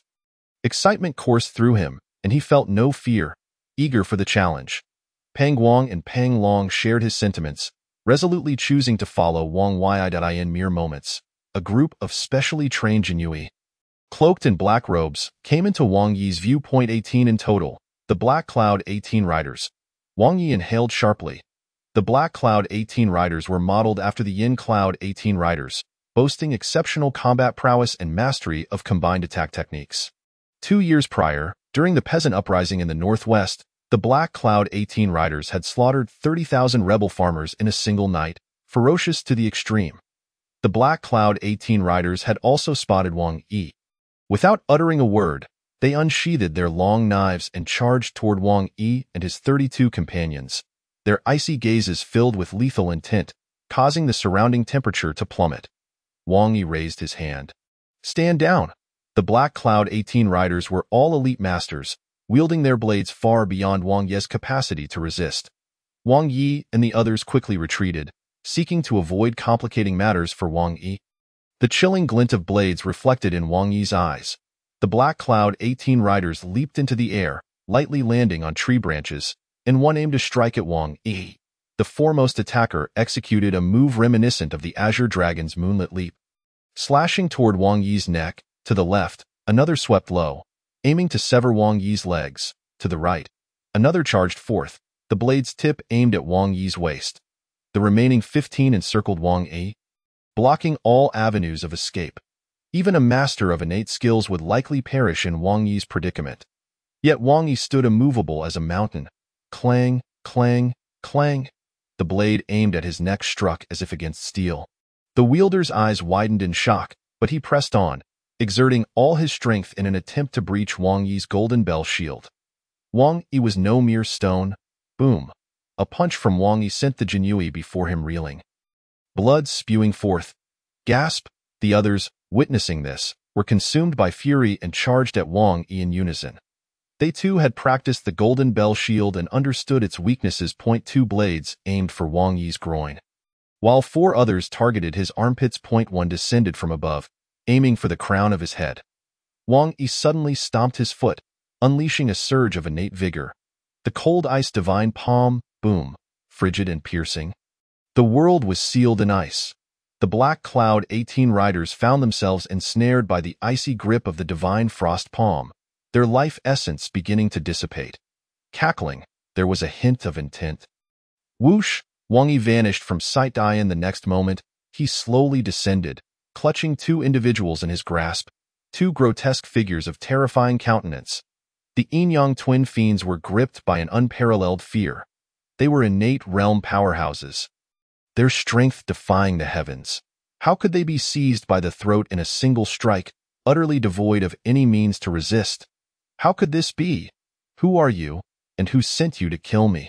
Listening to that eerily calm voice, the yin-yang twin fiends dared not utter a falsehood, hastily responding. "We are the yin-yang twin fiends, sent by Prince Dingen to kill you. Please, spare us, and we shall assist you in slaying." Slay the yin-yang twin fiends, reward 240 martial points. Slay Prince Dingen, reward 600 martial points. Crack! Wang Yi snapped the necks of the Yin-Yang twin fiends.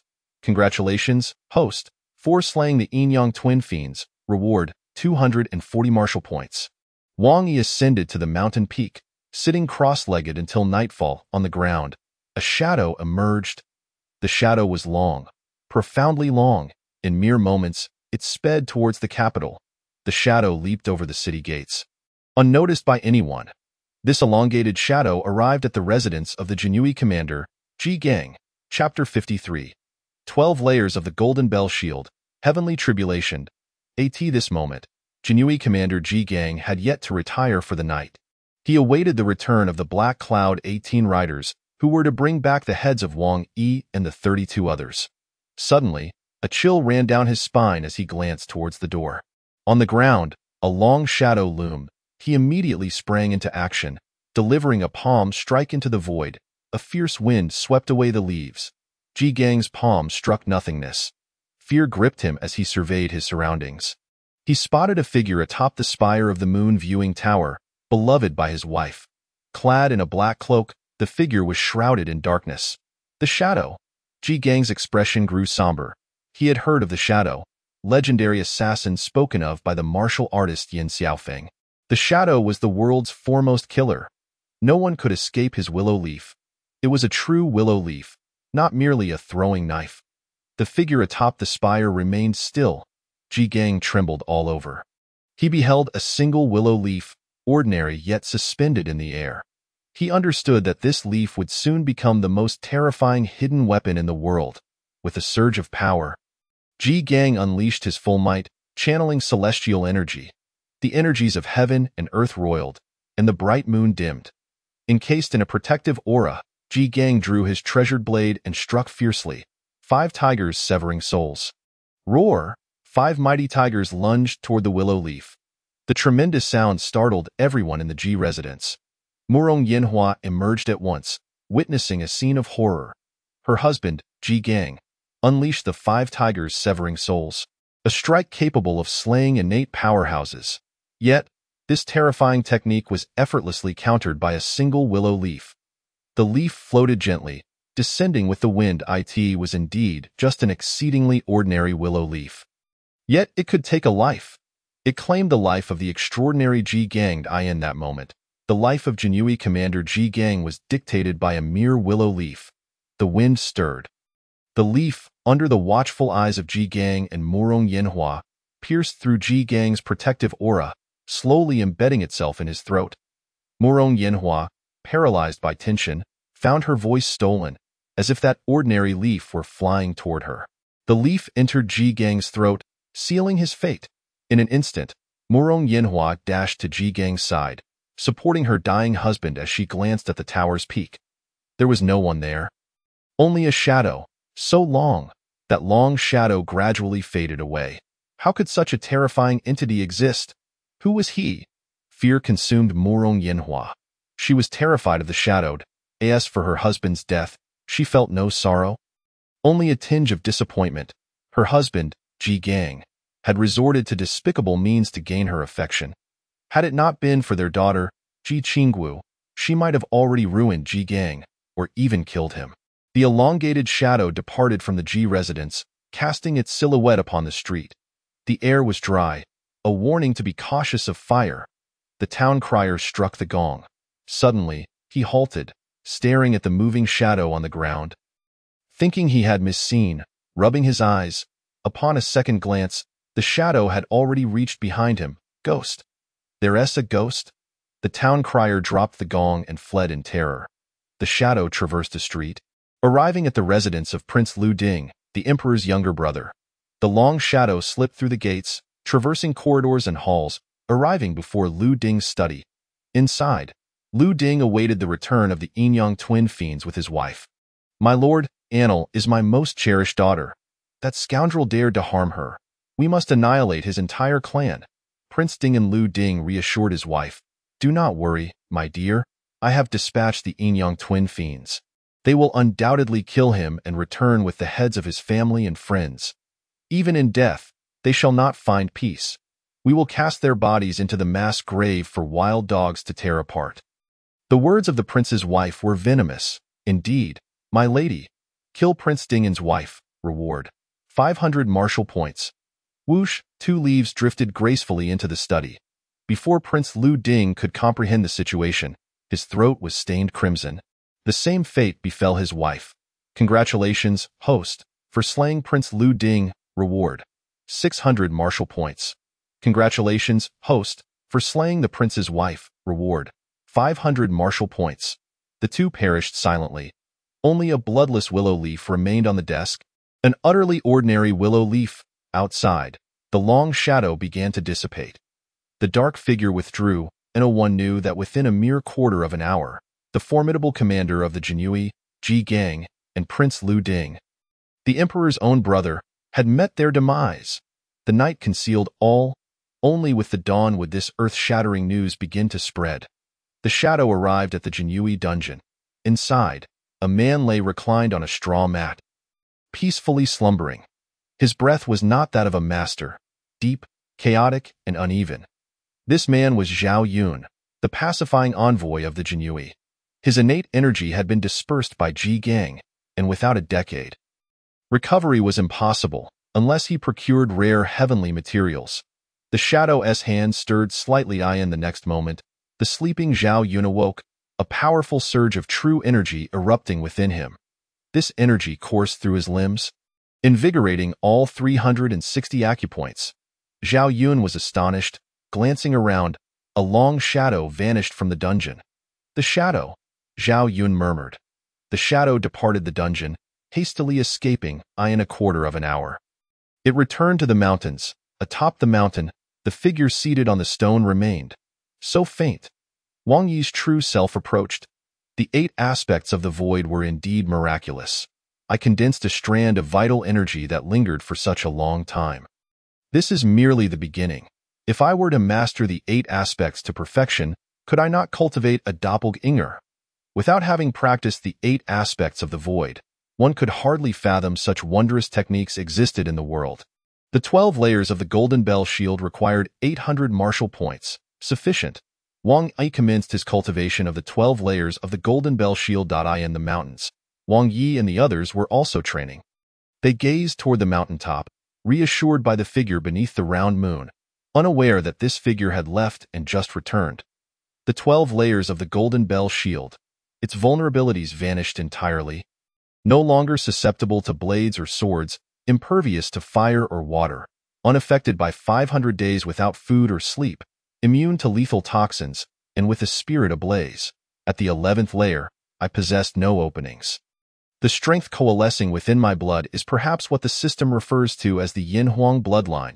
Extraordinary and powerful. Wang Yi turned his gaze inward. His spine radiated golden light, an embodiment of immortality. Unmatched in strength, his flesh was flawless and contained immense power. Should an ordinary person consume a drop of his blood, they would instantly become a top-tier expert. His blood was more potent than that of a millennium-old ginseng. His essence had reached a substantial state.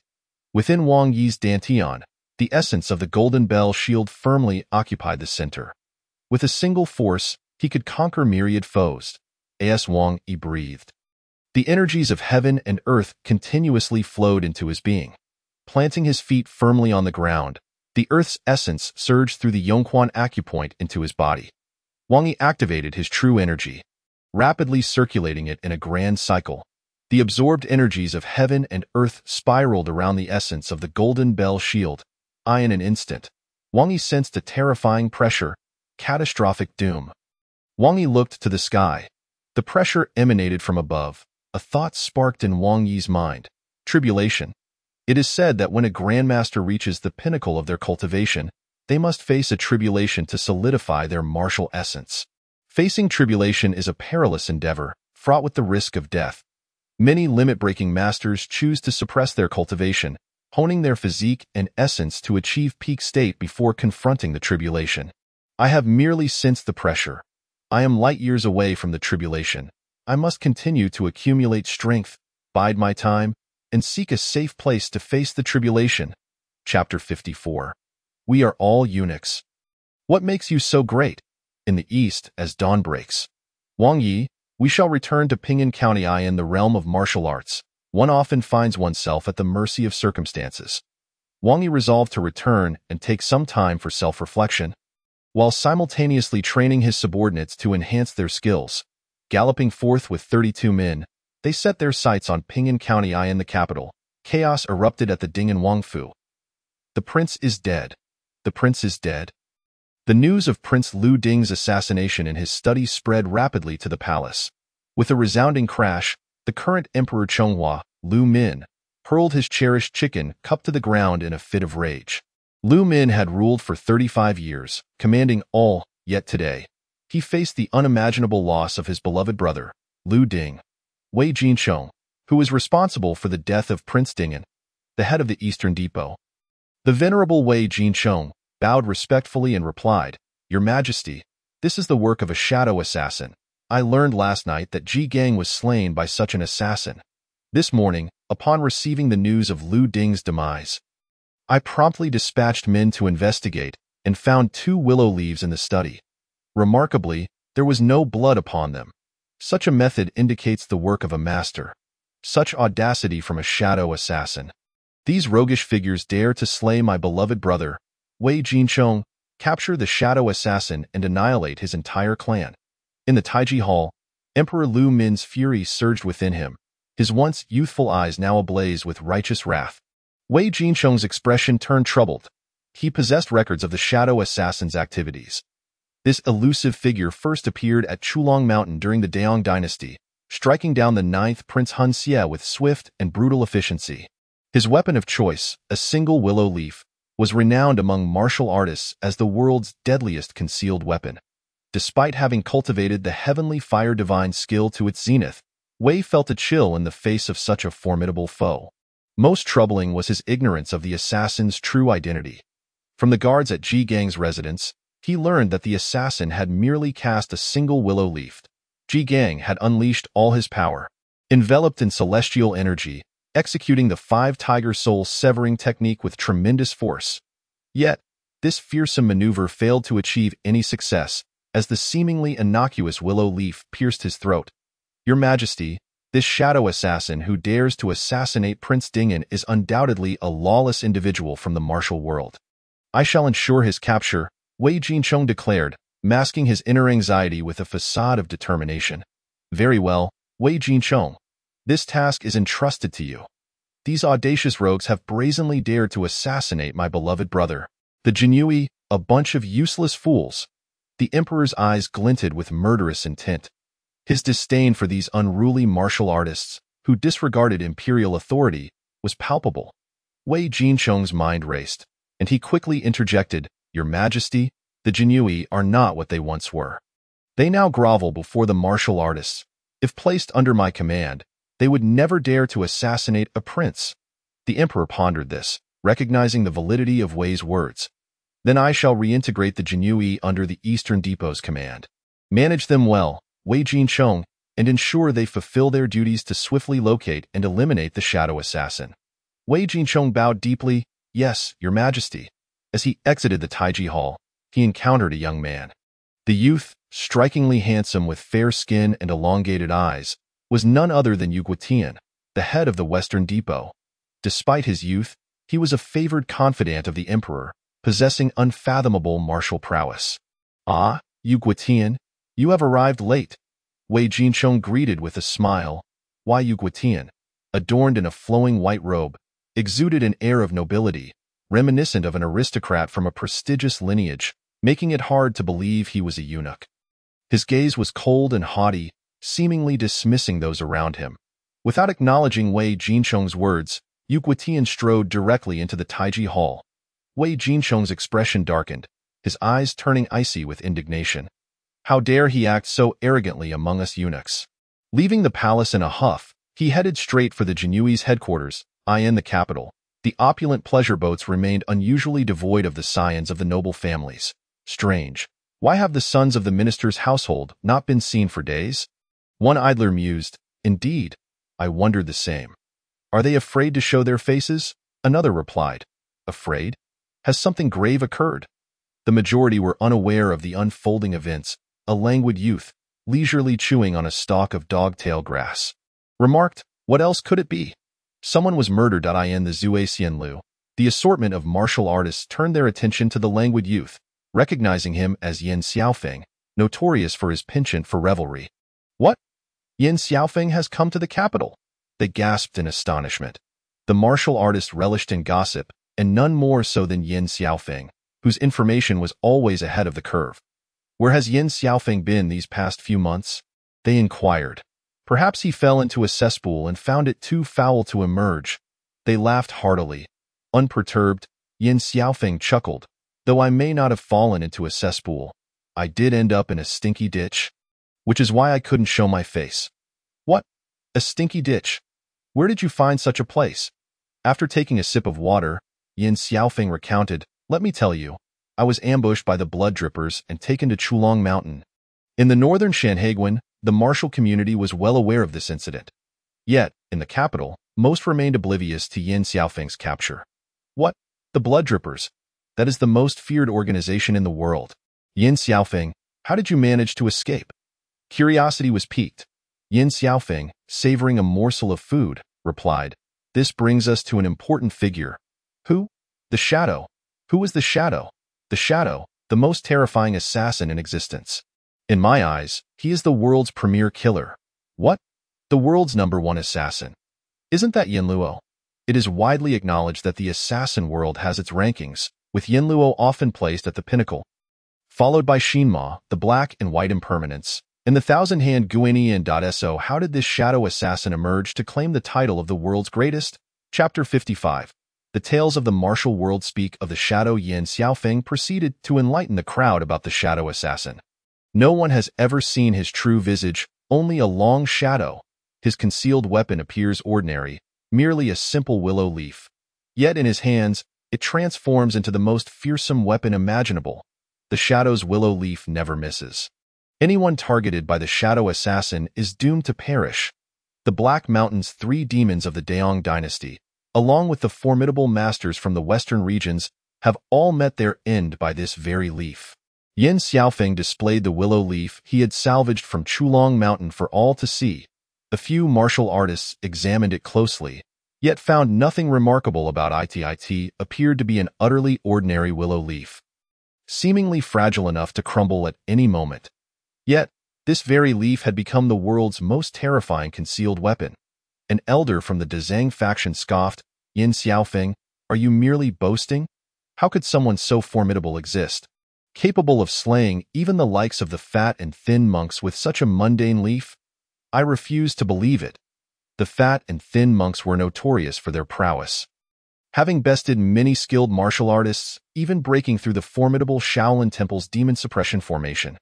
Their strength was well known, and should they join forces, they could easily overwhelm the Dazang faction. The Amei sect's Master Miexin also expressed skepticism. Yin Xiaofeng, I have heard of the shadow assassin, but how many have genuinely encountered him? Your claims seem dubious. Yin Xiaofeng, recognizing Master Miexin, stood and bowed respectfully. Master Miexin, I assure you, this is not mere fabrication. Do you know why I have come to the capital? Why? Has the shadow assassin appeared in the capital? Indeed, and he has claimed lives. The imperial court has sealed this information. The noble scions are aware and have confined themselves to their homes. However, I, Yin Xiaofeng, learned of the shadow's emergence and rushed to the capital, only to arrive a moment too late.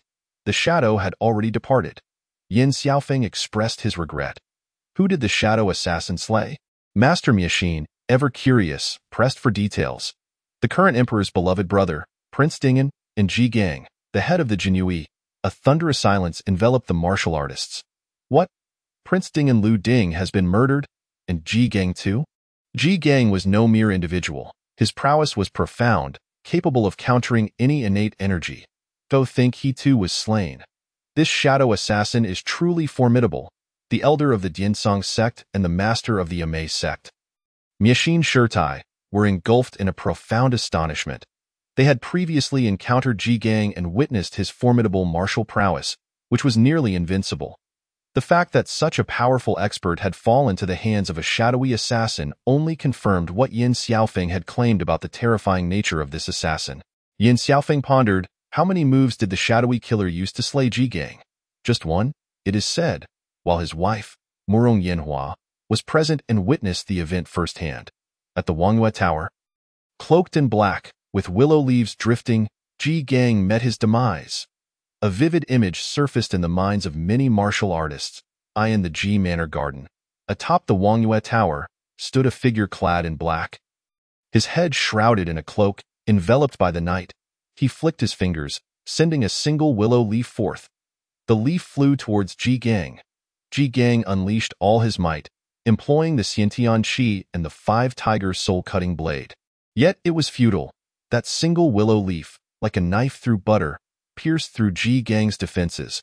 Was the shadow truly that formidable, leaving even the commander of the Jinyue, Ji Gang, without a shred of resistance? Machine Shirtai murmured. Yin Xiaofeng nodded. Indeed, unless one witnesses the shadow's strike firsthand, it is impossible to fathom its true might. Have heard that the Tianying Sect's phantom flying blade never misses. I wonder how it compares to the shadow's willow leaf. A novice youth posed this question. There is no comparison. The willow leaf in the shadow's hands is the world's foremost hidden weapon. Yin Xiaofeng declared with unwavering conviction. Though young, he had traversed the martial world for several years, having journeyed through half of the Great Ming Dynasty and witnessed numerous fearsome weapons, even narrowly escaping assassination by assassins. Yet none of their hidden weapons had ever left him as profoundly shaken as that willow leaf. He yearned to see the shadow strike once more. Little did he expect such an adept to emerge within the martial realm. The shadow's presence was felt without being seen. Was it a blessing or a curse? Machine Shirtai sighed, her eyes clouded with concern. Yet Yin Xiaofeng remained untroubled. Machine Shirtai, the shadowy assassin does not indiscriminately slay the innocent. Why should you worry excessively? There are many in this world who kill more than the shadow, yet the world remains unchanged. Machine Shirtai shook her head. Yin Xiaofeng, those individuals you speak of lack formidable power. Even if they wreak havoc, their influence is exceedingly limited. But this shadowy assassin possesses unfathomable strength, and with no visible form, no one knows their identity. If they harbor ill intentions, it could spell disaster for the world. Yin Xiaofeng scoffed, finding no inclination to argue with Machine Shirtai. When it comes to harm, is it not more about the quantity of wrongdoing committed? Why should it matter who possesses greater martial prowess? Yurimei's sex skills are not lacking. Could that also signify great harm? Yin Xiaofeng had encountered many renowned figures in the martial world. They preached lofty principles, yet anything they deemed wrong was labeled as demonic or villainous. They never considered whether they themselves might be the villains. The appearance of Yin Xiaofeng at the Drunken Immortal Pavilion only heightened the revelry. It became clear why the sons of noble families had not made an appearance. They were deterred by the fearsome shadowy assassin. The shadow is the world's premier killer. In Ping'an County, Wang Yi and Wang Yi returned once more. Brother Yi, you're back. I was just about to look for you. Li Ziyue exclaimed as she skipped towards the Jinyue's headquarters. Still clad in her violet dress, her round face breaking into a smile revealing two small tiger teeth, mischievous and adorable. Ziyue, has anything occurred during this time? Brother Ai, nothing much happened, except that the Eastern factory transported Huang Ergu's corpse back to the capital. Upon mentioning this, Li Ziyue's worry surfaced. The Eastern factory was no benevolent establishment. Her third uncle, Li Yunfei, had always urged her to return to the Dead Heart sect. She could not shake her concern for him. The Eastern factory. Wang Yi did not regard it with any seriousness. At present, his focus was on accumulating true essence. He had ascended to the pinnacle of the Grandmaster realm too swiftly, despite having cultivated the Golden Bell Shield to the 12th level. His true essence still paled in comparison to those ancient monsters who had trained for centuries. In a confrontation, those old monsters would undoubtedly have the upper hand. It was uncertain how many had successfully transcended tribulations to condense their martial golden cores. In ancient times, martial realms were delineated: third-rate, second-rate, first-rate, super first-rate, innate, and grandmaster. The grandmaster realm was a level attainable only by 1 in 10,000 prodigies. Beyond that lay the martial golden core, also known as the grandmaster realm. Wang Yi found himself stalled at the step of condensing the martial golden core. Transcending tribulations was a matter requiring utmost caution. Chapter 56. The Martial Arts Conference of the 100 Nations in Ping'an County. Tranquility prevailed. Meanwhile, the capital was rife with tumultuous undercurrents. The Jinyuri had rejoined the Eastern Factory's command.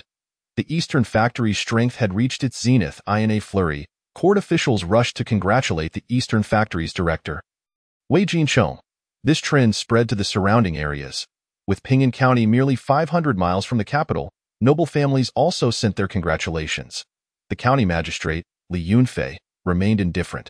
Wang Yi shared the same sentiment, choosing instead to carve out a secluded area in the mountains outside the city. The atmosphere here was thick with the essence of heaven and earth, and the terrain was perilous. Ordinary folk could not venture here. 10 miles away, a towering mountain stood 300 zhang high, with a silver waterfall cascading down, thundering mightily. This place was quite splendid. Wang Yi, gather those 30 individuals, he commanded. Yes, my lord. In a quarter of an hour. 30 Jinyui, who followed Wang Yi, traversed the treacherous mountains and arrived in the valley. At present, all 30 had cultivated the Golden Bell Shield, with 13 having reached the 3rd level, having opened their extraordinary meridians and become first-rate experts. Wang Yi, ever fair, declared, "You are all my brothers. As long as you do not withdraw, I, Wang Yi, shall not abandon any of you. All of you, as long as you do not fear hardship, I will assist you in stepping into the innate realm." With just those words, the 30 Jinyui were filled with fervor. They felt fortunate to be following the right person. Unlike other Jinyui, who would be fortunate just to become first-rate experts in this lifetime. Let alone the innate realm. My lord, we vow to follow you to the death, to the death, to the death, to the death. The 30 shouted, their voices echoing through the valley. Wang Yi waved his hand, and from the cave behind them flew out a cauldron, a bronze cauldron with 3 legs and 2 ears. I have placed precious herbs within, by Ji, Jingtian, Zhonglu, and 500-year-old ginseng, among many others. You shall strike each other for half an hour, then drink the nourishing broth from the cauldron. Thank you, my lord. The 30, wielding 300 jin heavy wooden beams, began to clash. The 2 brothers, Pang Long and Pang Guang, threw caution to the wind. They collided fiercely. Pang Long's massive beam struck Pang Guang's chest with the force of thousands of jin. Pang Guang's blood surged, his body glimmered with a faint copper sheen. After enduring the tremendous blow, he staggered back 3 steps before finally stopping. The yellow light surged, then dimmed. Wang Yi observed quietly, noting that these 30 could resolve many matters. Wang Yi approached the waterfall. The silver torrent stretched across the sky. Wang Yi braced himself against the onslaught of the deluge. His face reddened as capillaries burst, blood beads oozing from his back. One more time. Wang Yi climbed back beneath the crashing waterfall. Enduring the immense force, he moved step by step toward his innermost self. Wang Yi was quite pleased with Wang Yi. He was his kin, who had followed him from the beginning, possessing unwavering resolve. With proper nurturing, he would undoubtedly achieve great success in the future. Wang Yi checked his status panel. Host.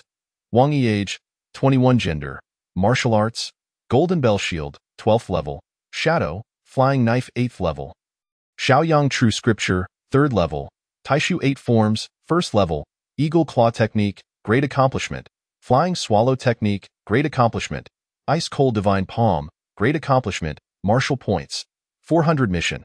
Annihilate the Great Whale Gang. The Great Whale Gang is located on the southeastern coast.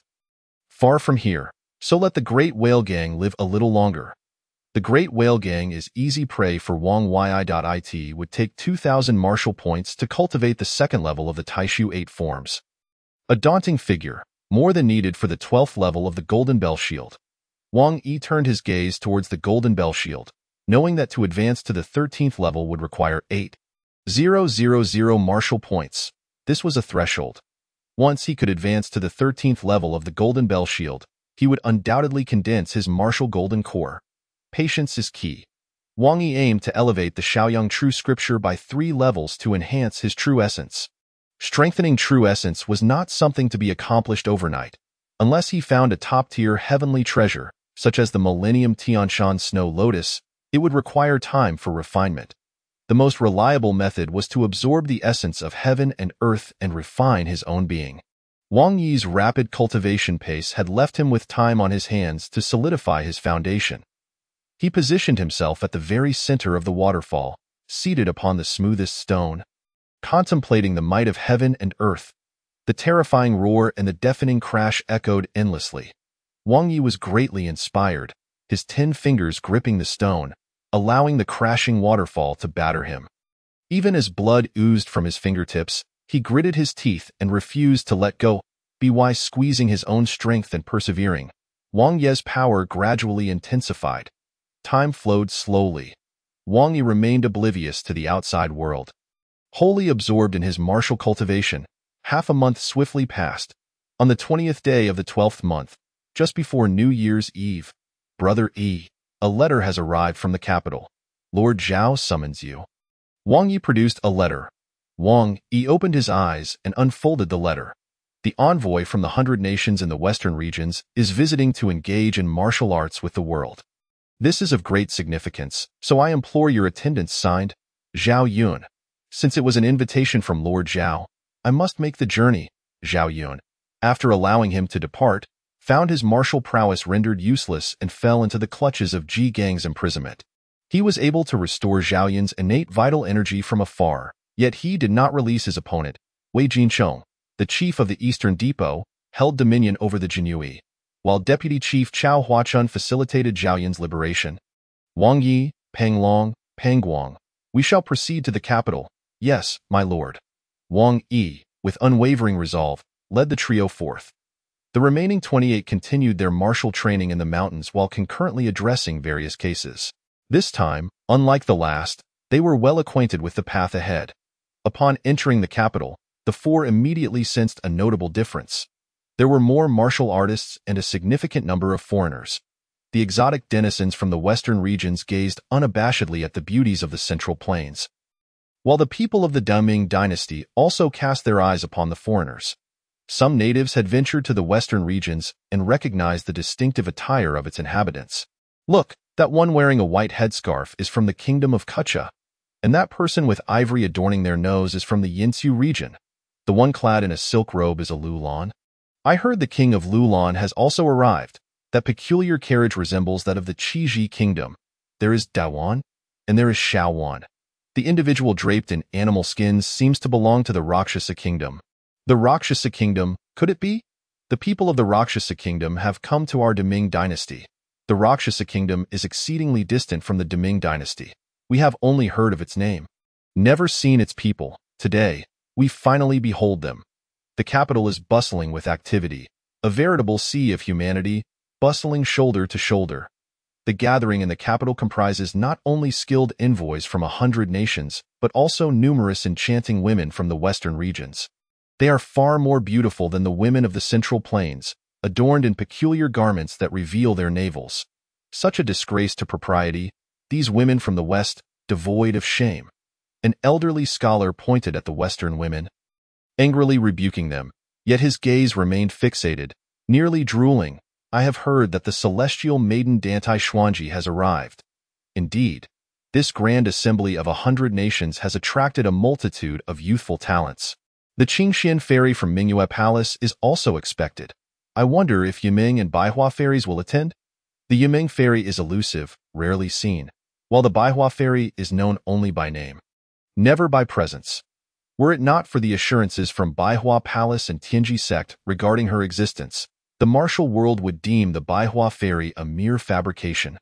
Rumor has it that the most formidable disciple of the Wudong sect, Song Qing, will also participate. Could it truly be? Of course it is true. Song Qing is under 30 and has reached the pinnacle of martial prowess. He is certain to triumph over the formidable warriors of the western regions.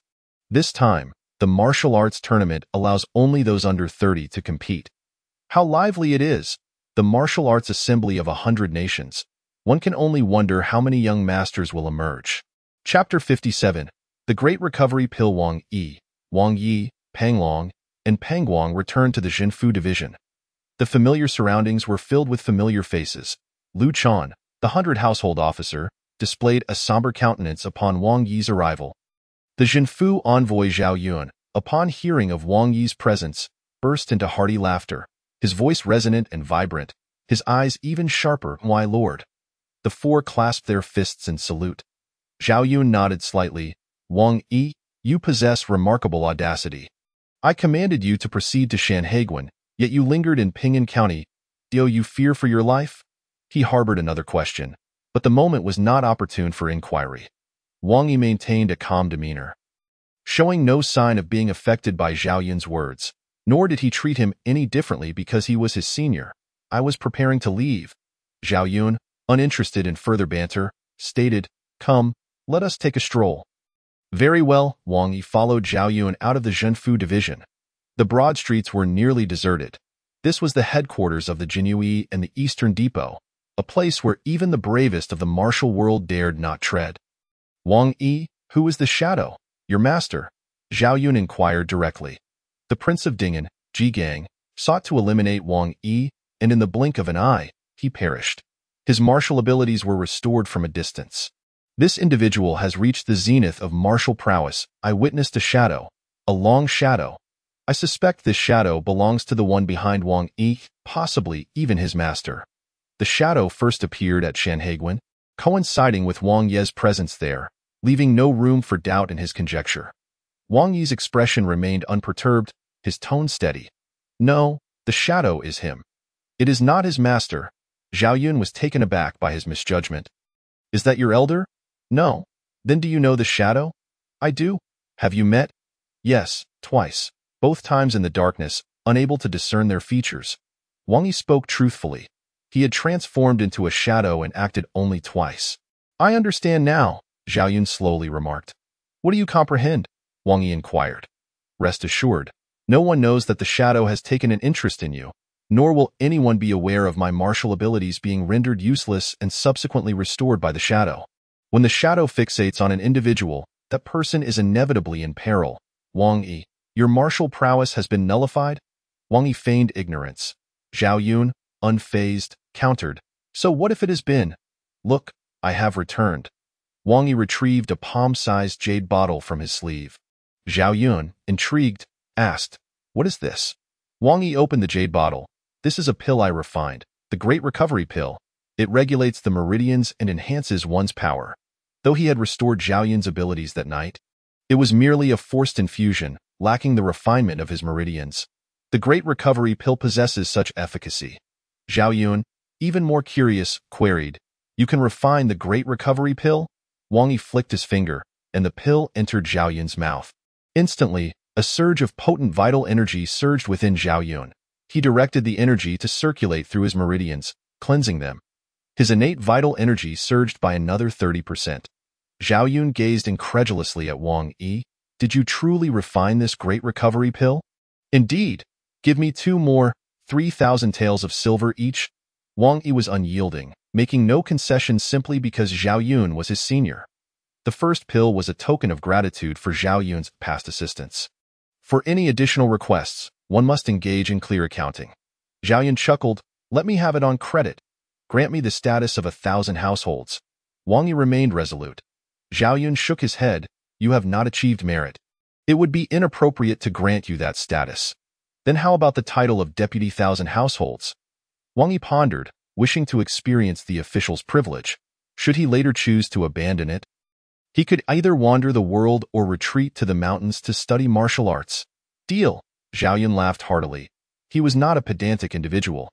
He was willing to promote those with capability. Wang Yi poured out 2 Great Recovery Pills from the jade bottle. Zhao Yun swallowed them and suddenly inquired, Have you consumed one yourself? No. Zhao Yun's expression froze, realizing, You mean you are treating me as a guinea pig? You may think of it that way. Zhao Yun's expression darkened further. I am your senior. Even brothers settle their accounts clearly. A master-nephew relationship is of no consequence, and besides, you yourself stated that you never recognized me as your uncle. Wang Yi replied calmly. Zhao Yun conceded. Wei Jinchong, the 9,000-year-old of the Eastern Depot, is exceedingly intrigued by the shadow and has been investigating. Any leads? Wang Yi was unperturbed by the formidable Wei Jinchong but wished to avoid complications and maintain a low profile. None so far. The shadow has appeared twice. The first time was at Shanhaiguan, where I altered your records to indicate you had been there and returned promptly. When the shadow appeared, you were not present at Shanhaiguan. Zhao Yun strolled along the street, hands clasped behind his back, continuing to transmit thoughts. The second appearance coincided with the deaths of the Prince of Ding'an and Ji Gang. They dispatched someone to eliminate you. And aside from me, few are aware, thank you. Wang Yi expressed genuine gratitude towards Zhao Yun. It is of no consequence. Now, the Jinui is subordinate to the Eastern Depot, and our Jinui stands a tier lower than the Eastern Depot's minions. We must strive to avoid provoking them, especially Wei Jinsheng's few adopted sons. And there is one more person. Who? Zhao Yun's lips moved. The third deputy of the Eastern Depot, Lu Shi. Wang Yi recognized that apart from Wei Jinsheng, there were three other formidable deputy leaders in the Eastern Depot. The second deputy, Chao Huachun, was meticulous and practiced the Tian Gang Boy technique, displaying extraordinary strength. The third deputy, Lu Shi, was cunning and ruthless. Having decimated numerous sections, the fourth deputy, Chao Shaoqin, was equally merciless and exceedingly arrogant. Chao Huachun maintained a good relationship with Zhao Yun. Chao Shaoqin was a relative of Chao Huachun, belonging to the same faction. Lu Shi, however, was notoriously vengeful and highly skilled. One must tread lightly around him. Were it not for the assistance of the second deputy, Chao Huachun, I would have long since fallen under Lu Shi's severe punishment. Zhao Yun recalled that day and shuddered involuntarily. Lu Shi was truly devoid of humanity. The court's organization of the 100-nation battle was intended to intimidate the western regions, who also sought to gauge the prowess of our Ming dynasty's experts. Deliberately selecting champions from across the nation to come to our capital. Amongst the 100 nations, there are certainly unparalleled experts. Even if I were to compete, I would find them formidable opponents, Zhao Yun sighed deeply. He had reached the age of understanding yet found himself overshadowed by a host of youth. So formidable. Wang Yi was somewhat taken aback, not anticipating such youthful prowess among the nations of the West. His strength was aided by the system. Without it, he estimated he would only surpass these youths by a slight margin. I have heard that some individuals possess a unique bloodline, which, once awakened, propels them into a state of frenzy, allowing them to effortlessly rend tigers and lions asunder. The king of Lulan, youthful and handsome, has mastered the unparalleled sword technique of the Lulan kingdom, the Qian Kuanjiao Ing sword art. When unleashed, it renders his enemies incapable of discerning his true form. Furthermore, he wields a divine sword, the Lulan divine sword. I suspect that even the 10 distinguished sons of the great Ming dynasty may not prove to be his match. These 10 young nobles are affluent and handsome, hailing from prestigious lineages, and are immensely wealthy. This alone is not remarkable. They are inherently exceptional, possessing profound knowledge and astounding martial skills, having entered the innate realm by the tender age of 24. What woman would not wish to cultivate the Kuan character technique with them? Is it not possible? In this world, anything can happen. Zhao Yun's gaze is profound. As a citizen of the great Ming dynasty, he desires neither its defeat nor its annihilation. And then there is the king of Lanling, whose martial prowess is unfathomable. With a mere display of his movement technique, most cannot even catch a glimpse of his shadow. Wang Yi, do you believe our great Ming dynasty can triumph in this martial arts tournament? Wang Yi gazes into the distance. Zhao Yun awaits his response. I do not know. Wang Yi finally replies. Zhao Yun, Chapter 58. A new development. Zhao Yun leads Wang Yi to the Eastern Bureau. There, Wang Yi encounters the legendary figure, the deputy chief of the Eastern Bureau, Chao Huachun. Chao Huachun, with his silver hair and a jovial smile, has rosy lips that reveal a broad grin, showcasing his pearly white teeth. This deputy chief appears as a benevolent elder, creating a most agreeable impression. With a delicate hand gesture, he exudes an air of appreciation. Lord Zhao? Is this the outstanding member of the Jinui you mentioned, Wang Yi?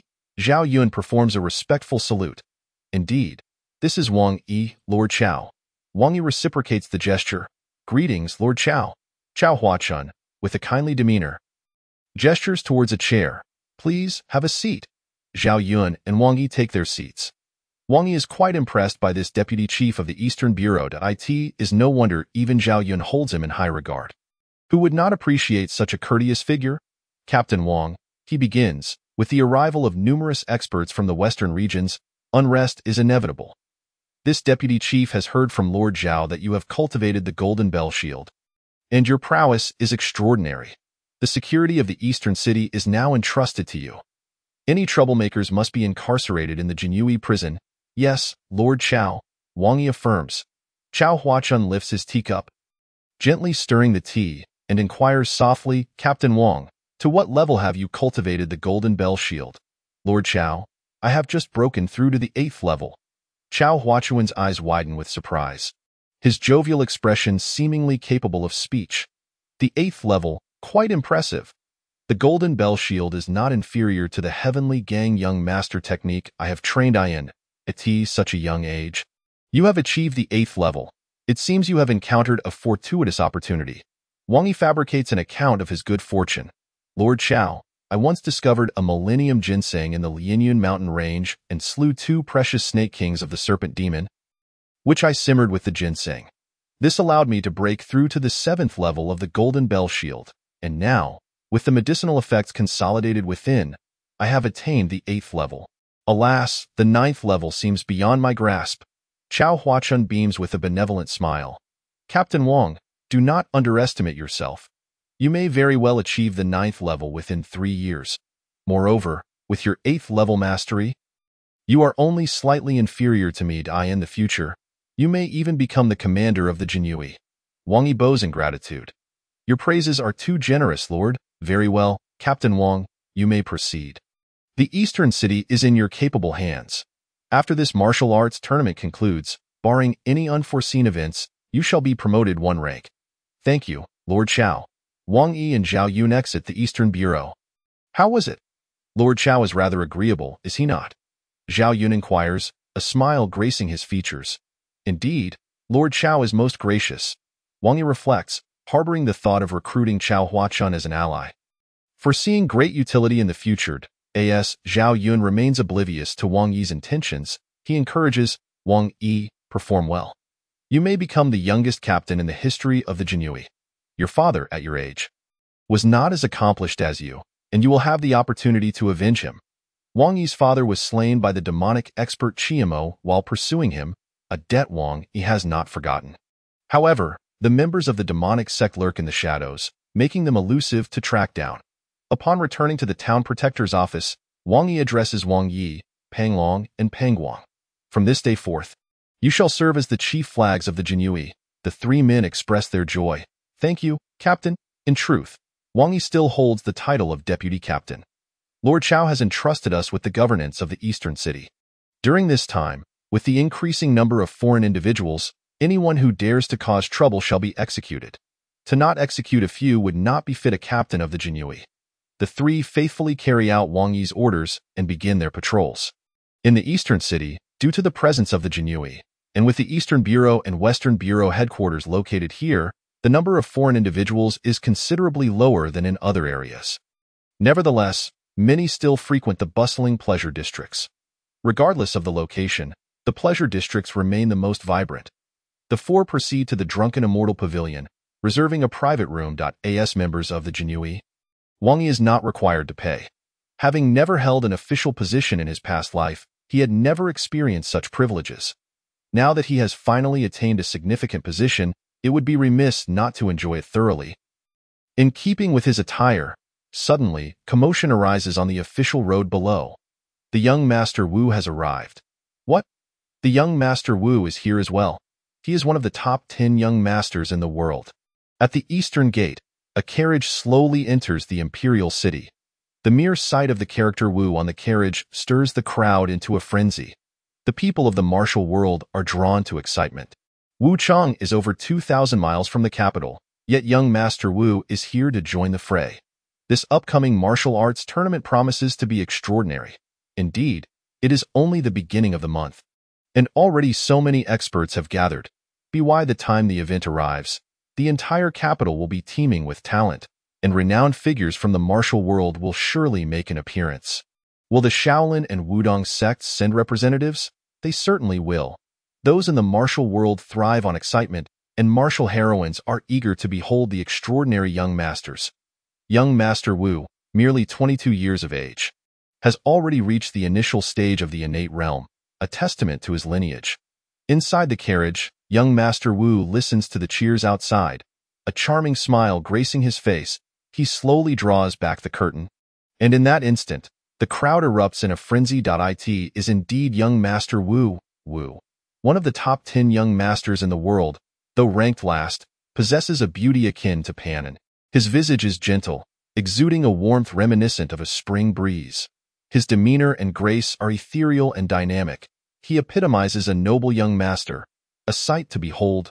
Numerous courtesans, upon seeing him, toss their handkerchiefs in admiration.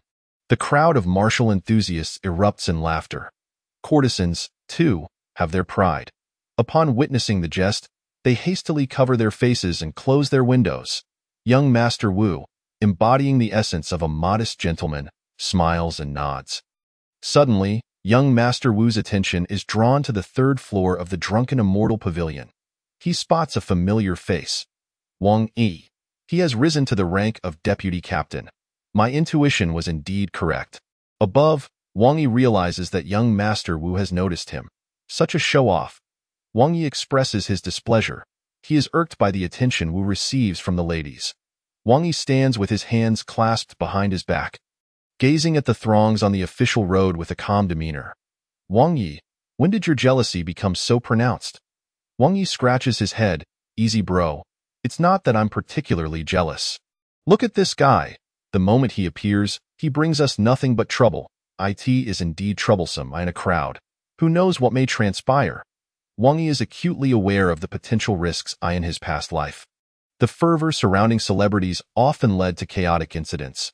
Overzealous fans frequently resorted to extreme behaviors. Bang! Suddenly, a figure hurtles out of the window of the Flying Flower Pavilion. It is a woman. She falls straight from the 5th floor to the ground. Thud! The woman crashes heavily to the ground, gasping for breath. You wretched creature! I offered you the privilege of serving the prince of the Rakshasa kingdom, and you dare to refuse? You even had the audacity to slap him. You recording death! A head pokes out from the window.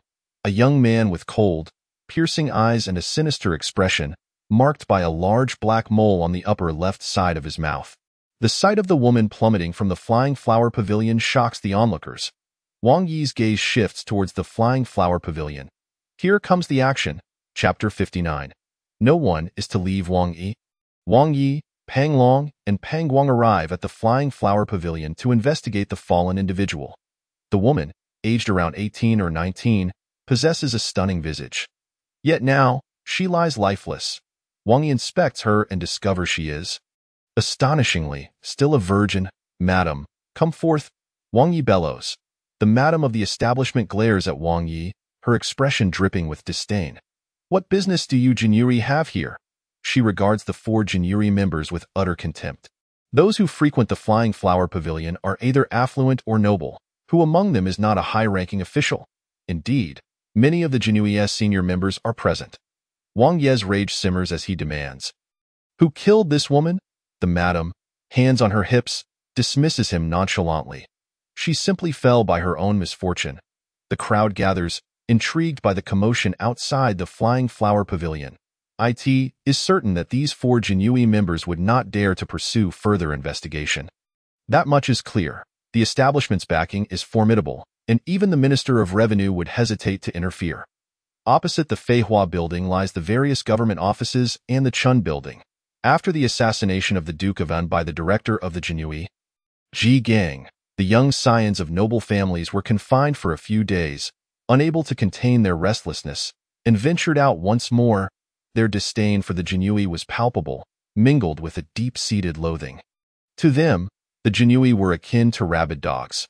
Once the emperor's hounds, they had now been reduced to the status of the Eastern Depot's lackeys, a position even lower in hierarchy. Naturally, they dared only to curse the Jinui in hushed tones.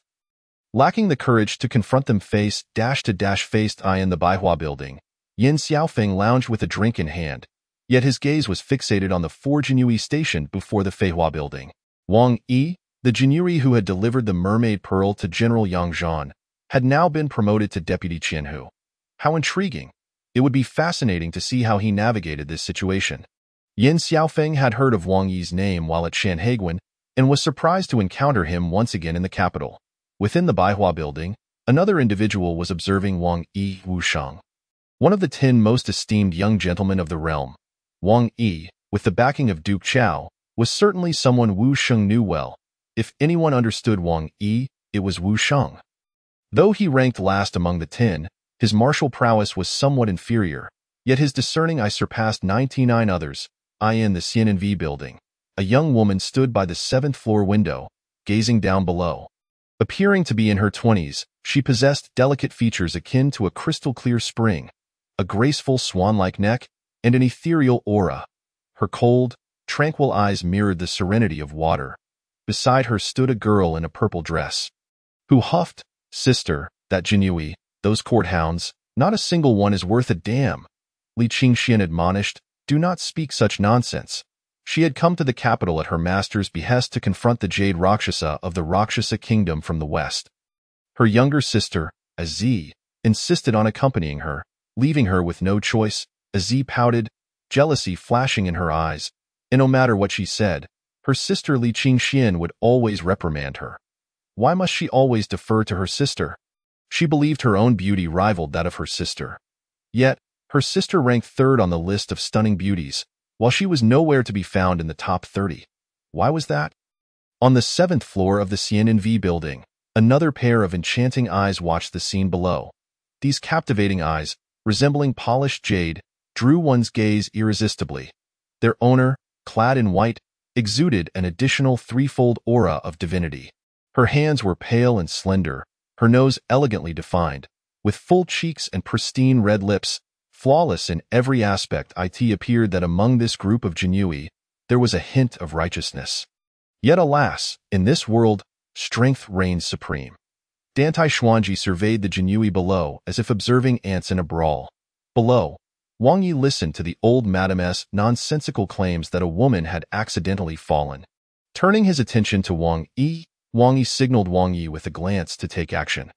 The 12-layered golden bell shield would allow him to sweep through the capital without concern for anyone. Receiving Wang Yi's command, Wang Yi sprang into action, delivering a resounding slap to the old madame's face. The sound echoed. The old madame was sent sprawling, crashing directly into an 80-year-old patron of the Feihua building. Ouch! Though the elderly patron was robust, he let out a series of pained cries from such a blow. Wang Yi's strike stunned everyone present. "Wang Yi, I knew you would not let this young master down." Wu Sheng watched with a mindset of amusement, while others stood agape in disbelief. Could it be? Did he really dare to act, unafraid for his life? Damn, that slap felt exhilarating. Wang Yi reveled in the thrill of it. In the Feihua building, some patrons attempted to slip away. Among them were wealthy merchants and court officials, fearful of being implicated, of causing a scandal that would bring disgrace upon themselves. Wang Yi bellowed, "No one is permitted to leave. I am the right Vice Minister of Rights. Step aside." The 60-year-old Vice Minister of Rights scolded Wang Yi. Wang Yi responded with a swift slap. Crack! The Vice Minister was sent crashing to the ground. With a bit more force, he could have killed the Vice Minister outright. "You dare strike an official?" The Vice Minister covered his face, incredulous as he looked at Wang Yi. He was a third-rank official. Yet he had been struck. Wang Yi's cold gaze bore into him, his words even chillier. "Does the right Vice Minister of Rights frequent brothels? Clearly a fraud. Duke Chao has entrusted the eastern part of the city to my jurisdiction. If there is a death, I shall execute the killer to appease the spirit of the deceased. Until the culprit is apprehended, no one in the Feihua building is allowed to leave through these doors. Those who defy this will be killed." Wang Yi, Pang Long, and Pang Guang gripped the handles of their blades, ready to draw them. The cold gleam of their weapons sparkled ominously. Should anyone dare to leave, their blades would surely be unsheathed. The right Vice Minister of Rights was so frightened he nearly wet himself, no longer daring to speak, his eyes fixed on Wang Yi as if to engrave this moment in his memory. Vowing to avenge today's slap in the future. "Old Madam, what was the name of the deceased woman?" The old madam, dazed from the blow and wishing for the demise of the four Jinui, nonetheless answered obediently, "My lord, her name was Yin Hong. Find the murderer of Yin Hong and execute them on the spot. A reward of 360 martial arts points shall be granted." Wang Yi expressed mild surprise. The murderer of Yin Hong was valued so highly in martial arts points. What a grievous sin! Very well, who was Yin Hong serving just before her death?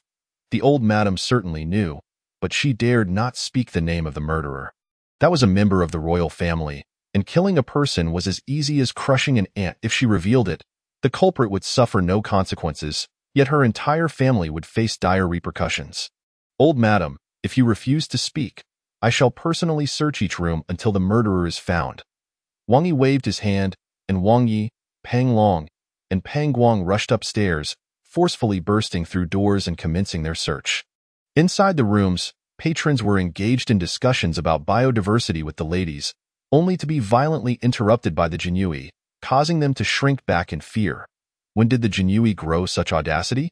This marquis is in a good mood today. I shall spare your lives, leave now, or I will feed you all to the dogs. Chapter 60. A shocking revelation on the 7th floor. A youth stood at the railing, overlooking the scene below.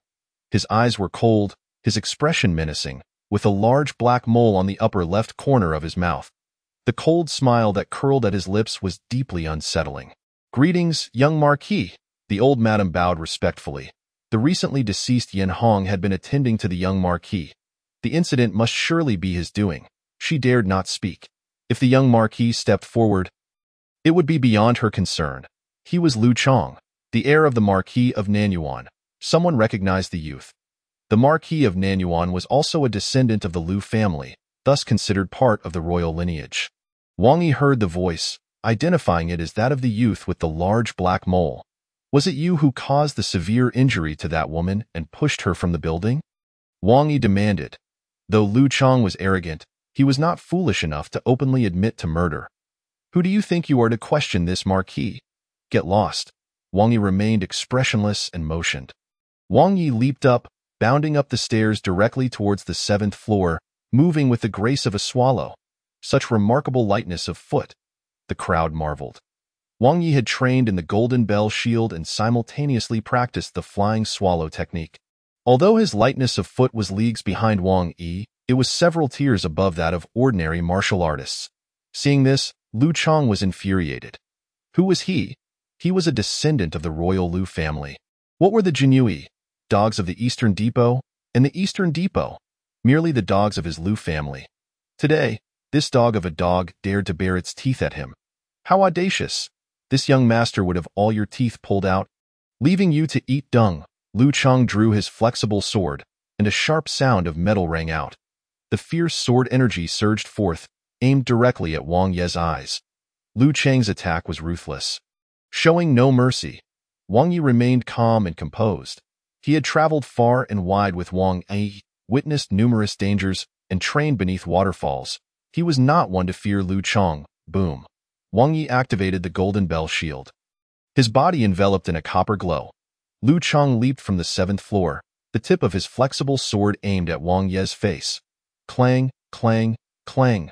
Wang Yi emerged unscathed, swiftly slicing towards Lu Chong. Clang! Lu Chong's power was insufficient, and his flexible sword could not withstand Wang Yi's long blade, which easily overpowered it. Wang Yi's long blade rested against Lu Chang's neck until they reached the ground. Lu Chang's eyes turned crimson, akin to an enraged bird. He was utterly furious. A dog of a dog had dared to strike him. You dare to lay hands on me, Lu Chong? You will die. A most terrible death. Smack! Wang Yi delivered another resounding slap to Lu Chang's face. Lu Chong stumbled and fell to the ground, his eyes ablaze with fury, resembling the eyes of a demon. What? Not satisfied? Wang Yi slapped him again. This time, Lu Chong fell silent.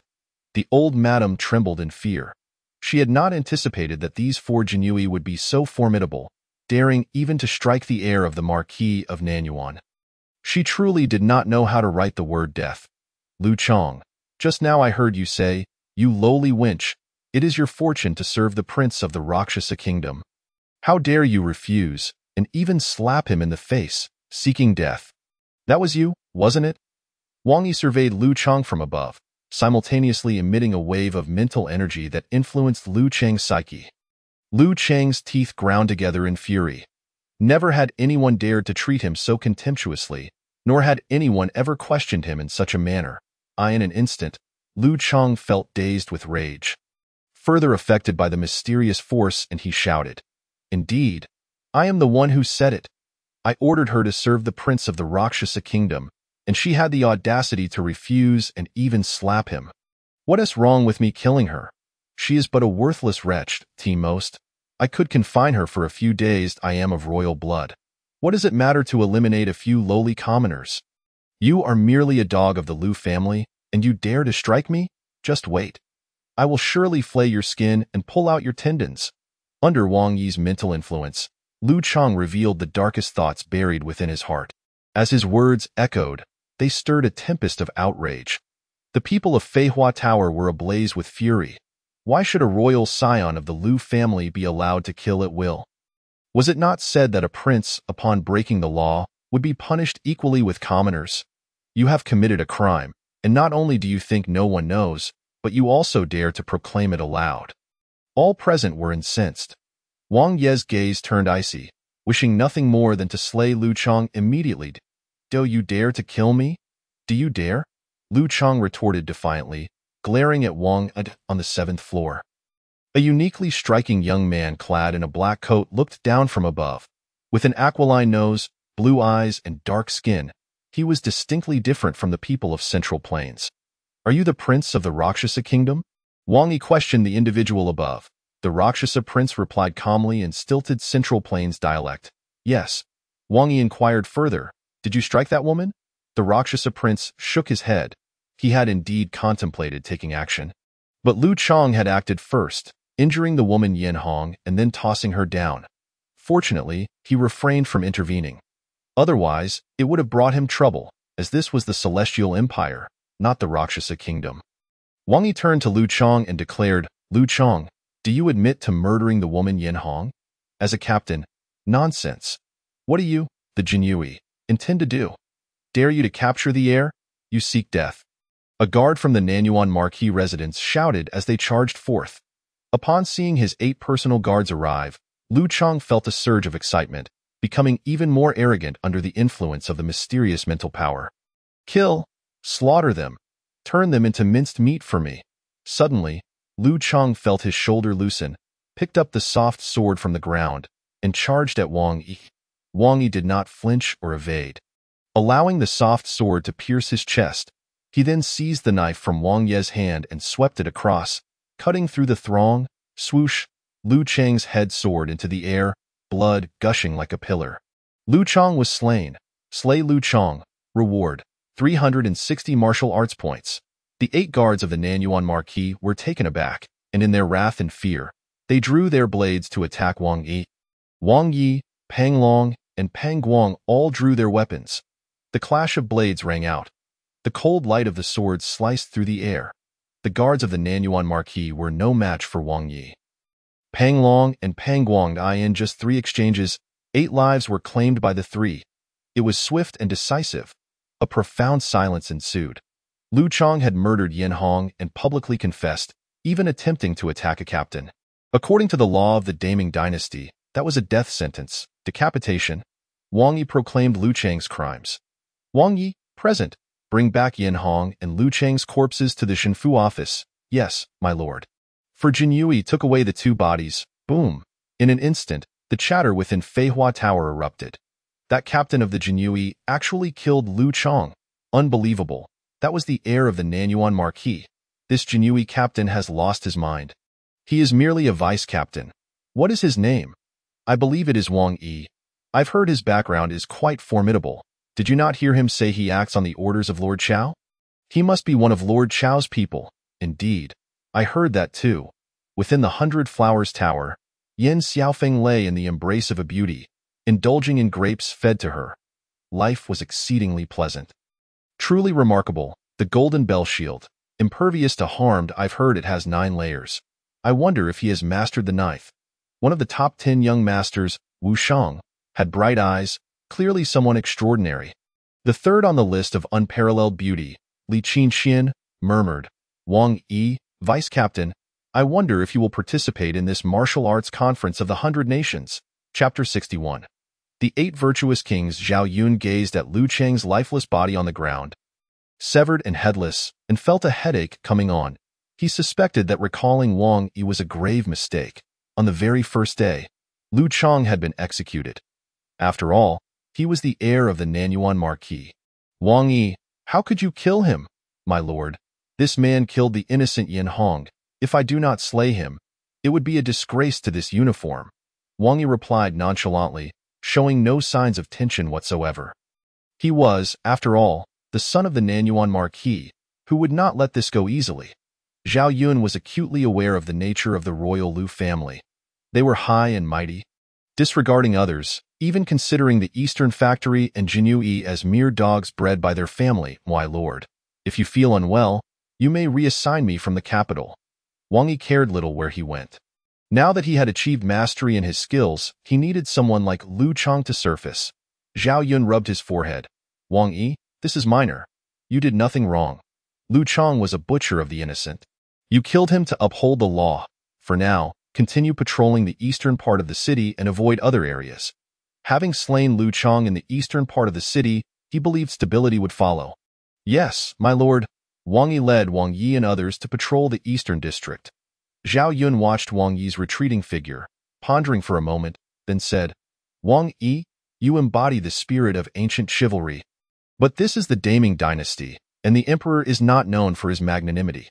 The court is in turmoil. What lies ahead? As the Jinyu Shinfu envoy, Zhao Yun understood the current state of affairs. The northern Daong dynasty loomed menacingly. The southeastern coast was plagued by pirates, with countless innocent lives suffering. The southern barbarians frequently attacked the borders, though fortunately, the threat was minimal. The western territories were embroiled in constant warfare, posing a threat to the northwestern regions of Daming. The plateau of Tubo was experiencing unprecedented strength. Conversely, the Daming dynasty faced a depleted treasury, a feeble military, and widespread peasant uprisings. Amidst such precarious circumstances, the emperor remained obstinate and self-serving. One man's folly brings ruin to the world. Zhao Yun lamented before heading to the eastern factory to consult with Deputy Supervisor Chao Chun in the eastern district. Wang Yi leisurely enjoyed his wine. A daughter's red, rich and fragrant, a lingering delight. The more he drank, the more exquisite it became. Captain Wang, my master requests your presence. A middle-aged man dressed as a servant whispered in Wang Yi's ear. Quite courteously, who is your master? The middle-aged man gestured with his hand, indicating above. Wang Yi understood. It was intriguing that such a person sought him out. Wang Yi, Pang Long, Pang Guang, you continue your patrol. I shall return shortly.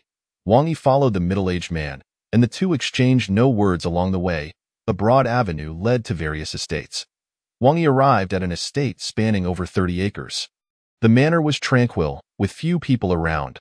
Flowers and plants thrived, and trees stood in neat rows. Passing through the front courtyard, Wang Yi entered the central courtyard. The courtyard featured an artificial mountain and a pond, with lotus leaves planted within. Unfortunately, it was the cold of winter, and the lotus blossoms had not yet bloomed. Several koi fish swam leisurely, and the pond stood an octagonal pavilion, where a middle-aged man sat. The man sat quietly in the pavilion, holding a bun, tearing off pieces to feed the fish. Wang Yi could only see the man's profile, gentle and refined, elegant and calm. Feeding the fish with the bun seemed so natural. He possessed a unique aura, exuding scholarly grace. My lord, he has arrived, the middle-aged man softly reminded him. The middle-aged man turned back and casually said, Captain Wang, please sit. Wang Yi, not one to be polite, promptly took a seat. May I ask if my lord has summoned me for any particular reason? The individual before him was none other than the current emperor's eighth brother, Lu Xian, also known as the Eight Virtuous King. Wise and discerning. However, precisely because of this, he was viewed with suspicion by the current emperor. The Eight Virtuous King chuckled. What, can't I seek you out without a matter at hand? Most individuals, when faced with the Eight Virtuous King, would not only feel nervous but would struggle to maintain composure. Wang Yi, however, remained unperturbed. Of course you can. Apart from encountering the top 10 ancient martial arts techniques, nothing could stir Wang Yi's emotions. That's good. I was worried you might be too busy. The Eight Virtuous King was quite affable, speaking as if in casual conversation. Wang Yi, have you been to Shanhaiguan? What is the situation like over there? Though he ardently supported Shanhaiguan, He dared not engage in any correspondence with Yang Zhan. A single misstep could lead to letters falling into the wrong hands or inciting discord, jeopardizing both him and Yang Zhan, potentially triggering a chain reaction. Coincidentally, Wang Yi had just returned from Shanhaiguan as a mere vice-captain. Meeting another vice-captain would pose no issues, my lord, in the north. General Yang firmly stands his ground, keeping the Daong dynasty's iron fortress at bay beyond Shanhaiguan. That is already commendable. The Daong dynasty's military was far superior to that of the Daming dynasty. If it came to open plains, words were unnecessary. 1,000,000 troops would be no match for the foe's 100,000 iron fortresses. The 8th virtuous king nodded slightly, confirming what he already knew. Yet hearing it from Wang Yi's lips provided him with considerable reassurance. Wang Yi, this time it was thanks to you that the Pearl of the Merman was delivered to Yang Zhan. It's a shame about left captain, alas. Upon the mention of Zhuo Qianhu, the 8th virtuous king could not help but close his eyes, letting out a deep sigh. Zhuo Qianhu, a man who despised evil with fervor and upheld justice without bias, had met his demise in the northern regions, and yet he was unable to pay his respects with incense. He genuinely felt a pang of guilt towards Zhuo Qianhu. Wang Yi, upon hearing the name Zhuo Qianhu, recalled various memories. Even after having slain the 9th prince of the Daong dynasty, a lingering discomfort remained within him. Only by annihilating the Daong dynasty would he find solace. The two engaged in casual conversation, discussing matters of the martial world, eventually delving into events from the ancient era in the early days of that epoch. Our divine land brimmed with vitality. It was said that the mightiest warriors could shatter the void and enter the higher realms. Possibly even the fabled realm of immortals. Perhaps these are merely the fanciful dreams of mortals. The 8th virtuous king lamented. Countless years passed, and the essence of heaven and earth waned, not to mention the shattering of the void. Even grandmasters were a rarity. Your Highness, has anyone surpassed the grandmasters? The 8th virtuous king, ever gracious, smiled with his wise eyes and replied candidly, indeed. But they do not reside in our divine land. If not in our divine land, then where? Wang Yi's curiosity was piqued. You may not be aware, but a grandmaster represents the pinnacle of a mortal's capabilities. To ascend further, one must undergo a physical transcendence and condense a golden core. Wang Yi was well aware of this, yet he listened intently. The 8th virtuous king grew animated, explaining the intricacies of martial arts. To condense a golden core within our divine land would undoubtedly entail great suffering. Perhaps even death. You know why? I do not. Wang Yi genuinely had no clue. The 8th virtuous king did not withhold the truth. All major sects were privy to this knowledge. It was said that when condensing a golden core, heavenly tribulations would descend, and the might of the tribulations in our divine land was 100-fold greater than that in the 4 seas. Those grandmasters at their zenith would venture to the 4 seas and 8 wastelands. Seeking longevity and preparing for the tribulations, Wang Yi understood now that the tribulations outside our land were significantly weaker. Did those who survived the tribulations ever return? They hardly return. It seems there is an unspoken agreement. If they return together, preferably. They do not return at all. The 8th virtuous king wished for those martial artists who had condensed their golden cores to remain absent. Wang Yi shared this sentiment. Suddenly, a series of urgent knocks echoed. A servant of the 8th virtuous king arrived in haste. Lord Qianhu, one of your subordinates has been injured by a formidable expert. Wang Yi's gaze sharpened, and he promptly departed from the 8th virtuous king's residence. Chapter 62. The Physical Assault on the Town Suppression Office. Wang Yi, Pang Long, and Pang Guang breathed heavily, their arms bound in white gauze. Their faces bore numerous scars, thankfully, none deep enough to reach the bone. The assailant was a swordsman who had come to kill the 3, though their injuries were severe. Their lives were not in danger. Wang Yi sighed in relief, yet his anger simmered. What happened? He had only been at the 8th virtuous king's estate for an hour when his men were attacked. This was clearly aimed at him, my lord. That man was the quicksword master Dingley from the South Yuan Marquis' residence. He is a congenital expert. Had it not been for Lord Zhao's timely arrival, we might have perished. Zhao Yun tended to their bandages and remarked, that man is indeed the quicksword master Dingley. But he has already distanced himself from the South Yuan Marquis. If you cause a ruckus at the South Yuan Marquis' estate now, you will undoubtedly fall into his trap. Creating a scene there would be a capital offense. Killing the quicksword master Ding Li would yield a reward of 120 martial arts points. Capital offense. Wang Yi dismissed this concern, for he would gladly forsake his position in the Jinyue. Anyone daring to harm his brothers was courting death. The reward of 120 martial arts points seemed insufficient, my lord. Where is this quicksword master Ding Li now? He should be at the Quick Sword Sect, located on the outskirts of the eastern city. Zhao Yun, regarding the bold and indiscriminate killers of the martial world, had but one response. Kill. He firmly supported Wang Yi, my lord. I shall return shortly. Wang Yi mounted his yellow dragon steed and galloped forth towards the Quick Sword Sect. The Quick Sword Sect was a first-rate sect, harboring congenital experts. They possessed a sword technique known as the quick sword, swift as the wind. Before an enemy could discern their fate, they would already lie dead beneath the quick blade. Ding Shidi, should that Jinyue Wang Yi dare to come, he will surely arrive alive, but leave without his life. The sect leader, Xiajian, was confident, dismissing Wang Yi entirely. Ding Li chuckled, clasping his fists. Xixiang, do you have a trump card? Xiajian replied with a smile, of course, I have a trump card. Our ancestral master has returned. What? The ancestral master has returned. Ding Li was taken aback. He had been ordered by the South Yuan Marquis to assassinate the Jinyue. Yet he did not anticipate that those three young Jinyue had cultivated the horizontal training golden body, making it impossible for him to kill them swiftly. After a quarter of an hour of delay, the Jinyue's town suppression officer, Zhao Yun, arrived. He was no match for Zhao Yun and could only flee. The South Yuan Marquis had instructed him to return to the Quick Sword Sect, which puzzled him. Now, he understood the South Yuan Marquis' intention, to have his ancestral master deal with the Jinyue's deputy Qianhu, Wang Yi. The South Yuan Marquis was indeed a mastermind. Shidi, if you follow him, you are bound for wealth and honor.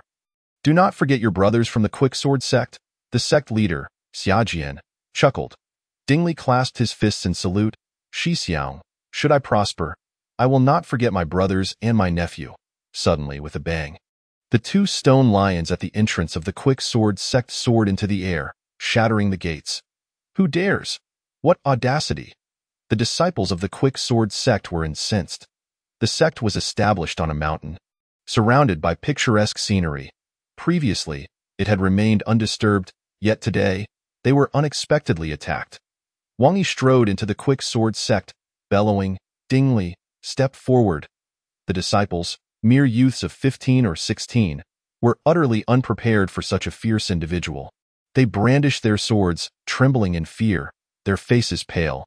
Do not approach. I warn you, our master and uncles are in the main hall.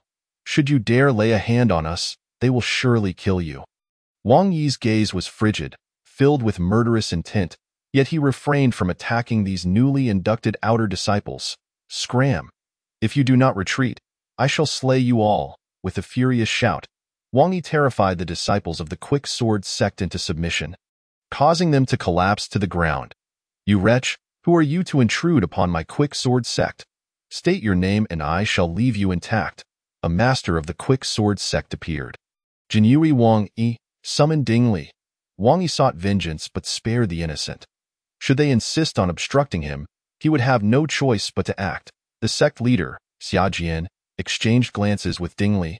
Understanding the situation, Jinyue Wang Yi, you possess great audacity to intrude upon my Quick Sword Sect. Do you seek death? The sect leader Xiajian pointed, flicking his sword. The sword emitted a melodious hum, swiftly unsheathing and soaring back into Xiajian's hand. Kill this madman! Kill him! An elder of the Quick Sword Sect flattered. Xiajian was immensely pleased with himself. His sword control technique was quite formidable. Wang Yi paid no heed to the theatrics of others. You are Xiajian, the leader of the Quick Sword Sect. Hand over Ding Li, and I shall spare your life. Xiajian was furious. You insolent wretch! How dare you act so recklessly, destroying my mountain gate? Today, I shall slay you and present your head to the South Yuan Marquis. You seek death. Wang Yi charged directly at the sect leader Xiajian. He did not employ any lightness skills, merely barreling forward. Xia Jian was somewhat startled but still looked down upon Wang Yi. Like a barbarian, you know not the ways of lightness, merely relying on brute strength. You are but a waste. Prepare to die. Xia Jian did not regard Wang Yi as a threat. A mere 20-something Jinyui could hardly pose a challenge to him, a master of the quick sword sect who had trained in the quick sword technique for 40 years. Xia Jian's sword tip danced erratically, akin to a dragon in flight, and in an instant, it struck Wang Yi's throat. A smile crept upon Xia Jian's lips. However, he rejoiced too soon to in the next moment. He would learn the meaning of brute force. Wang Yi did not evade the blade of the quick sword sect's leader Xia Jian. He allowed it to strike his throat, while his right fist hammered into Xia Jian's chest. The force of that punch was immense. Xia Jian's internal organs were reduced to a pulp. Yet this was not the end. Wang Yi continued his momentum, breaking 7 or 8 of Xia Jian's ribs. Ding Li, witnessing this scene, was filled with rage and charged towards Wang Yi. His sword was swifter, more vicious. The sword tip glimmered coldly, aiming straight for Wang Yi's eyes. What was intended for Wang Yi's left eye suddenly appeared before his right eye. Wang Yi had anticipated this, conjuring a layer of brass light. This was the 8th layer of the Golden Bell Shield, formed from innate true qi. For dealing with the present adversary, the 8th layer was more than sufficient. The power of the 8th layer was merely 1% of that of the 12th layer. The 12th layer represented a qualitative change. Should Wang Yi cultivate to the 13th layer, he would indeed be capable of slaying gods and Buddhas alike, obliterating an entire nation with ease. Once again, he charged with unyielding force. Wang Yi did not require to lift a finger. Bang! Ding Li was left bloodied and mangled. Quickly summon the ancestral master. Ding Li shouted with the last of his strength.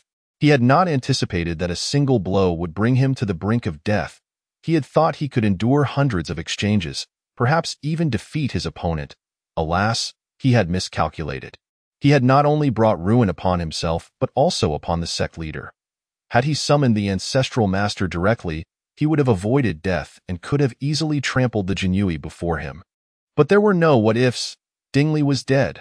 Slaying the quicksword master, Ding Li rewards 120 martial arts points. Wang Yi was somewhat taken aback. He had not expected that the one he had just slain was indeed the quicksword master Ding Li. Who dares to slay my quick sword sect's leader? Self-destruct, and I shall leave your corpse intact. Thunderous roars echoed. Atop the mountain, a resounding voice surged downward like a torrential flood. The ancestral master has arrived. The disciples of the fast sword sect roared, believing their venerable leader could vanquish the demon in an instant. Chapter 63. The ancestor has arrived. The disciples of the fast sword sect shouted in fury, their spirits soaring. Suddenly, an elderly man with flowing white hair soared into the air, exuding an aura as profound as an abyss. The ancestor is invincible. The ancestor is invincible. He is indeed a late-stage innate master. Surely capable of exterminating the intruder. Ancestor, please avenge the sect leader and Uncle Ding.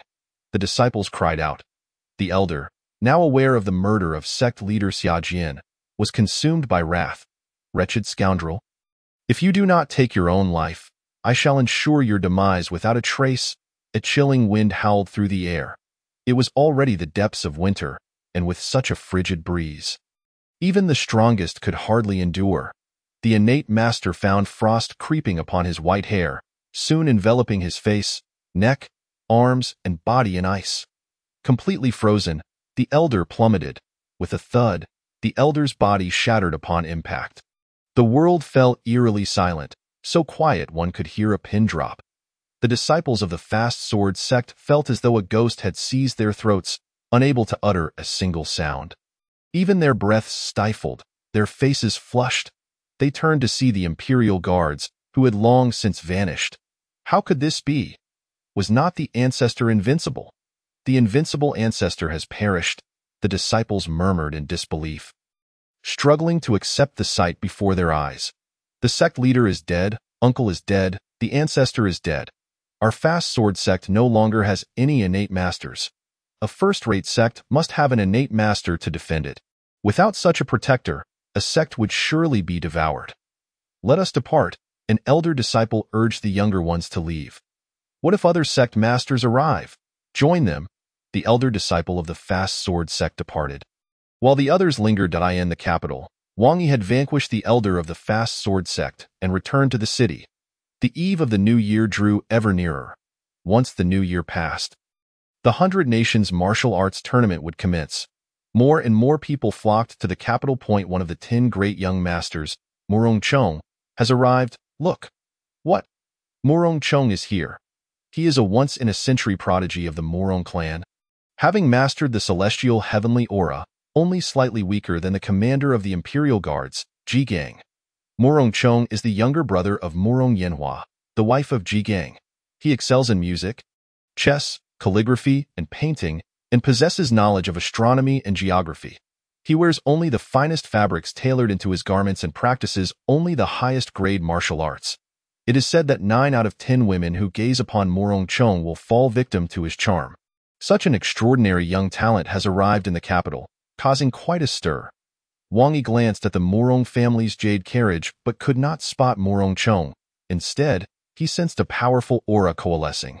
This Murong Chong is far more formidable than he appears. With his keen mental acuity, Wang Yi could discern minute details. Not only had Murong Chong come to the capital, but also one of the 10 great young masters. Situ Jiao, everyone, look. What? Situ Jiao is here as well? A mere drunkard. What is there to see? I want to see young Master Murong. A robust 40-year-old woman exclaimed, eagerly observing the Murong family's jade carriage. A disheveled young man rode into the city on a small donkey, clutching a massive wine gourd. Wang Yi could smell the intoxicating aroma of the wine from afar. This fine wine is brewed using a millennium-old ginseng and zhu fruit, enhanced with jingtian and zhonglu, fully unleashing its medicinal properties. Truly remarkable. Just from the scent, Wang Yi could deduce the ingredients of the wine Situ Jiu had consumed. In the land of Shenzhou, ginseng is typically wild. No one cultivates it. Wild varieties abound in the mountains, but millennium-old ginseng is quite rare. Steep cliffs still hide a fair number of century-old ginsengs. Situ Jiu swayed unsteadily, as if about to topple over. Meanwhile, his little donkey ambled along at a leisurely pace. Women favored Murong Chong, while the chivalrous heroes of the martial world preferred to drink with Situ Jiu. Situ Jiu, care for a drink or two? Sure, but you can't have my wine. Is Yin Xiaofeng around? Although Situ Jiu appeared drunk, he was remarkably alert. The wine in his gourd was not plentiful. Wang Yi scrutinized Situ Jiu's appearance. A long face, thick brows, and large eyes. Handsome, indeed. Yet his unkempt hair and scruffy beard detracted significantly from his charm. His cultivation had surprisingly reached the late innate stage, such as the strength of the 10 great young masters. This wine must have contributed significantly to his internal power. Wang Yi felt that Situ Jiu's prowess was greatly aided by the wine in his gourd. Situ Jiu and several companions entered the drunken immortal pavilion for another round of merriment with Yin Xiaofeng. Suddenly, a melodious tune echoed from both sides of the official road. The people of the martial world fell silent. Following the flute's melody, the sound of a zither graced their ears. The flute's notes descended from the heavens, accompanied by gentle winds and light rains, gracing the earth. The zither's sound arose from within, ethereal and enchanting, akin to the song of a lark, flowing like a babbling brook, light and delightful. After 100 breaths, the rhythm of the flute and zither transformed, resonating like the majestic mountains and flowing waters, captivating the heartstrings of all. The heroes of the martial world were entranced, reluctant to awaken from this bliss. Yet, ultimately, both the zither and flute faded into the ether. Who could this be? A duet of flute and zither. Who but the unparalleled duo of the Shangguan family could perform such? Shangguan Yin and Shangguan Guhong. Indeed. What? The 5th-ranked beauty on the beauty list, Shangguan Yin, has arrived. It is said that her mastery of the zither has reached a realm of harmony with the heavens. Shangguan Guhong is even more formidable. One man with a flute, he has pacified the 18 strongholds of Lianyun. Wang Yi gazed toward the eastern part of the city, where he spotted a man and woman entering a grand estate. Shangguan Yin and Shangguan Guhong. 20 years ago, the head of the Shangguan family gave birth to a pair of twins. The boy was born first and named Shangguan Guhong, while the girl was named Shangguan Yin. Today, 20 years later, this extraordinary duo includes one of the 10 great young masters, ranked 6th on the renown list, and the 5th-ranked beauty on the beauty list, who is 7th on the renown list. Their achievements have brought great honor to the Shangguan family. The 10 great young masters have come to Wuxing: Morong Chong, Shangguan Guhong, Situ Jiao, and also Bailey Chongqing, Dongfang Qingyun, Nangong Lai, Shimen Shui, Beitang Jing, Ouyang Mingri. These are the talents of this era. And surely more will arrive soon. The martial world eagerly anticipates the 10 great young masters. In the land of Shenzhou, exceptional talents abound.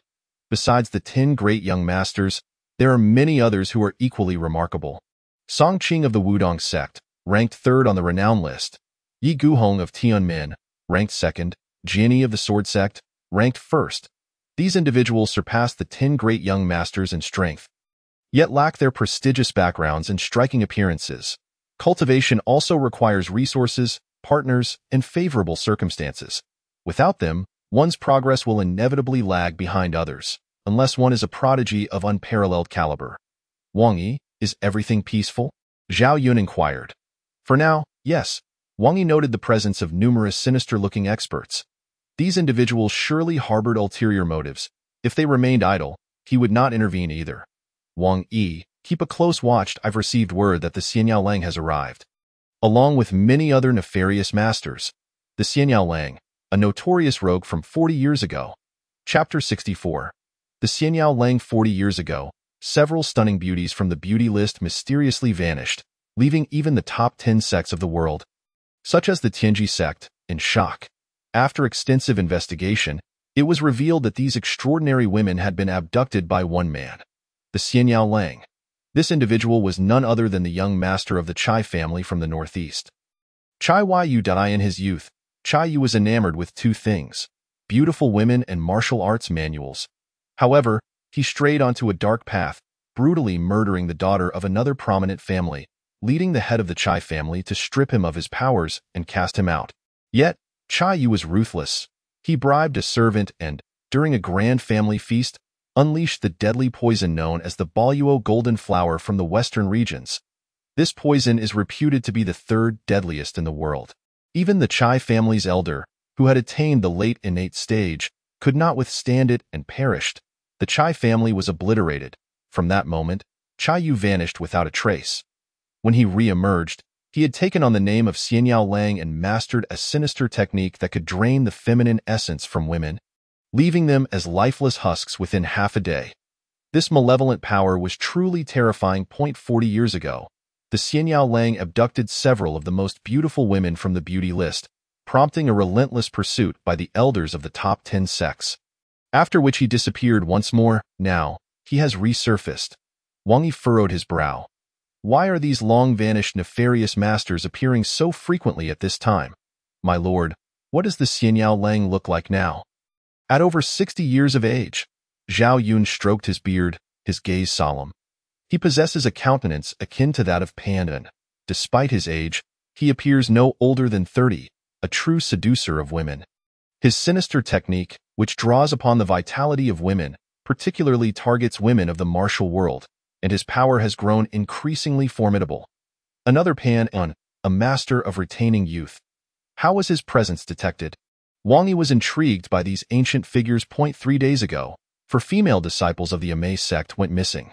Witnesses reported seeing a 30-year-old man take them away. This man had a small mole on his earlobe. Upon comparison, it is highly likely that he is the Xianyao Lang who vanished 40 years ago.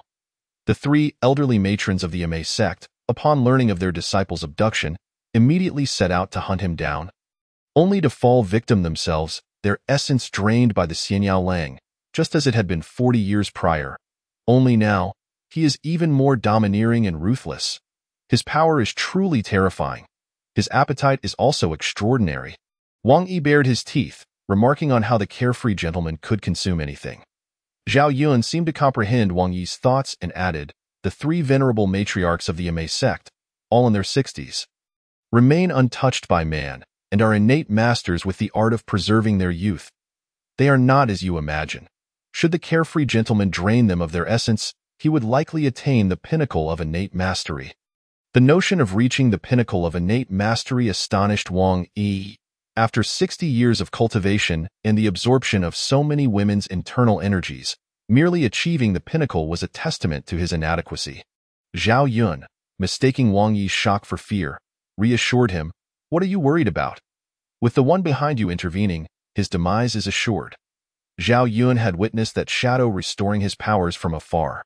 Such a presence was undoubtedly a master of the heavenly rankings, and no matter how formidable the carefree gentleman might be, he would not be a match for that shadow.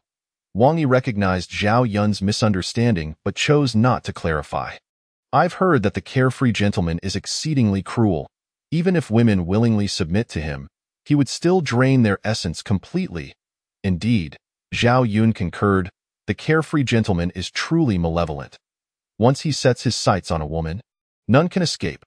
This time, he may have targeted the stunning women ranked in the beauty list, such as Dan Taixianji, Li Qingxian, and Shang Wanyin, not to mention the 9th princess, Chongling Princess, is also among his objectives. Chongling Princess Liu Shi ranks 6th on the beauty list. Wang Yi, Zhao Yun continued, the 9th princess will visit the great Buddha temple to pray in the coming days. I wish to enlist your discreet protection for her. It must remain a secret, a task issued by the court. Wang Yi inquired. "No, it's my personal request," Zhao Yun replied candidly. This piqued Wang Yi's interest. "Personal request?" Zhao Yun's gaze faltered, revealing some embarrassment. "Wang Yi, this is due to my own reasons." "Personal reasons, understood." Wang Yi readily agreed. "What do you understand?" Zhao Yun pressed. "The 9th princess possesses a kind heart and abhors violence. Hence, she often prays. Because of her, the emperor has reduced taxes in several regions." Wang Yi coldly uttered a single word. "Foolish." Zhao Yun was left speechless. "Ensure the 9th princess remains unharmed. Rest assured, nothing will happen." With the golden bell shield and the lesser yang true scripture complementing one another, along with the 8 aspects of the void, who could rival him? No one could escape his grasp. Upon returning to the town patrol bureau, Wang Yi immediately summoned Wang Yi, Panglong, and Pangguang. "Excellent.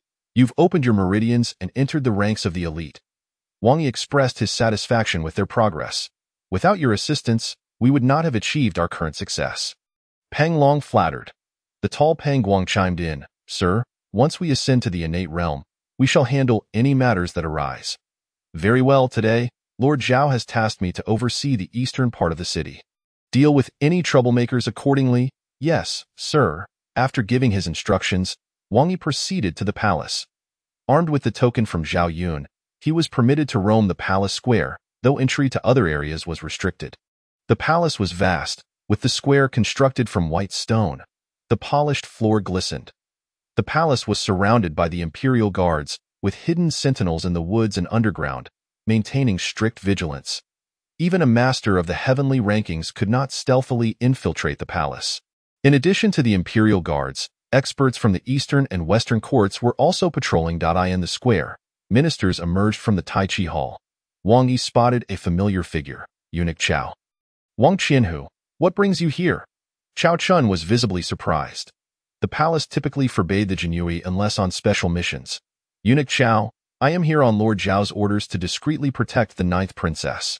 Chao Chun understood and cautioned Wang Yi. "Wang Qianhu, the 9th princess usually departs at meal times.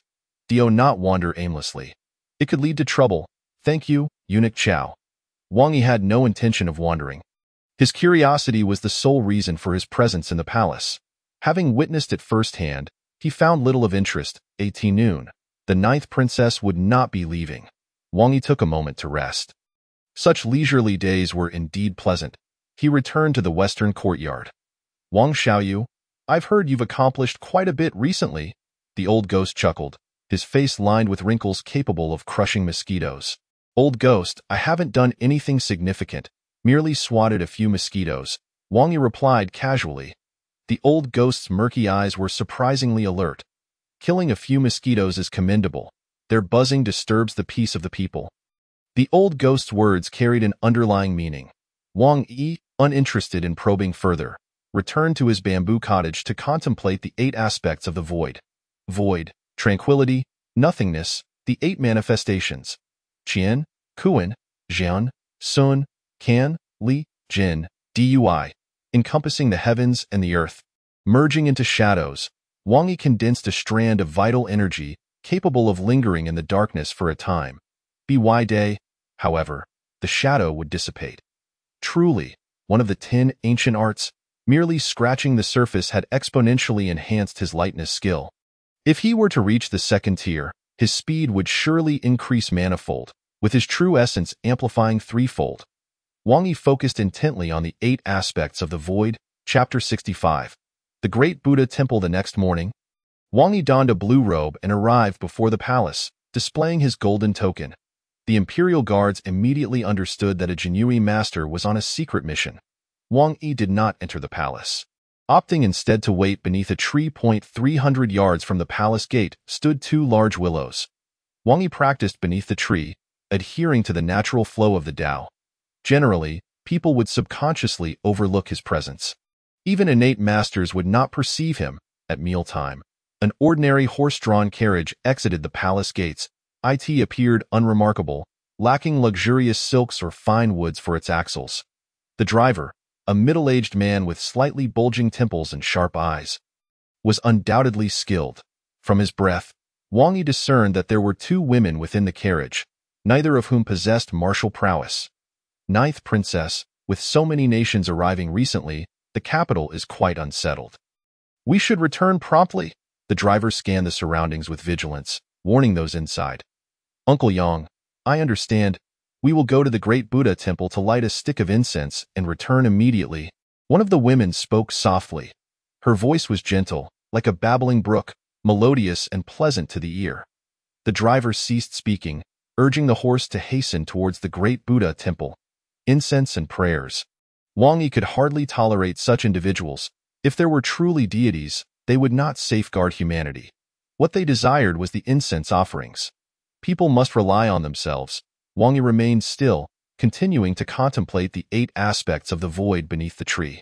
The 8 aspects not only constituted an unparalleled lightness skill, but also a divine art capable of perfectly merging various true essences. The sea can contain all rivers, thus it is grand. In ancient times, alongside the 10 divine arts and 10 demonic arts, there existed many peerless techniques. It was rumored that an exceptionally formidable lightness skill, the carefree flight, existed. Its whereabouts were unknown in the North Sea. There is a fish known as Kuan. The size of Kuan is unfathomable, stretching thousands of miles. Now, if one were to ride the essence of the heavens and command the 6 energies, exploring the infinite, how would one wait for such a moment? Carefree, where truly is the essence of carefree flight. Only after the carriage had traveled 10 miles did Wang Yi begin to move. He blended in with the ordinary folk. Trailing behind the carriage, the Great Buddha Temple lay 20 miles from the palace, and the carriage arrived in half an hour. The temple was built atop the royal city's Fo mountain. 99 steps of white stone led to the entrance of the Great Buddha Temple. The sheer size of the temple was imposing. Upon arrival, a maidservant clad in traditional attire alighted from the carriage, assisting another young woman down. This maiden, aged 17 or 18, donned a thick, flowery white cotton coat, her feet clad in cotton shoes. She had not adorned herself much, simply securing her hair with a wooden hairpin. Her bright, large eyes sparkled like black pearls, and with her oval face, she exuded an air of innocence and kindness. Upon noticing a shivering beggar down the mountain, her eyes misted with emotion. Alu, shall we ascend? Yes, miss. The maidservant refrained from addressing her as princess in public. The driver followed closely behind the 9th Princess Lu Shiyu. From below, Wang Yi keenly observed the 9th princess's sorrowful expression. Such a wretched fate. Though Wang Yi could not discern destinies, his spiritual prowess was exceptionally strong. Through a connection with heaven and man, he sensed that the 9th princess of the Great Fate dynasty, Lu Shiyu, bore a poor fate, even inferior to that of a commoner's daughter. Yet, in this world, most people suffered unfortunate destinies. Some are born atop Mount Everest, living without a care, while others toil their entire lives, remaining stuck in the mire with no hope of rising. The disparity among people is vast. At the Great Buddha Temple, the 9th Princess Lu Shiyu lit incense and prayed. Nearby, a monk struck a wooden fish. Outside the temple, Wang Yi frowned slightly, he perceived that the monk tapping the wooden fish had an unusual glint in his eyes. Although he was striking the fish, his gaze remained fixed on the ninth princess, greedy and malevolent. The monk, around 40 years of age, possessed a distinctive appearance, with a black mole on his neck, from which 12 coarse black hairs protruded. It seemed he was an unseemly monk. Moments later, the ninth princess exited the great Buddha temple. The carriage departed swiftly, yet Wang Yi lingered. He noticed someone. Lu Chan entered the back mountain of the great Buddha temple. Wang Yi headed straight for the back courtyard of the temple. Amitabha, benefactor, this is the residence of the elders. Entry is forbidden. The young novice obstructed Wang Yi. That moment, a group of monks entered the inner courtyard. Among them was a monk with a large black mole on his neck, from which sprouted a 12.3 centimeter long black hair. This monk with the prominent mole brushed past Wang Yi, and a foul odor wafted into his nostrils. Filth and decay. Wang Yi detested such places the most, so he left the great Buddha temple and took a small path into the back mountain of the temple. Upon reaching the back mountain, Lu Chan arrived at a bamboo grove, where someone had long awaited him, a middle-aged man clad in brocade. "My lord." Lu Chan respectfully greeted him. The middle-aged man of the brocade guard nodded and subsequently articulated the purpose of his visit. Lu Chan was taken aback. "My lord, the ninth princess is the most cherished daughter of His Majesty. If we act against her, the emperor will undoubtedly be enraged." The brocade-clad man snorted coldly, his eyes brimming with resentment as he stood with his hands clasped behind his back, gazing toward the imperial palace. "Lu Chan, you and your father have been promoted by this lord. When I ask you to do something, you hesitate and resist. Do you truly believe that I cannot handle you?" The southern distant marquis was furious and reprimanded Lu Chan. "Lu Chan, this time it is to deal with that little beast. Wang Yi. Don't you want to kill him as well? Why do you cower now? Does that not resemble a man?" Upon hearing Wang Yi's name, jealousy surged within Lu Chan. "Wang Yi, that beast, stole my position as a 1,000 household leader and even dared to speak ill of me in front of Zhao Yun. I, Lu Chan, will not rest until I avenge this grievance." "Very well, Lu Chan. Now you are speaking like one should. Wang Yi, that little beast, killed my son, and His Majesty has warned me, saying that I have failed in raising my children. I will not truly harm the ninth princess. I merely plan to send someone to impersonate Wang Yi, abduct the ninth princess, and then you will rescue her, of course revealing the name of that little beast, Wang Yi. Even if Zhao Yun protects him, it will be of no use." Lu Chan's heart stirred. Undertaking this task bore no risk at all, and he could even gain a reputation for saving the ninth princess. Perhaps he might even win her affection, and in turn, ascend to the position of a royal consort. The ninth princess, Lucia, was renowned as the 6th most beautiful woman in the world. He had seen her with his own eyes.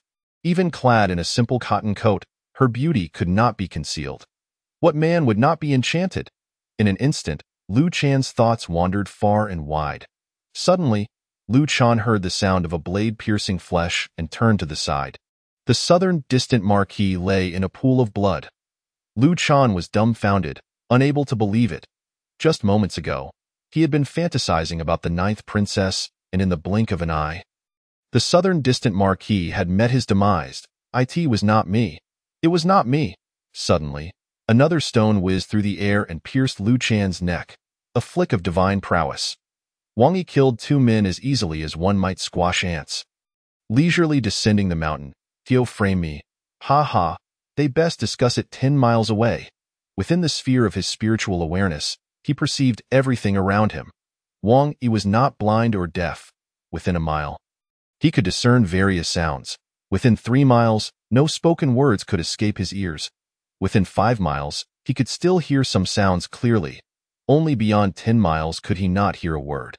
Wang Yi departed. No one knew that Lu Chan, the 100 household leader of the brocade guard, and the southern distant marquis had perished in the back mountain of the great Buddha temple.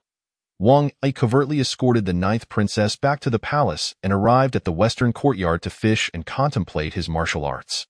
He rose with the sun and rested with its setting. 7 days passed in the blink of an eye, peacefully and uneventfully. Wang Yi was content in his tranquility. On New Year's Eve, the grand reunion arrived. The entire nation rejoiced. Cock-a-doodle-doo, cock-a-doodle-doo. The crowing of the rooster was indeed loud, yet it paled in comparison to the crackling of firecrackers. Furthermore, the rooster was frightened by the firecrackers and hurried back into the chicken coop. Bang, bang, bang. The sound of firecrackers was incessant. The capital was alive with festivity. Fireworks lit up the night sky. Whoosh! Amidst the cacophony of firecrackers, a shadow slipped into the fairy tower. Who was this? Wang Yi caught sight of the silhouette, moving with the speed of the wind, a fraction of his own velocity. The fairy tower exclusively entertained female heroes of the martial world. Chapter 66. The three heroes battle the butterfly flower. Wang Yi sat quietly atop the roof, observing the figure in black slip into the fairy tower. Inside the fairy tower resided two of the top 10 beauties in the world. The third on the beauty list, Li Qingxian, was the eldest disciple of the Mingyue Palace. The fourth, Dantai Xuanji, was the eldest daughter of the mysterious Dantai family and also the fiancée of the current third prince. Although many other female heroes were present, none could compare to these two rare and exceptional beauties. The figure in black headed straight for the 5th floor. Unbeknownst to anyone, only Wang Yi remained quietly watching. Below, the scent of wine wafted into Wang Yi's nostrils, rich and aromatic. Wang Qianhu, one of the top 10 young masters, Wu Shang, had arrived. He brought along two companions, the martial hero Yin Xiaofeng and another disheveled figure carrying a large gourd. One of the top 10 young masters, Situ Jiu. Situ Jiu possessed remarkable strength and profound innate energy. Wang Yi recognized Yin Xiaofeng, who did not know Wang Yi but was aware of his reputation and saluted him with cupped fists. Wang Qianhu, I am Yin Xiaofeng.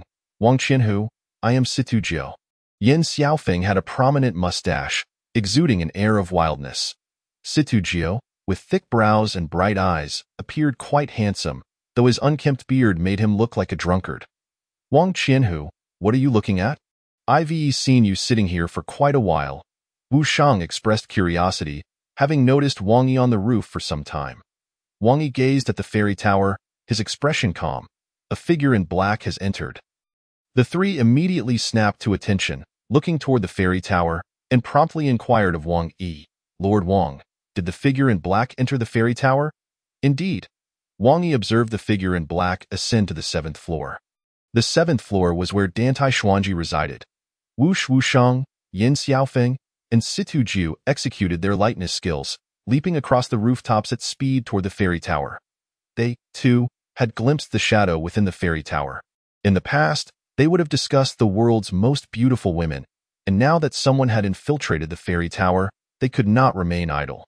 Wang Yi remained seated at his fishing spot, quietly watching the performance of the three. Bold lecher, come out, Wu Shang bellowed. This shout startled everyone awake. They had already been somewhat drowsy from a sleepless night, and now, with a lecher infiltrating the fairy tower, the female heroes within all rose in alarm. Inside, the figure in black thought to himself, this is not good, and hastily made his way to the 7th floor. Whoosh! A glimmer of cold light shot toward him. The figure in black leaned back to evade the sword. Clad in white, Dantai Xuanji's willow-like eyebrows rose sharply, her gaze filled with murderous intent. Dantai Xuanji unleashed her flying snow sword technique. The moves as unpredictable as falling snow. A skilled opponent could hardly defend against it if caught off guard. The figure in black was no ordinary foe. His strength far exceeded that of Dantai Xuanji. He let out an eerie laugh, attempting to distract her. Truly worthy of being the Dantai fairy. I shall savor every inch of your body. He. The figure in black raised his hand. Scattering a handful of white powder, Dantai Xuanji, feeling her blood surge at his words, recognized the powder was poisonous and immediately withdrew. The figure in black cackled, leaping through a window to escape. Whoosh! Another sword came slicing through the air. Li Qingxian, the third beauty on the list and a top-tier martial artist, wielded her sword like that of a moon goddess, radiating the light of the full moon. That glimmer of cold light struck the eyes of the figure in black. Swiftly reaching him, the figure in black moved in a peculiar manner, twisting like a centipede, deftly evading Li Qingxuan's long sword. He remained outrageously arrogant. Well, little Qingxian, I shall return to claim your maidenhood next time. The figure in black's words dripped with malice. After speaking, he leapt into the air, seemingly stepping onto nothingness as he side-flipped away. Dantai Xuanji and Li Qingxian had never witnessed such lightness skills. The ability to side-fly was unparalleled in the world. What remarkable lightness skills! The two women were astounded by the figure in black's agility. At that moment, Situ Jiu, Wu Shang, and Yin Xiaofeng had arrived. Though they could not perform side-flying, they were renowned young masters in the martial world, significantly stronger than Li Qingxian and Dantai Xuanji. The three pursued the figure in black through the air. "Halt! Which lecher are you?" Wu Shang shouted. "Cackle, cackle, cackle. You three little brats who haven't even sprouted hair yet dare to chase me? I want to teach you a lesson. Others will think I'm a butterfly made of clay." The figure in black side-flipped and stepped through the air. Realizing he could not shake off the increasingly numerous martial heroes, he turned and charged toward Wu Shang and Yin Xiaofeng. "What? Butterfly flower? You are indeed the butterfly flower. Butterfly flower, do you dare to show yourself?" The three individuals were taken aback, yet their movements grew even more swift. Within the fairy tower, numerous female heroes, upon hearing the name of Huadai, gasped in astonishment. Who is Huadai, you may ask? He is the most notorious among flower thieves, a veritable demon in his craft. He has a penchant for the beauties of Jiangnan, particularly the daughters of affluent families. Should Huadai encounter a woman who captivates him, he would pursue her even to the brink of death, yearning to savor her delicate charm. Thus, he diligently honed his lightness skill, mastering it to an extraordinary degree. The most renowned episode of his exploits was undoubtedly his audacious incursion into the imperial palace 2 years prior. Upon hearing of the 9th princess, a paragon of beauty and audacity, he stealthily infiltrated the palace with malicious intent. Though he was swiftly detected by the palace's elite guards, he managed to escape unscathed amidst the throng of adversaries. His feats are nothing short of glorious. Now, confronted by three of the most talented young masters of the era, he unleashed his signature move. Azure Dragon emerges from the sea. Huadai transformed his palm into a fist, striking towards Wuxing and Yin Xiaofeng. This punch was robust and fierce, an unstoppable force, with a power that could shatter mountains and split stones. If struck, it would undoubtedly wreak havoc upon the internal organs. Beware! This is the fierce tiger fist. He has mastered its essence. Dodge! Sidu Jiu shouted a warning to the two. While the fierce tiger fist is not considered a high-level technique, under Wadi's mastery, it unleashed a startling power. Wuxing, utilizing his innate energy, countered Huadai but was forced to retreat onto the rooftop. Yin Xiaofeng, on the other hand, advanced boldly, extending 2 fingers to channel his innate energy towards Huadai. Huadai laughed heartily, his innate vigor erupting, intercepting their attacks while simultaneously charging at Yin Xiaofeng with unstoppable momentum. Sidu Jiu had already positioned himself before Huadai. His body resembled a great bow, the vital energy coursing within him coalescing into an unparalleled arrow. In 3 breaths, the bowstring was taut, the power reaching its zenith, and he unleashed a devastating punch. Overlord Fist, Sidu Jiu roared, employing his ultimate technique against Huadai. This punch was akin to an arrow piercing the void, a fist capable of collapsing mountains, embodying the force of stampeding horses. Huadai sensed the impending doom but realized it was too late to retreat. He could only grit his teeth, channeling his innate vigor to counter Sidu Jiu.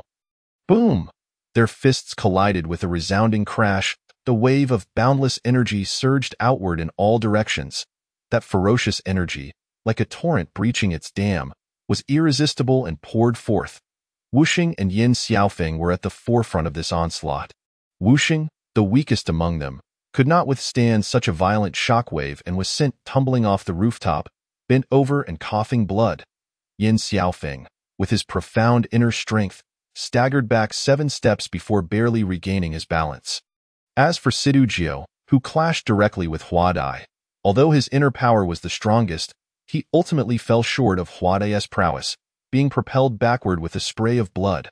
Huadai was likewise affected. Blood trickling from the corner of his mouth, his complexion flushed, and his eyes bloodshot. What a formidable expert from the hero ranking, possessing such inner strength. To eliminate you would leave no future troubles.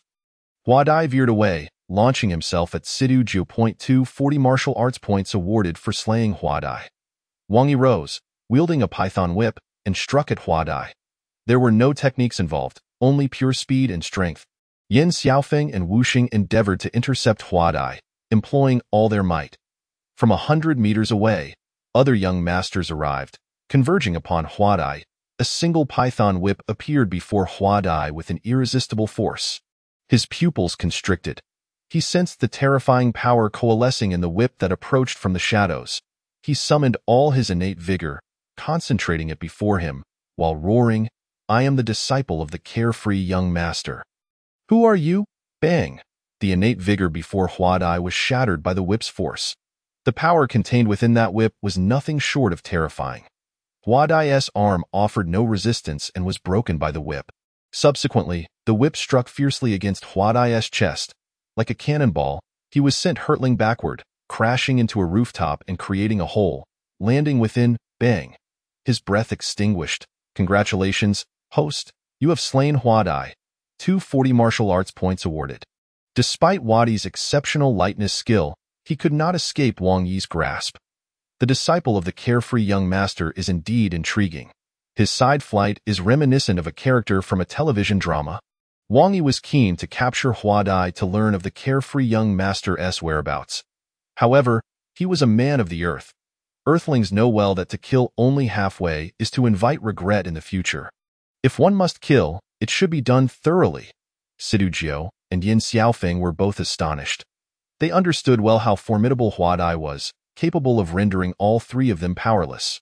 Although he had been injured by Sidu Jiu, he still possessed the strength of a mid-level innate master. Such a powerful figure, slain by a single whip, Hua Dai was, astonishingly, a disciple of the carefree young master. Indeed, the disciple of a lecher is also a lecher. The carefree young master, a powerful figure from 60 years ago, was rumored to have attained the pinnacle of innate mastery. Such mastery surpasses even first-rate sects. The elders of top sects may not even reach innate perfection. Wang Qin, whose strength is truly remarkable. Yin Xiaofeng was somewhat taken aback. Wu Xing wiped away the blood at the corner of his mouth, remaining calm as water. Of course, Wang Qin was stronger than Hua Dai. He understood that Wang Yi's strength was unfathomable, yet he was still somewhat surprised. His power has indeed grown. Whoosh, whoosh, whoosh, several young elites appeared. Dantai Xuanji, her face veiled in white gauze, and Li Qingxian, also masked, revealing only their bright eyes. Dantai Fairy, Qingxian Fairy, I am Morong Chong, at your service. Morong Chong, the scion of the Morong family, gifted and clever, began training at the age of 3 and reading at 5. Now, at just 22, he ranks among the top 10 masters in the hero ranking. 2 strands of hair fell, secured by a jade hairpin, truly a graceful nobleman. The two women slightly bowed. "We have met Lord Morong." Whoosh, whoosh, whoosh, more masters arrived. Among them, one man and one woman drew particular attention. The man donned a dark golden robe, holding a jade flute, his countenance handsome and demeanor calm. The woman, clad in black, wielded a divine sword. Her gaze sharp, proud, taciturn, exuding an air of coldness. A black gemstone hung down from the woman's snow-white forehead, enhancing her beauty by a fraction. Yet, her icy eyes deterred any approach. "Brother Shangguan, Fairy Yin, you have also come." Yin Xiaofeng greeted them with a smile. These two were siblings, Shangguan Guohong and Shangguan Yan. It was rumored that Shangguan Yan's sword, named Phoenix Blood Sword, possessed boundless power, an ancient relic. Shangguan Guohong nodded slightly. "Brother Yin, we just received word that Hua Dai has appeared." "Where is he?" Shangguan Yin, gripping the hilt of the Phoenix Blood Sword tightly, was ready for action. Yin Xiaofeng pointed to the shattered rooftop. "There." Shangguan Guohong cautiously approached for a closer inspection. Only to discover the body lay lifeless.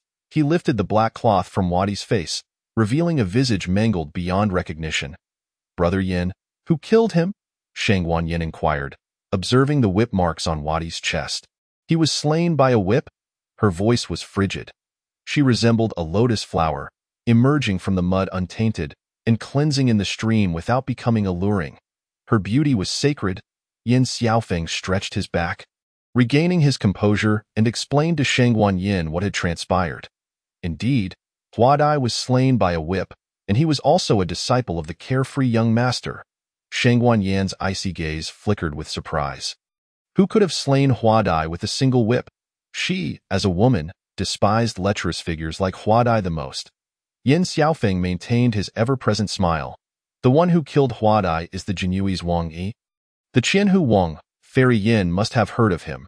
Not long ago, he dispatched the heir of the Nanyuan Marquis, Lu Chong, at Feihua Tower. It was him. Shang Wanyin expressed her astonishment. She had indeed heard of the Jinyui's deputy Qianhu Wang Yi. Yet she did not expect his martial prowess to be so profound, capable of slaying Huadai with a single whip. Morong Chong, one of the top 10 young masters, immediately interjected. Brother Sidhu, I saw from a distance that Huadai was engaged in a contest of inner strength with you, both sustaining injuries before being struck down by that Jinyui Qianhu Wang. Sidhu Jiu cast a sidelong glance at Morong Chong, fully aware of his intentions, which were, unsurprisingly, for Shang Wanyan's favor. Why inner strength is lacking. I am no match for Huadai. Without Wang Qianhu, I might have perished at his hands. Sidhu Jiu was a straightforward man, disliking the duplicitous nature of individuals like Morong Chong. He took a sip of wine. Muttering, "Show off." Morong Chong stood directly before Sidhu Jiu, clearly hearing the words "show off." His expression darkened momentarily before reverting to that of a graceful nobleman. Fairy Yin, Fairy Qingxian, and Fairy Dantai, various sects and nefarious figures have gathered in the capital. Staying at inns, it is quite perilous. Why not come to my Morong family's estate? Rest assured, only women reside there, and no other men. Morong Chong publicly invited the 3 extraordinary women. However, the 3 did not agree. Thank you, Lord Morong, but this is the capital, and with Jinyui experts present, I believe the nefarious figures will not dare to cause trouble. Li Qingxian politely declined. Dantai Xuanji smiled slightly. My sister Qingxian and I will stay together. Safety is not a concern. Shang Wanyin spoke up. I will stay with you. The expressions of the others varied, yet they secretly wished to join them. Morong Chong awkwardly smiled. If the 3 fairies reside together, it will surely be safe. Subsequently, Morong Chong executed an unparalleled lightness skill, departing like a dragonfly skimming the water's surface. In an instant, his countenance transformed, becoming exceedingly cold and sinister. Chapter 68. On the 15th day of the first lunar month, to claim the head of Wang Yi with a single whip strike, Wang Yi dispatched the flower butterfly, once again inciting a great stir. Disciples from various sects engaged in fervent discussions. This Captain Wang of the Jinyui is indeed formidable. To kill the flower butterfly with a mere whip? Indeed, I bore witness to the event. Flower butterfly infiltrated the fairy tower, intending to violate the fairies Qingxian and Dantai, but was discovered by Yin Xiaofeng, Wu Shang, and Sidhu Jiu, thus igniting a monumental battle. Alas, Qingxian and Dantai, how could I have missed witnessing their beauty? They are so breathtaking that words fail to describe. In every tavern, the tales of these 2 fairies have been recounted for 3 days and nights. Thus, it is said that the flower butterfly was significantly weakened by Yin Xiaofeng, Wu Shang, and Sidhu Jiu before being stealthily slain by the Jinyui Captain Wang Yi. That seems plausible. I heard them say that the flower butterfly sensed impending doom and revealed shocking news before his demise. His master is the infamous Xiaoyao Lang. Xiaoyao Lang? Who is he? Xiaoyao Lang, a notorious libertine from 40 years ago, was ruthless, annihilating his entire clan and practicing wicked arts, specifically targeting the most beautiful women to drain their essence. Isn't that terrifying? Xiaoyao Lang, now in his 60s, possesses unfathomable martial prowess. Those who have encountered him are all dead. Upon hearing his name, women cannot help but feel weak at the knees. The great Buddha temple. In the inner courtyard, a middle-aged monk entered the meditation chamber, opened the mat, and uncovered a stone slab. Beneath it lay an unfathomably deep staircase, shrouded in darkness. The monk bore a black mole on his neck, from which a long black hair protruded. He descended carefully, cautiously replacing the stone slab above him. Tap, tap, tap in the darkness. The sound of clear footsteps echoed. Below, the place resembled a labyrinth, where an unfamiliar person would struggle to find their way. The middle-aged monk well acquainted with the path, swiftly arrived at a larger secret chamber. Inside, there was a bed and a table. A beautiful woman lay asleep on the bed. On the table rested a bronze mirror and an oil lamp. "Flower honey, why have you come?" A voice suddenly resonated in the secret chamber. The middle-aged monk immediately bowed respectfully. "Master, my brother has perished." "Perished?" The figure in the darkness raised his voice, subsequently inquiring of the monk, "How did your brother?"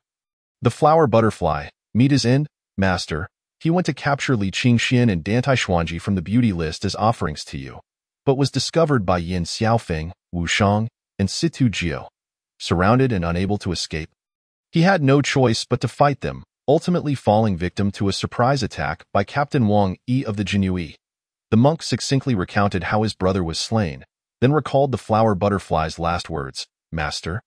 Before he died, he revealed he was your disciple, yet still fell to the surprise attack of that Captain Wang Yi. "Humph, a mere captain dares to slay my disciple, seeking death," an enraged voice echoed from the darkness.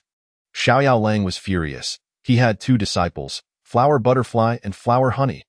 Over the years, Flower Butterfly had brought him no fewer than 800 beautiful women, allowing him to live more comfortably than an emperor. Now, with his eldest disciple dead, he had lost a servant. In the future, he would have to procure women himself. Captain Wang, yes, master. He is still a deputy captain, with formidable strength.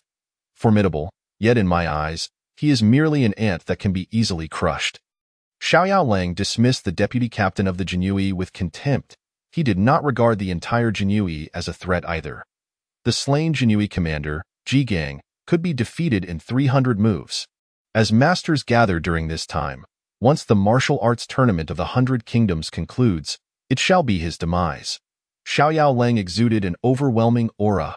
"Flower honey, go and convey to the outside world, I, Xiaoyao Lang, shall claim the head of the Jinyue Captain Wang Yi on the 15th day of the first lunar month." "Yes, master." The middle-aged monk, Flower Honey, exited the secret chamber. In the darkness, the oil lamp flickered to life. A shadowy figure suddenly materialized, akin to a specter. This was a man who appeared to be in his late 30s. His skin was flawless, devoid of any wrinkles, and his eyes seemed to swirl with depth. A scar on his left earlobe resembled a piece of flesh missing. The man approached the bed and whispered, "Awaken." The woman on the bed stirred. She appeared to be in her 20s, clad in fitted attire. Her hair pinned up, embodying the style of a chivalrous woman from the martial world. "Master." The woman spoke, her gaze vacant. Xiaoyao Lang was pleased. The soul-capturing technique indeed proved powerful. Once perfected, he could ensnare more women.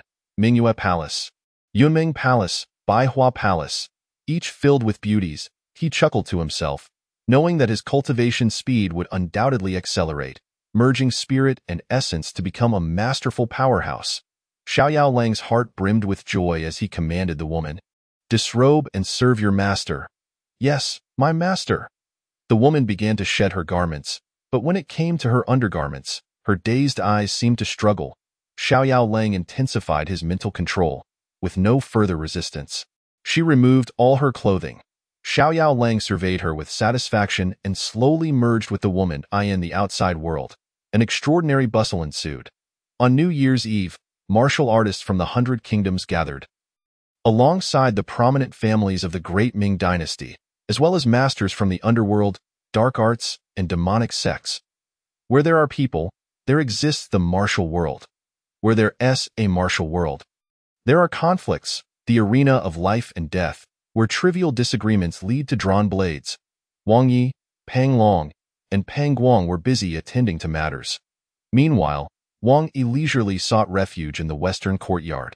Grandpa Ghost, I have come to see you." A young girl entered the western courtyard, her face adorned with a radiant smile, two dimples appearing. "Oh, little Jew has come. After a few months, you've grown even more beautiful." The old ghost chuckled heartily. "Grandpa Ghost, look, this is the osmanthus cake I made for you." Lucia placed the osmanthus cake she held before the old ghost. The old ghost took a bite and exclaimed, "Delicious. Wang Xiaoyu, come, eat the osmanthus cake." The bamboo door swung open, and Wang Yi stepped out. Upon seeing the young girl beside the old ghost, he was somewhat taken aback. The girl was none other than the ninth princess, Lucia. Today, the ninth princess's attire was slightly different. She wore a cotton coat embroidered with a full moon, adorned with a small flower in her hair, her oval face flushed from the cold, and her small hands rubbed together incessantly, her cherry lips occasionally puffing warm breath onto her hands. What is the identity of this old ghost? Wang Yi found himself curious, just a bit. Come, Wang Xiaoyu. Allow the old ghost to introduce you. This is Little Jiu. This is Wang Yi, captain of the Jinyue, with unfathomable martial prowess. The old ghost emphasized Wang Yi's formidable abilities.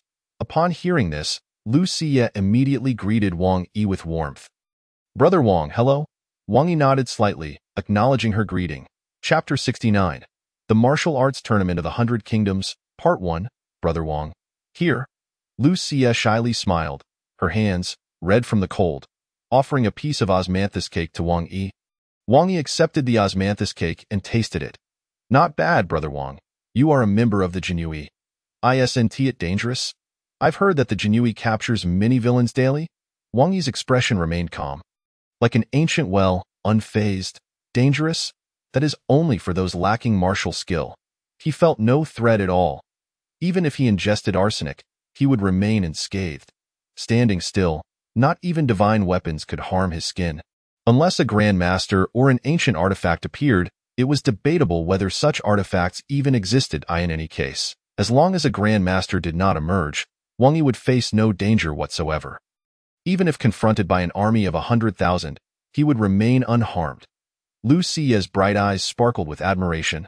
Brother Wang, is practicing martial arts really enjoyable? Absolutely.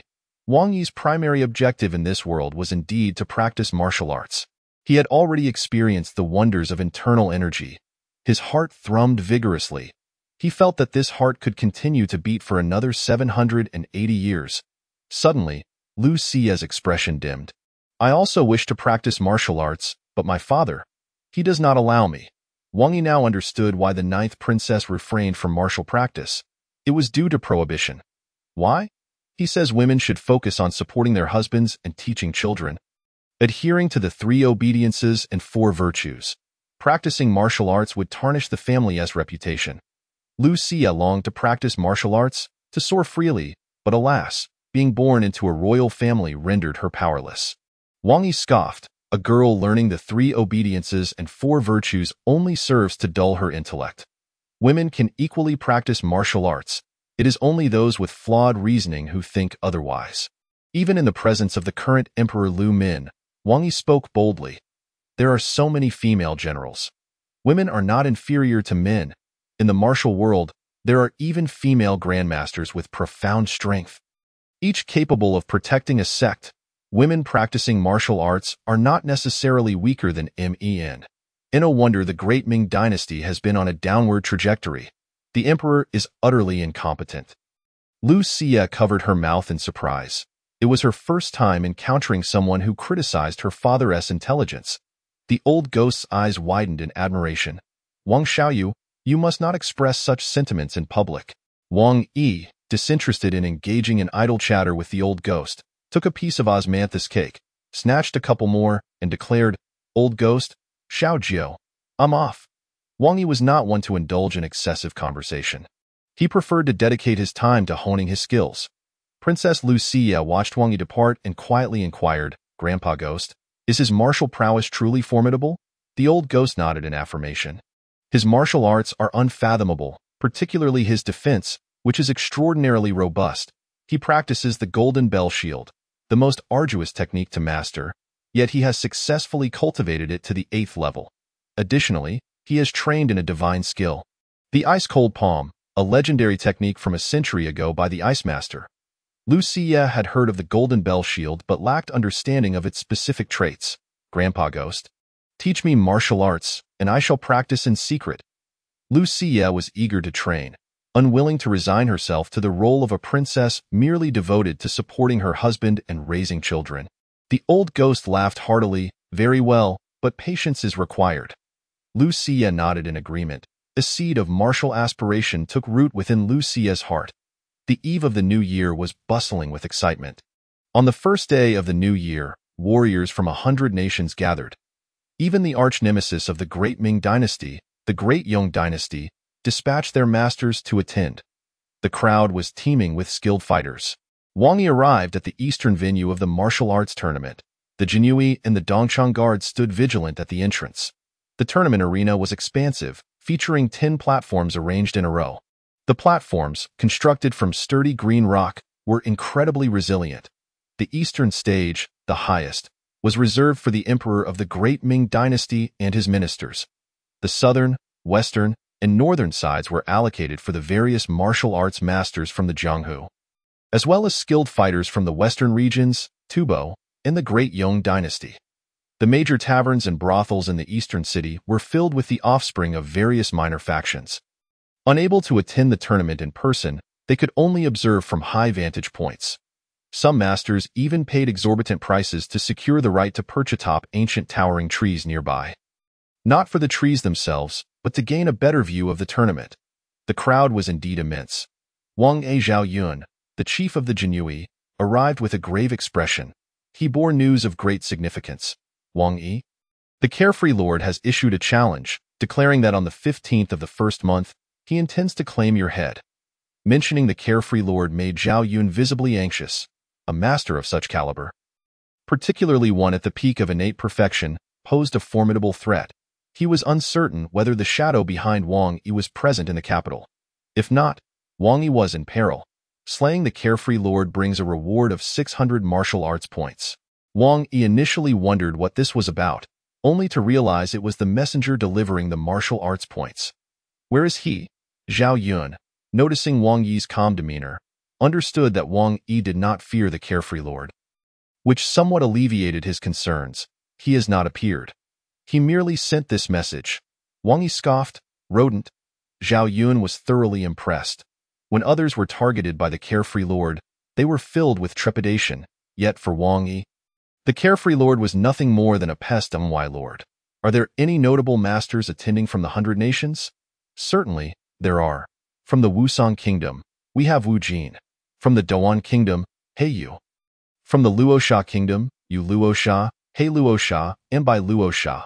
All are innate masters, and I suspect there are even more formidable ones. To others, innate masters were seen as superlative powerhouses. However, in Wang Yi's eyes, they held little significance. In the first 3 days, innate masters are unlikely to take action. The real competition will unfold in the following days. At that point, the arena will be filled with experts, and our own champions may not necessarily prevail against the warriors from the 100 nations. Zhao Yun's expression was relaxed, yet his heart felt heavy. For 5 centuries, the Great Ming Dynasty has declined to such a state. If we were to suffer defeat at this tournament, the consequences would be dire. A fact that requires no further elaboration. The aging elephant is a tempting target for all. Such sentiments could not be openly expressed.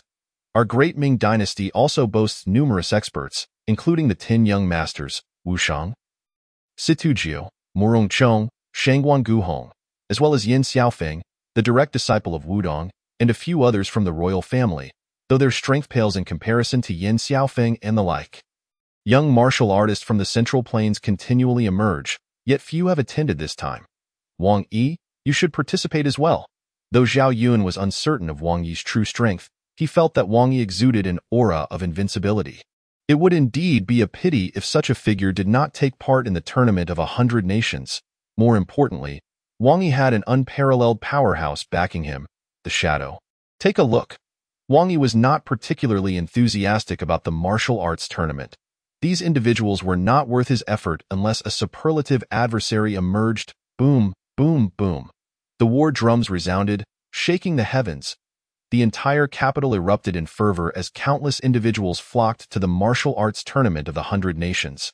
The grand event commenced with great fanfare. 30,000 elite guards stationed themselves outside the venue, leaving but a single entrance. Before the portal, a multitude of figures appeared.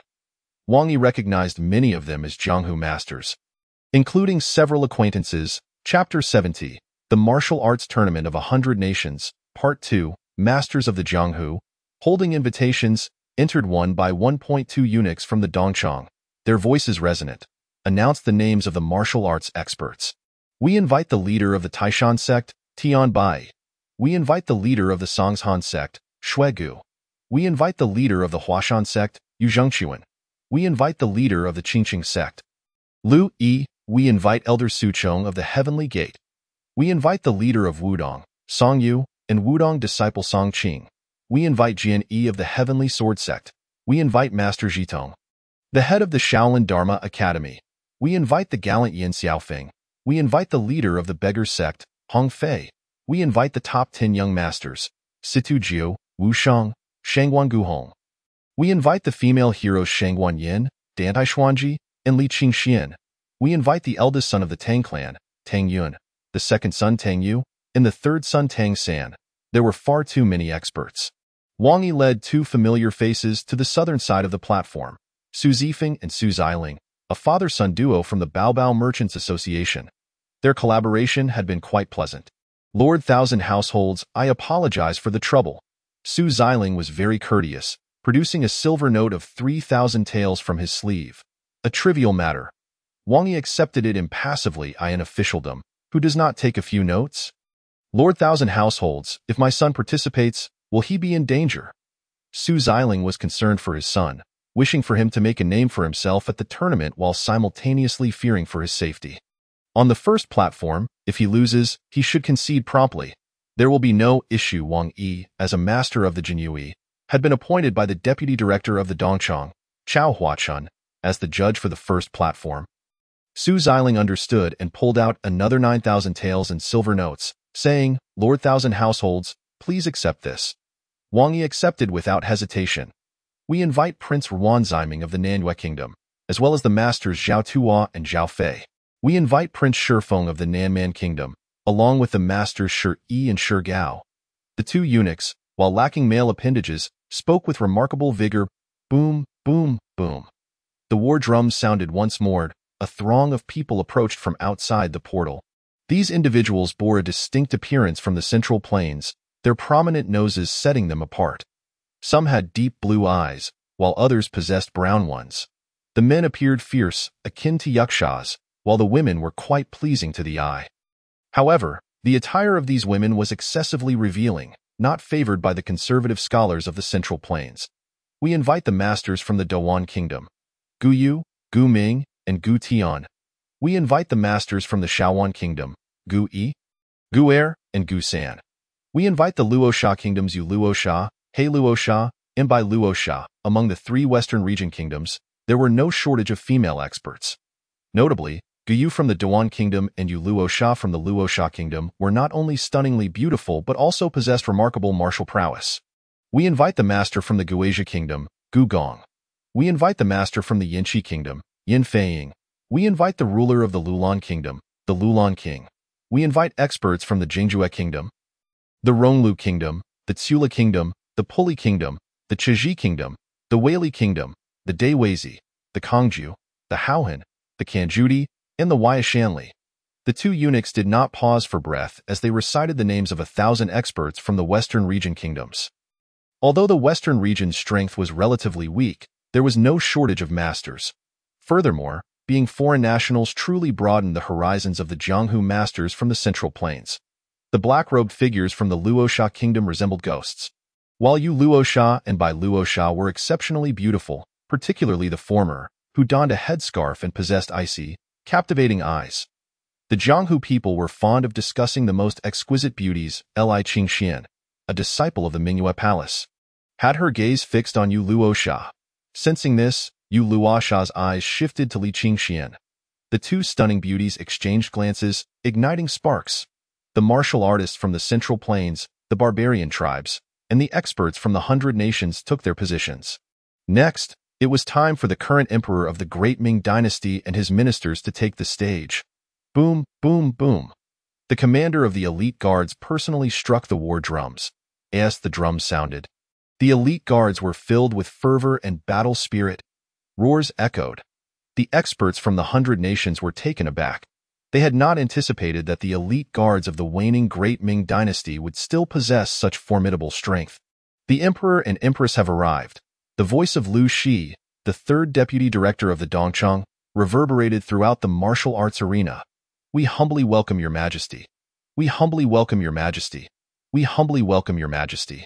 The crowd bowed in reverence. A jade palanquin slowly entered the tournament arena, followed closely by the crown prince, the second prince, the third prince, and others.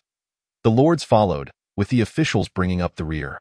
Wang Yi remained expressionless. The pace was far too sluggish. Had this been a battlefield, the soldiers' morale would have been utterly diminished. Wang Yi resolved that once the martial arts tournament concluded, he would depart from the capital. Here, it felt as though he were trapped within a cage, confining everyone. He could break through this cage, but there was no necessity to do so. Unless, the ceremony continues. The experts from the Daong dynasty have also arrived. Showing no respect whatsoever to the Daming dynasty, Daming Emperor, the martial arts tournament should commence. The expression of Emperor Lu Min of the Daming dynasty turned slightly cold in his eyes. The Daong dynasty was merely a collection of uncivilized savages. However, these savages possessed formidable combat strength, suppressing their Daming dynasty. "How dare you presume to speak here? When do you possess the qualifications to do so?" Lu Shi, the third supervisor of the Eastern Factory, bellowed. His eyes, sharp as a serpent's, fixed intently on the experts of the Daong dynasty. Naturally, the Daong experts did not fear Lu Shi, yet this was the Daming dynasty. A single misstep could lead to encirclement by 100,000 troops. Even if he were a master of innate skills, escape would be impossible. Qualifications, you say? Qualifications are earned through combat. If you, Daming Emperor, believe that my Daong dynasty lacks the right to speak, then we shall engage in a proper contest with your Daming army. The leading expert of the Daong dynasty chuckled disdainfully, disregarding Lu Shi's threat entirely. Lu Shi's gaze grew even colder. He had practiced the star-absorbing technique and possessed profound inner strength, eager to challenge the Daong experts. The Daong army's dominance over the Daming dynasty made him yearn to defeat their experts and gain the emperor's favor. The grand supervisor of the Eastern Factory, Wei Jinchong, remained silent, standing beside Emperor Lu Min like a devoted hound. By the empress's side stood a young man, strikingly handsome, with a fair complexion and long, narrow eyes. The only one worthy of standing beside the empress was Yu Guotian, the supervisor of the Western Factory. Yu Guotian was extraordinarily beautiful, exuding an air of nobility, clad in a celestial robe that made him resemble an aristocrat from an ancient lineage, rendering it impossible to discern that he was a eunuch. Emperor Lu Min of the Daming dynasty raised his hand to quell the rising tensions, refraining from rebuking the Daong experts, though fury simmered in his eyes. Let the martial arts tournament begin. The drums of war resounded once more. Wang Yi surveyed the arena, his gaze landing upon the gathered princes. The crown prince Lu Shang was a plump fellow, appearing somewhat simple-minded. The second prince Lu Ji was proper and silent, exuding an air of mystery. The third prince Lu Jing stood tall, head held high, radiating a regal aura. Lu Jing's gaze fell upon Dan Taishuanji, then shifted to Shang Wanyan and Li Qingxian. Wang Yi perceived a chilling greed in Lu Jing's eyes. He desired not only his fiancée Dan Taishuanji, but also Li Qingxian and Shang Wanyan as targets. Such ambitions lead nowhere. Dragons beget dragons, phoenixes beget phoenixes. A mouse's offspring learns to burrow. Wang Yi held little regard for power. His sole focus was martial prowess. Whoosh, the expert from the Chaoqi Kingdom soared onto the stage. "I am the challenger from Chaoqi Kingdom. Which of you experts will take the stage?" "I shall." Whoosh, an expert from the Shaowan Kingdom flew onto the arena. Wang Yi, acting as the referee, wasted no time. No hidden weapons allowed. If one side concedes or loses consciousness, the other must refrain from delivering lethal blows. The contest begins. Chapter 71. The Martial Arts Tournament of the 100 Kingdoms, Part 3, the Chaoqi Kingdom's expert. Known as the Charioteer, was a first-rate master with remarkable agility. His movements were as graceful as a crane, his strikes swift like a serpent, his form resembling a taut bow, his hands like arrows, his eyes like shooting stars, and his legs as firm as iron. The expert from Shaowan Kingdom was diminutive, his body as supple as cotton, employing his skills in massage to challenge the charioteer effectively. These Westerners possess admirable strength. Yin Xiaofeng discerned the underlying skill. The Chaoqi warriors moved like the wind, while the Shaowan warriors stood steadfast as mountains, ready to adapt to any change. The first arena battle commenced, with other matches following suit. The initial combatants were all first-rate experts, even including a few second-rate masters. A second-rate warrior from a dynasty with fewer than 10,000 individuals was considered noteworthy. The king of Lulan, with black hair, dark eyes, and a yellow complexion, had 2 long strands of hair cascading in front of him, his gaze calm and serene. Many female heroes from the Central Plains frequently glanced at the Lulan king. Behind him stood a young boy carrying a sword, the legendary sword of the Lulan kingdom. Beside the Lulan king was the ruler of the Lanling kingdom, Lanling Wang Gao Changgong, who was even more handsome and did not pale in comparison to Li Qingxian. It was rumored that Lanling Wang, feeling that his appearance could not intimidate foes, had carved a wooden mask to wear during battles to instill fear. However, upon arriving at the Daming dynasty, facing numerous kings, it was impossible for him to wear a mask. What a handsome Lanling Wang! I wonder if he is married. A royal princess fixed her gaze on Lanling Wang, wishing to devour him whole. Likewise, several female heroes of the Jianghu were captivated by his beauty. Lanling Wang Gao Changgong's lips twitched. He detested being the center of attention. Is the Lulan king ready to take the stage? Sitting with poise, the Lulan king smiled calmly. The Central Plains are teeming with experts. The top 10 young masters are all innate masters. Even if I take the stage, I may not be their match. Lanling Wang chuckled lightly. Lulan king, you are too modest. Not to mention the divine sword behind you. Even your Lulan kingdom's renowned holy fire technique is not something ordinary individuals can rival. The Lulan kingdom boasts 3 treasures: the holy fire technique, the Lulan divine sword, and a highly mysterious artifact known to few. Many dynasties in the western regions covet the Lulan kingdom's treasures. Lanling Wang, does your Lanling kingdom also possess divine techniques? Will you make your move this time? The Lulan king preferred not to discuss himself, shifting the focus back to Lanling Wang. Lanling Wang smiled slightly. Let's see. If the opportunity arises, I would still be eager to give it a try. Everyone longs to showcase their skills at the martial arts tournament of the 100 Kingdoms. The 2 kings conversed animatedly, their attention drawn to the arena. In the first arena, the Chaoqi expert, the charioteer, delivered a powerful punch that sent the Shaowan expert reeling. The Shaowan expert fell from the stage, eager to continue fighting. Wang Yi promptly declared, "Victory goes to the charioteer of Chaoqi Kingdom." The Shaowan expert, indignant, glared at Wang Yi with furious eyes. Wang Yi scoffed coldly. The Shaowan expert felt as if struck by lightning, trembling uncontrollably. After a moment, he regained his composure, looking at Wang Yi with a gaze filled with terror. The crowd also noticed the events unfolding in the first arena. Who was the referee for that first arena? Their martial prowess seems quite formidable.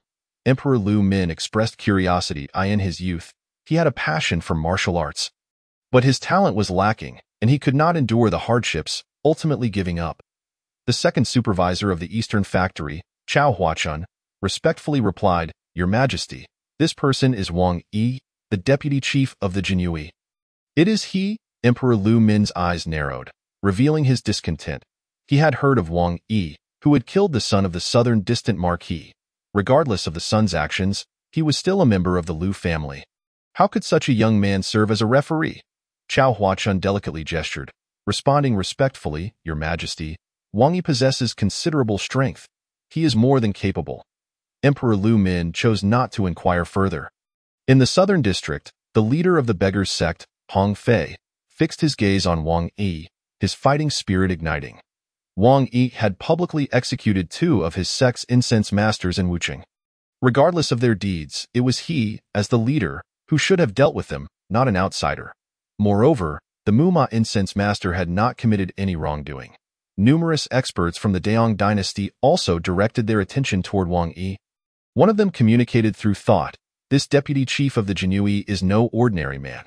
He escorted disaster relief funds to Beiyuan, where the provincial governor met his demise, and later delivered the mermaid pearls to Shanhaiguan. Killing Qisha in one blow. It is rumored that his martial skills have improved. A bearded youth from the Daong dynasty also conveyed through thought, "My lord, do not worry. I will kill him, O Fei." Do not act rashly. It is a pity your brother Aobai went to slay that dragon. Otherwise, he could easily defeat these weaklings of the Daming dynasty. Aobai, the foremost warrior of the Daong dynasty, possessed extraordinary strength. Had he been present, he would have effortlessly dominated the young experts of the Daming dynasty. In the first arena, Wang Yi expressionlessly announced, the second match begins. The first participants were all first-rate and super first-rate masters, lacking the qualifications to compete in the final martial arts showdown. The battles were fierce. The Chaoqi expert, the charioteer, achieved 3 consecutive victories, sensing his energy waning, involuntarily withdrew. Bang! A new expert leaped onto the first arena. This individual stood 9 feet tall, sporting a rugged beard, resembling a wild man emerging from the mountains. He descended upon the stage like a ferocious tiger, an invisible aura emanating from him. The Daong dynasty had arrived. The Daong dynasty, known for its indomitable iron floating tower, faced no match. Even the Daming dynasty, which occupied the Shenzhou, found itself suppressed in an instant. All eyes fixated on the first arena. Ladies and gentlemen, this is my Daong warrior, Achalu, who has battled tigers and lions for years. His strikes are merciless. Whoever steps onto the stage may not escape unscathed. Do not blame me for not warning you in advance. Ha ha ha. The prince of the Daong dynasty, Hun Chi, laughed heartily. The Daming dynasty and the Daong dynasty were mortal enemies. The Daong's arrogance could not be tolerated by the Daming. Whoosh! An expert from the Imperial Guard stepped forward. I am Li Fei. I come to challenge you, Wang Yi announced. The match begins. Achalu of the Daong dynasty let out a thunderous roar and charged at Li Fei. Bang! Li Fei felt a wave of malevolence wash over him, his spirit shaken. Before he could react, Achalu was already upon him. Bang! A single punch. Li Fei's head exploded. His body swayed twice before collapsing, lifeless. Waste. In the grand court of the Daong dynasty, Achalu exuded an air of contempt. His arms crossed defiantly over his chest as he awaited a worthy opponent to ascend the stage. An eerie silence enveloped the crowd. Little did they anticipate that, on merely the first day, a life would be extinguished, rendering even the act of conceding impossible. Achalu's brazen demeanor incited the ire of the onlookers. However, Wang Yi maintained an unruffled expression. It was only natural that those lacking skill, in their haste to prove themselves, would meet a dire fate upon the arena. Below, Su Zifeng fidgeted with anticipation, casting a glance at Wang Yi, who offered a subtle nod in encouragement. Should Su Zifeng find himself in peril while delivering funds to Wang Yi, he would not hesitate to intervene. With Wang Yi's affirmation, Su Zifeng sprang forth, leaping onto the stage. Wang Yi waved a flag. The contest begins. With a roar, Achalu lunged at Su Zifeng, bellowing, "Die!" His palm, as large as a fan, threatened to crush Su Zifeng's skull, and it was evident that the latter, though approaching the pinnacle of excellence, was not yet a true master. Chapter 72. What are you doing, punishing the unruly barbarian? Su Zifeng, practicing the divine technique of the Tianyang 5 absolute palms, gathered the fiery energy of the sun within his palm. Sunlight's path. Su Zifeng struck towards Achalu. Unflinching, Achalu absorbed the blow, retaliating with a colossal slap aimed at Su Zifeng's cheek. Below, Su Zifeng's father, Su Xiling, trembled in fear, unable to discern any advantage in the clash between his son and Achalu due to his own lack of prowess, remaining merely a first-rate master, far beneath his son's capabilities. Su Zifeng soared like an eagle in the sky and darted like a fish in shallow waters, propelling himself off the ground with his left hand while delivering a powerful kick to Achalu's side. Exclaiming, "Three Yangs unleashed!" This kick, imbued with the force of 5,000 pounds, sent Achalu reeling. Enraged, Achalu's eyes blazed red as he retrieved a long spear from the weapon rack, wielding it like a club against Su Zifeng. The latter, executing a deft somersault to the left side of the stage, seized a sword 3 feet in length. However, the sword was too flimsy. It stood no chance against the spear in a direct confrontation. With a thunderous crash, Achalu's spear struck the ground, causing the arena to tremble. Yuan Yang's seclusion. Su Zifeng unleashed his third technique, hitting Achalu squarely on the back. Achalu, now akin to a frenzied lion, lunged at Su Zifeng. In the vastness of open ground, such a strike would pose no threat.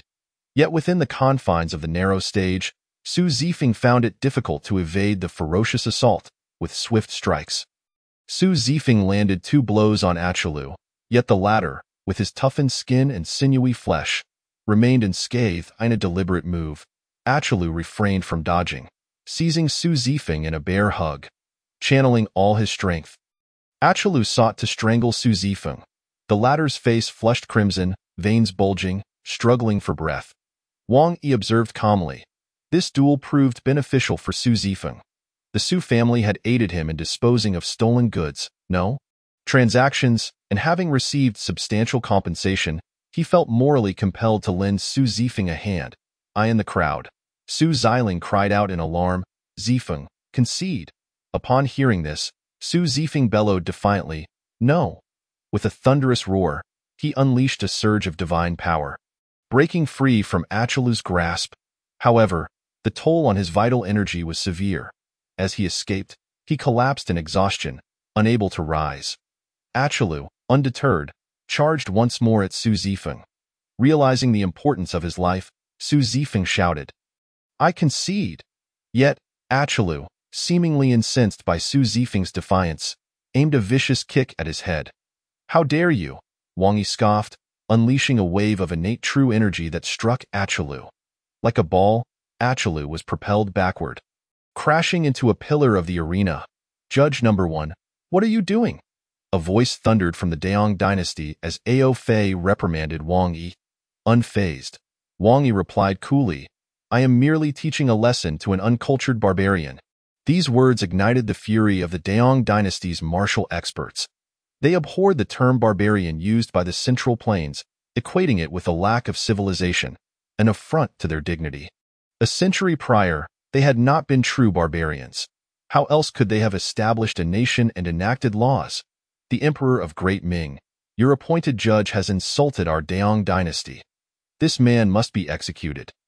Otherwise, my Daong dynasty's 100,000 iron warriors will demand an explanation from your majesty." A threat. The current emperor, Lu Min, found himself in a state of panic, unsure of how to respond. "Your majesty, this vice-captain of the Jinyui is provoking the Daong dynasty and sowing discord between our nations. I suspect he is a spy for other forces and must be executed," shouted an official from the Ministry of Rights. Suddenly, the head of the West Factory, Yu Guotian, spoke, nodding slightly at Wang Yi. His words were deliberate, his voice resonant. Wang Yi was taken aback, offering a slight nod in acknowledgement. He recalled the left Minister of Rights, nearly forgetting about this individual. Was he not the supporter of Wang Deshang? The governor of Beiyuan? Thanks to this person, Wang Deshang had concealed the dire circumstances of Beiyuan. How intriguing! Wang Yi observed quietly. "Humph, Master Yu. This man has insulted the Daong dynasty so grievously that should war break out between our nations, the common folk will suffer. If he is not executed, he will surely become a future calamity." The left Minister of Rights, Gao Ji, insisted on Wang Yi's execution. Execute the left Minister of Rights, Gao Ji, and reward 400 martial points. Wang Yi was somewhat astonished by this turn of events.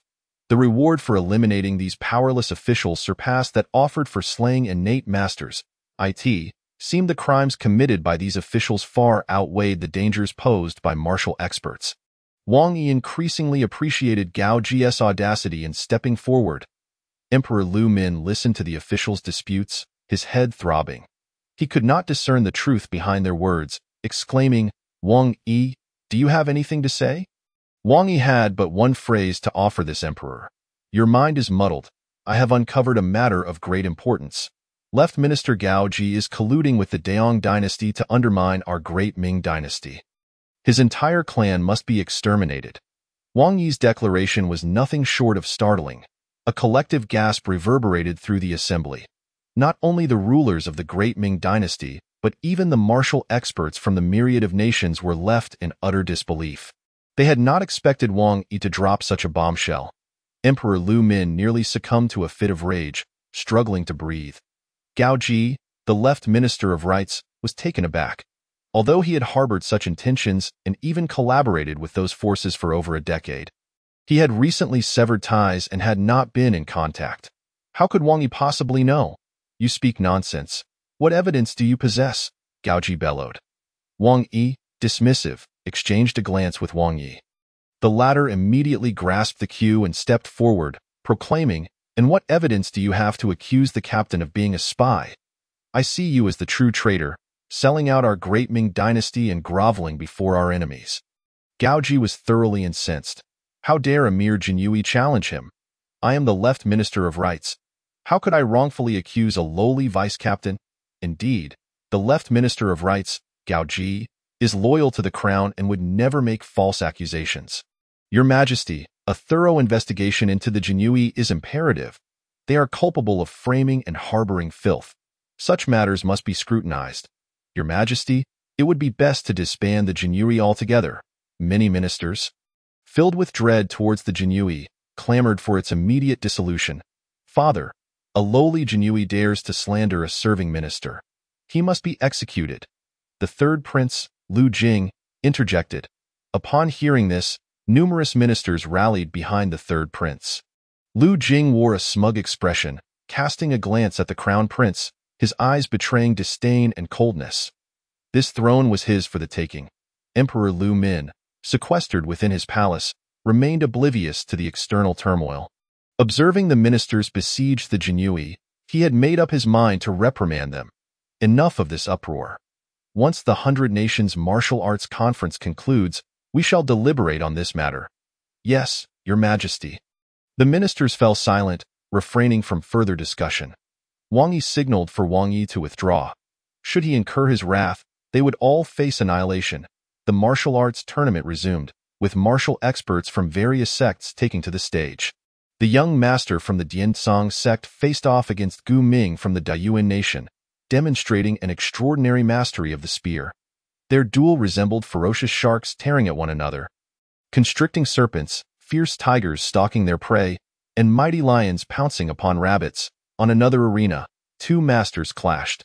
The expert from the Lanling Kingdom, Gao Fei, displayed piercing eyes, harmonizing heart, intent, and energy, driving his opponent into retreat after retreat.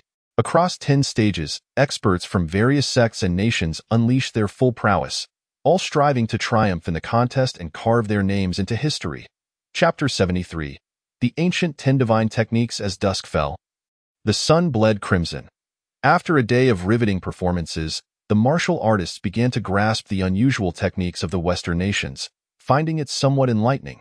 As the crowd dispersed, Wang Yi remarked, "Brother Yi, that left minister of rights is a menace.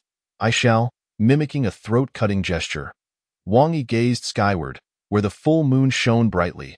"You are not capable. It would reveal your hand." Wang Yi, a mere superlative master, lacked the stealth to eliminate his target unnoticed. In the capital, martial experts abounded. Innate masters were commonplace. Wang Yi feared that should he attempt to kill the left minister of rights, he would inevitably be discovered and meet his own demise. Moreover, he had no intention of acting covertly. He desired to strike publicly. "Brother Yi, what about that third prince, Lu Jing?" Wang Yi harbors concerns for the third prince. This third prince wields considerable power within the court, far surpassing that of the crown prince. The officials in the court predominantly support the third prince. Today, in a bid to secure the backing of the court ministers, the third prince Lu Jing publicly declared his intent to execute his cousin Wang Yi. Should Wang Yi attain the status of a congenital master, he would undoubtedly seek to take the life of the third prince Lu Jing. Wang Yi shall take action tonight. Wang Yi regards the third prince Lu Jing with utter disdain. Wang Yi falls silent. Upon returning to his tent, Wang Yi lights a candle, cradles a book in his hands, and quietly immerses himself in reading.